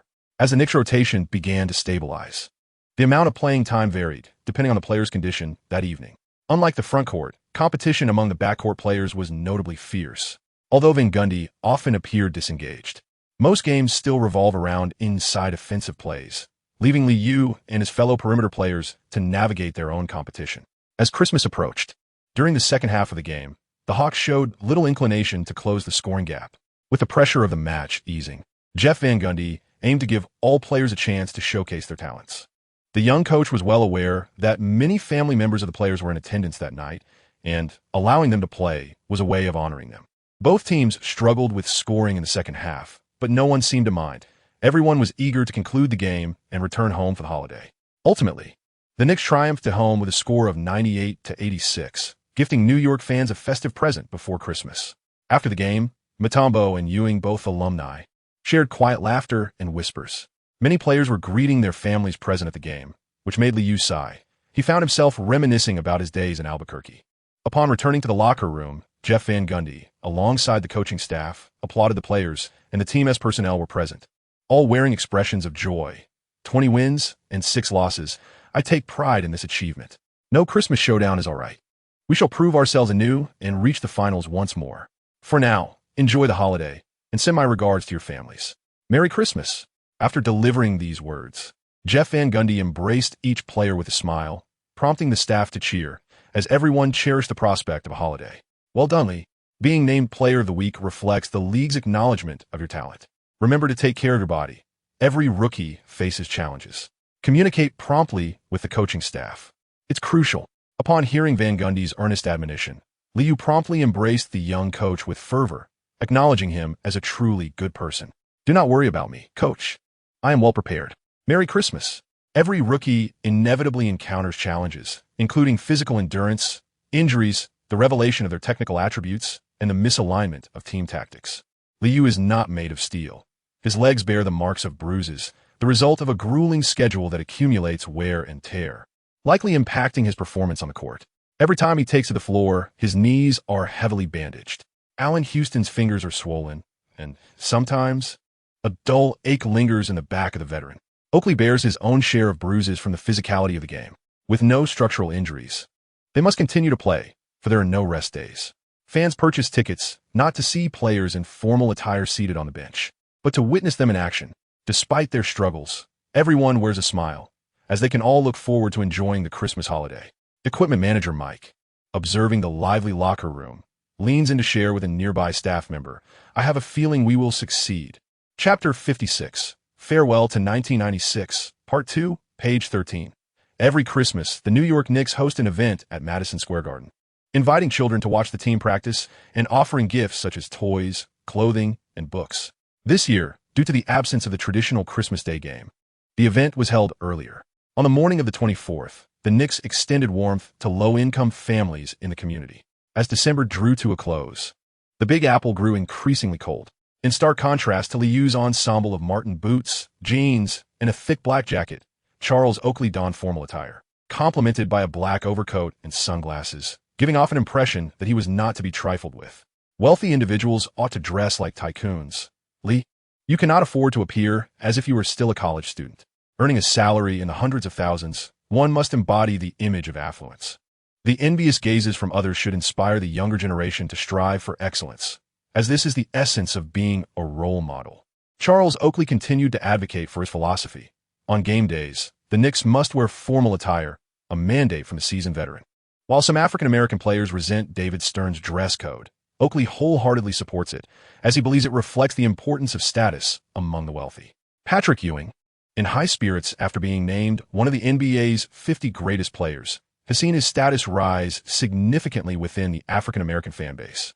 Dressed sharply, Ewing presents an image of earnestness and approachability. Charles is right.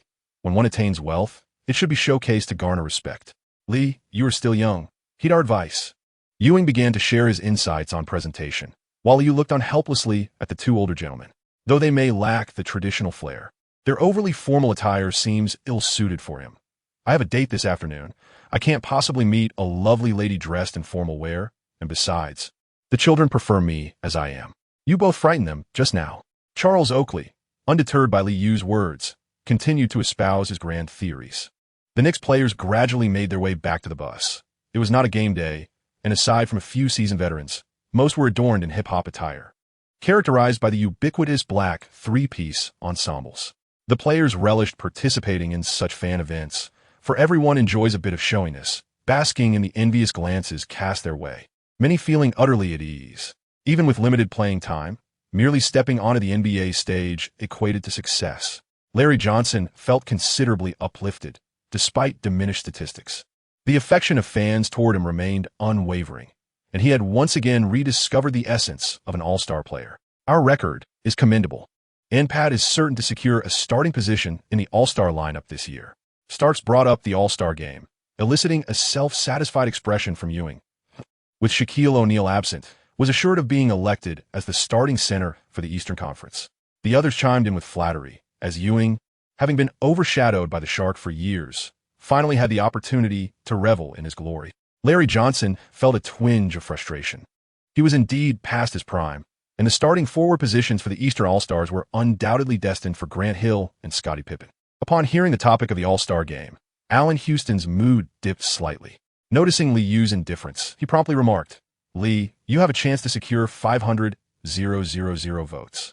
You're likely to rank among the top 4 Eastern guards and perhaps even make it onto the reserve list." Liu immediately shook his head. The starting guards for the Eastern All-Star team were none other than Michael Jordan and Anthony Hardaway. While the bench was filled with seasoned veterans, there was simply no room for newcomers. The reserves were selected by the coach, leaving no opportunity for him. Participating in the rookie game and mingling in Cleveland was sufficient for him. Being selected as an all-star was indeed a prestigious affair. Ewing, buoyed by the recognition, basked in the limelight. Liu had little interest in flattering him excessively, so he took his leave at noon, with a rare holiday at his disposal. He did not wish to revolve around the old-timer. On the eve of Christmas in 1931, a group of construction workers erected a 20-foot Christmas tree on a muddy construction site. From that moment on, the lighting ceremony of the Rockefeller Center Christmas tree has been an annual tradition, becoming a staple of New York's Christmas celebrations. By early December, the First Lady had illuminated this year's 73-foot-tall Norwegian spruce, and the evening's festivities attracted a throng of spectators. Liu, however, did not join in the revelry. After arriving in Connecticut, he attended one event, but after that experience, his interest waned. On this Christmas Eve, his friend Evan decided to first visit the Grand Tree before engaging in other activities. Liu had no choice but to bundle himself up warmly and endure the cold to celebrate. The energy from dinner was swiftly dissipated by the biting chill, and a few lovely young ladies, initially excited to cheer along with the crowd, soon forgot their enthusiasm after half an hour. It was simply too cold. Mason's idea was dreadful. Melinda nestled into Liu's embrace. The magnificent Christmas tree was indeed beautiful, but after a while, it felt rather ordinary. Perhaps only children could truly relish such festivities. Liu chuckled as he looked at the girl nestled in his arms, who had previously insisted on the importance of ritual during Christmas. However, after a brief stroll, she began to waver in her resolve. "Shall we head home first? I prepared your favorite hot cocoa." Melinda shot Liu a glance of disdain, yet she nestled closer into his embrace.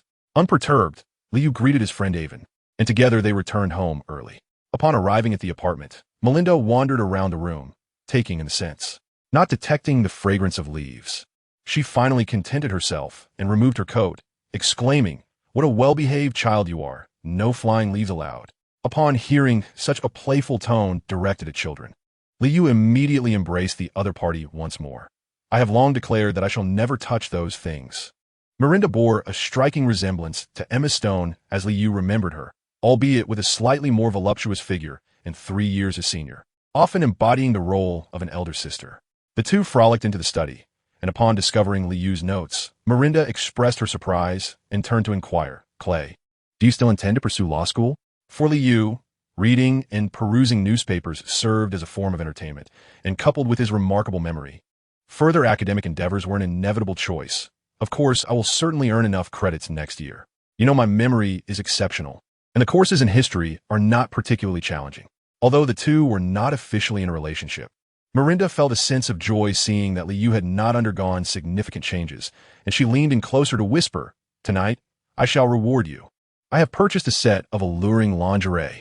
On the morning of the 25th, Liu, still fatigued from the previous night's exertions, had just indulged in a brief nap when he was roused by a knock at the door. Upon opening it, he was greeted by his friend Evan, who sported dark circles under his eyes and was accompanied by 6 chattering young ladies. "My heavens, you are destined to perish at the hands of women." Page 33. Liu quietly grumbled, tapping his friend on the chest with a hint of annoyance. "It's the Christmas party. Miranda is no longer around. It's time to embrace life." Similarly, Avon, who had partied all night long, was utterly unconcerned about his well-being as he welcomed the ladies inside. "There are no leaves. The fridge is stocked with drinks. Help yourselves. Oh, and please, no rap music." Liu reminded the young ladies entering the room that Ewan typically invites aspiring models into the fold, a gathering he has grown accustomed to. The girls, shedding their outer garments, cheered and eagerly approached Liu to plant a kiss on his cheek. Noticing a tall brunette nervously clutching a bottle of whiskey, intent on indulging, Liu stepped forward and offered her a glass of warm milk, stating, "It is forbidden to consume alcohol if you are under 21. Don't tell me you have reached that age." Taken aback by Liu's words, the brunette retorted defensively, "I am already 21. Observing Liu's silence as he merely extended the milk towards her, she soon faltered, her large eyes darting, and finally confessed in a subdued tone, "All right, I admit, I just celebrated my birthday, but I am only 15. Liu gazed upon the ebony-haired, wide-eyed girl before him, her figure reminiscent of a washboard, and with a sigh of exasperation, he smacked his forehead. "Damn it, Ivan, you brought a minor girl into my domain."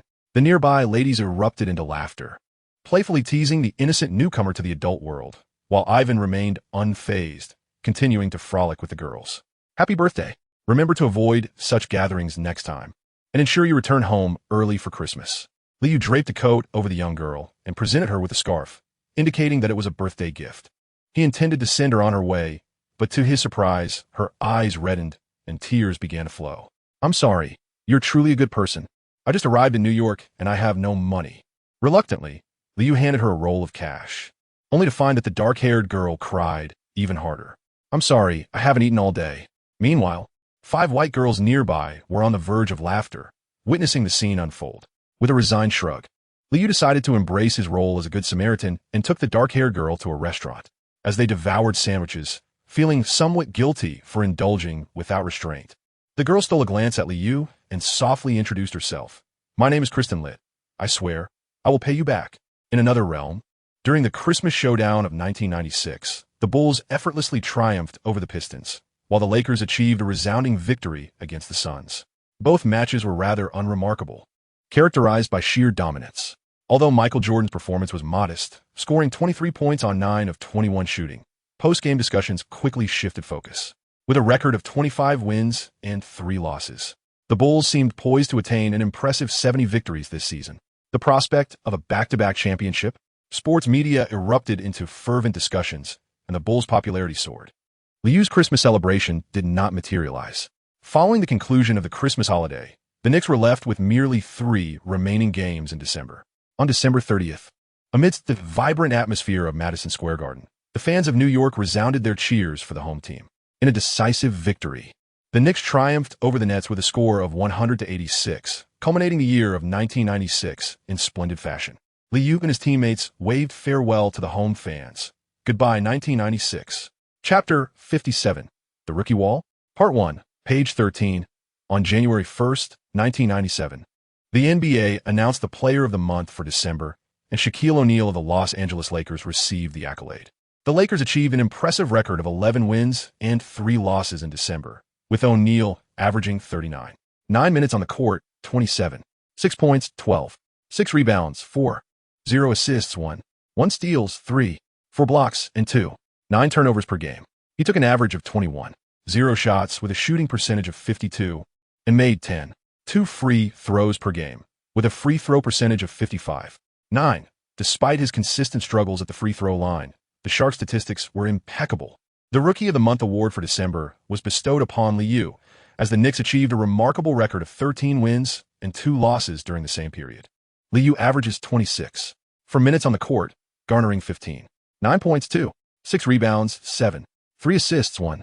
3 steals, and 1. 5 turnovers per game. He takes an average of 10. 3 shots, boasting a shooting percentage of 48. 4. From beyond the arc, he attempts 6. 0 three-pointers with a commendable accuracy of 39. 5. While also averaging 3. 6 free throws with a success rate of 74. 3.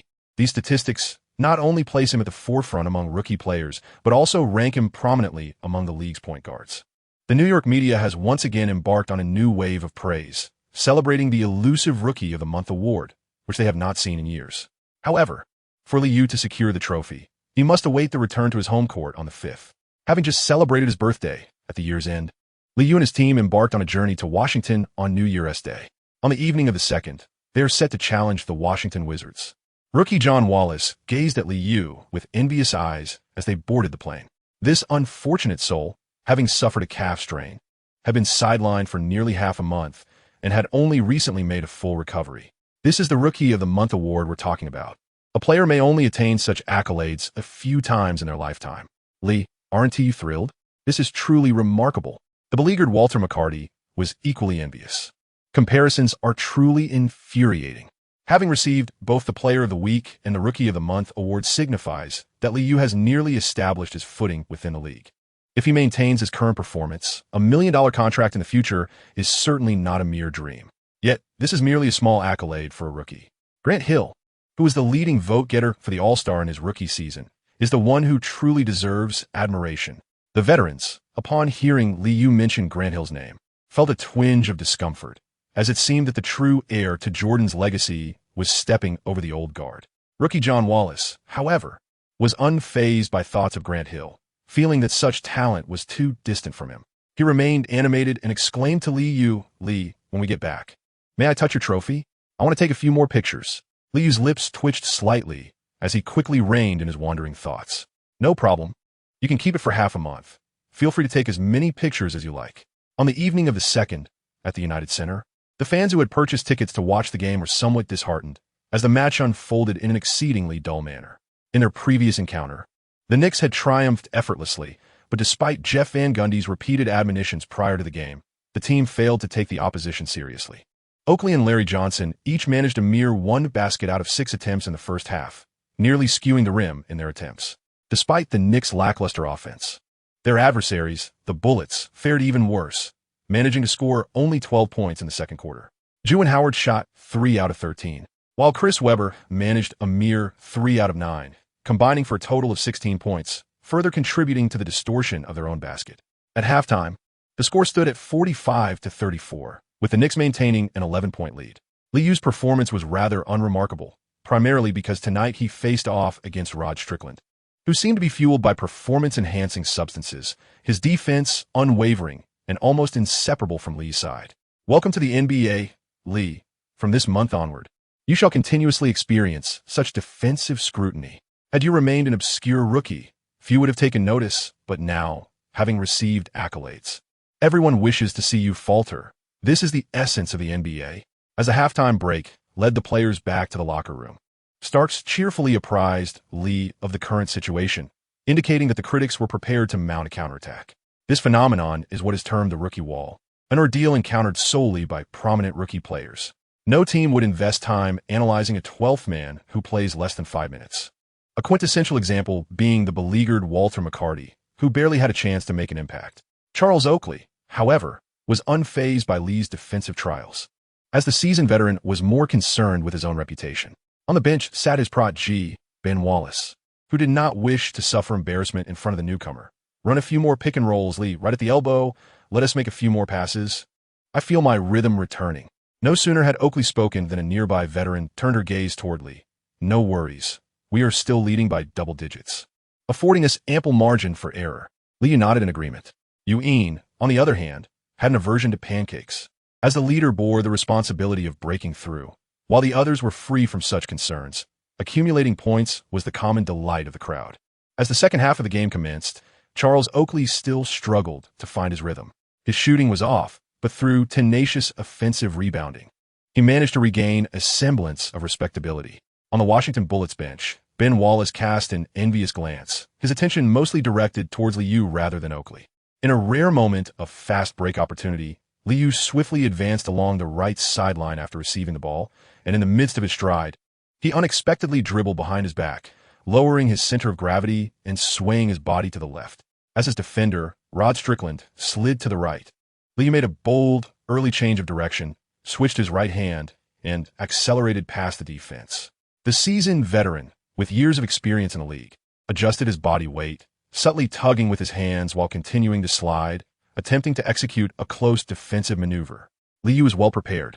He abruptly halted as he crossed the midline, then swayed his body to the right, creating a deceptive feint before swiftly dribbling the ball beneath his legs. Rod Strickland was unable to withstand this maneuver. Instinctively, he slid to the left rear, making an erroneous defensive prediction. When he attempted to recover his position, he stumbled, completely losing his defensive stance. Liu's rhythmically captivating movements elicited gasps from the crowd as he accelerated toward the paint, causing the Bullets' defense to instinctively constrict. Upon reaching the free throw line, Liu unexpectedly flicked the ball behind him. It soared directly to the left wing, where Allen Houston caught it and shot. Swish! A three-pointer, cleanly netted. This evening, Allen Houston was in top form, and with this shot, he had already made 3 three-pointers. Hush! Jeff Van Gundy appeared relaxed, ignoring the jeers from the audience as he stood on the sidelines, clapping fervently without needing to call out tactics, simply shouting, "That's it." Maintained this offensive momentum. On the bench, assistant coaches Thibodeau and Don Chaney exchanged glances, both understanding the unspoken sentiment. Our head coach has become accustomed to managing the tactics. During the Knicks routine practices, the primary focus was on transition offense, how to execute fast breaks efficiently and score effortlessly, which is indeed a skill. Oblivious to the fact that his assistant coaches were mentally orchestrating strategies against him, the bald-headed Jeff Van Gundy felt the managed tactics were exceedingly effective. After seeing the team secure another defensive stop, he enthusiastically shouted, "Move! Move! Go! Go! Go!" Chapter 58, The Rookie Wall, Part 2. On January 2nd, 1997, the Knicks celebrated their first victory of the new year. With a score of 96-84, they maintained their lead against the Washington Bullets, who struggled with their shooting. Larry Johnson shot 1 for 8, and Charles Oakley made 3 of 12 attempts. It seemed as though both had hit the rookie wall, unable to find a basket. In 31 minutes on the court, despite facing tight defense, Liu still delivered commendable statistics. 4 of 8 shooting, 3 of 6 from beyond the arc, and 3 of 4 from the free throw line, totaling 14 points, 4 rebounds, 4 assists, 2 steals, and 2 turnovers. After the game, Jeff Van Gundy appeared elated during the interview, readily praising the team's performance. The first game of the new year was away, and we overcame challenges, playing exceptionally well, with everyone bringing energy to the court. I don't mind our shooting percentage because we restricted the Bullets' shooting to around 30%. This is our style of play. Even when our shooting is off, we can still win through defense. Chocolate is still chocolate. Winning is paramount. On January 3rd, the Knicks eagerly flew to Atlanta. Upon arriving at the hotel, veteran Ewing advised the rookies, "Tonight, let us scope things out, but don't tell the coach where we went." Allen Houston and a few newcomers, including Liu, stayed at the hotel, spending the evening together watching NBC Saturday Night Live to pass the time. It would be preferable to engage in activities with the coaching staff. After all, we are all adults, and there is nothing wrong with enjoying life. The newcomer, John Wallace, felt a stirring within him, eager to join his older brothers in meeting them. Liu couldn't help but burst into laughter upon hearing those words. What a collective absurdity. It was remarkable that he could conceive such an idea. "Trust me," he mused, "if Coach Van Gundy were to hear your suggestion, you might as well resign yourself to a lack of playing time for the next few months." The beleaguered Walter McCarty, eager to experience the latest services, distractedly gazed at the television and remarked with a tinge of bitterness, "Even Buck isn't on it. It's outrageous. They should have included us."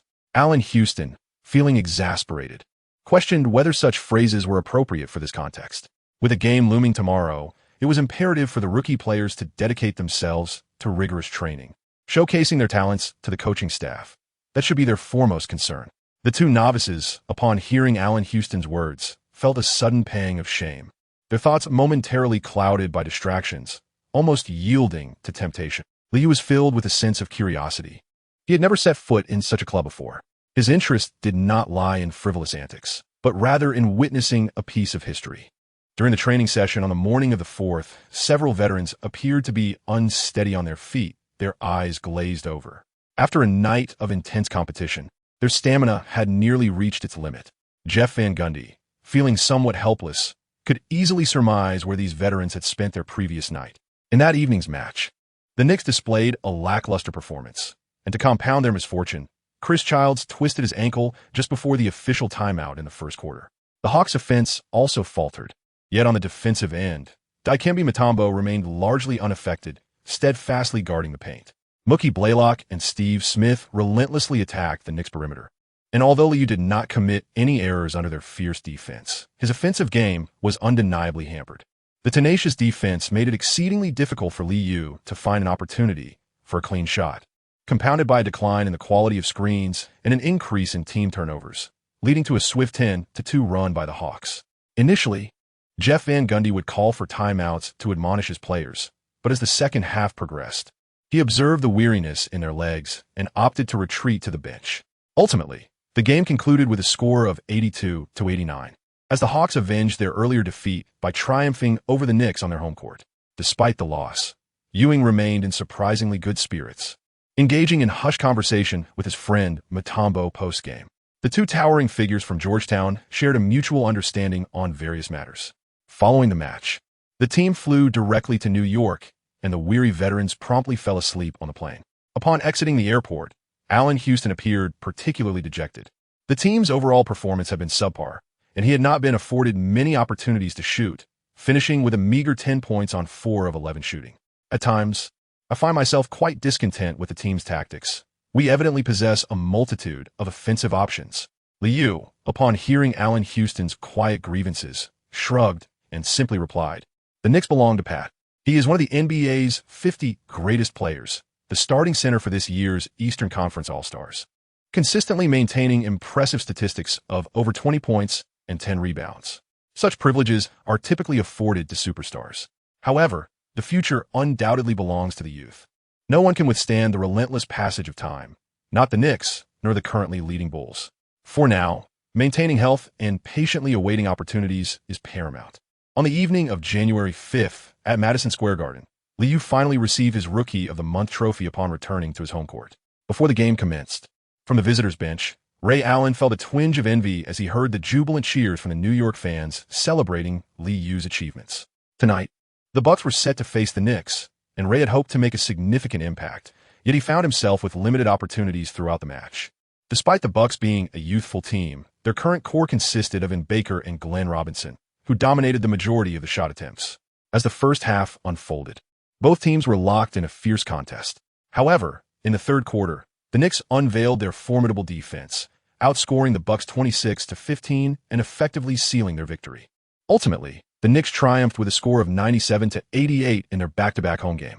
Ray Allen, who played for 33 minutes, managed only 7 points, 2 rebounds, 1 assist, and 1 turnover from 3 of 7 shooting.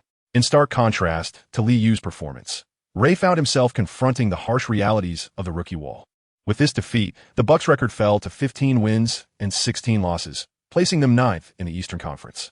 On the morning of the 6th, Liu hosted his friend Ray Allen in his Manhattan apartment. Ray had been struggling to score in recent games, a source of considerable frustration for him. Vin Baker often indulges in drinking, and there aren't too many players on the Bucks who train diligently. Even if we miss the playoffs this year, I wouldn't be surprised. I find myself envying Antoine Walker. Although the Celtics have been losing consistently, he still has the freedom to shoot. It's quite challenging to expect a scorer to only attempt 10 shots in a game while demanding efficiency in scoring. Liu handed his friend a glass of water.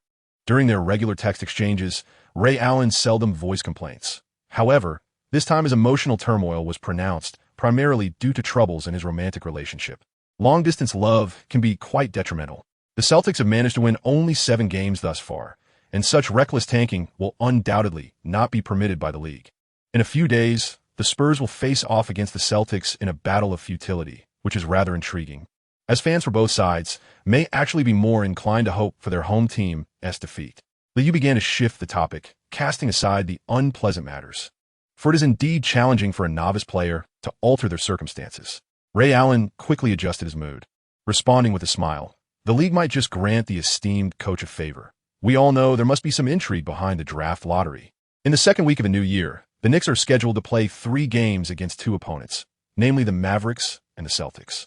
Although the pressure of the matches is not overwhelming, Liu continues to face intense defensive pressure, as even the struggling Celtics do not relent in their personal defense against him. On the evening of January 11th, the Knicks returned home to secure a resounding victory over the Celtics with a score of 112-96. Liu is far from an ordinary rookie player. In the face of targeted defenses from opposing teams, he has learned to minimize forced shots, judiciously manage his stamina, and engage more in tactical runs. Although his statistics have seen a slight decline, Liu has garnered much more. The extraordinary basketball instincts reminiscent of Allen Iverson have now taken on a bronze hue, as this innate talent integrates with remarkable speed. The cheers of the fans brought Liu back to reality, and the seasoned veterans, in good spirits, continued to dominate the competition, leading to an uptick in his performance metrics. John, we'll need your help next week on the road in the West. Upon hearing Liu's words, Starks patted his chest and assured him, rest easily. When we reach Phoenix, everyone will lend a hand. It's all good. Chapter 59, Core Treatment, Part 1. On January 13, 1997, after 2 days of rest in New York, the Knicks set off for Houston. Facing 3 away games in the West that week, Jeff Van Gundy boarded the plane with a stern expression. Larry Johnson's back injury had flared up again, and the New York media was relentless in criticizing his conservative use of players. The New York Post revisited past grievances, asserting that the root cause of Larry Johnson's diminished performance since joining the Knicks was Van Gundy's ineffective tactical system. As the new season progressed, while the Knicks' pace had increased, they occasionally served up disappointing performances that left fans feeling both frustrated and enamored. Assistant coach Tom Thibodeau found little recourse against these reports, especially with the core players functioning as mere tools in Van Gundy's system, leaving no room for Larry to regain his strategic prominence from his days with the Hornets. There's no need to dwell on those reports. The All-Star game is approaching, and with the season nearing its midpoint, our primary focus for the next few months must be maintaining our health. We still have a chance to secure the division title, Thibodeau advised the nearly bald Van Gundy, emphasizing that the media's narrative should not be taken to heart, as everyone within the team understood the situation. I have not let the media's words trouble me. Rather, my concern lies with injuries. Larry's condition has been more precarious than anticipated, Van Gundy remarked, revealing a contemplative demeanor. The team could not afford to lose Larry, otherwise there would be no one to fill the small forward position. Rookie John Wallace, at this moment, was brimming with excitement, as his first career start coincided with a nationally televised game, causing him a sleepless night. Charles Oakley, hearing Wallace's incessant chatter, displayed signs of impatience and quickly interjected. It's just a regular season game. Look at Lee. He doesn't let accolades affect him. That is how a star player should conduct himself. If you mess up on the court, you'll be taking Walter's place next week. At the elder's words, rookie John Wallace promptly fell silent, having no desire to assume such responsibilities. Lee Yule watched the game with a light-hearted demeanor, aware that the absence of the key player, the Big Mama, in the upcoming match would likely pose a challenge for the Knicks. Since Larry Johnson joined the team, he has been tasked with numerous arduous duties, often going unnoticed. However, during critical games, the significance of the Big Mama becomes evident. Patrick Ewing remained silent, yet when faced with Olajuwon, the media would inevitably stir the pot. It is not merely a matter of pride, but a fierce determination to outperform the rival, as the gorilla also seeks to dominate the competition, even in the regular season, which Ewing takes particularly seriously. The Rockets were in good form, while we faced injuries, leaving uncertainty about whether recent training sessions would yield any strategic adjustments. Allen Houston still hoped for a tactical shift, but both the Big Mama and Liu rolled their eyes. It was nearly half the season gone, and at most, they would have a meal of dumplings, with the tactical core remaining unchanged. On the flight, which lasted 3.5 hours, Ewing had no desire to play cards, leaving the others to peruse magazines and engage in light banter. Meanwhile, the veteran trio of the Rockets showcased their dominance since the season's inception, with head coach Rudy Tomjanovich even earning the Coach of the Month accolade in the first month of the new season. However, as the season progressed, the veterans' performance began to fluctuate, culminating in a disheartening defeat against the Bulls on January 11th, where they lost 86-110. In this high-stakes encounter, Michael Jordan shone brightly, scoring 32 points, along with 6 rebounds, 7 assists, 2 steals, and 3 turnovers, effectively dismantling the elderly trio. On the Rockets' side, Olajuwon stood out with a stellar performance, scoring 29 points on 12 of 25 shooting, while Clyde Drexler managed a mere 7 points from 11 attempts. Charles Barkley, who relied on others, only managed 8 points from 11 shots. Following this match, American sports media fell silent, and the discussion surrounding the Rockets' aging trio capturing the championship dwindled significantly. Patrick Ewing had hoped to capitalize on the Rockets' diminished morale to deliver a decisive blow. Unfortunately, the elderly trio also sought to seize the opportunity, leading to a clash with the Gorilla. In the nationally televised game on the evening of the 14th, the Rockets, playing on their home turf, erupted in the first quarter. Charles Barkley, who played the entire first quarter, recorded 14 points for rebounds and 1 assist from 5 of 9 shooting, including 2 of 4 from beyond the arc and 2 of 2 from the free throw line. The Rockets concluded the first quarter with a 6-point lead, 30-24. Liu made his starting appearance, playing the entirety of the first quarter. Upon entering the game, he took on the role of facilitating passes to Ewing, acting as an external scoring threat. With a remarkable shooting performance of 3 out of 4, including 2 of 2 from beyond the arc, he amassed 8 points and 2 assists in the quarter, effectively preventing the score gap from widening. Ewing, in contrast, struggled against Olajuwon, displaying a lack of strategic acumen with 2 turnovers during low-post attempts, ultimately scoring only 4 points on 1 of 3 shooting. Perhaps feeling deprived of opportunities in the first quarter, Ewing took to the court early in the second quarter, frequently demanding the ball in a back-to-the-basket stance. Charles, unlike Liu, did not judiciously distribute shooting opportunities, repeatedly passing to Ewing. The Gorilla's attempts to score in isolation faltered, leading to further errors. The more he sought to prove himself, the more complications arose, and before Jeff Van Gundy could react, the game had spiraled out of control. In a fit of determination, Charles Barkley relentlessly attacked the rim, and after coming off the bench, he recorded 2 out of 3 shooting and a perfect 6 for 6 from the free throw line, adding another 10 points to his tally. By halftime, the Rockets had established a commanding lead of 17 points, with a score of 46-63. As they retreated to the locker room, Oakley and Ewing wore grim expressions, while Starks remained tight-lipped, fully aware of the reasons behind the sudden collapse. "I apologize. I was too anxious and should not have made such elementary mistakes," admitted the rookie John Wallace, who had been overwhelmed by the glide, even missing an uncontested layup. As he returned to the locker room, softly acknowledging his errors, Liu maintained a tranquil demeanor, achieving an impressive 5 out of 8 shots and securing the highest score of the team with 13 points by halftime. Upon returning to his seat, he remained silent, as it was the moment for the captain to address the team. To the disappointment of many, Ewing remained voiceless throughout, merely seated and awaiting Van Gundy's arrival. The 17-point deficit was not insurmountable, with a resolute defense and accelerated offensive pace.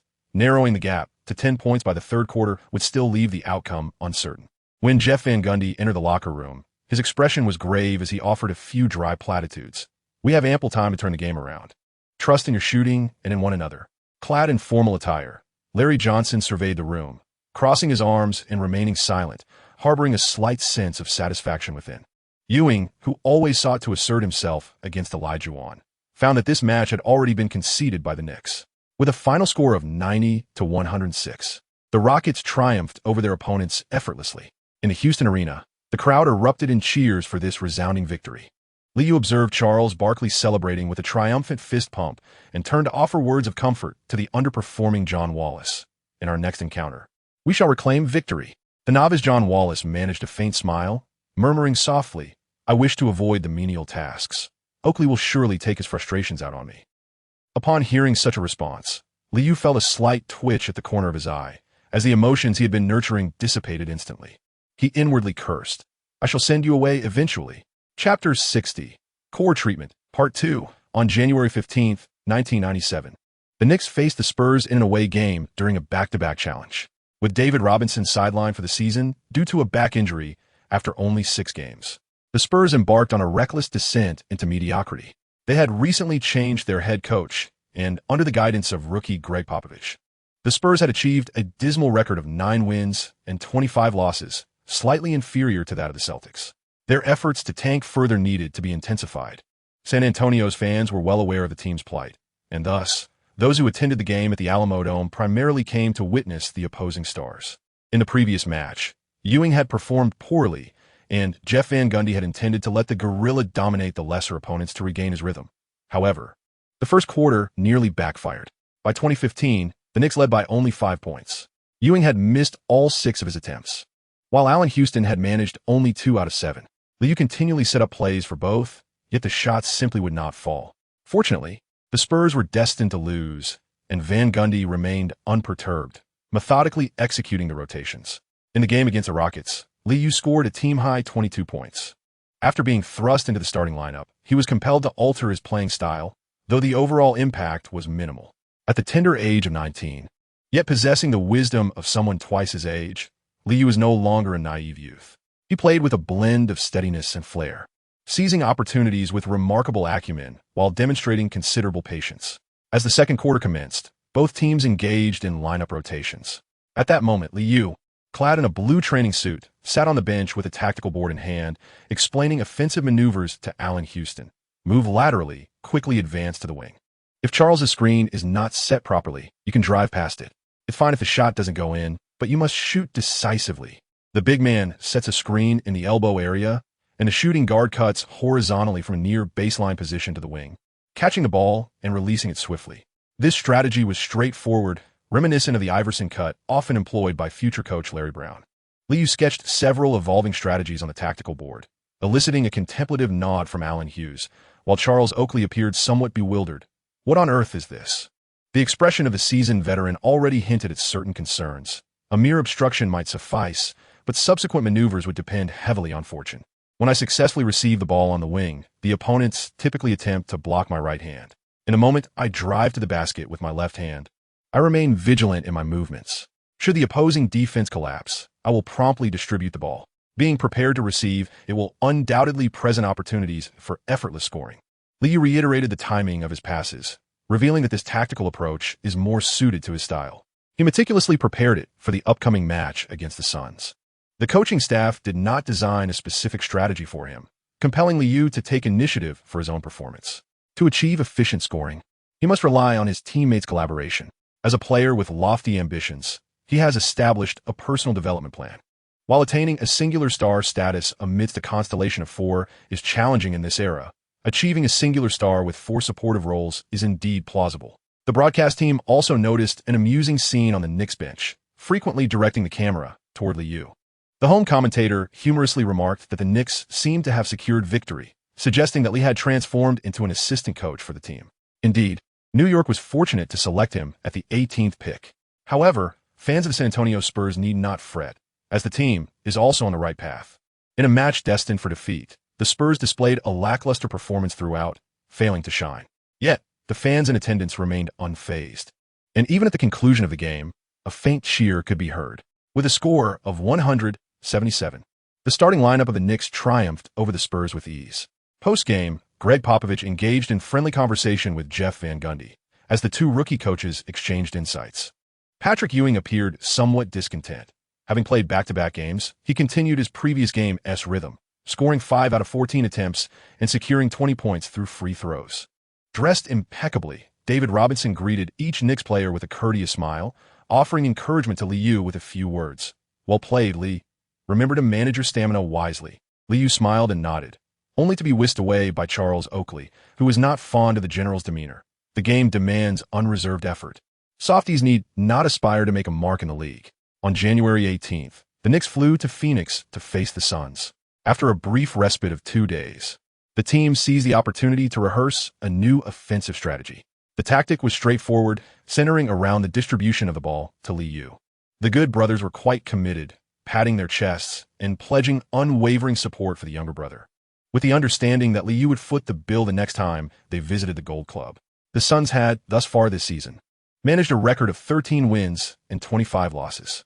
Once a formidable force, contributing to iconic moments such as Kevin Johnson's dunk over Hakeem Olajuwon while battling the Bulls alongside Charles Barkley, he now found himself struggling alone.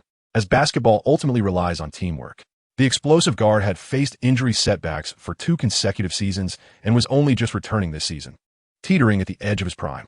New York reporters stoked the flames before the game, resurrecting the Suns' past double standards in their tryout of Liu, to which the Phoenix camp offered a conciliatory response. "Time changes all. and few could have predicted that the young Li Yu would adapt to the NBA so swiftly. During a pre-game locker room interview, in the face of provocation from New York journalists, the fiery Kevin Johnson exhibited the poise of a future mayor of Sacramento. "I believe that was a misunderstanding. The Sun staff are always dedicated, and Phoenix welcomes everyone. I love this city, I cherish the fans of Phoenix, and I intend to remain here." Danny Ainge, now the head coach of the Suns this season, made minimal adjustments to the starting lineup for that evening. The backcourt featured Kevin Johnson and Wesley Person, while Cedric Ceballos and Lauren Meyer occupied the forward positions, with Hot Rod Williams as the center.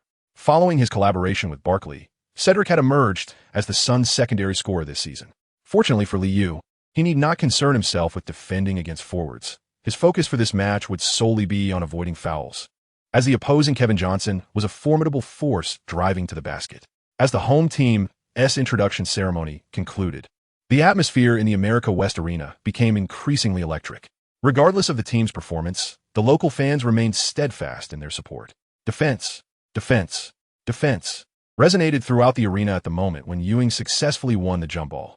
Li Yu skillfully maintained possession of the ball, swiftly traversing the halfway line before reaching the left wing, with a cautious Kevin Johnson promptly advanced to apply pressure. As the regular season progressed, no opposing player dared to underestimate Li Yu, especially with the Suns having conducted thorough video analysis prior to the game, thus anticipating his moves. Larry Johnson, reinstated to the starting lineup, quickly maneuvered to the left elbow of the free throw line. Observing his teammates' movement, Li Yu immediately delivered a lateral pass to Allen Houston at the top of the arc, then seamlessly cut across from left to right. At the left elbow, the veteran delayed Kevin Johnson's defense momentarily, while Oakley's screen on the right side of the free throw line further impeded the opposing chase. As Li Yu drifted beyond the three-point line on the right wing, Allen Houston swiftly sent a pass his way. Without hesitation, Li Yu caught the ball and launched a shot. Just as Kevin Johnson closed in, he was unable to contest the shot in time, his expression one of surprise. Swish! The three-pointer found nothing but net. Amidst the audible jeers from the crowd, Li Yu, composed, merely offered a thumbs up to his teammates. The seasoned commentator Al McCoy, witnessing Li Yu's early success, lamented quietly, "What a poor shot selection." However, he acknowledged that Li was on form tonight, having successfully made the shot. In contrast, fellow rookie Steve Nash appeared to still be adjusting to the NBA, with Coach Angie believing he was not yet prepared. As a traditional point guard, Kevin Johnson had never relied on three-point shooting. During the Suns' offensive play, center Horde quickly moved to set a screen at the right elbow of the free throw line. On the right wing, Kevin Johnson, with the ball in his left hand, utilized his teammate's screen to swiftly break through to the free throw line, momentarily shaking off Li Yu's defense before executing a sudden jump shot. Ewing steadfastly guarded the area beneath the basket, vigilantly fending off any attempts by the opposing team to breach the rim. The ball ricocheted off the hoop, and the Gorilla effortlessly seized the rebound, swiftly relaying the ball to Li Yu. Unlike previous matches, the Knicks' transition offense exhibited a remarkable acceleration. Kevin Johnson once again opted for an immediate defensive delay, yet Li Yu promptly dispatched the ball to the advancing Allen Houston. Upon receiving the pass at the arc's apex, Li Yu and Larry Johnson flanked the sides, racing toward the wing. Meanwhile, the trailing Charles Oakley remained composed, positioning himself on the left wing to set a screen as Allen Houston returned the ball to Li Yu, capitalizing on a moment when the opposing defense had just settled into position. Maintaining a triple threat stance, Li Yu deftly faked left and darted right, lowering his center of gravity as he swiftly executed a cross step to penetrate the defense. The crowd instinctively gasped in awe, devoid of ostentatious maneuvers. Kevin Johnson fell victim to the feint, misjudging the play and allowing Li Yu to glide past him. Kevin Johnson quickly resumed his pursuit, re-establishing tight defense alongside Li Yu, continuously applying physical pressure. Approaching the paint, Li Yu leaped, using his body to ward off the defender, disregarding the impending block, and executed a single-handed layup with his left hand. Upon landing, Li Yu shouted loudly, signaling the referee that an opponent had committed a foul, yet receiving no whistle in response. Undeterred, he swiftly retreated to defense. The towering figure of Hot, stationed in the paint, remained vigilant to Ewing's movements, while Li Yu had already scored 2 points, drawing the attention of the Suns players towards their leader. Hush! A tremendous chorus of boos erupted from the crowd, leaving Kevin Johnson feeling utterly humiliated. After the baseline serve, with a grim expression, he took the blame upon himself, declaring, It is my fault. Everyone focus on defense. In the initial round, Kevin Johnson missed a shot, eager to reclaim his pride. This time, he altered his approach. Utilizing a screen set by Hott at the left elbow of the free throw line, he swiftly maneuvered the ball, lowering his center of gravity remarkably. After switching to his right hand, he accelerated forward, breaking through with finesse. In the offensive maneuver of defending against a smaller player through a screen, Liu found himself at a disadvantage. Kevin Johnson skillfully evaded his defender, yet failed to fully accelerate. As he confronted Ewing, who was stationed in the paint to protect the rim, he contorted his body, grasped the ball with his right hand, and forcefully attempted a layup. As he evaded the defense and collapsed onto the floor, Kevin Johnson did not hear the anticipated whistle. Under duress, the ball ricocheted off the rim, and Ewing seized a rebound once more. On the sidelines, Coach Danny Ainge vociferously urged his players to swiftly transition into defense. During the fast break, after receiving the pass, Liu found himself momentarily unchallenged, while the Suns' big man, Horde, distracted by the shouts, failed to notice the situation unfolding beside him. Rising heavily from the floor, Kevin Johnson quickly retreated on defense, simultaneously alerting his teammates with a loud reminder, "Stay with your man." As the players of the Suns began to sense an unusual shift, Liu had already advanced swiftly along the right sideline to the right flank. Approaching the three-point line, he immediately decelerated, adjusted his stance, and executed a rapid ball convergence. Transitioning into a sudden stop for a three-point jump shot. Swish! The ball nestled perfectly into the net. What a poor shot selection. Oh, our defense seems to have faltered. The commentator, Al McCoy, was almost rendered speechless.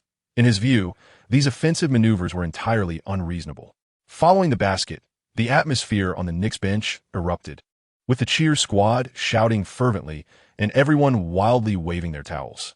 Liu remained impassive, raising his right arm and holding up 3 fingers as he stepped back in a quick, measured manner. With a score of 8-0, Liu had amassed 8 points in under 2 minutes, eliciting a chorus of discontented boos from the Suns fans present. Jeff Van Gundy, in a state of detachment, sat calmly on the bench, striving to project an air of confidence akin to Pat Riley. Occasionally allowing Lee to take the reins of the game could be a prudent choice, Jeff mused. Perhaps we could devise more strategies tailored for him. Assistant coach Don Chaney, in high spirits, suggested quietly while holding a tactical board. Jeff Van Gundy, however, offered no response. For establishing a core player is no simple task. He also had to contemplate the dynamics of the locker room. Can 19-year-old rookie truly support the likes of 50-season stars? Reflecting on this, Jeff Van Gundy inwardly shook his head, deeming the prospect implausible. The first to break the deadlock for the Suns was Wesley Person, who, following a breakthrough by Kevin Johnson, found his teammate at the right corner, responding with a three-pointer. The Suns fans erupted in cheers. As the Knicks struggled to keep pace with the rapid tempo of the game following the tip-off, Lee Yun could sense that Kevin Johnson had intensified his defensive efforts against him.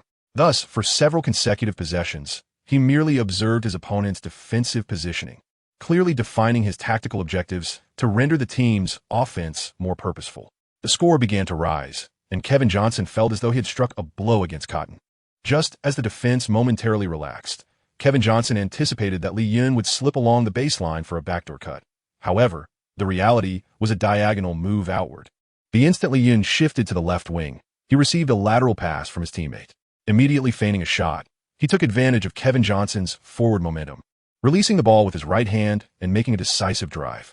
With swift footwork, Kevin Johnson maintained his defensive position as Lee Yun surged into the paint, taking 3 large strides and feigning a layup. With a swift leap, Kevin Johnson raised his left arm, aiming to execute a block. However, Lee Yun momentarily paused midair, then flicked the ball behind his head, deftly catching it with his right hand and delivering it straight into the waiting hands of Ewing beneath the basket. The imposing figure of Horde realized he had overcommitted on defense, only to turn and witness Ewing executing a powerful one-handed slam dunk. The gorilla roared, and on the Knicks bench, the Atmosphere team erupted in cheers once more. Assistant coach Don Chaney smiled and quietly suggested, "We should afford Lee more opportunities." Age is not a barrier. Chapter 61. The Unstoppable Record, Part 1. For Liu, the most challenging aspect of entering the league was the abundance of diminutive opponents.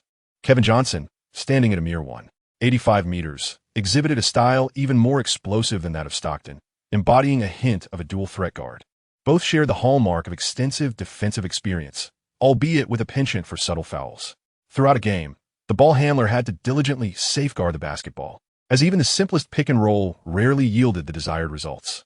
Once Kevin Johnson acclimated to Lee Yu's playing style, this seasoned traditional guard, upon realizing he might lose his position while navigating a screen, would discreetly tug at his thigh. This tactic proved exceptionally effective, disrupting Lee Yu's dribbling rhythm on several occasions. If he failed to shake off the defense, his opponent would immediately ensnare him. Their frequent contests drew exuberant cheers from the Suns fans.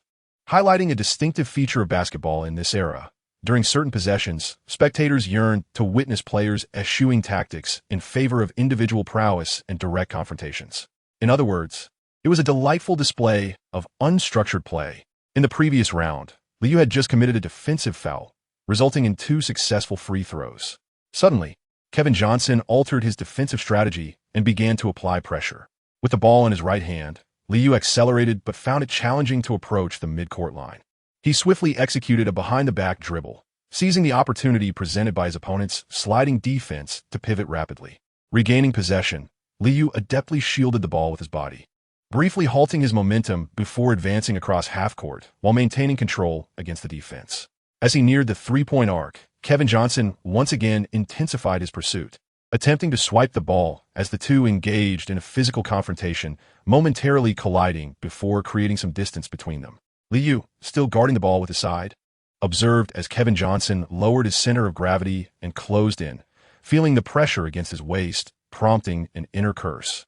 Liu shifted 2 steps to the right flank, at which point both teams were acutely aware of the need to create offensive space. Kevin Johnson fixated intently on Liu's movements, explosively launching from his position. With Liu shielding the ball, he deftly rocked his shoulder back, then pivoted to push the ball forward, executing a straightforward yet forceful acceleration. The quick-reacting Kevin Johnson promptly adjusted his body weight, desperately sliding to the left rear.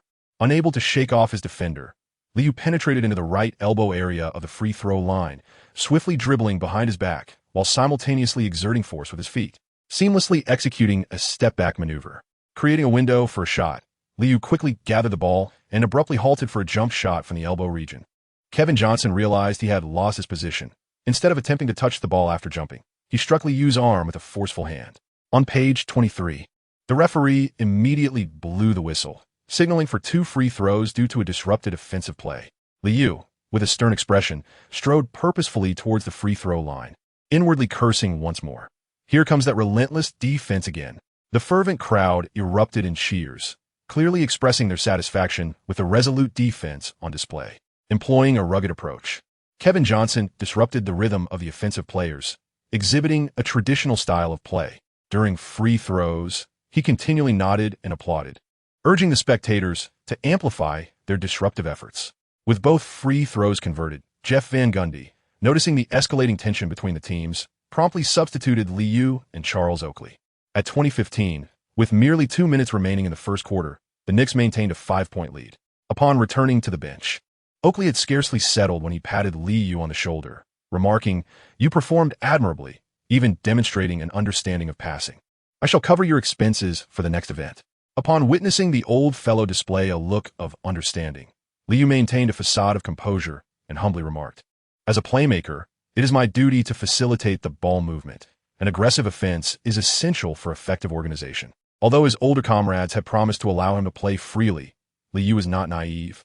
Treating these seasoned veterans as mere blue-collar workers would likely lead to unfavorable outcomes. Meanwhile, Walter McCarty cast an envious glance, yearning for such privileges. As for this beleaguered soul, Liu felt an urge to exclaim, "What a misconception! What is there to envy in being a mere cog in the machine?" The Suns' home commentator, Al McCoy, observed that his star player was struggling with a shooting touch, and, as the first quarter drew to a close without a tie, he lamented, "We must exhibit some patience. K.J. is a true warrior, and he will return to his peak form." Kevin Johnson concluded the first quarter with a shooting record of 0 for 2. Yet he managed to convert all 4 of his free throw attempts, accumulating a modest total of 4 points, 2 rebounds, and 3 assists. Although he appeared to be contributing to the game, the statistics did not reflect his efforts. At the end of the first quarter, the score stood at 26-21, with the home team, the Suns, trailing by 5 points. Patrick Ewing, who played the entirety of the first quarter, returned to the bench in good spirits. Liu demonstrated his prowess by shooting 3 out of 5 from the field, including 2 of 3 from beyond the arc, and making both of his free throws, totaling 10 points, 1 rebound, and 3 assists, 2 of which were directly to Ewing. This indicates that the newcomer recognizes the leadership of the veteran. Ewing felt that Liu remained grounded, which aligned perfectly with his expectations. Take more shots in the second quarter, Lee. We are still ahead, so unleash your offense. During the intermission, the gorilla encouraged Liu, reminding him that promises made must not be broken. The second quarter commenced, and after 3 minutes and 46 seconds had elapsed, Liu re-entered the game. At that juncture, the score stood at 34-26, with the Knicks extending their lead to 8 points.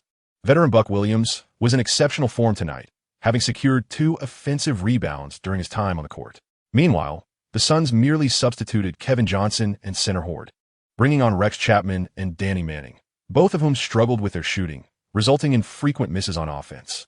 Upon his entry onto the court, Liu played for less than 2 minutes, yet from his seat on the bench, Ewing could not help but twitch at the corner of his eye. Engaging in a similar pick-and-roll offense, the veteran Buck Williams consistently finished strong at the rim. With the interior opened up, Liu swiftly executed a transition three-pointer and, following a well-timed off-ball cut, converted a quick mid-range jumper. Ewing, astute as ever, recognized that Liu was in superior form compared to the bench players. The seasoned Buck and the rookie Walter adhered to the strategy. With a double screen in place, scoring without the ball became increasingly effortless. Liu accelerated the pace of the game, safeguarding the defensive rebounds and initiating fast breaks. With the ball in his left hand, he propelled forward down the middle, delivering an unanticipated behind-the-back pass to Starks on the right wing. Nearing the three-point line, momentarily slowed down before launching the ball. Swish! The three-pointer found nothing but net. The commentator Al McCoy on-site was no longer in the mood to discuss the poor shooting choices. The Knicks suddenly quickened the pace of the game, extending their lead to 11 points. Starks, filled with exhilaration, celebrated with a chest bump alongside Ewing, executing a swift transition offense and scoring effortlessly. Who could resist such a display? Kevin Johnson, who re-entered the game, was taken aback by the Knicks' sudden outburst from beyond the arc. How could they launch three-point shots during a fast break with a numerical disadvantage? This defies all logic. The novice Walter McCarthy only regained his composure when he was substituted. Playing alongside, Lee felt wonderful. How many points did I score? On the bench, John Wallace heard the inquisitive question and replied with a hint of sarcasm, 2 out of 3, and I also made 2 free throws. Totaling 6 points, an all-time high in my career, Walter McCarty felt he deserved a greater share of the points. Upon entering the game, he frequently touched the ball, even experiencing a fleeting illusion of becoming the primary scorer. However, this sentiment was swiftly cast aside by the novice McCarty, who became more preoccupied with his standing within the team. No errors to speak of. Let us see what excuse Oakley conjures this time. It is high time I liberated myself from these trivialities. Beside him, Charlie Ward felt a twinge of melancholy as he observed the two engaged in a discussion about the game, his heart heavy with unspoken envy. After all, I'm the coach's most favored player. Chapter 62, Unstoppable Records, Part 2, page 13. On the evening of January 18th, the Phoenix fans in attendance began to reminisce about Charles Barkley.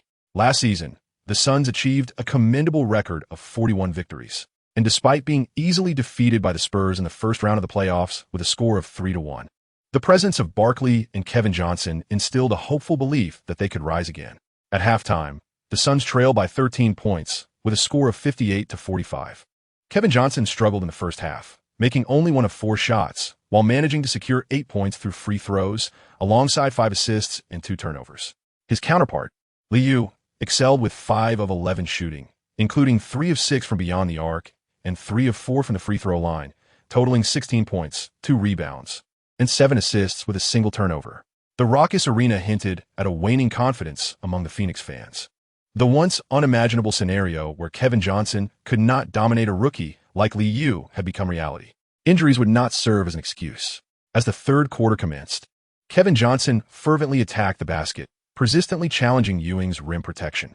This display of determination evoked a profound sense of sorrow among the Suns supporters. Had Barkley been present, Johnson would not have had to exert himself so relentlessly. After making 1 out of 2 free throws, Charles Oakley secured a defensive rebound, allowing Liu to receive the ball and initiate a fast break for the Knicks. At this moment, Ewing was even more vigorous than in the first half.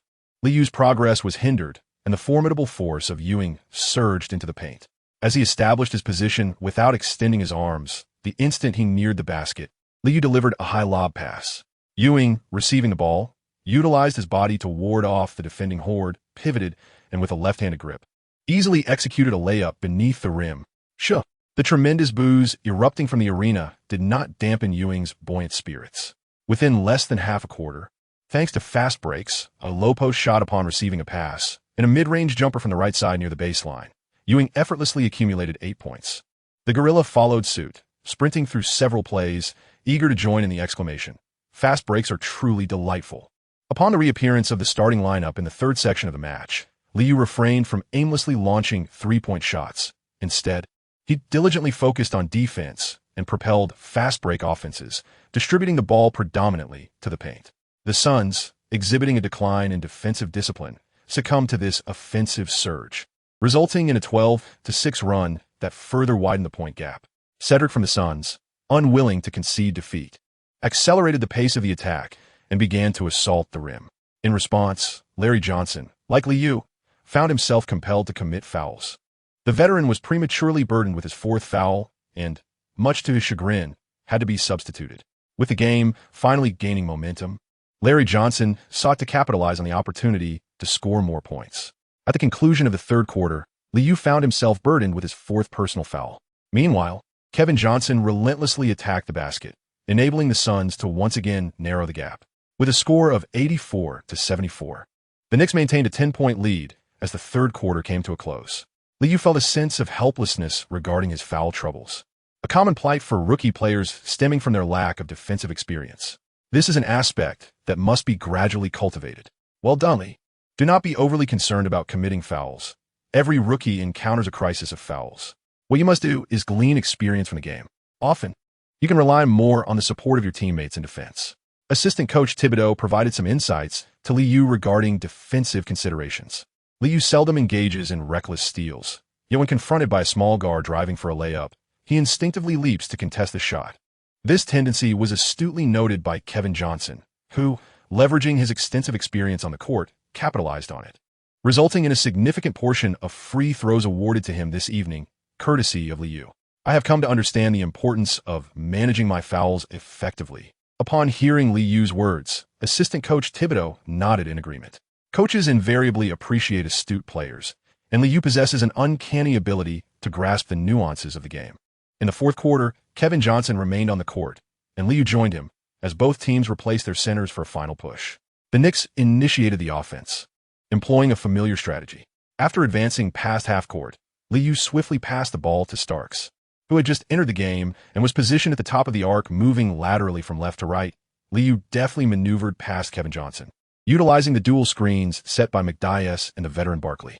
As the Suns' Danny Manning entered the fray to switch defense, Liu feigned a three-point shot from the right wing, capitalizing on his opponent's momentary lapse. With a swift lowering of his center of gravity, he prepared to drive towards the basket. Manning instinctively slid to his left, but Liu merely took a single dribble before executing a crossover step back. This simple yet effective movement provided Liu with ample space to shoot. Without waiting for his defender to leap in an attempt to block, he launched a three-pointer from beyond the arc. Swish! The hollow ball found its way into the net, instantly eliciting a chorus of boos from the crowd. Liu's crisp three-pointer once again provoked the fervent supporters of the Suns. Kevin Johnson, undeterred, accelerated the tempo of the offense while relentlessly driving towards the basket, demonstrating that even a clay figure possesses a spark of three-point prowess. Liu frequently found himself breached, and within 3 possessions, he incurred yet another foul. The Suns, struggling to regain their rhythm, continued to miss fire. Meanwhile, on the Knicks side, Liu pressed on with fast break opportunities, serving up assists to his teammates. With just 6 minutes and 2 seconds remaining in the fourth quarter, following a successful free throw, Liu returned to half-court, only to be penalized for a reach-in foul during his defensive stance. With a resigned sigh, he shrugged his shoulders and made his way to the bench. Marking the first time in his career, he had fouled out with 6 fouls. The Suns fans were devoid of joy, relegated to the role of mere spectators tonight. The commentator, Al McCoy, upon receiving a cue from the production team, reluctantly acknowledged Liu's achievement. At the tender age of 19 years and 18 days, He became the youngest player in NBA history to record 15 assists in a single game. I suspect the Phoenix fans were not particularly eager to witness this moment. A mere 19 years old? It is truly astonishing. This is indeed an exceptional record. In a performance spanning 35 minutes, he achieved 25 points with 8 out of 17 field goals, including 4 out of 7 from beyond the arc, and successfully converted 5 out of 6 free throws, alongside 3 rebounds, 15 assists, 1 steal, 2 turnovers, and 6 fouls. The atmosphere on the Knicks bench was electric as they rose to celebrate with Lee Yu, while the Suns remained undeterred. In the final moments, Lauren Meyer surged forth, consistently stepping to the free throw line. Fortunately, both teams entered the bonus, with Ewing also taking his turn at the charity stripe, much to the chagrin of the Suns fans. As the game time extended, on the sidelines, Jeff Van Gundy appeared anxious, rising to direct his players, urging them to hold their ground. Ultimately, the Knicks triumphed with a score of 110-103, managing to withstand the Suns' relentless pressure in a tightly contested battle. The arena was filled with boos as Kevin Johnson, who played for 44 minutes, stood with his hands on his hips, gazing at the scoreboard with a sense of despondency. Having recorded 21 points on 4 out of 14 shooting and 13 out of 14 free throws, along with 3 rebounds, 10 assists, 1 steal, and 2 turnovers. Despite his 2010 performance, Kevin Johnson felt he had given his all. The Knicks quickly made their way to the player tunnel, as the Suns had attempted an astonishing 41 free throws, leaving a lingering dissatisfaction in the air. Liu, unfazed by the jeers of the audience, entered the players' tunnel and noticed the Suns staff glancing in his direction, chuckling and shaking their heads as they exclaimed, "Free throws? It matters not. I shall continue to triumph in Phoenix, and this city shall never claim a championship." Assistant coach Thibodeau promptly approached, placing a reassuring hand on Liu's shoulder as they hurried towards the locker room, aware that this was not New York, and the coaching staff preferred to avoid any unnecessary complications. Upon returning to the locker room, Ewing reviewed the technical statistics and realized that Liu had once again set a record, which caused a pang of envy in his heart. Charles Oakley, however, remained indifferent to such matters. The seasoned veteran was quite pleased with Liu's performance, noting that Ewing still led the team in shot attempts. And as long as a strong leader was present, the rookies would stay grounded. When Jeff Van Gundy entered the locker room, a smile adorned his face as he clapped his hands and exclaimed, "What a remarkable game. We showcased the fruits of our training. This is what teamwork is about, and we must play for one another." In the following week, the team would face a grueling schedule of 5 games in 7 days. Hence, upon returning to New York, practice was canceled, and they were encouraged to rest. "I do not wish to see any of you featured in the tabloids for nightlife escapades," he added. Finally, he congratulated Liu for becoming the youngest player in NBA history to achieve a 2015 game, proclaiming that this record would likely remain unbroken. The Knicks erupted in cheers, and the equipment manager, Old Mike, handed the game ball to Liu with a warm smile, saying, "Lee, accept this game ball. It will be quite challenging to surpass this record anytime soon, so don't be modest." Just days prior, the scoring record had been broken by the Trail Blazers rookie Jermaine O'Neal, and given the difficulty of achieving 15 assists, Liu accepted the game ball, declaring, "This record belongs to all of us. Go team." The atmosphere grew and several rookies began to cheer exuberantly, and Liu, in high spirits, smiled broadly. He was certain he would appear on television again. Can one limit shot attempts, and can one also limit assists? In less than a day, after Liu returned to New York with the team, the new record swept across the NBA, generating buzz in the sports media. New York's press lauded Liu, with several newspapers featuring the record prominently on their front pages. For the fans in New York, this year was indeed a double blessing. With O'Neal absent from the East, Ewing, a surefire selection for the All-Star starting center, was certain to claim his spot. The team had chosen Liu at the 18th pick, and he consistently broke records while showcasing a captivating style of play, leading to a surge in demand for home game tickets. On the morning of the 19th, a rare day of rest, agent Mark Bartelstein paid a visit to Liu. On the television, TNT's program featured hosts Ernie Johnson and Kevin McHale discussing the record while analyzing Liu's technical attributes. "What a pity," they lamented. "If only you could be selected as an all-star in your rookie year. It would undoubtedly elevate your popularity to new heights." Jeff Van Gundy's credentials are insufficient. Otherwise, based on the Knicks' performance, he could have easily been selected. The fan votes for Tim Hardaway of the Heat pale in comparison to yours. Mark Bartelstein gazed at the television program, a look of regret crossing his face. He genuinely wished that Liu had been selected for the All-Star game in his rookie year. as the New York media would have undoubtedly elevated his status to unprecedented heights. Liu was also watching the TNT program, where Mike McHale provided insightful analysis, highlighting the team's deficiencies in defense and subpar performance in finishing at the rim. This year's All-Star Game truly features the 50 greatest stars as the main attraction. The Rising Stars Challenge has also been revealed, and securing a lucrative sneaker contract is our immediate objective. I anticipate new offers will emerge. It has never been an effortless endeavor for players to attain a substantial sneaker deal, and Mark Bartelstein recognizes the significance of this matter, as it represents a considerable sum of money. Michael Jordan's placement at the 46th position indeed raises some eyebrows, yet there exists a rationale behind it. The voice emanating from the television prompted Mark Bartelstein to shake his head in resignation. Lee, this is the media, in pursuit of viewership and sales. They invariably lower their standards. Should one's performance falter, and the New York media begins to cast doubt, remember to discard those newspapers and magazines into the trash. Liu nodded dismissively. He actually enjoyed perusing outrageous news. Jordan ranked at 46th? Perhaps this year's Cleveland All-Star event will witness history once again. Chapter 63, The Unavoidable Vanity Fair, Part 1, page 13. On January 20th, 1997, the Knicks returned to New York after a day of rest.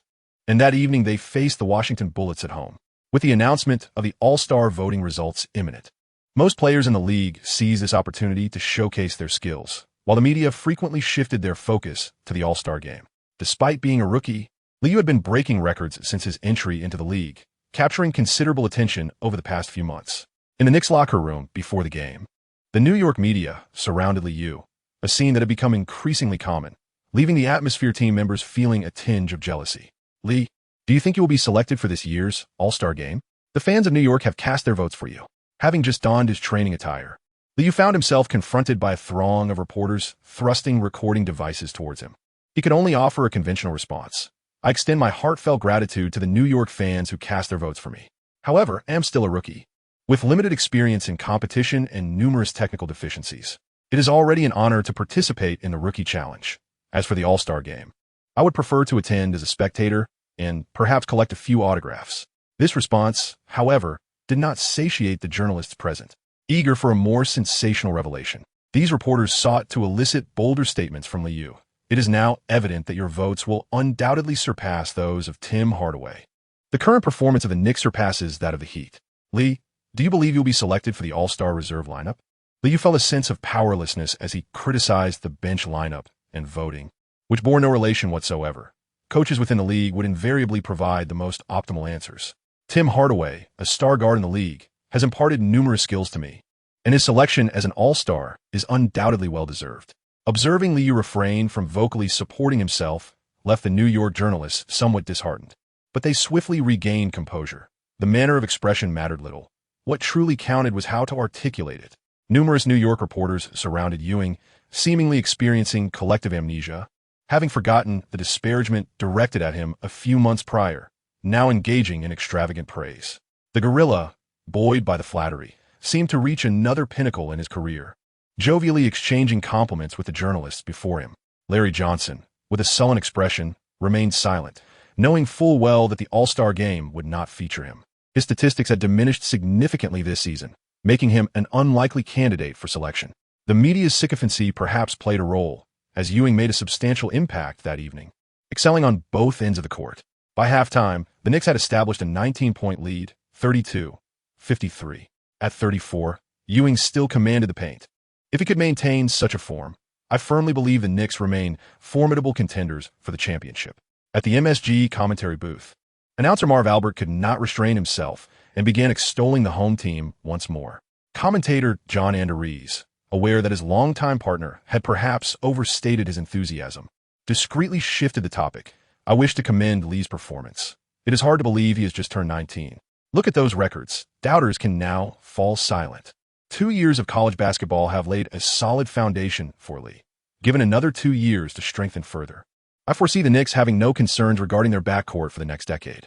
The one-sided contest only intensified the atmosphere at Madison Square Garden. Yet, Jeff Van Gundy remained vigilant, increasing rotations as the second half commenced. The week's schedule was quite packed, and the coaching staff wished to avoid any injuries. Ultimately, the Knicks triumphed over the Bullets with a score of 79-100, marking a positive start to the week's matches. That evening, Bullets Mutombo, donned in formal attire, sat on the bench, as injuries had begun to manifest midway through the season. Madison Square Garden remained vibrant, and a buoyant Ewing engaged in friendly banter post-game, while Ben Wallace, who had only played 3 minutes, was being reprimanded by Oakley after stepping on the court. You grab a rebound and then merely follow the play back? Noticing Wallace's silence, Oakley turned to Liu and remarked, "If this fellow fails to secure a contract in the future, remind him to come to the Knicks. He possesses considerable talent." Of course, I do not refer to offensive prowess alone. Given a suitable platform, he could certainly make a name for himself in the league.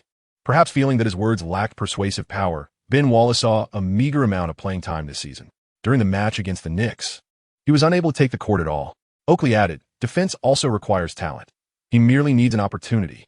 Liu gazed at Ben Wallace, whose closely cropped hair framed his humble demeanor, and cheerfully remarked, "You can run, jump, and defend, as long as you excel in these areas. You need not worry about your statistics. My friend, this should be a piece of cake for you." Ben Wallace looked at the two of them, and eventually nodded obediently. Although the notion of taking shortcuts was somewhat humiliating, if he failed to secure a contract for the upcoming season, this would serve as a fallback option. After concluding their home games, the team faced a series of 3 consecutive away matches. That evening, the Knicks flew directly to Chicago, preparing to engage in a back-to-back challenge against the Bulls the following day. As the All-Star game approached, discussion surrounding the NBA's 50 greatest players surged once more. The American sports media, enamored with sensationalism, resurrected the opinions of Bill Russell. In my view, the greatest basketball player is neither Michael Jordan nor Magic Johnson, but Oscar Robertson. Unfortunately, he did not thrive in a favorable era. Of course, the media did not neglect to recall Bill Russell's earlier remarks. During the 1960s, the league birthed numerous talented players, yet we were all deprived of a better era, particularly Jerry West, who truly deserved more championships. Kareem Abdul-Jabbar and John Havlicek echoed Russell's sentiments, and Pat Riley further fueled the discourse, stating in an interview that Jerry West was indeed the quintessential clutch player.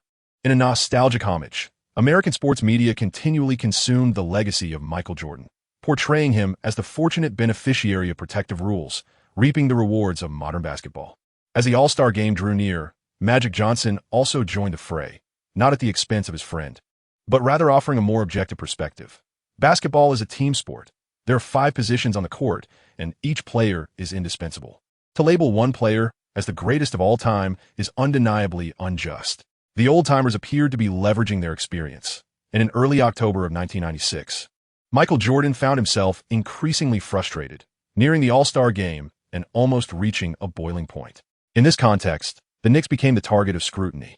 On the afternoon of the 21st, during a routine pre-game interview with Chicago media, a reporter inquired, "Michael, have you taken notice of the Knicks rookie? Lee has shattered numerous records since entering the league, dressed in Bulls training gear and feeling discontented." Michael Jordan flashed a smile at the media while subtly sizing up his competition. "Charles, and I have discussed Lee. He's an impressive young man with excellent fundamentals who understands the importance of respecting veterans. However, I prefer not to comment on young players. We played in different eras, and I respect his style of play. Tonight, I will embrace the challenge from the younger generation and give it my all. Rookies should endure the true test." Michael Jordan's sardonic response nearly elicited laughter from the assembled Chicago media, clearly indicating that the ever-vigilant Jordan was quite perturbed by the opinions of the old-timers. The sports media, ever eager to stoke the fires, seized upon this opportunity. Having completed his warm-up, Lee was promptly cornered upon his return to the locker room. "Lee, how many points do you anticipate scoring tonight?" Lee wore a puzzled expression as the Chicago media cheerfully reiterated Jordan's words, placing particular emphasis on the notion of challenge. Although he was aware that the sports media before him had exaggerated the situation, Liu still felt a degree of confusion. He did not recall ever stating his intention to challenge the boiled egg. Was it merely a product of their imagination, a futile pursuit for an opponent? Chapter 64, The Inescapable Arena of Fame and Fortune, Part 2, page 13, on January 21, 1997, at the United Center. As the local DJ Ray Clay introduced the members of the Knicks, the Chicago Bulls made their grand entrance. The familiar melody resonated through the arena, and with the support of Sirius, Liu also heard the iconic announcement. "Let us welcome from the University of North Carolina, standing at 6 feet 6 inches, the guard, Michael Jordan. The United Center erupted with the loudest cheer following the opening, as Michael Jordan, clad in the red and white attire of the Bulls, emerged from the player tunnel with a serious demeanor. The iconic background music, the thunderous applause, and the championship banners adorning the arena combined to create an electrifying atmosphere. Amidst these conditions, on the Knicks side, Liu lamented, "This X is making me feel like I can only score 9 points."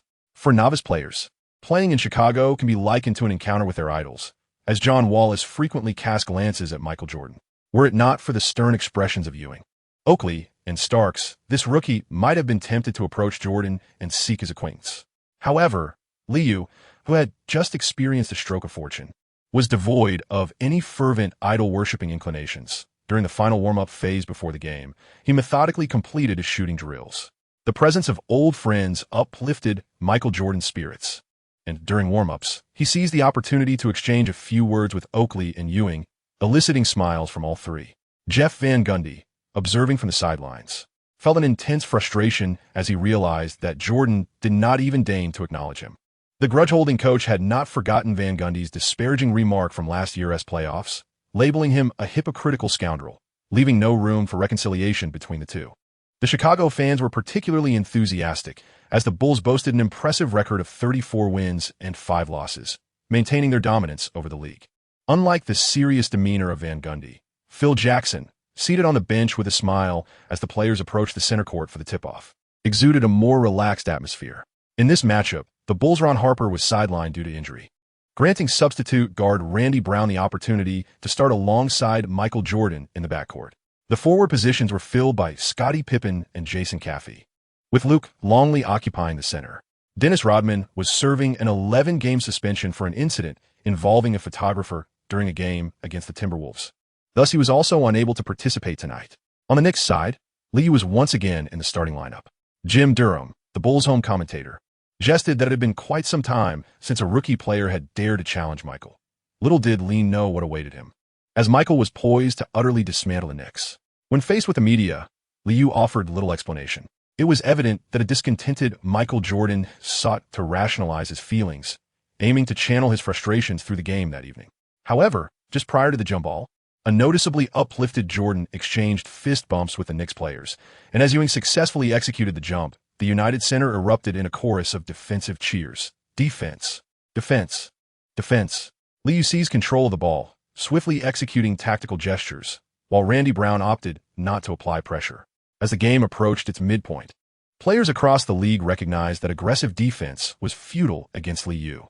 Employing a straightforward low-post strategy, Ewing received the ball in the left low post. Faced with Langley's defensive stance, he positioned the ball in his right hand, using his back to shield, inching closer to the paint. With a swift pivot toward the baseline, he transitioned the ball to his left hand, elegantly completing a floating shot. Under duress, the ball ricocheted off the rim, eliciting an immediate eruption of cheers from the United Center.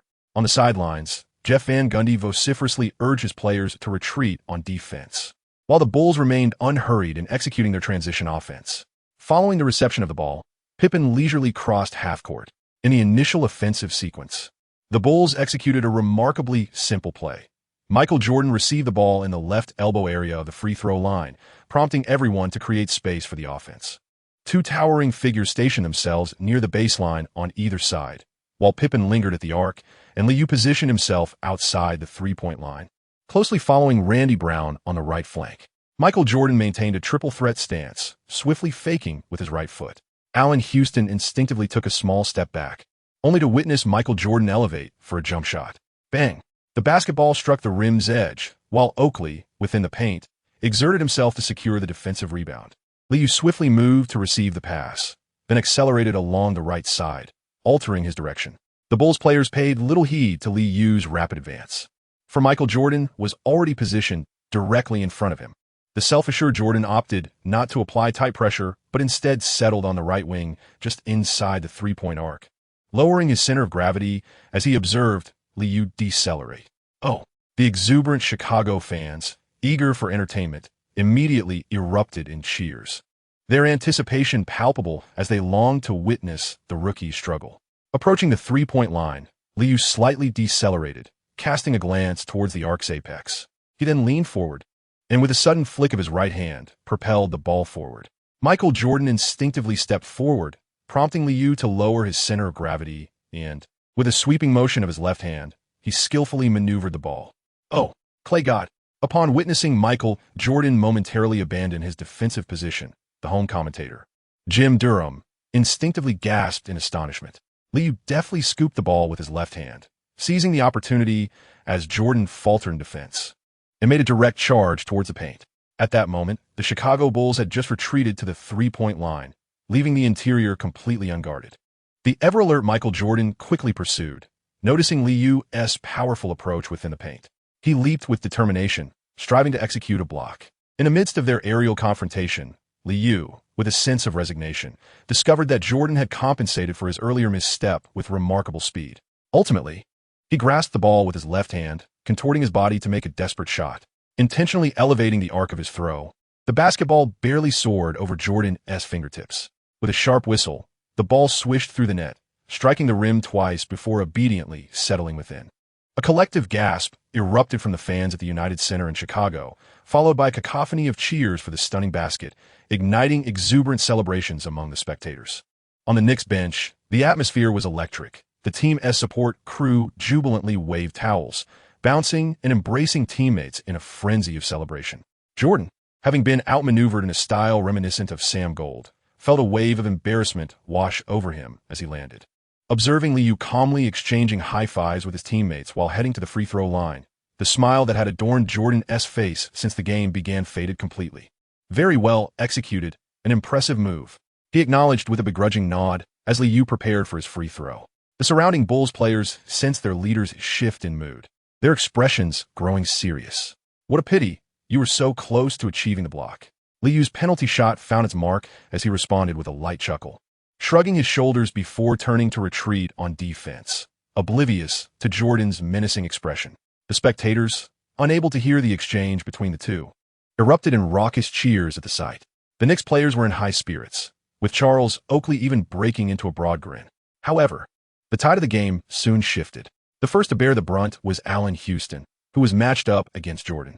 Michael Jordan activated his post-up game, attacking from both sides, and in addition to his jump shots, he began to relentlessly assault the basket.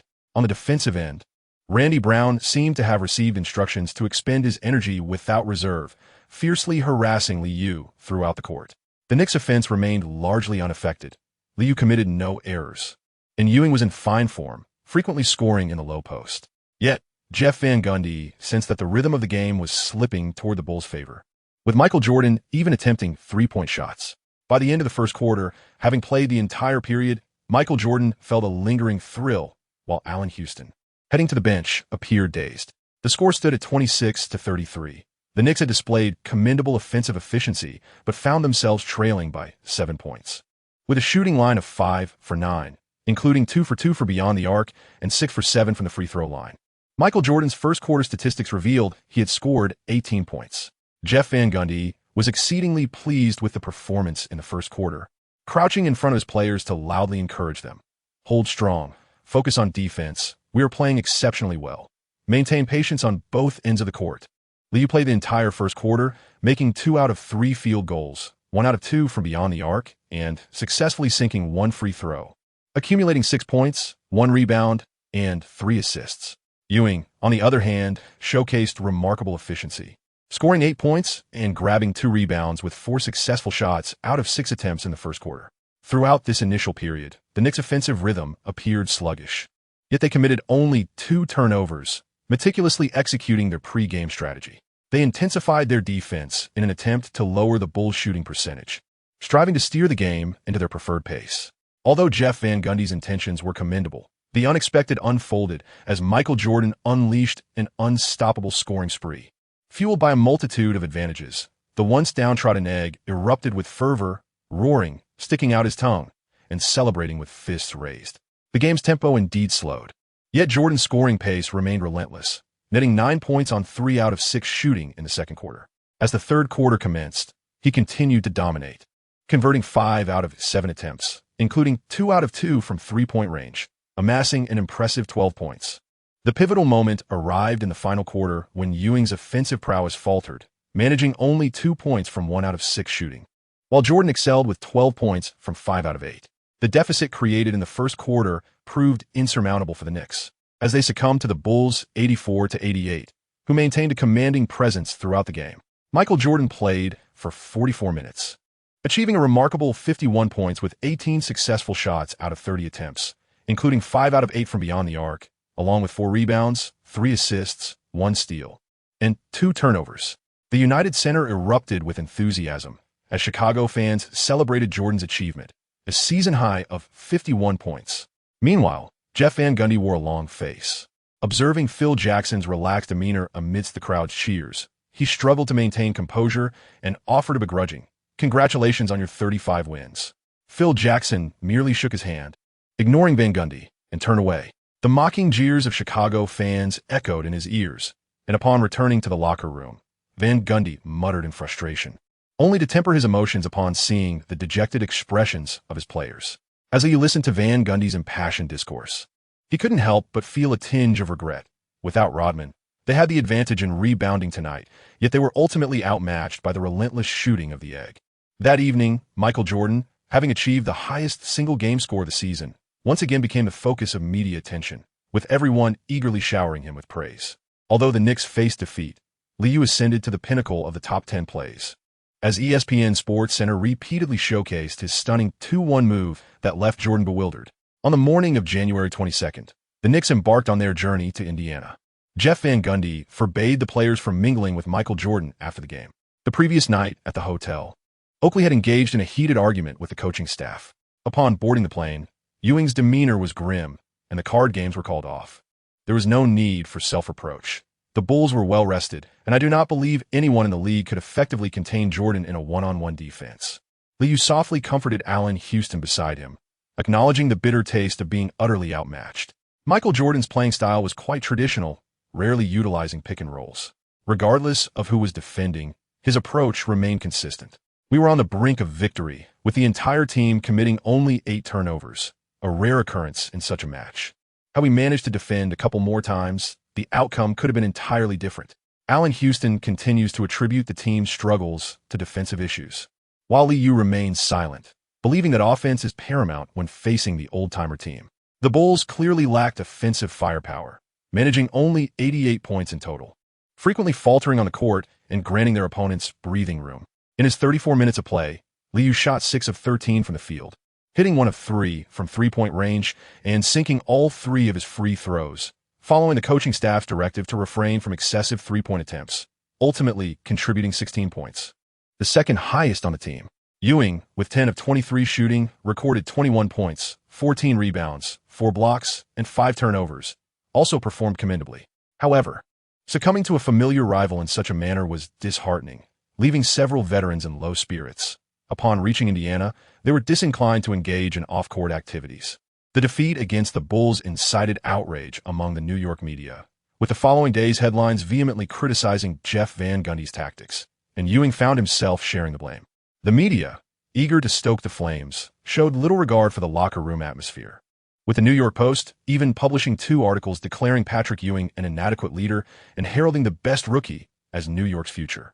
These sensationalist tabloids juxtaposed images of Ewing and Liu, illustrating the superficiality of public perception, as some New York fans began to resonate with these sentiments. On the morning of the 23rd, the NBA announced the results of the 1997 Cleveland All-Star Game voting. Michael Jordan of the Bulls amassed 45 million votes, triumphantly becoming the leading vote-getter for the All-Star Game. In doing so, Jordan established a record as the first player in NBA history to surpass 2 million All-Star votes.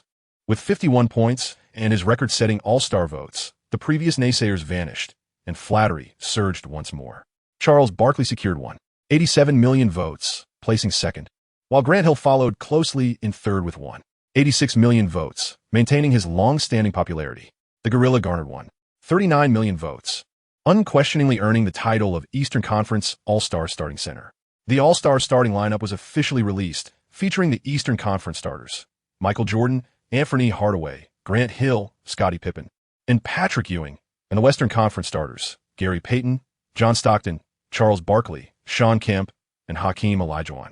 Following the announcement of the All-Star starters, the New York media collectively exhibited a convenient amnesia, swiftly pivoting to extol Ewing's praises. On that day, The sports section of the newspaper transformed Ewing from the scapegoat into one of the NBA's top 50 stars. Of course, as masters of sensationalism, the New York media did not overlook Liu.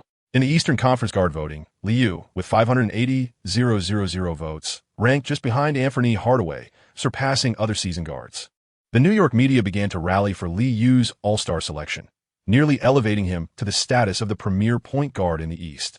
On the evening of the 23rd, during the match, Reggie Miller of the Pacers fervently engaged in a fierce contest, relentlessly pursuing Liu alongside his teammates.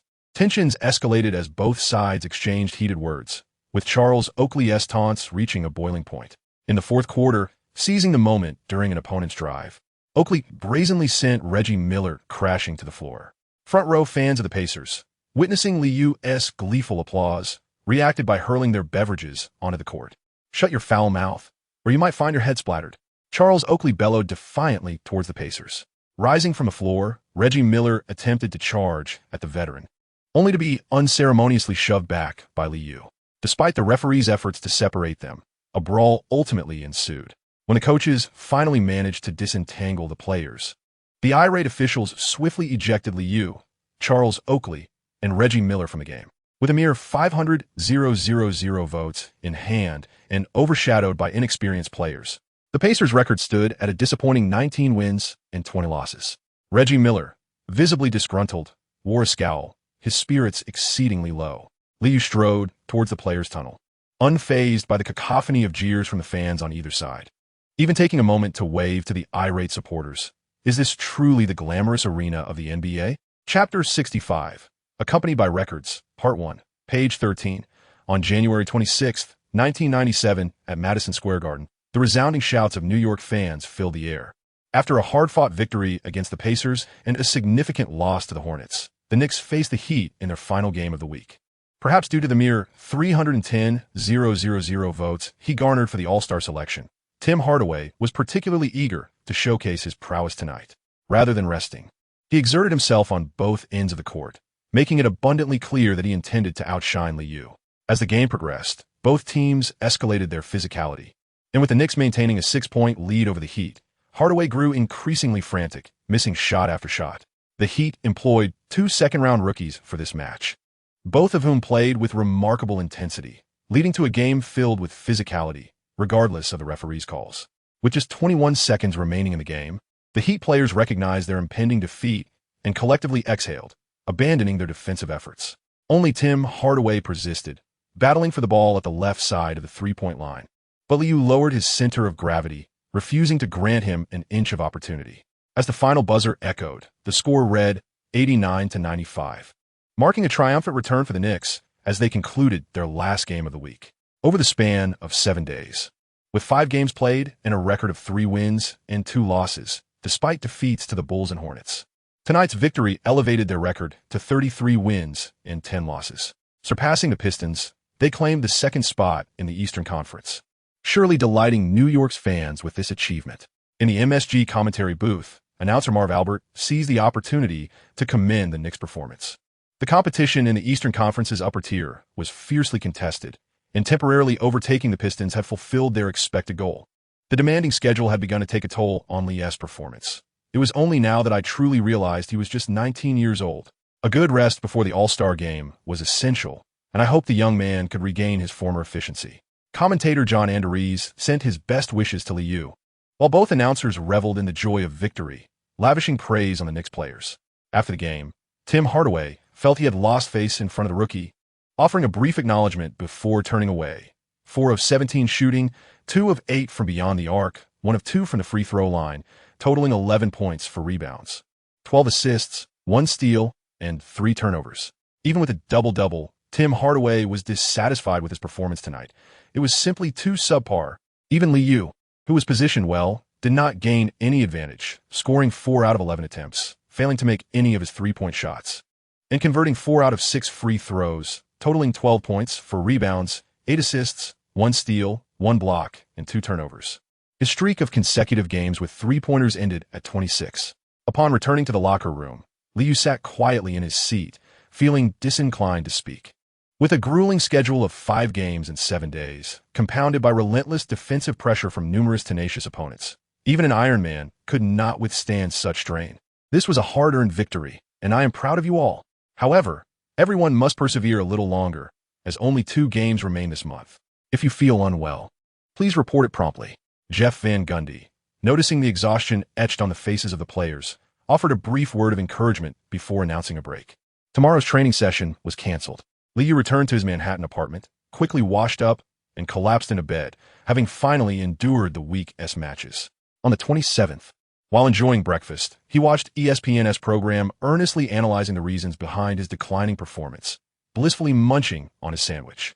The once miraculous Lee was now grappling with the challenges faced by a rookie in the league, as most teams had begun to adapt to his technical style. This week's games revealed his evident struggles. Of course, Lee could still deliver dazzling dribbles that thrilled the fans, but in the latter half of the matches, he could not maintain his previous level of efficiency. Early in the morning, Christina Litt, who had come to collect a debt, noticed Liu relishing his meal, which only fueled her annoyance as she had arrived on an empty stomach. "Are they speaking ill of you? Aren't you upset?" Seeing that Lee had no intention of inviting her to share his breakfast, the young woman, who had made an effort to present herself in a more mature manner, sought to initiate a conversation. "Upset? Not at all. Being on television is always a good thing. It's a form of media recognition. I thought you had already eaten. Please, don't hesitate. Help yourself." Liu observed the raven-haired girl, gazing longingly at the delectable spread upon the table, and promptly gestured casually. Kristen Litt felt a flush of color rise to her cheeks, yet she succumbed to temptation, indulging heartily in the enticing bacon before her. Perceiving that her manner of eating might be somewhat unrefined, she noticed several photographs of Liu and Melinda adorning the room. Attempting to appear nonchalant, she softly inquired, "Is it your girlfriend? Do you have a preference for blonde girls?" Liu regarded the other person with a smile that was both enigmatic and playful. Scrutinizing their slender figure, beneath the fitted black sweater, there was only a slight curvature. The sparkling eyes lent an air of innocence to the individual. Yet the audacity to attend the silver party indicated that they were far from being a mere Na'vi girl. "I hold no interest in underage girls. There is no need for you to adorn yourself in a manner that exudes maturity, especially when there is little to flaunt." At first, Kristen Lee, engrossed in her sandwich, failed to grasp the implication until she caught Liu's gaze, prompting her to glance down and comprehend the meaning behind the remark. Feeling a twinge of annoyance, Kristen Lee pouted, her thoughts drifting to her depleted wallet, ultimately leading her to exclaim with a huff, "For a while, I can only pay back a portion. Right now, I am merely a part-time model, earning insufficient funds." Liu rested his chin on his hand, observing the girl opposite him, choosing not to expose her hidden thoughts. The last transaction had cost him $2,000. He resolved to be frugal, realizing that participation in special events was unnecessary. Sensing that her thoughts had been perceived, Kristen Litt could only flaunt the food before her, inwardly lamenting, "An airport? Cows cannot serve as models." In the 3rd week of January, Liu delivered the most disappointing performance since joining the league. 5 games played, 3 as a starter, averaging 32. 6 minutes on the court, with a tally of 14. 6 points, 3. 6 rebounds, 7. 8 assists, 1. For steals, and 2. For turnovers per game. He attempted an average of 10. For shots, achieving a shooting accuracy of 44. 5. From beyond the arc, he averaged 5. 0 attempts with a 3-point shooting percentage of 28. 8 alongside 4. 4 free throw attempts and a free throw success rate of 89. 3. On the morning of the 28th, Jeff Van Gundy examined the data provided by the coaching staff and couldn't help but furrow his brow. It must be an issue of stamina. 5 games in 7 days, with 3 away games, naturally takes its toll. A true shooting percentage of 60 still surpasses the league average. Given the demanding schedule, such performance is genuinely commendable. Assistant coach Don Chaney wore a look of satisfaction, having consistently supported Liu within the team. Jeff Van Gundy felt the drop in 3-point shooting was somewhat concerning, but acknowledging that the Heat's game had skewed the statistics, he finally relaxed.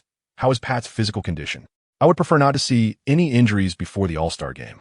Assistant coach Tom Thibodeau believed the situation was manageable. After half a season, Ewing's average playing time was merely 38 minutes, and he responded with a light tone. "Losing weight should alleviate the pressure on his knees. I feel Pat is in better shape this year." Jeff Van Gundy breathed a sigh of relief. Once they survived the 2 games at the end of the month, the Knicks would enjoy a respite. On the evening of the 28th, the Knicks faced the Celtics at home. In their pursuit of Tim Duncan, the Celtics had abandoned all pretense, clearly aiming for a top draft pick. The pressure of the game was minimal. The Knicks were certain to win, and the New York fans, eager for entertainment, anticipated Lee Yu's showmanship. The previous game against the Heat had been akin to a bitter chocolate. The fans, fond of amusement, hoped this assured victory would provide a change of pace. However, to everyone's astonishment, in the second half, during a scramble for a defensive rebound, Ewing collapsed in agony. Jeff Van Gundy, seated on the bench, sprang to his feet upon witnessing Ewing's pained expression, momentarily paralyzed with concern. Knee injury? Chapter 66. Accompanied by records, Part 2. In a contest that seemed destined for victory, the Knicks found themselves beset by injuries. Following a 96-109 triumph over the Celtics on home ground, the New York sports media became indifferent to the win and the statistics. Given Ewing's history of knee ailments, most journalists present in the press room silently hoped that his latest injury would prove to be a mere minor setback. Upon entering the press conference, Jeff Van Gundy succinctly expressed his gratitude, stating, "Thank God, Pat merely requires some time to recuperate. Initial assessments by the team physician suggest no structural damage." Regrettably, it appeared that Pat might miss the All-Star game, a prospect he had already braced himself for. "Gentlemen, allow him some time. He has given everything for New York." Just as the New York media breathed a sigh of relief, the news of Ewing's potential absence from the All-Star game prompted an audible collective sigh of disappointment. Being selected as one of the 50 greatest players and chosen as the starting center for the Eastern Conference All-Stars had brought pride to the New York fans. Yet the abrupt onset of injury during such a pinnacle moment was indeed a stroke of misfortune. In the locker room, Ewing appeared profoundly disheartened. He yearned to participate in this year's All-Star game. "It's all right, Pat. Even if you miss the main event, the selection as one of the 50 greatest players is paramount this year, and you can still partake in the festivities. There's a possibility you might regain your health before the All-Star game. Don't be disheartened, bro." Charles Oakley, though not particularly adept at offering comfort, ventured a few dry reassurances, while Starks added some words of encouragement. Yet Ewing remained unlifted. No one wished to witness an injury, and many voiced their sympathies. Ultimately, assistant coach Thibodeau suggested, "Pat, there are still 4 games before the All-Star game, with 3 home games in early February. Let us skip the away game tomorrow and allow you to rest comfortably in New York." Liu also felt a sense of misfortune for the gorilla. After enduring the departure of O'Neal, he was suddenly struck by injury, and one could empathize with his frustration. Soon, the Knicks would embark on their journey to Cleveland, and Ewing ultimately acquiesced to the wishes of his teammates, remaining in New York. "Gentlemen, let us perform admirably. We have just secured the second position, and we must not succumb to defeat again." Upon hearing their leader's admonition, the team responded with enthusiasm, thumping their chests and vowing to achieve a flawless record of 4 wins and no losses. Once aboard the plane, Larry Johnson leaned toward Liu, still clinging to the hope of an All-Star selection. "Lee, the announcement of the All-Star reserves is just a few days away. Without Pat, we can play at a faster pace." Observing Larry's persistent aspirations for the All-Star game, Allen Houston teased, "If we had secured the second position earlier, perhaps there would still be a chance." This year, the Eastern Conference All-Star head coach was designated as Doug Collins of the Pistons, and if reserves were to be chosen, it was highly likely that the Pistons would secure a spot. "Do not concern yourself with Glenn Rice. We shall reclaim victory at our home court in early February." After their defeat to the Hornets, Glenn Rice had been in exceptional form, and Larry felt he had lost face in that matchup, eager to seek retribution. With a high probability of Glenn Rice making the All-Star roster, Larry Johnson was determined not to be outdone and continue to strive for his own recognition. "In tomorrow night's game, I will start, which will accelerate our offensive tempo. Rest assured, Larry, whenever the opportunity arises, I will find you." Upon hearing Liu's resolute commitment, Larry felt a wave of relief wash over him. With Ewing absent, he would assume the role of the team's primary star and enjoy the benefits that came with it. The 1997 All-Star Game was set to take place in Cleveland, where the Cavaliers, as hosts, would undoubtedly have players selected for the event. As the Cavaliers' marquee player, Terrell Brandon had long desired to face off against Liu, both occupying the point guard position, and he had always believed that Lee had usurped his accolade for Player of the Week. At that time, the Cleveland media echoed this grievance, yet their influence was minimal, and their complaints went largely unheard. Lee was unaware that the player he was matched against had already succumbed to despair. During the game, it merely felt as though the opponent was playing aimlessly.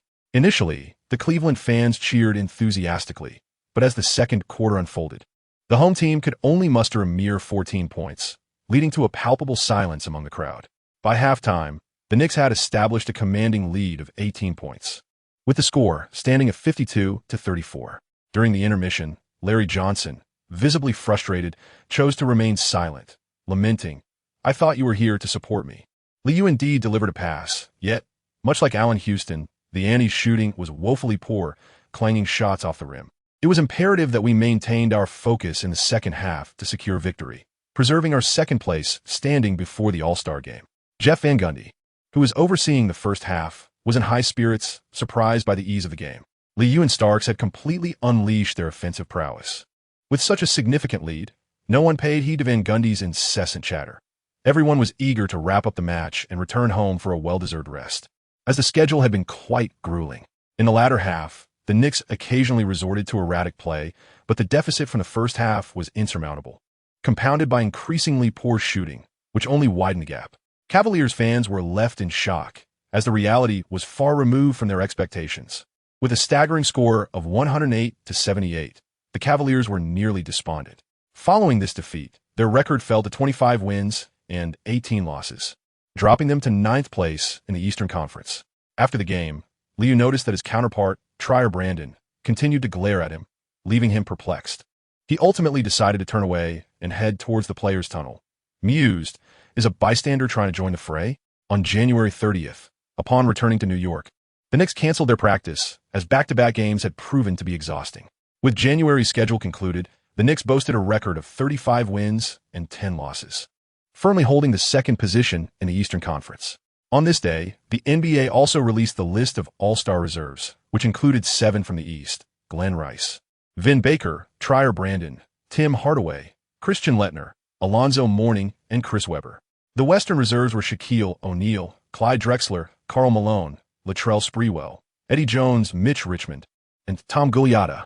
Following the announcement, New York sports media took to sarcastically mocking Trier Brandon, suggesting that had he not been with the Cavaliers, he would have had no chance of being selected as an All-Star reserve this year.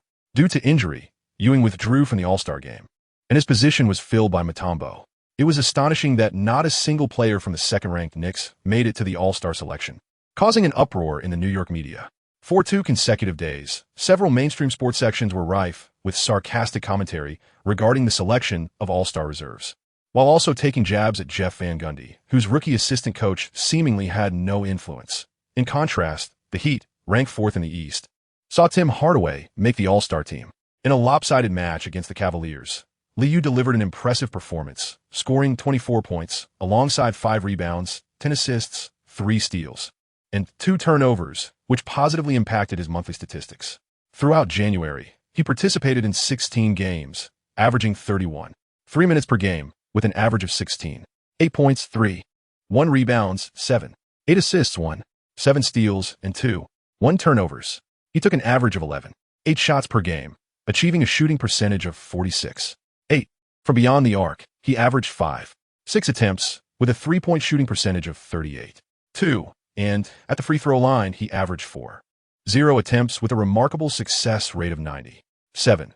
With such all-star caliber statistics, the media's sarcastic commentary about the selection of reserves grew increasingly prevalent, leading many to believe that the league was deliberately suppressing New York. On the morning of February 1st, Liu arrived at the arena early, methodically conducting his fundamental training. Following Ewing's injury, the coaching staff had canceled the morning practice due to the exhausting schedule at the end of January, which had indeed taken a toll on the players' bodies. They needed to be cautious. Recently, there had been a wave of injuries, and suffering an injury at this juncture would undoubtedly affect performance in the latter half of the season. The second position was promising. If the playoffs proceeded favorably, they would only face the Bulls in the finals. If they could reach the conference finals, it would undoubtedly delight the New York fans. Equipment manager Old Mike assisted Liu in preparing training equipment and reminisced about the team's unfortunate history.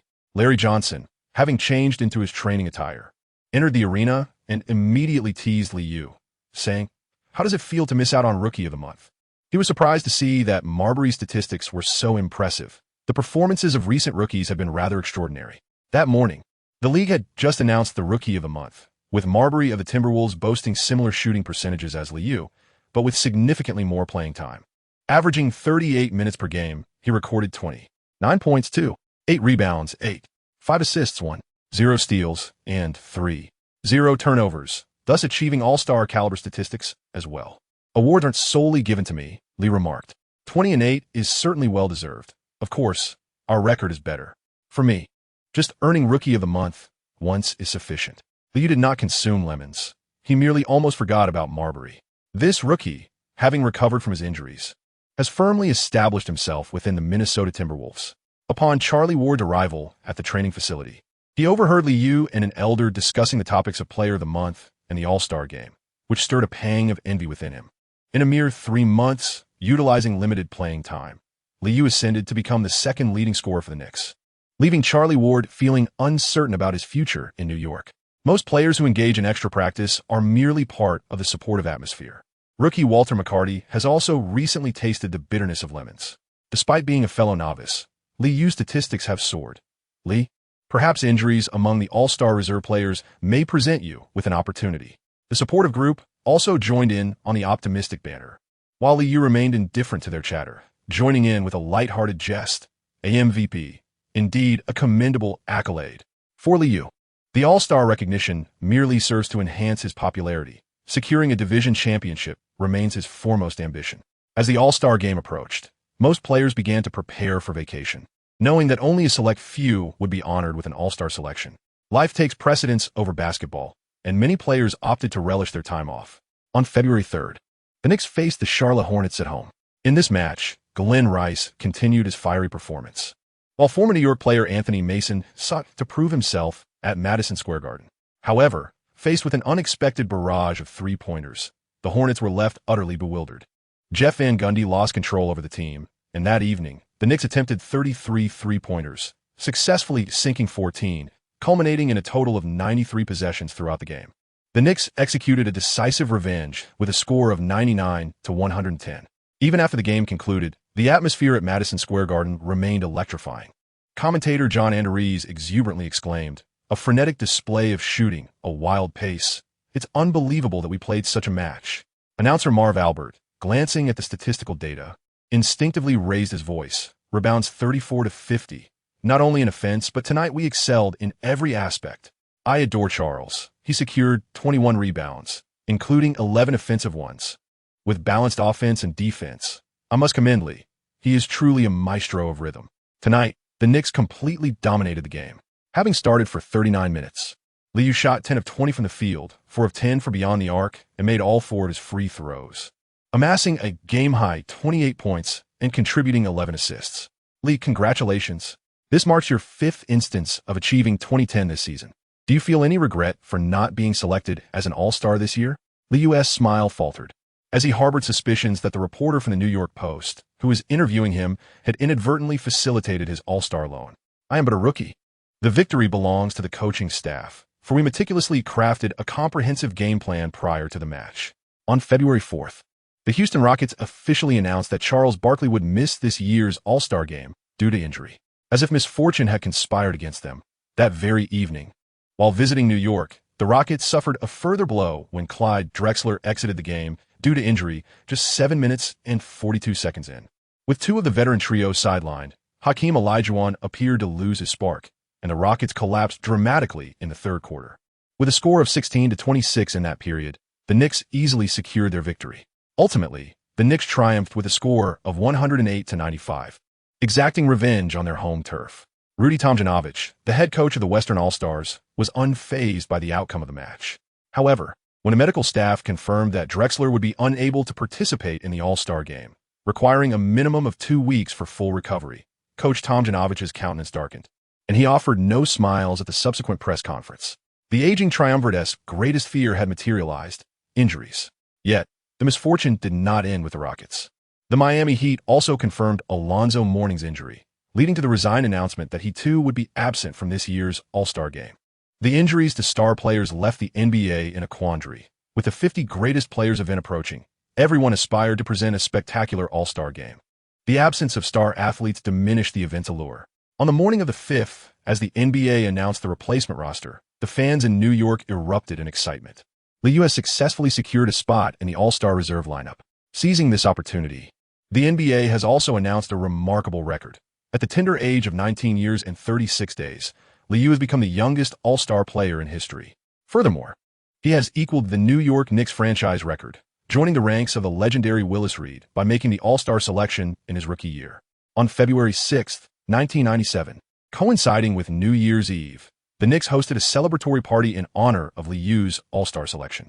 Despite the event's somewhat awkward blend of Eastern and Western elements, many Chinese fans participated enthusiastically. With numerous records to his name, Liu's popularity in New York soared to unprecedented heights. During the afternoon community event, Patrick Ewing observed Liu skillfully crafting dumplings, a sight that elicited excited reactions from New York fans who had never witnessed such a scene, leaving them feeling a tinge of envy. Later that evening, a game against the Spurs awaited, but the focus was elsewhere, as it was destined to be another victorious match. The Knicks players joyfully engaged in the dumpling-making process, unconcerned about the shapes, reveling instead in the enjoyment of the moment. Even a balding Jeff Van Gundy, normally meticulous about Liu's adherence to tactics, shrugged off any concerns regarding his unorthodox play during the two games. "Li, on such an important holiday, you should give a speech." With a smile, he handed the microphone to Liu, signaling for everyone to quiet down.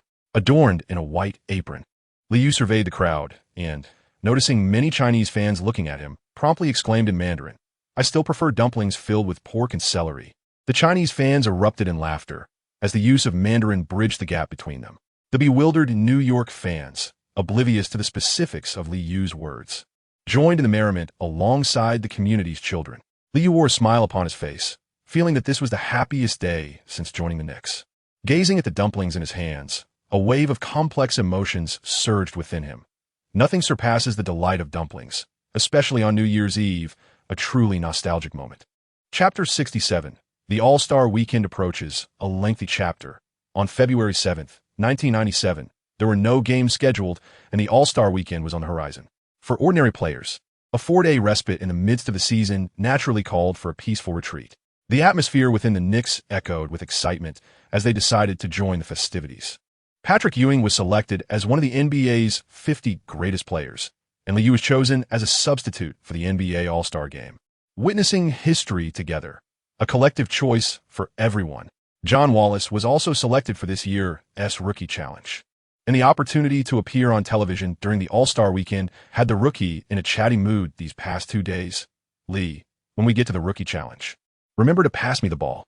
I want to execute a spectacular alley-oop dunk in front of my family and friends." How cool would that be? The 4th Rookie Challenge feels epic. I feel like I'm becoming a historically significant rookie. How many points should I aim for? The names of the first-year players from the West are somewhat unfamiliar. Have these guys even played in the regular season? Why do I have no recollection of them? Oh my God, the legendary Red Auerbach will be our coach, and I'm already feeling nervous. What if I make a mistake in front of such a legend? Mr. Osman will also coach the Western Conference, and honestly, I'm more eager for him to lead our team. Once aboard the plane, the rookie John Wallace incessantly chatted beside Liu, his unique rhythmic cadence resonating vividly. Liu helplessly rubbed his forehead.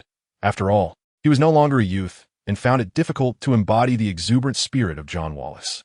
"All right, John, I assure you, you will score in the Rookie Challenge. Relax. Treat it as a mere exhibition match, a duel among novices. There's nothing to be anxious about." Beside him, Charles Oakley was in good spirits, unfazed by the overly enthusiastic newcomer, and simply cautioned, "Li, ensure he doesn't make a fool of himself during the Rookie Challenge. Remember to dress appropriately and avoid looking like a street thug. As for the All-Star Game, do not expect to have much playing time. That stage belongs to the veterans." Having been called up to the All-Star roster, Liu had firmly established his position within the Knicks, although the tactical core still revolved around Ewing. His opinions were now valued. Detractors believed Liu's selection was merely a product of the NBA's need for publicity, a byproduct of the star-making machinery. However, within the Knicks, all acknowledged his standing as an all-star player, affording him certain privileges. Larry Johnson, affectionately known as Grandma, chose not to join the others, opting instead to leave this year's All-Star Weekend behind and pursue a healing vacation. Allen Houston also refrained from boarding this flight, planning to enjoy the All-Star Weekend with his girlfriend, relishing their time together before exploring Cleveland further. Lee was acutely aware that Ewing did not wish to see him selected for the All-Star Game. In a team where there could only be one leader, Ewing, after so many years in New York, would not relinquish his privileges, even as his physical prowess waned. The Knicks had circled around Ewing for years, and the stalwart had grown accustomed to such treatment, 20 points and 10 rebounds. Priority in shooting and abandoning the core strategy was simply out of the question. Similarly, Liu would not forsake his own entitlements. Unless one of them compromised, the underlying tension would inevitably erupt. I found myself curious. Was Mike not planning to attend the press conference for the 50 greatest players? This was a historical moment. Upon hearing Liu's hushed inquiry and noticing the gleeful expression on his face, Charles Oakley tugged at his tie and chuckled softly. I don't know. He didn't invite me to play golf. The press conference? Perhaps he wants to show those old-timers a thing or two. He is indeed a rascal, but he deserves respect. 4 championship titles, a three-peat, and ranked 46th? I believe these fellows have riled him up. As the All-Star weekend approached, Cleveland was abuzz with stars, and the veterans were out in full force this year, much to the delight of sports media. The sheer number of stars was staggering. Virtually every prominent player had descended upon Cleveland. For fans, it was a veritable basketball feast, a place where one could find echoes of their youth, regardless of the era in which they were born. On the morning of February 8th, Liu met up with John Wallace, alongside friends Ray Allen and Travis Knight. In addition to the Rookie Challenge, Ray Allen was set to participate in the Slam Dunk Contest. The area surrounding the Cavaliers' home venue, Gund Arena, was teeming with fans.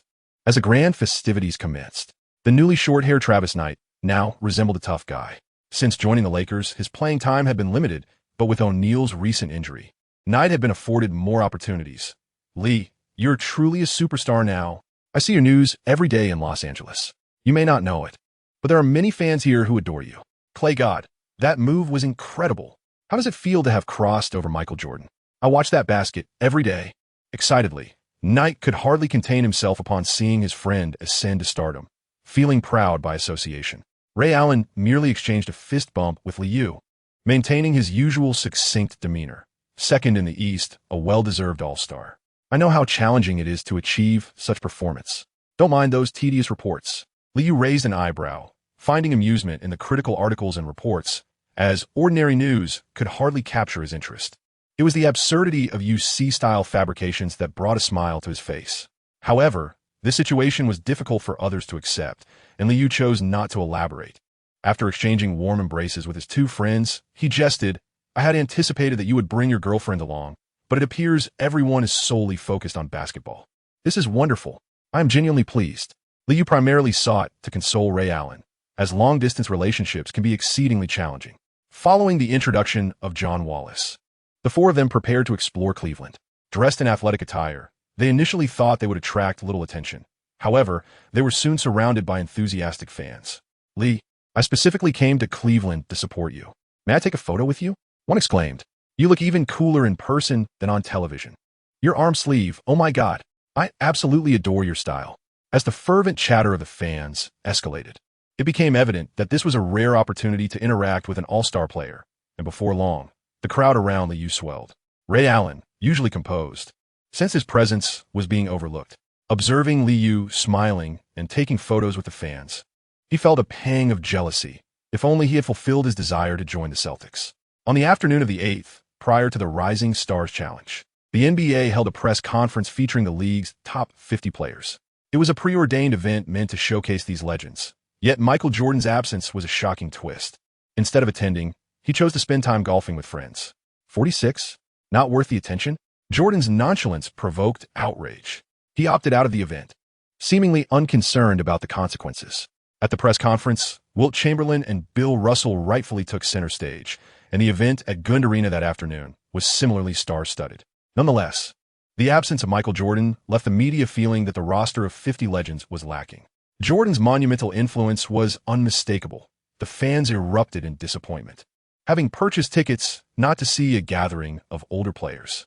Ultimately, the event at Gund Arena concluded abruptly with a mediocre response, infuriating the NBA, which swiftly fined Michael Jordan prior to the Rising Stars Challenge for his absence.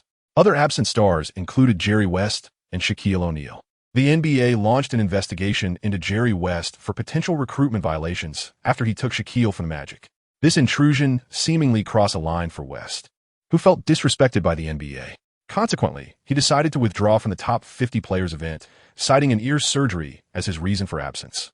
As for Shaquille, he was genuinely injured and did not attend Cleveland at all, with his all-star position ultimately filled by the second-year player, Kevin Garnett. The first day of activities was marred by unexpected drama, much to the delight of the onlookers. In the evening's Rising Stars Challenge, the newcomers buzzed with excitement over the day's events. So damn cool. Jordan should show those old-timers a thing or two. 46? Forget about it. I'm all for him. In the Eastern Conference rookie locker room, Allen Iverson appeared particularly exhilarated, vocally extolling Michael Jordan's counterattack. Antoine Walker, however, maintained a demeanor of calm, casually remarking after changing into his jersey, Michael Jordan must also pay homage to his predecessors. After all, that is Bill Russell, a true legend, and he ought not to be absent from such an event. Upon hearing this, Marcus Camby immediately mocked. Look at this fellow. Less than a year with the Celtics, and his blood has turned green. Michael Jordan ought to act this way. 46? That is an affront. Iverson swiftly joined in the retort, and even before the game commenced, tensions had already flared. After exchanging pleasantries with Knicks legend Halsman, Liu returned to the locker room only to find the players embroiled in a heated argument. Hey, don't tell me we're experiencing infighting already? If you don't wish to win, then I shan't pass the ball tonight. With range on, we have more than enough to handle those rookies. Taking his seat, Liu jested about the still quarreling individuals. Upon hearing this, Iverson promptly turned his focus back, declaring, the youngest all-star in NBA history? If you weren't in New York, you wouldn't receive such recognition. If I weren't in New York, I would already be averaging 24-10, and you wouldn't have the Rookie of the Year award reserved for you. Liu chuckled teasingly at Iverson's scoring spree, while Antoine Walker beside him winced slightly. He had indeed been a scorer in the Celtics, yet he had never surpassed Iverson. Ray Allen, already overwhelmed by the incessant chatter around him, finally interjected, expressing his exasperation. There's no need for all this bickering. Mamba has his reasons for doing what he does, but that is far removed from us. Tonight, I simply wish to win. I don't want to disappoint my family who are here. Ray Allen's words brought a halt to the squabble, as the opportunity to showcase their talents on television during the Rookie Challenge was one they all cherished in front of friends and family. On this point, they reached a consensus. Iverson adjusted his jersey, attempting to appear nonchalant, and proclaimed, when I step onto the court, I will give my all. No one can contain me in a one-on-one. Upon hearing Iverson's declaration, laughter erupted throughout the locker room, for basketball was not merely a contest of individual matchups. Liu, adopting a playful tone, reassured, fear not. We shall take good care of you and strive to create one-on-one opportunities. The Rookie Challenge had only been held 4 times, coinciding perfectly with the NBA's celebration of its 50 greatest players and 10 iconic coaches. This year, both rookie teams were under the guidance of legendary coaches. The revered Red Auerbach appeared far more approachable than expected, dressed in black formal attire that accentuated his age. Upon entering the locker room, he greeted the rookies with warmth, steering clear of discussing the game. Youth is truly a gift. Once you step on the court, express yourselves freely. The fans in attendance surely do not wish to witness convoluted and tedious tactical maneuvers. Enjoy the game, lads. Lee, once you take the court, you shall control the pace of the game.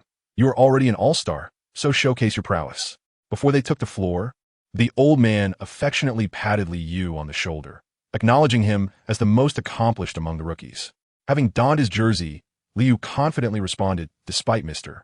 Hosman's coaching on the opposing side, I've already made my intentions known. Tonight, victory is ours. Upon hearing Liu's words and observing the earnest expressions of the rookie players, Auerbach transformed into a jovial fan, chuckling incessantly. Ah, youth is indeed wonderful. The Rookie Challenge proceeded without any elaborate introductions. Each player donned their respective team uniforms and settled calmly on the bench, awaiting the DJ's announcement. Let us welcome from the University of Connecticut, standing at 6 feet 3 inches, all-star guard Clay Lee. In the Gone Sports Arena, the crowd erupted in cheers as they saw Liu donning the white number 1 jersey of Knicks, rising to wave in acknowledgement. To the fans, being featured in the top 10 plays consistently was a testament to extraordinary talent. This was particularly true for both Iverson and Liu, who were the most recognized among them. Liu skillfully maneuvered past Michael Jordan with a dazzling display reminiscent of Sam Gold, successfully scoring 2 points. This moment has recently been replayed numerous times, significantly boosting his popularity. The starting 5 of the Eastern Conference rookie class, Liu, Allen Iverson, Ray Allen, Antoine Walker, and Marcus Camby. On the other side, the starting 5 rookies from the Western Conference, Matt Maloney, Kobe Bryant, Roy Rogers, Sharif Abdurrahim, and Travis Knight. In contrast to the Eastern Conference rookie lineup, which consists of players from 5 different teams, the Western rookies have Maloney as the current starting point guard for the Rockets, while the remaining 4 positions are dominated by players from the Grizzlies and the Lakers. Iverson's expression exudes confidence, as if to say none can match him, while Liu smiles and exchanges fist bumps with his counterparts. The novice Kobe, clad in the Lakers away purple and gold uniform, bears an unusually serious demeanor. Given his limited playing time with the Lakers, he is eager to prove himself during the rookie challenge. As Marcus Camby successfully wins the jump ball, Liu takes control of the possession, leading the Eastern rookie team in their initial offensive play. Iverson does not demand the ball. Instead, he swiftly crosses half-court, directing his teammates to advance and create space for the attack. Apart from Marcus Camby, the other 4 players are all perimeter shooters, leaving Camby with no opportunity to showcase his low-post skills as he dutifully sets up for a screen at the top of the arc. Everyone is intent on winning. Thus, they are fully committed to the game. Kobe observes Liu holding the ball in his left hand, slowing down as he approaches the three-point line, instinctively shifting his weight forward, ready to navigate through the screen. Liu exhibited minimal movement. At the moment Kobe applied his defense, he executed a swift, subtle in-and-out maneuver with his left hand. As his body swayed, he seamlessly transitioned into a dramatic behind-the-back dribble.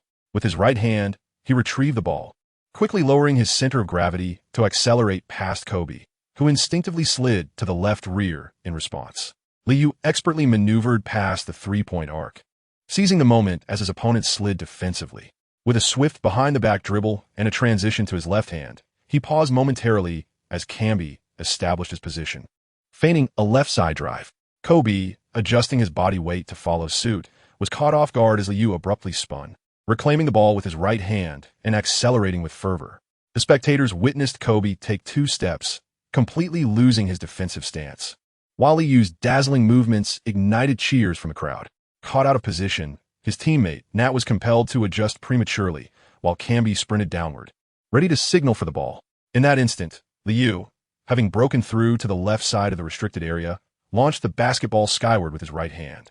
Marcus Camby, descending from midcourt, hastily quickened his pace, leaping with determination to seize the ball in midair. After a brief pause, he yanked the ball backward with his right hand, executing a powerful, axe-like dunk. The resounding impact of the alley-oop electrified the atmosphere, prompting an uproar from the fans. Camby, having landed, nearly stretched his smile to his ears, exuberantly high-fiving Liu in celebration. The play was simply irresistible. The novice Kobe felt somewhat outwitted, yet remained silent, positioning himself beyond the three-point line on the right wing, eagerly asking for the ball. Matt Maloney graciously obliged, delivering a swift pass. However, the moment the ball left his hands, Allen Iverson capitalized on the opportunity, sprinting forward to execute a sudden steal. Before the Western rookies could react, the lightning-fast Iverson had crossed midcourt. Dribbling with his right hand at an accelerating pace, he approached the paint, leaping with both feet to deliver a single-handed dunk. Upon completing the dunk, Iverson turned to the camera beneath the basket, thumping his chest in triumph, capturing the moment perfectly. The roar of the crowd left Matt Maloney looking somewhat perturbed, as he hadn't anticipated Iverson's intensity. When the Western rookies took possession once more, Kobe sought the ball. Yet Matt Maloney opted to initiate his own offense. Facing Iverson at the top of the arc, Maloney executed a behind-the-back dribble before pushing forward with his right hand, attempting to use his height advantage to shake off Iverson's tight defense. After spinning around, with the ball held in his left hand, Maloney believed he had successfully evaded the defender and proceeded to attempt a one-handed layup. Just as the basketball soared through the air, Marcus Camby leapt up, delivering a resounding block. In the instant the ball was swatted away, Ray Allen seized the opportunity, gaining control of the ball and subsequently launching it forward, sprinting without the ball to cross half-court with unrelenting speed. After deftly scooping up the ball with his left hand, Liu accelerated along the left sideline, unfazed by the physical challenge presented by Kobe at his side. He crossed the midcourt and approached the three-point line on the left wing, seamlessly tossing the ball towards the basket. In swift succession, Ray Allen leapt with 3 powerful strides, effortlessly snatching the ball mid-air before elegantly spinning it and slamming it down with one hand. The resounding slam dunk reverberated throughout the arena. Upon landing, Ray Allen flashed a thumbs up to Liu, acknowledging the precise height and synchrony of the pass. Despite witnessing an initial onslaught of 6-0, Knicks legend Halsman maintained his cheerful demeanor on the sidelines, even applauding Liu, signaling approval of his performance. The first points for the Western rookie team came from Raheem, the understated forward who easily scored against Antoine Walker. Although it was merely an exhibition game, Walker raised his hand, admitting his defensive lapse. Next, it was Allen Iverson's turn to bring the ball up court, advancing rapidly past the half-court line while gesturing for Liu to make a lateral cut.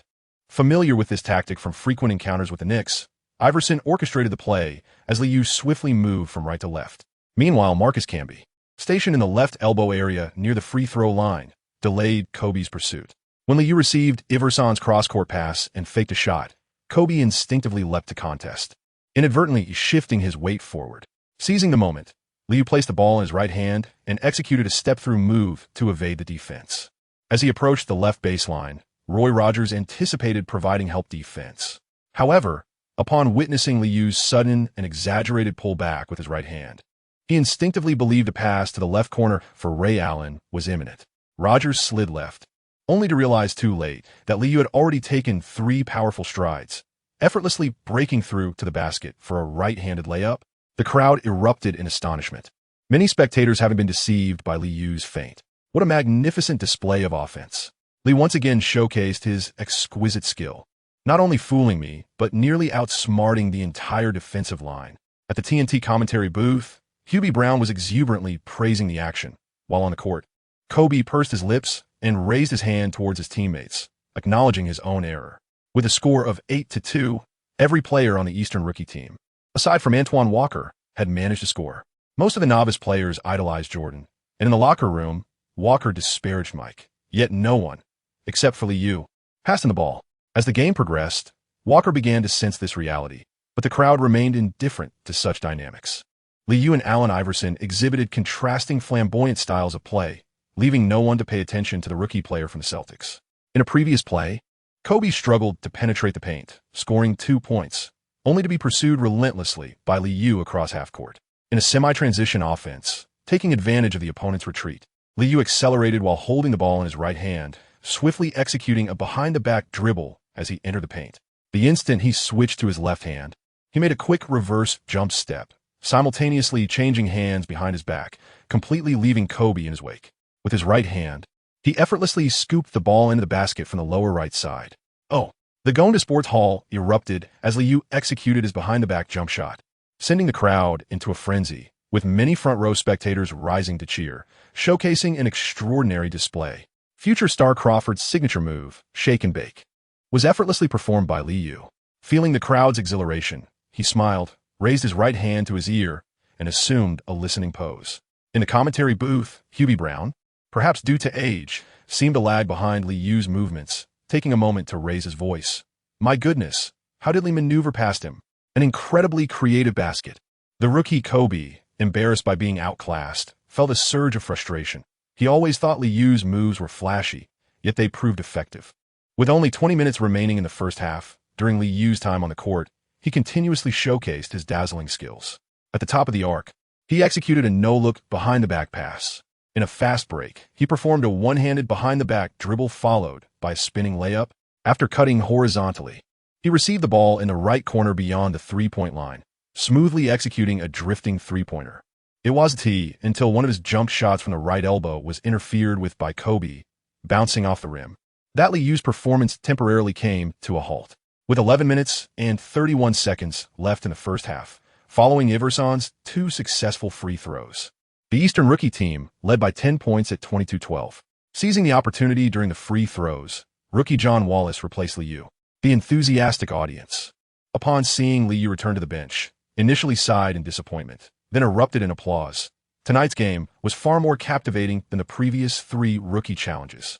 The future star center of the West, Eric Dampier, took the chance to sidle up to Liu, whispering with a smirk, I can guarantee that if you just wave, those girls will be climbing into your bed tonight. As Liu returned to his seat, he followed the gaze of the cheerleading girls, who were waving in his direction. Let this opportunity be yours. After those stunning dunks, those girls are bound to fall for you. The cheerleaders possess rather robust thighs, each resembling a small tank. Although Liu had grown accustomed to the candid discussions regarding intimate matters among players, he held no interest in engaging with such tanks. As the match progressed, the Eastern rookie team replaced Iverson with Corey Kittles, while on the Western rookie bench, Steve Nash and Derek Fisher made their appearances, and familiar faces began to multiply for Liu. Perhaps the initial performances of Liu and Iverson had elevated the crowd's anticipation, but as substitutions were made, the newcomers' gameplay became somewhat lackluster, causing the atmosphere to cool. During this time, rookie Kobe consistently accumulated points, frequently finding himself at the free throw line, yet the point gap gradually widened, with the Eastern rookies demonstrating a more organized approach. With just 4 minutes and 0.1 seconds remaining in the first half, Liu and Iverson re-entered the game, eliciting loud cheers from the fans. The duo did not disappoint, quickly racking up points. Iverson executed several lateral cuts, opting either for jump shots or decisive drives to the basket. Meanwhile, Liu focused on drawing defenders, seeking out the unmarked Dampier or the baseline residing John Wallace, striving for a collective scoring effort. By the end of the first half, the score stood at 56-36, with a 20-point gap clearly reflecting the disparity in team strength. The Western rookie team had only Razum consistently scoring, while Kobe and his teammates appeared to be out of sync, each playing their own game. As the second half commenced, the Eastern rookie team seemed to revel in their gameplay, maintaining their defensive vigor. Whenever the opponents missed a shot, they would seize the rebound and sprint down the court. The second half began with Steve Nash executing a pick-and-roll with Razum at the top of the arc, while Iverson fiercely maneuvered through the screen, causing Nash, who held the ball in his left hand, to stumble. Liu, positioned on the left, seized an opportune moment and surged forward, executing a face-to-face steal. Observing Allen Iverson charging ahead, he promptly hurled the ball forward while simultaneously propelling himself across the midcourt with remarkable speed. Noticing the movements behind him, Iverson began to decelerate beyond the three-point line, deftly tossing the ball against the backboard. As the basketball rebounded high into the air, Liu leaped into the paint, catching the ball with both hands, swiftly maneuvering it in front of him, and delivering a powerful dunk. The crowd erupted in jubilant cheers, while Iverson, feigning nonchalance, pointed at the hoop, signaling that Lee owed him an assist. Although the dunk lacked elegance and grace, the audience remained undeterred, still applauding the splendid teamwork. Seated in the front row, cheering for Liu, Allen Houston noticed Patrick Ewing's subdued demeanor beside him and casually remarked, "Pat, take this chance to rest well. Don't fret about the team's record.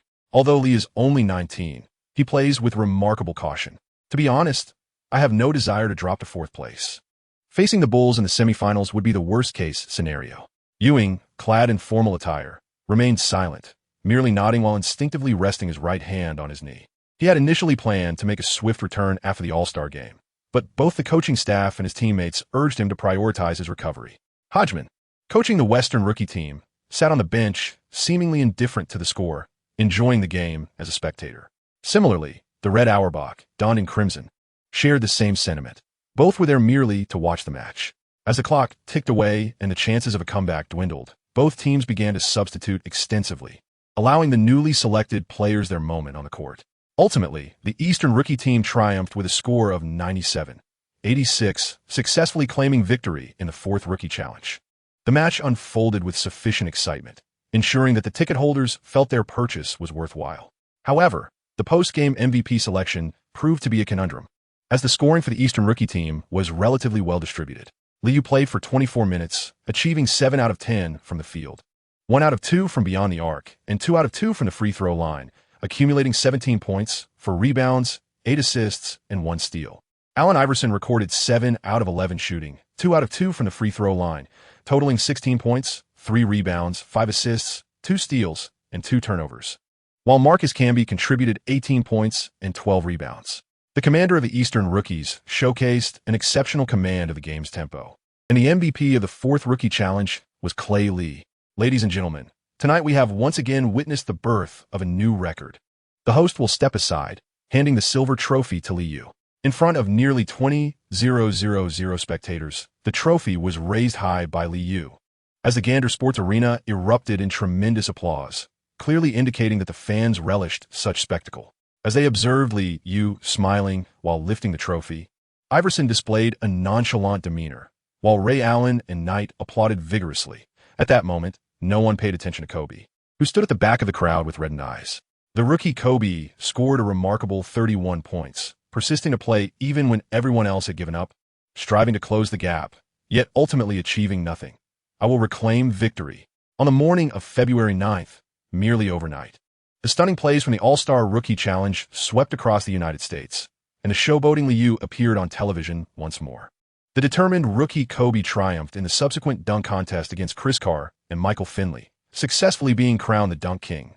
In the three-point contest, Steve Kerr finally shone, scoring 22 points in the finals, claiming victory after years of being a runner-up. However, these individual competitions, along with the flashy crossovers and beautiful alley-oops, seemed to pale in comparison, resulting in significantly less discussion among fans. Yet, as the All-Star main event approached, the spotlight shifted back to Michael Jordan. After refusing a press conference, Michael Jordan also declined interviews, continuing to play golf with friends, much to the chagrin of many media outlets. Come on, say something. Following the completion of the afternoon's promotional photo shoot, Michael Jordan remained silent. It wasn't until just before the All-Star game commenced that he seemed to receive news, finally breaking into a smile in the locker room. It became evident that when faced with a superstar like Michael Jordan, the NBA would transform into a sycophant, ultimately leading the league to make the first concession. You could flaunt his skills at the Rookie Challenge, but when it came to the All-Star game, he was treated just like the novice Kevin Garnett. Simply call me Shaoli. During the afternoon photo shoot, only Grant Hill and Dikembe Mutombo acknowledged the youngest Liu, while the others overlooked him. Anticipating such a scenario, Liu was uninterested in mingling and completed the league's photo shoot task before promptly departing. Garnett, in his second year, enjoyed slightly better treatment, yet even the seasoned starter from the Western Conference All-Stars ignored him. These veterans held a strong sense of hierarchy. Conversations were reserved for the elite. Even Scottie Pippen, despite his 4 championships, faced disdain from some who dismissed him as merely a hanger-on. As the mood brightened in the Eastern Conference locker room before the All-Star game commenced, chatter and camaraderie began to flourish. Dunk? Michael has never dunked over me, muttered Mutombo, jesting at an already dressed Michael Jordan, who responded with an incredulous laugh, shaking his head. Come on, don't go there. You know the consequences of provoking me. I have definitely dunked over you, as I have over every center in the league, right, Pat? Meanwhile, Ewing, now clad in his jacket, interjected, I trust Dikembe. He never lies. While the veterans engaged in light-hearted banter, Liu found himself a mere shadow in the locker room, once celebrated but now relegated to the role of an underling.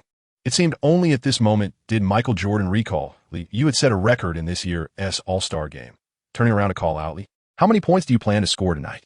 Don't worry, I won't target rookies like that bastard Thomas, but I suggest you pass the ball more. Trust me, it's sound advice.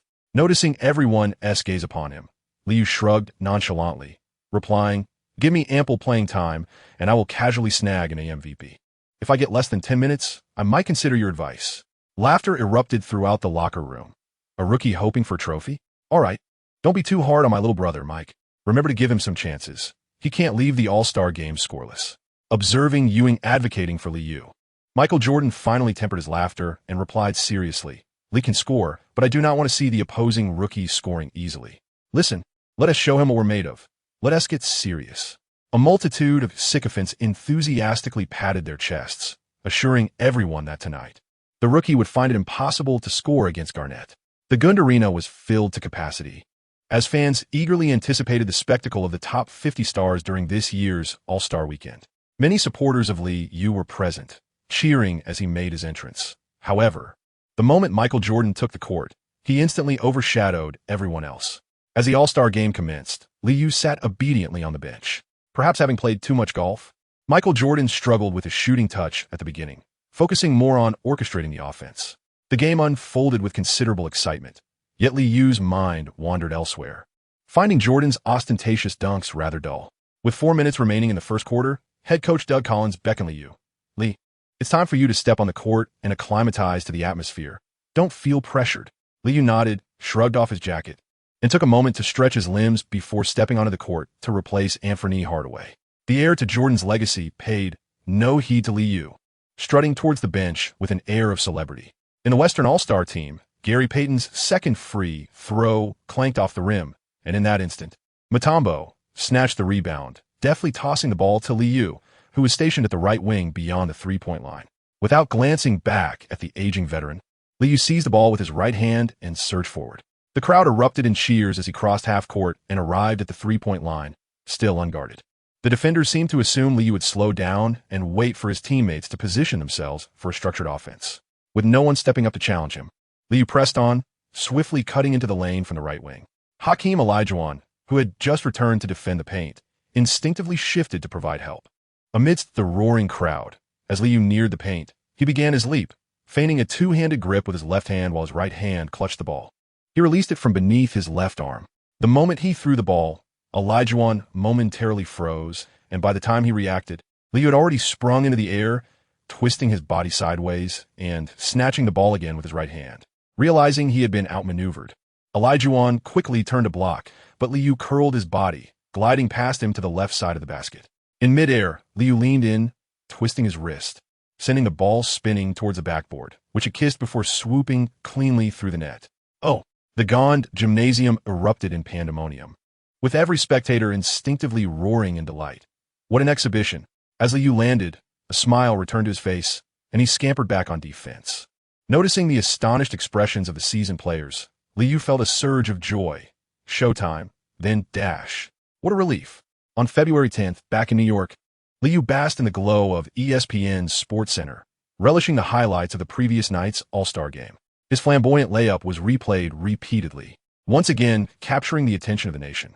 His good friend Starks, dressed casually in a beige sweater that lent him a youthful appearance, observed Liu lounging on the couch with a mysterious smile after lunch. He quipped, "You only scored 2 points in the entire All-Star game, and played for just 8 minutes. How can you be this happy?" Perplexed by his friend's exuberance, Liu grinned and explained, "It doesn't matter how many points I scored. That stunning layup will be remembered for years to come. When one reminisces about the All-Star game of '97, fans will undoubtedly recall the 50 greatest players, the 10 legendary coaches, and the historic triple-double achieved by Michael Jordan.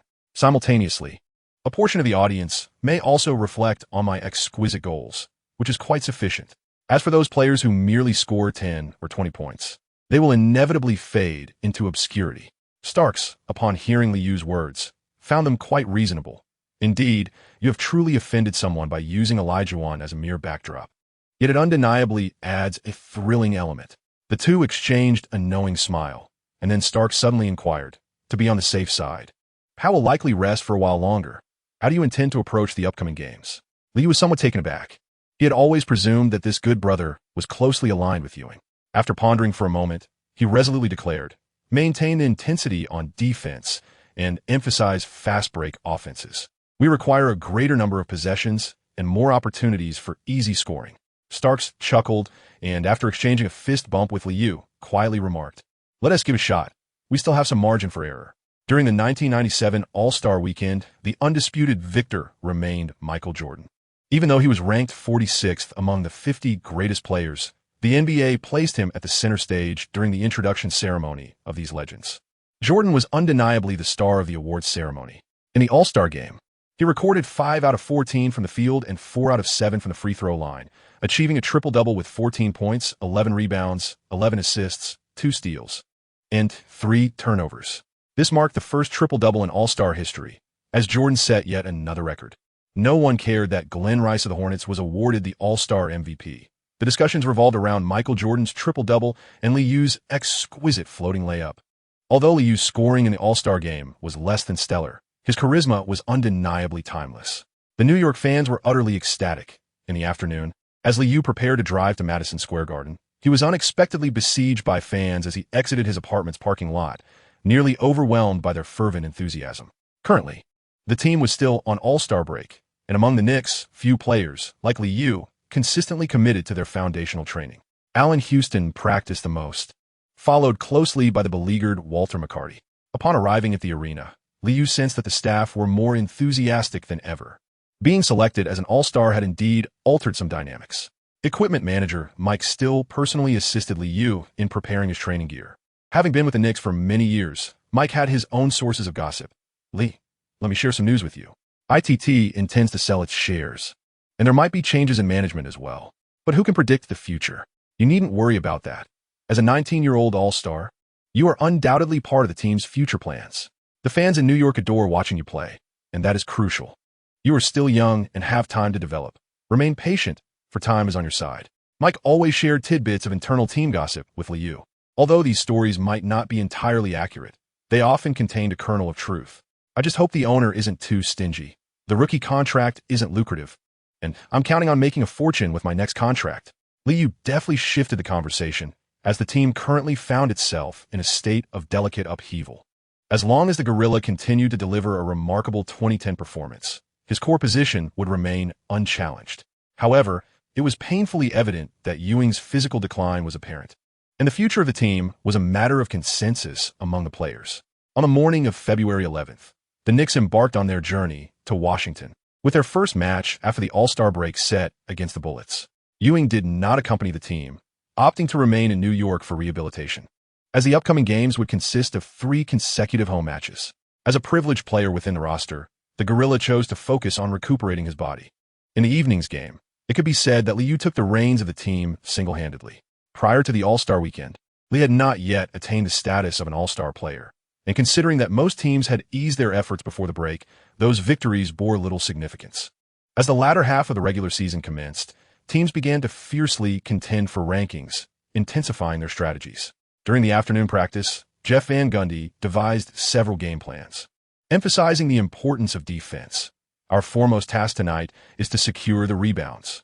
With George Murison returning from injury, the 7-foot, 7-player stationed himself in the paint, urging everyone to play with greater intelligence. Charles Oakley, however, appeared to be in a state of distraction, seemingly oblivious to the coach's instructions.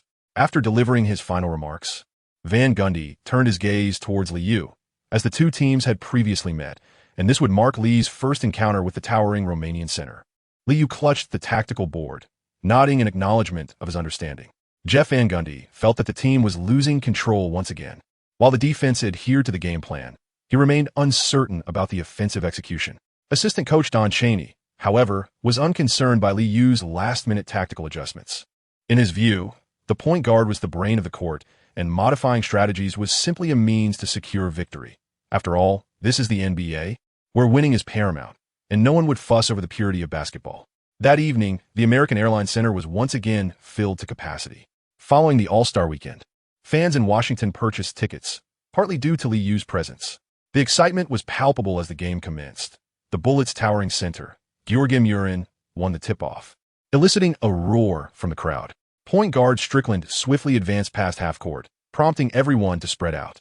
In the starting lineup, Chris Webber returned to his power forward position. On the first offensive play, he received a pass at the free throw line and immediately executed a simple high-low play. In the left low post, Murin, utilizing his considerable height advantage, effortlessly caught the ball. Facing veteran Buck Williams' defense, he made no excessive movements, simply holding the ball in his right hand, nudging closer to the paint, and executing a straightforward shot. The ball clanged off the rim, but Charles Oakley successfully established position beneath the basket, grabbing the rebound. Liu moved in to receive the ball as the others swiftly transitioned toward the opposing half. The returning superstar center seemed to still be searching for his rhythm, as his shot missed, and he leisurely followed through. Meanwhile, Liu received the ball and accelerated along the left sideline. Larry Johnson was particularly aggressive in the fast break. Yet, Juwan Howard stayed close beside him. Approaching the right side of the three-point line, he charged towards the basket but found no opportunity. On the sidelines, head coach Bigstaff loudly urged his players to transition back on defense.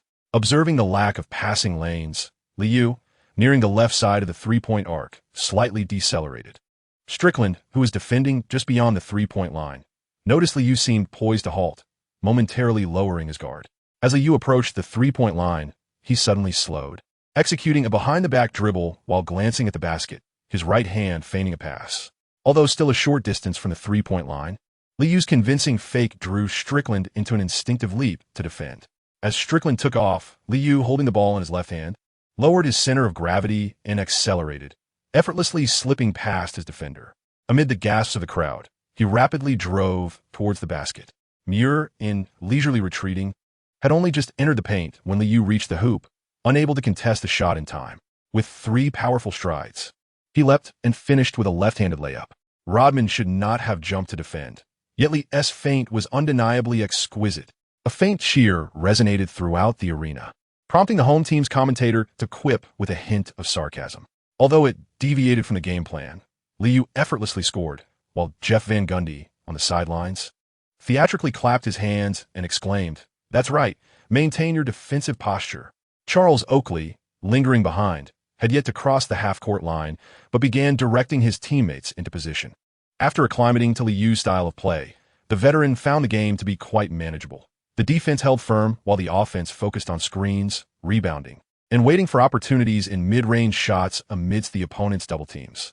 As anticipated by the Knicks coaching staff prior to the match, the Bullets' offense largely concentrated on exploiting their height advantage within the painted area. Chris Webber, who had previously played alongside Liu during the All-Star game, received the ball in the left block, turned towards the baseline, and, despite Oakley's defense, successfully executed a bank shot from the lower left side of the basket. Having learned from past experiences, the Bullets swiftly retreated on defense, with the towering Murray Sands sprinting back without complaint. "Defense! Defense! Defense!" shouted the Bullets fans, as the 5 players on the court established their defensive positions. After Liu crossed the half-court line, he merely signaled a tactical gesture.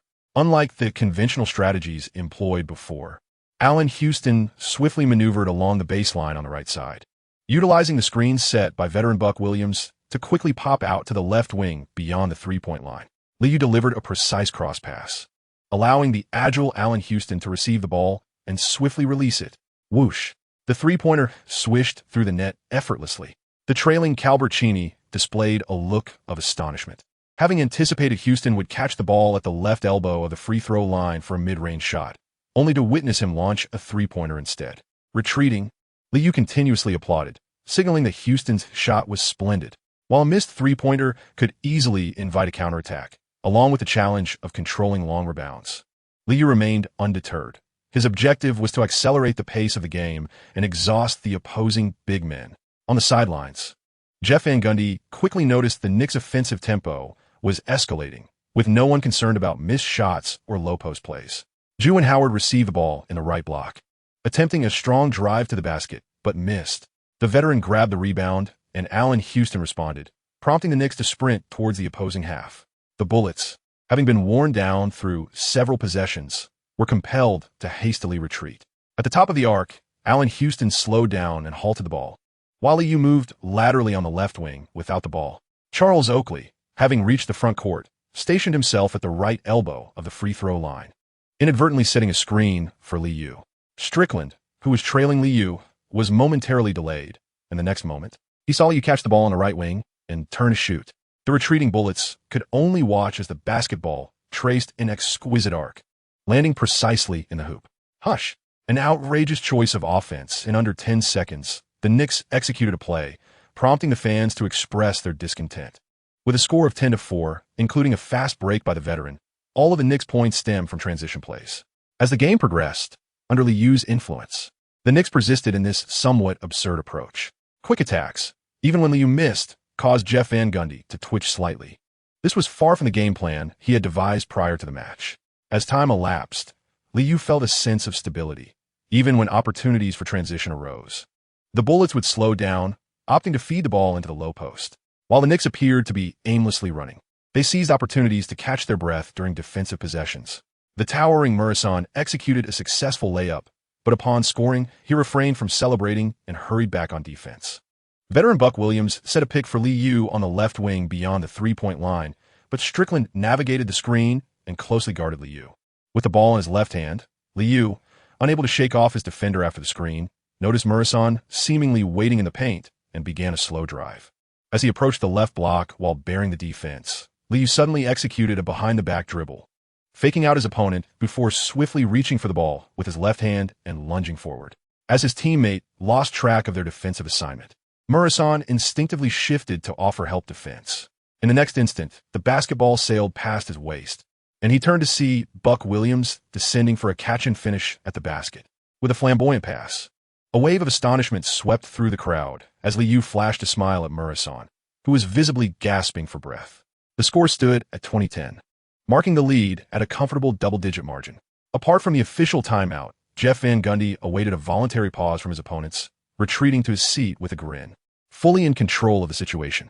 After running tirelessly for much of the quarter, Iverson could no longer keep pace and was compelled to exit early. Entering the game was the forward Harvey Grant, which diminished the Bullets' height, allowing the Knicks to press their advantage beneath the basket with frequent incursions. As Liu broke through to the paint, maneuvering skillfully to evade his defender, he executed a flawless shot from right in front of the hoop, eliciting another wave of resounding boos from the audience. I knew Liu was exceptional. He was truly not an ordinary 19-year-old player. He was deserving of trust. On the Knicks bench, assistant coach Don Chaney quietly suggested a play, and though Jeff Van Gundy remained silent, he nodded in agreement, momentarily at a loss for words. A 19-year-old all-star. There was no room for doubt. The Knicks made their usual substitutions with 1 minute and 58 seconds remaining in the first quarter, bringing in Starks and Herb Williams. The ever-reliable Starks wasted no time, launching a fierce three-pointer from the right wing. Van Gundy, intending to rise and shout a few instructions, ultimately noted that the Bullets failed to capitalize on their transition opportunity, leading to Weber receiving the ball in the low post. As the first quarter concluded, the score was 32-22, with the Knicks maintaining their lead. The anticipated advantage points did not yield the expected results, and the din in the arena grew ever louder. We performed admirably, Chris, John. In the second quarter, let's control the tempo. Secure the rebounds, all right? They will deploy their big men, and we must showcase our vitality. Everyone needs to box out. With a double-digit lead, Van Gundy intended to slow the pace, cautioning against hasty shots, yet the exuberant Starks disregarded the advice. Run, keep shooting. As the second quarter commenced, Liu, who had played the entirety of the first, sat patiently on the bench. The home announcer for the Bullets could not help but add a tinge of sarcasm, exclaiming, "The 19-year-old all-star, truly deserving of the title." Lee dominated the rhythm of the game in the first quarter. Coach Jeff Van Gundy had adjusted his strategy for the evening, and it must be said, it was effective. Murison might consider a later return, for within this tempo, he would struggle to find his rhythm. Unbeknownst to Van Gundy, who was suppressing the urge to rise and shout in frustration, Chris Childs was not adhering to the game plan. On the bench, the beleaguered Walter McCarty lavished attention on Liu, providing water bottles and towels. "Lee, when I get on the court, will I also have an opportunity for easy points? You know I've been putting in extra practice." As he watched the beleaguered Walter McCarty, who muffled his voice with a towel to voice his timid requests, Liu nearly laughed aloud. Oakley had indeed left a psychological scar on McCarty. The mere presence of the old fellow on the bench made his voice drop several notches. Stifling his amusement, Liu readily assured him, "Walter, relax. In these upcoming games, the interior players will have more opportunities. I guarantee you will achieve a new career high." McCarty's face brightened with joy, only to realize Oakley was once again scrutinizing him, causing him to hastily lower his head and curse inwardly. Damn that old man. Always suppressing the rookies. In the first quarter, Liu shot 3 for 5, including 1 for 2 from beyond the arc, accumulating 7 points, 1 rebound, and 3 assists. He returned to the court with 5:01 remaining in the second quarter. Chris Childs and Starks exited the game, both wearing expressions of relief. The score stood at 48-37, with both teams exchanging blows and the gap widening slightly. Coach Bixdale had anticipated the Knicks would continue running rampant, but upon Liu's entry, the pace of the game noticeably slowed. Allen Houston struggled with his shooting, missing several opportunities and suddenly resorting to three-point attempts without regaining his rhythm. The Knicks gradually intensified their defense, while Weber consistently scored in front of Oakley, who was becoming increasingly impatient. The tempo decelerated, and the essence of tough basketball returned. By the end of the half, the score was 56-43, with a 13-point lead. In the second half, Coach Bixdale completely abandoned the use of mourning, opting to lower the height in an effort to accelerate the game's pace. However, the Knicks were in no rush. Charles Oakley began to engage Weber physically, and within 2 minutes of play, the two were already shoving one another. Larry Johnson also did not hold back against Juwan Howard, frequently applying pressure on defense. One player couldn't receive the ball, while another clanged shots at the free throw line. And suddenly, the Bullets found themselves in a scoring drought. The Knicks' offense primarily revolved around Liu and Allen Houston, as they unleashed their shots while fighting fiercely for rebounds. Such a straightforward strategy dismantled the Bullets, leaving Jeff Van Gundy on the bench in disbelief. Is this really happening? In a single quarter, the score was 20-11, and by the end of the third quarter, the tally reached 76-54 with a 22-point gap, rendering the outcome of the match all but certain. The Bullets fans seemed unable to accept this result, erupting into the loudest chorus of boos since the game began. Boo. Liu remained indifferent to the atmosphere of the arena as he approached the bench, exchanging a fist bump with Allen Houston. "That was a beautiful shot. You must believe that you can make the next one."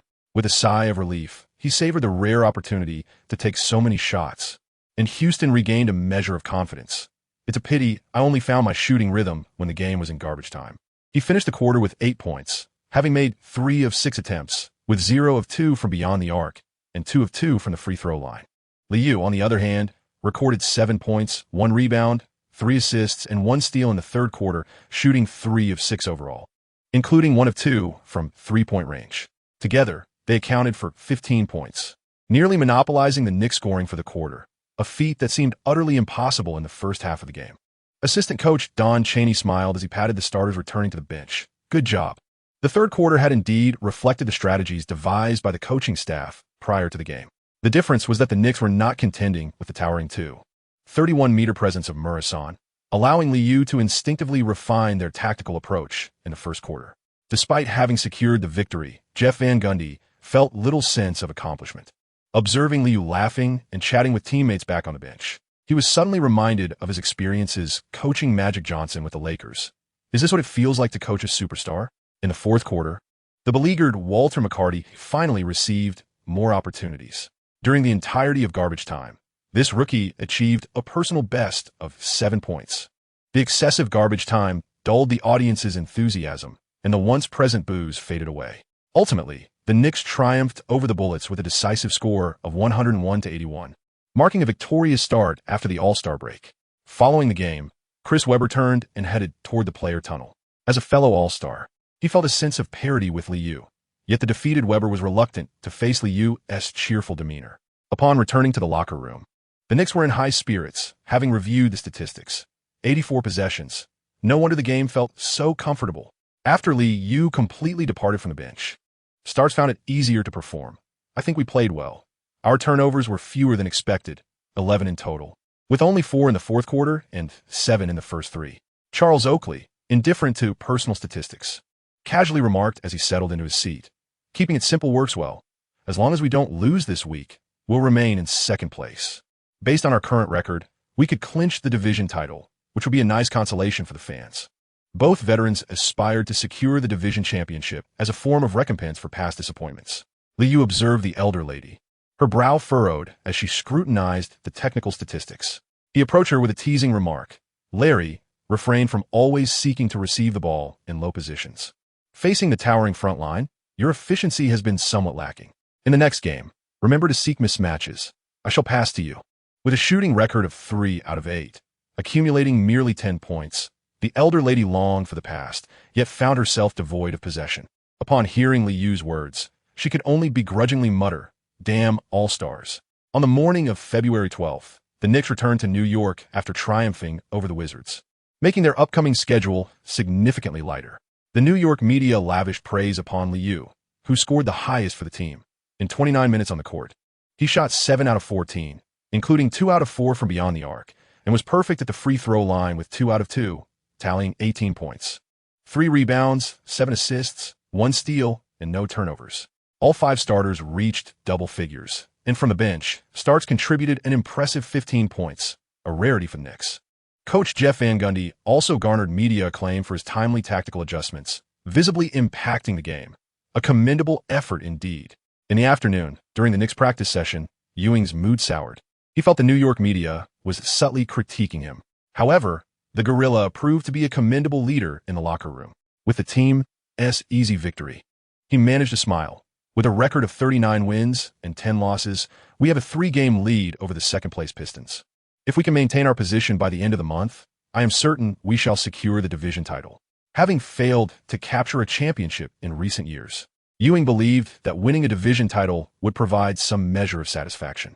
As he spoke, the others offered their flattery while also expressing concern. Pat, please do not overexert yourself. Your health is paramount. Ewing sensed a hint of unease but swiftly cast aside such feelings. This was his team, with the Gorilla present. Liu typically refrained from voicing his opinions excessively. At that moment, he was holding a tactical board, elucidating the pick-and-roll strategy to the elder lady. The key lies in the screen at the free throw line. Be mindful of the timing when rolling down. Naturally, you may also opt for a mid-range shot. As for the three-pointer, that can also be executed from the outside, but it will depend on Allen providing the screen, contingent upon the opposing defensive strategy. Larry Johnson, clad in training attire, found himself slightly perplexed, yet instinctively felt that the strategy, under Liu's guidance, had merit. Still somewhat intricate, he decided to resort to a UCLA cut. Much like the Jazz, he would run off the screen, cut around, and drive straight to the basket. Finishing under the rim, Liu remained silent, merely gesturing towards the position beneath the basket. The elderly lady paused momentarily before comprehending his disdain for his finishing ability under the rim. During routine training sessions, the Knicks engage in a myriad of offensive strategies. As a playoff powerhouse grounded in defense, it is paramount to grasp the tactical nuances of their adversaries. The scrimmage typically simulates the opponent's plays, followed by a systematic defensive arrangement. The execution of strategies is well known to the team, yet during actual games, the approach transforms. When centered around Liu, there is a greater emphasis on ball sharing, allowing the strategies to manifest effectively. The legendary Knicks icon, Halsman, once astutely analyzed the game. Basketball is not rocket science. During offense, seek open teammates, and during defense, focus on the ball. That is nearly sufficient. On the evening of February 13th, Jeff Van Gundy adhered to the legendary coach's philosophy, entrusting Liu with the responsibility of locating open teammates. Allen Iverson's 76ers had suffered greatly, their record plummeting to 12 wins and 35 losses after a defeat against the Cavaliers. If this trend continues, they are likely to plunge towards the bottom of the standings. As the game commenced, Madison Square Garden erupted with excitement. Regardless of the outcome, witnessing both Iverson and Liu on the court made the ticket worthwhile. However, by halftime, Allen Iverson had struggled significantly, hitting only 2 of 10 shots and 1 of 3 from beyond the arc, accumulating a mere 7 points. The score at halftime stood at 41-54, with the Knicks comfortably leading by 13 points. Liu harbored no interest in competing with an inferior team, and during the first half of the game, he successfully invigorated Allen Houston. It seemed as though Houston had rediscovered the rhythm he once exhibited while playing for the Pistons, achieving an impressive 5 out of 8 from the field and 2 out of 5 from beyond the arc, amassing a total of 12 points. Upon returning to the locker room, Houston remained exuberant, remarking on the opponent's lack of defensive discipline, which allowed opportunities to arise from mere screens.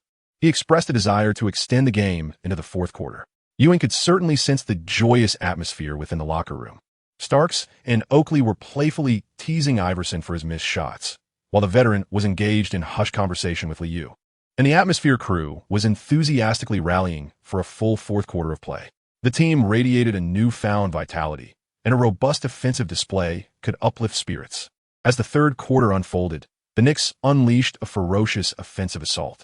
The score stood at 24-35 by the end of the third, concluding with a 65-89 lead, leading the fourth quarter to devolve into garbage time. Such an efficient offensive display ignited Madison Square Garden, thrilling the New York fans. The starting lineup had played through the entirety of the third quarter, and as Larry Johnson departed the court, a smile graced his face.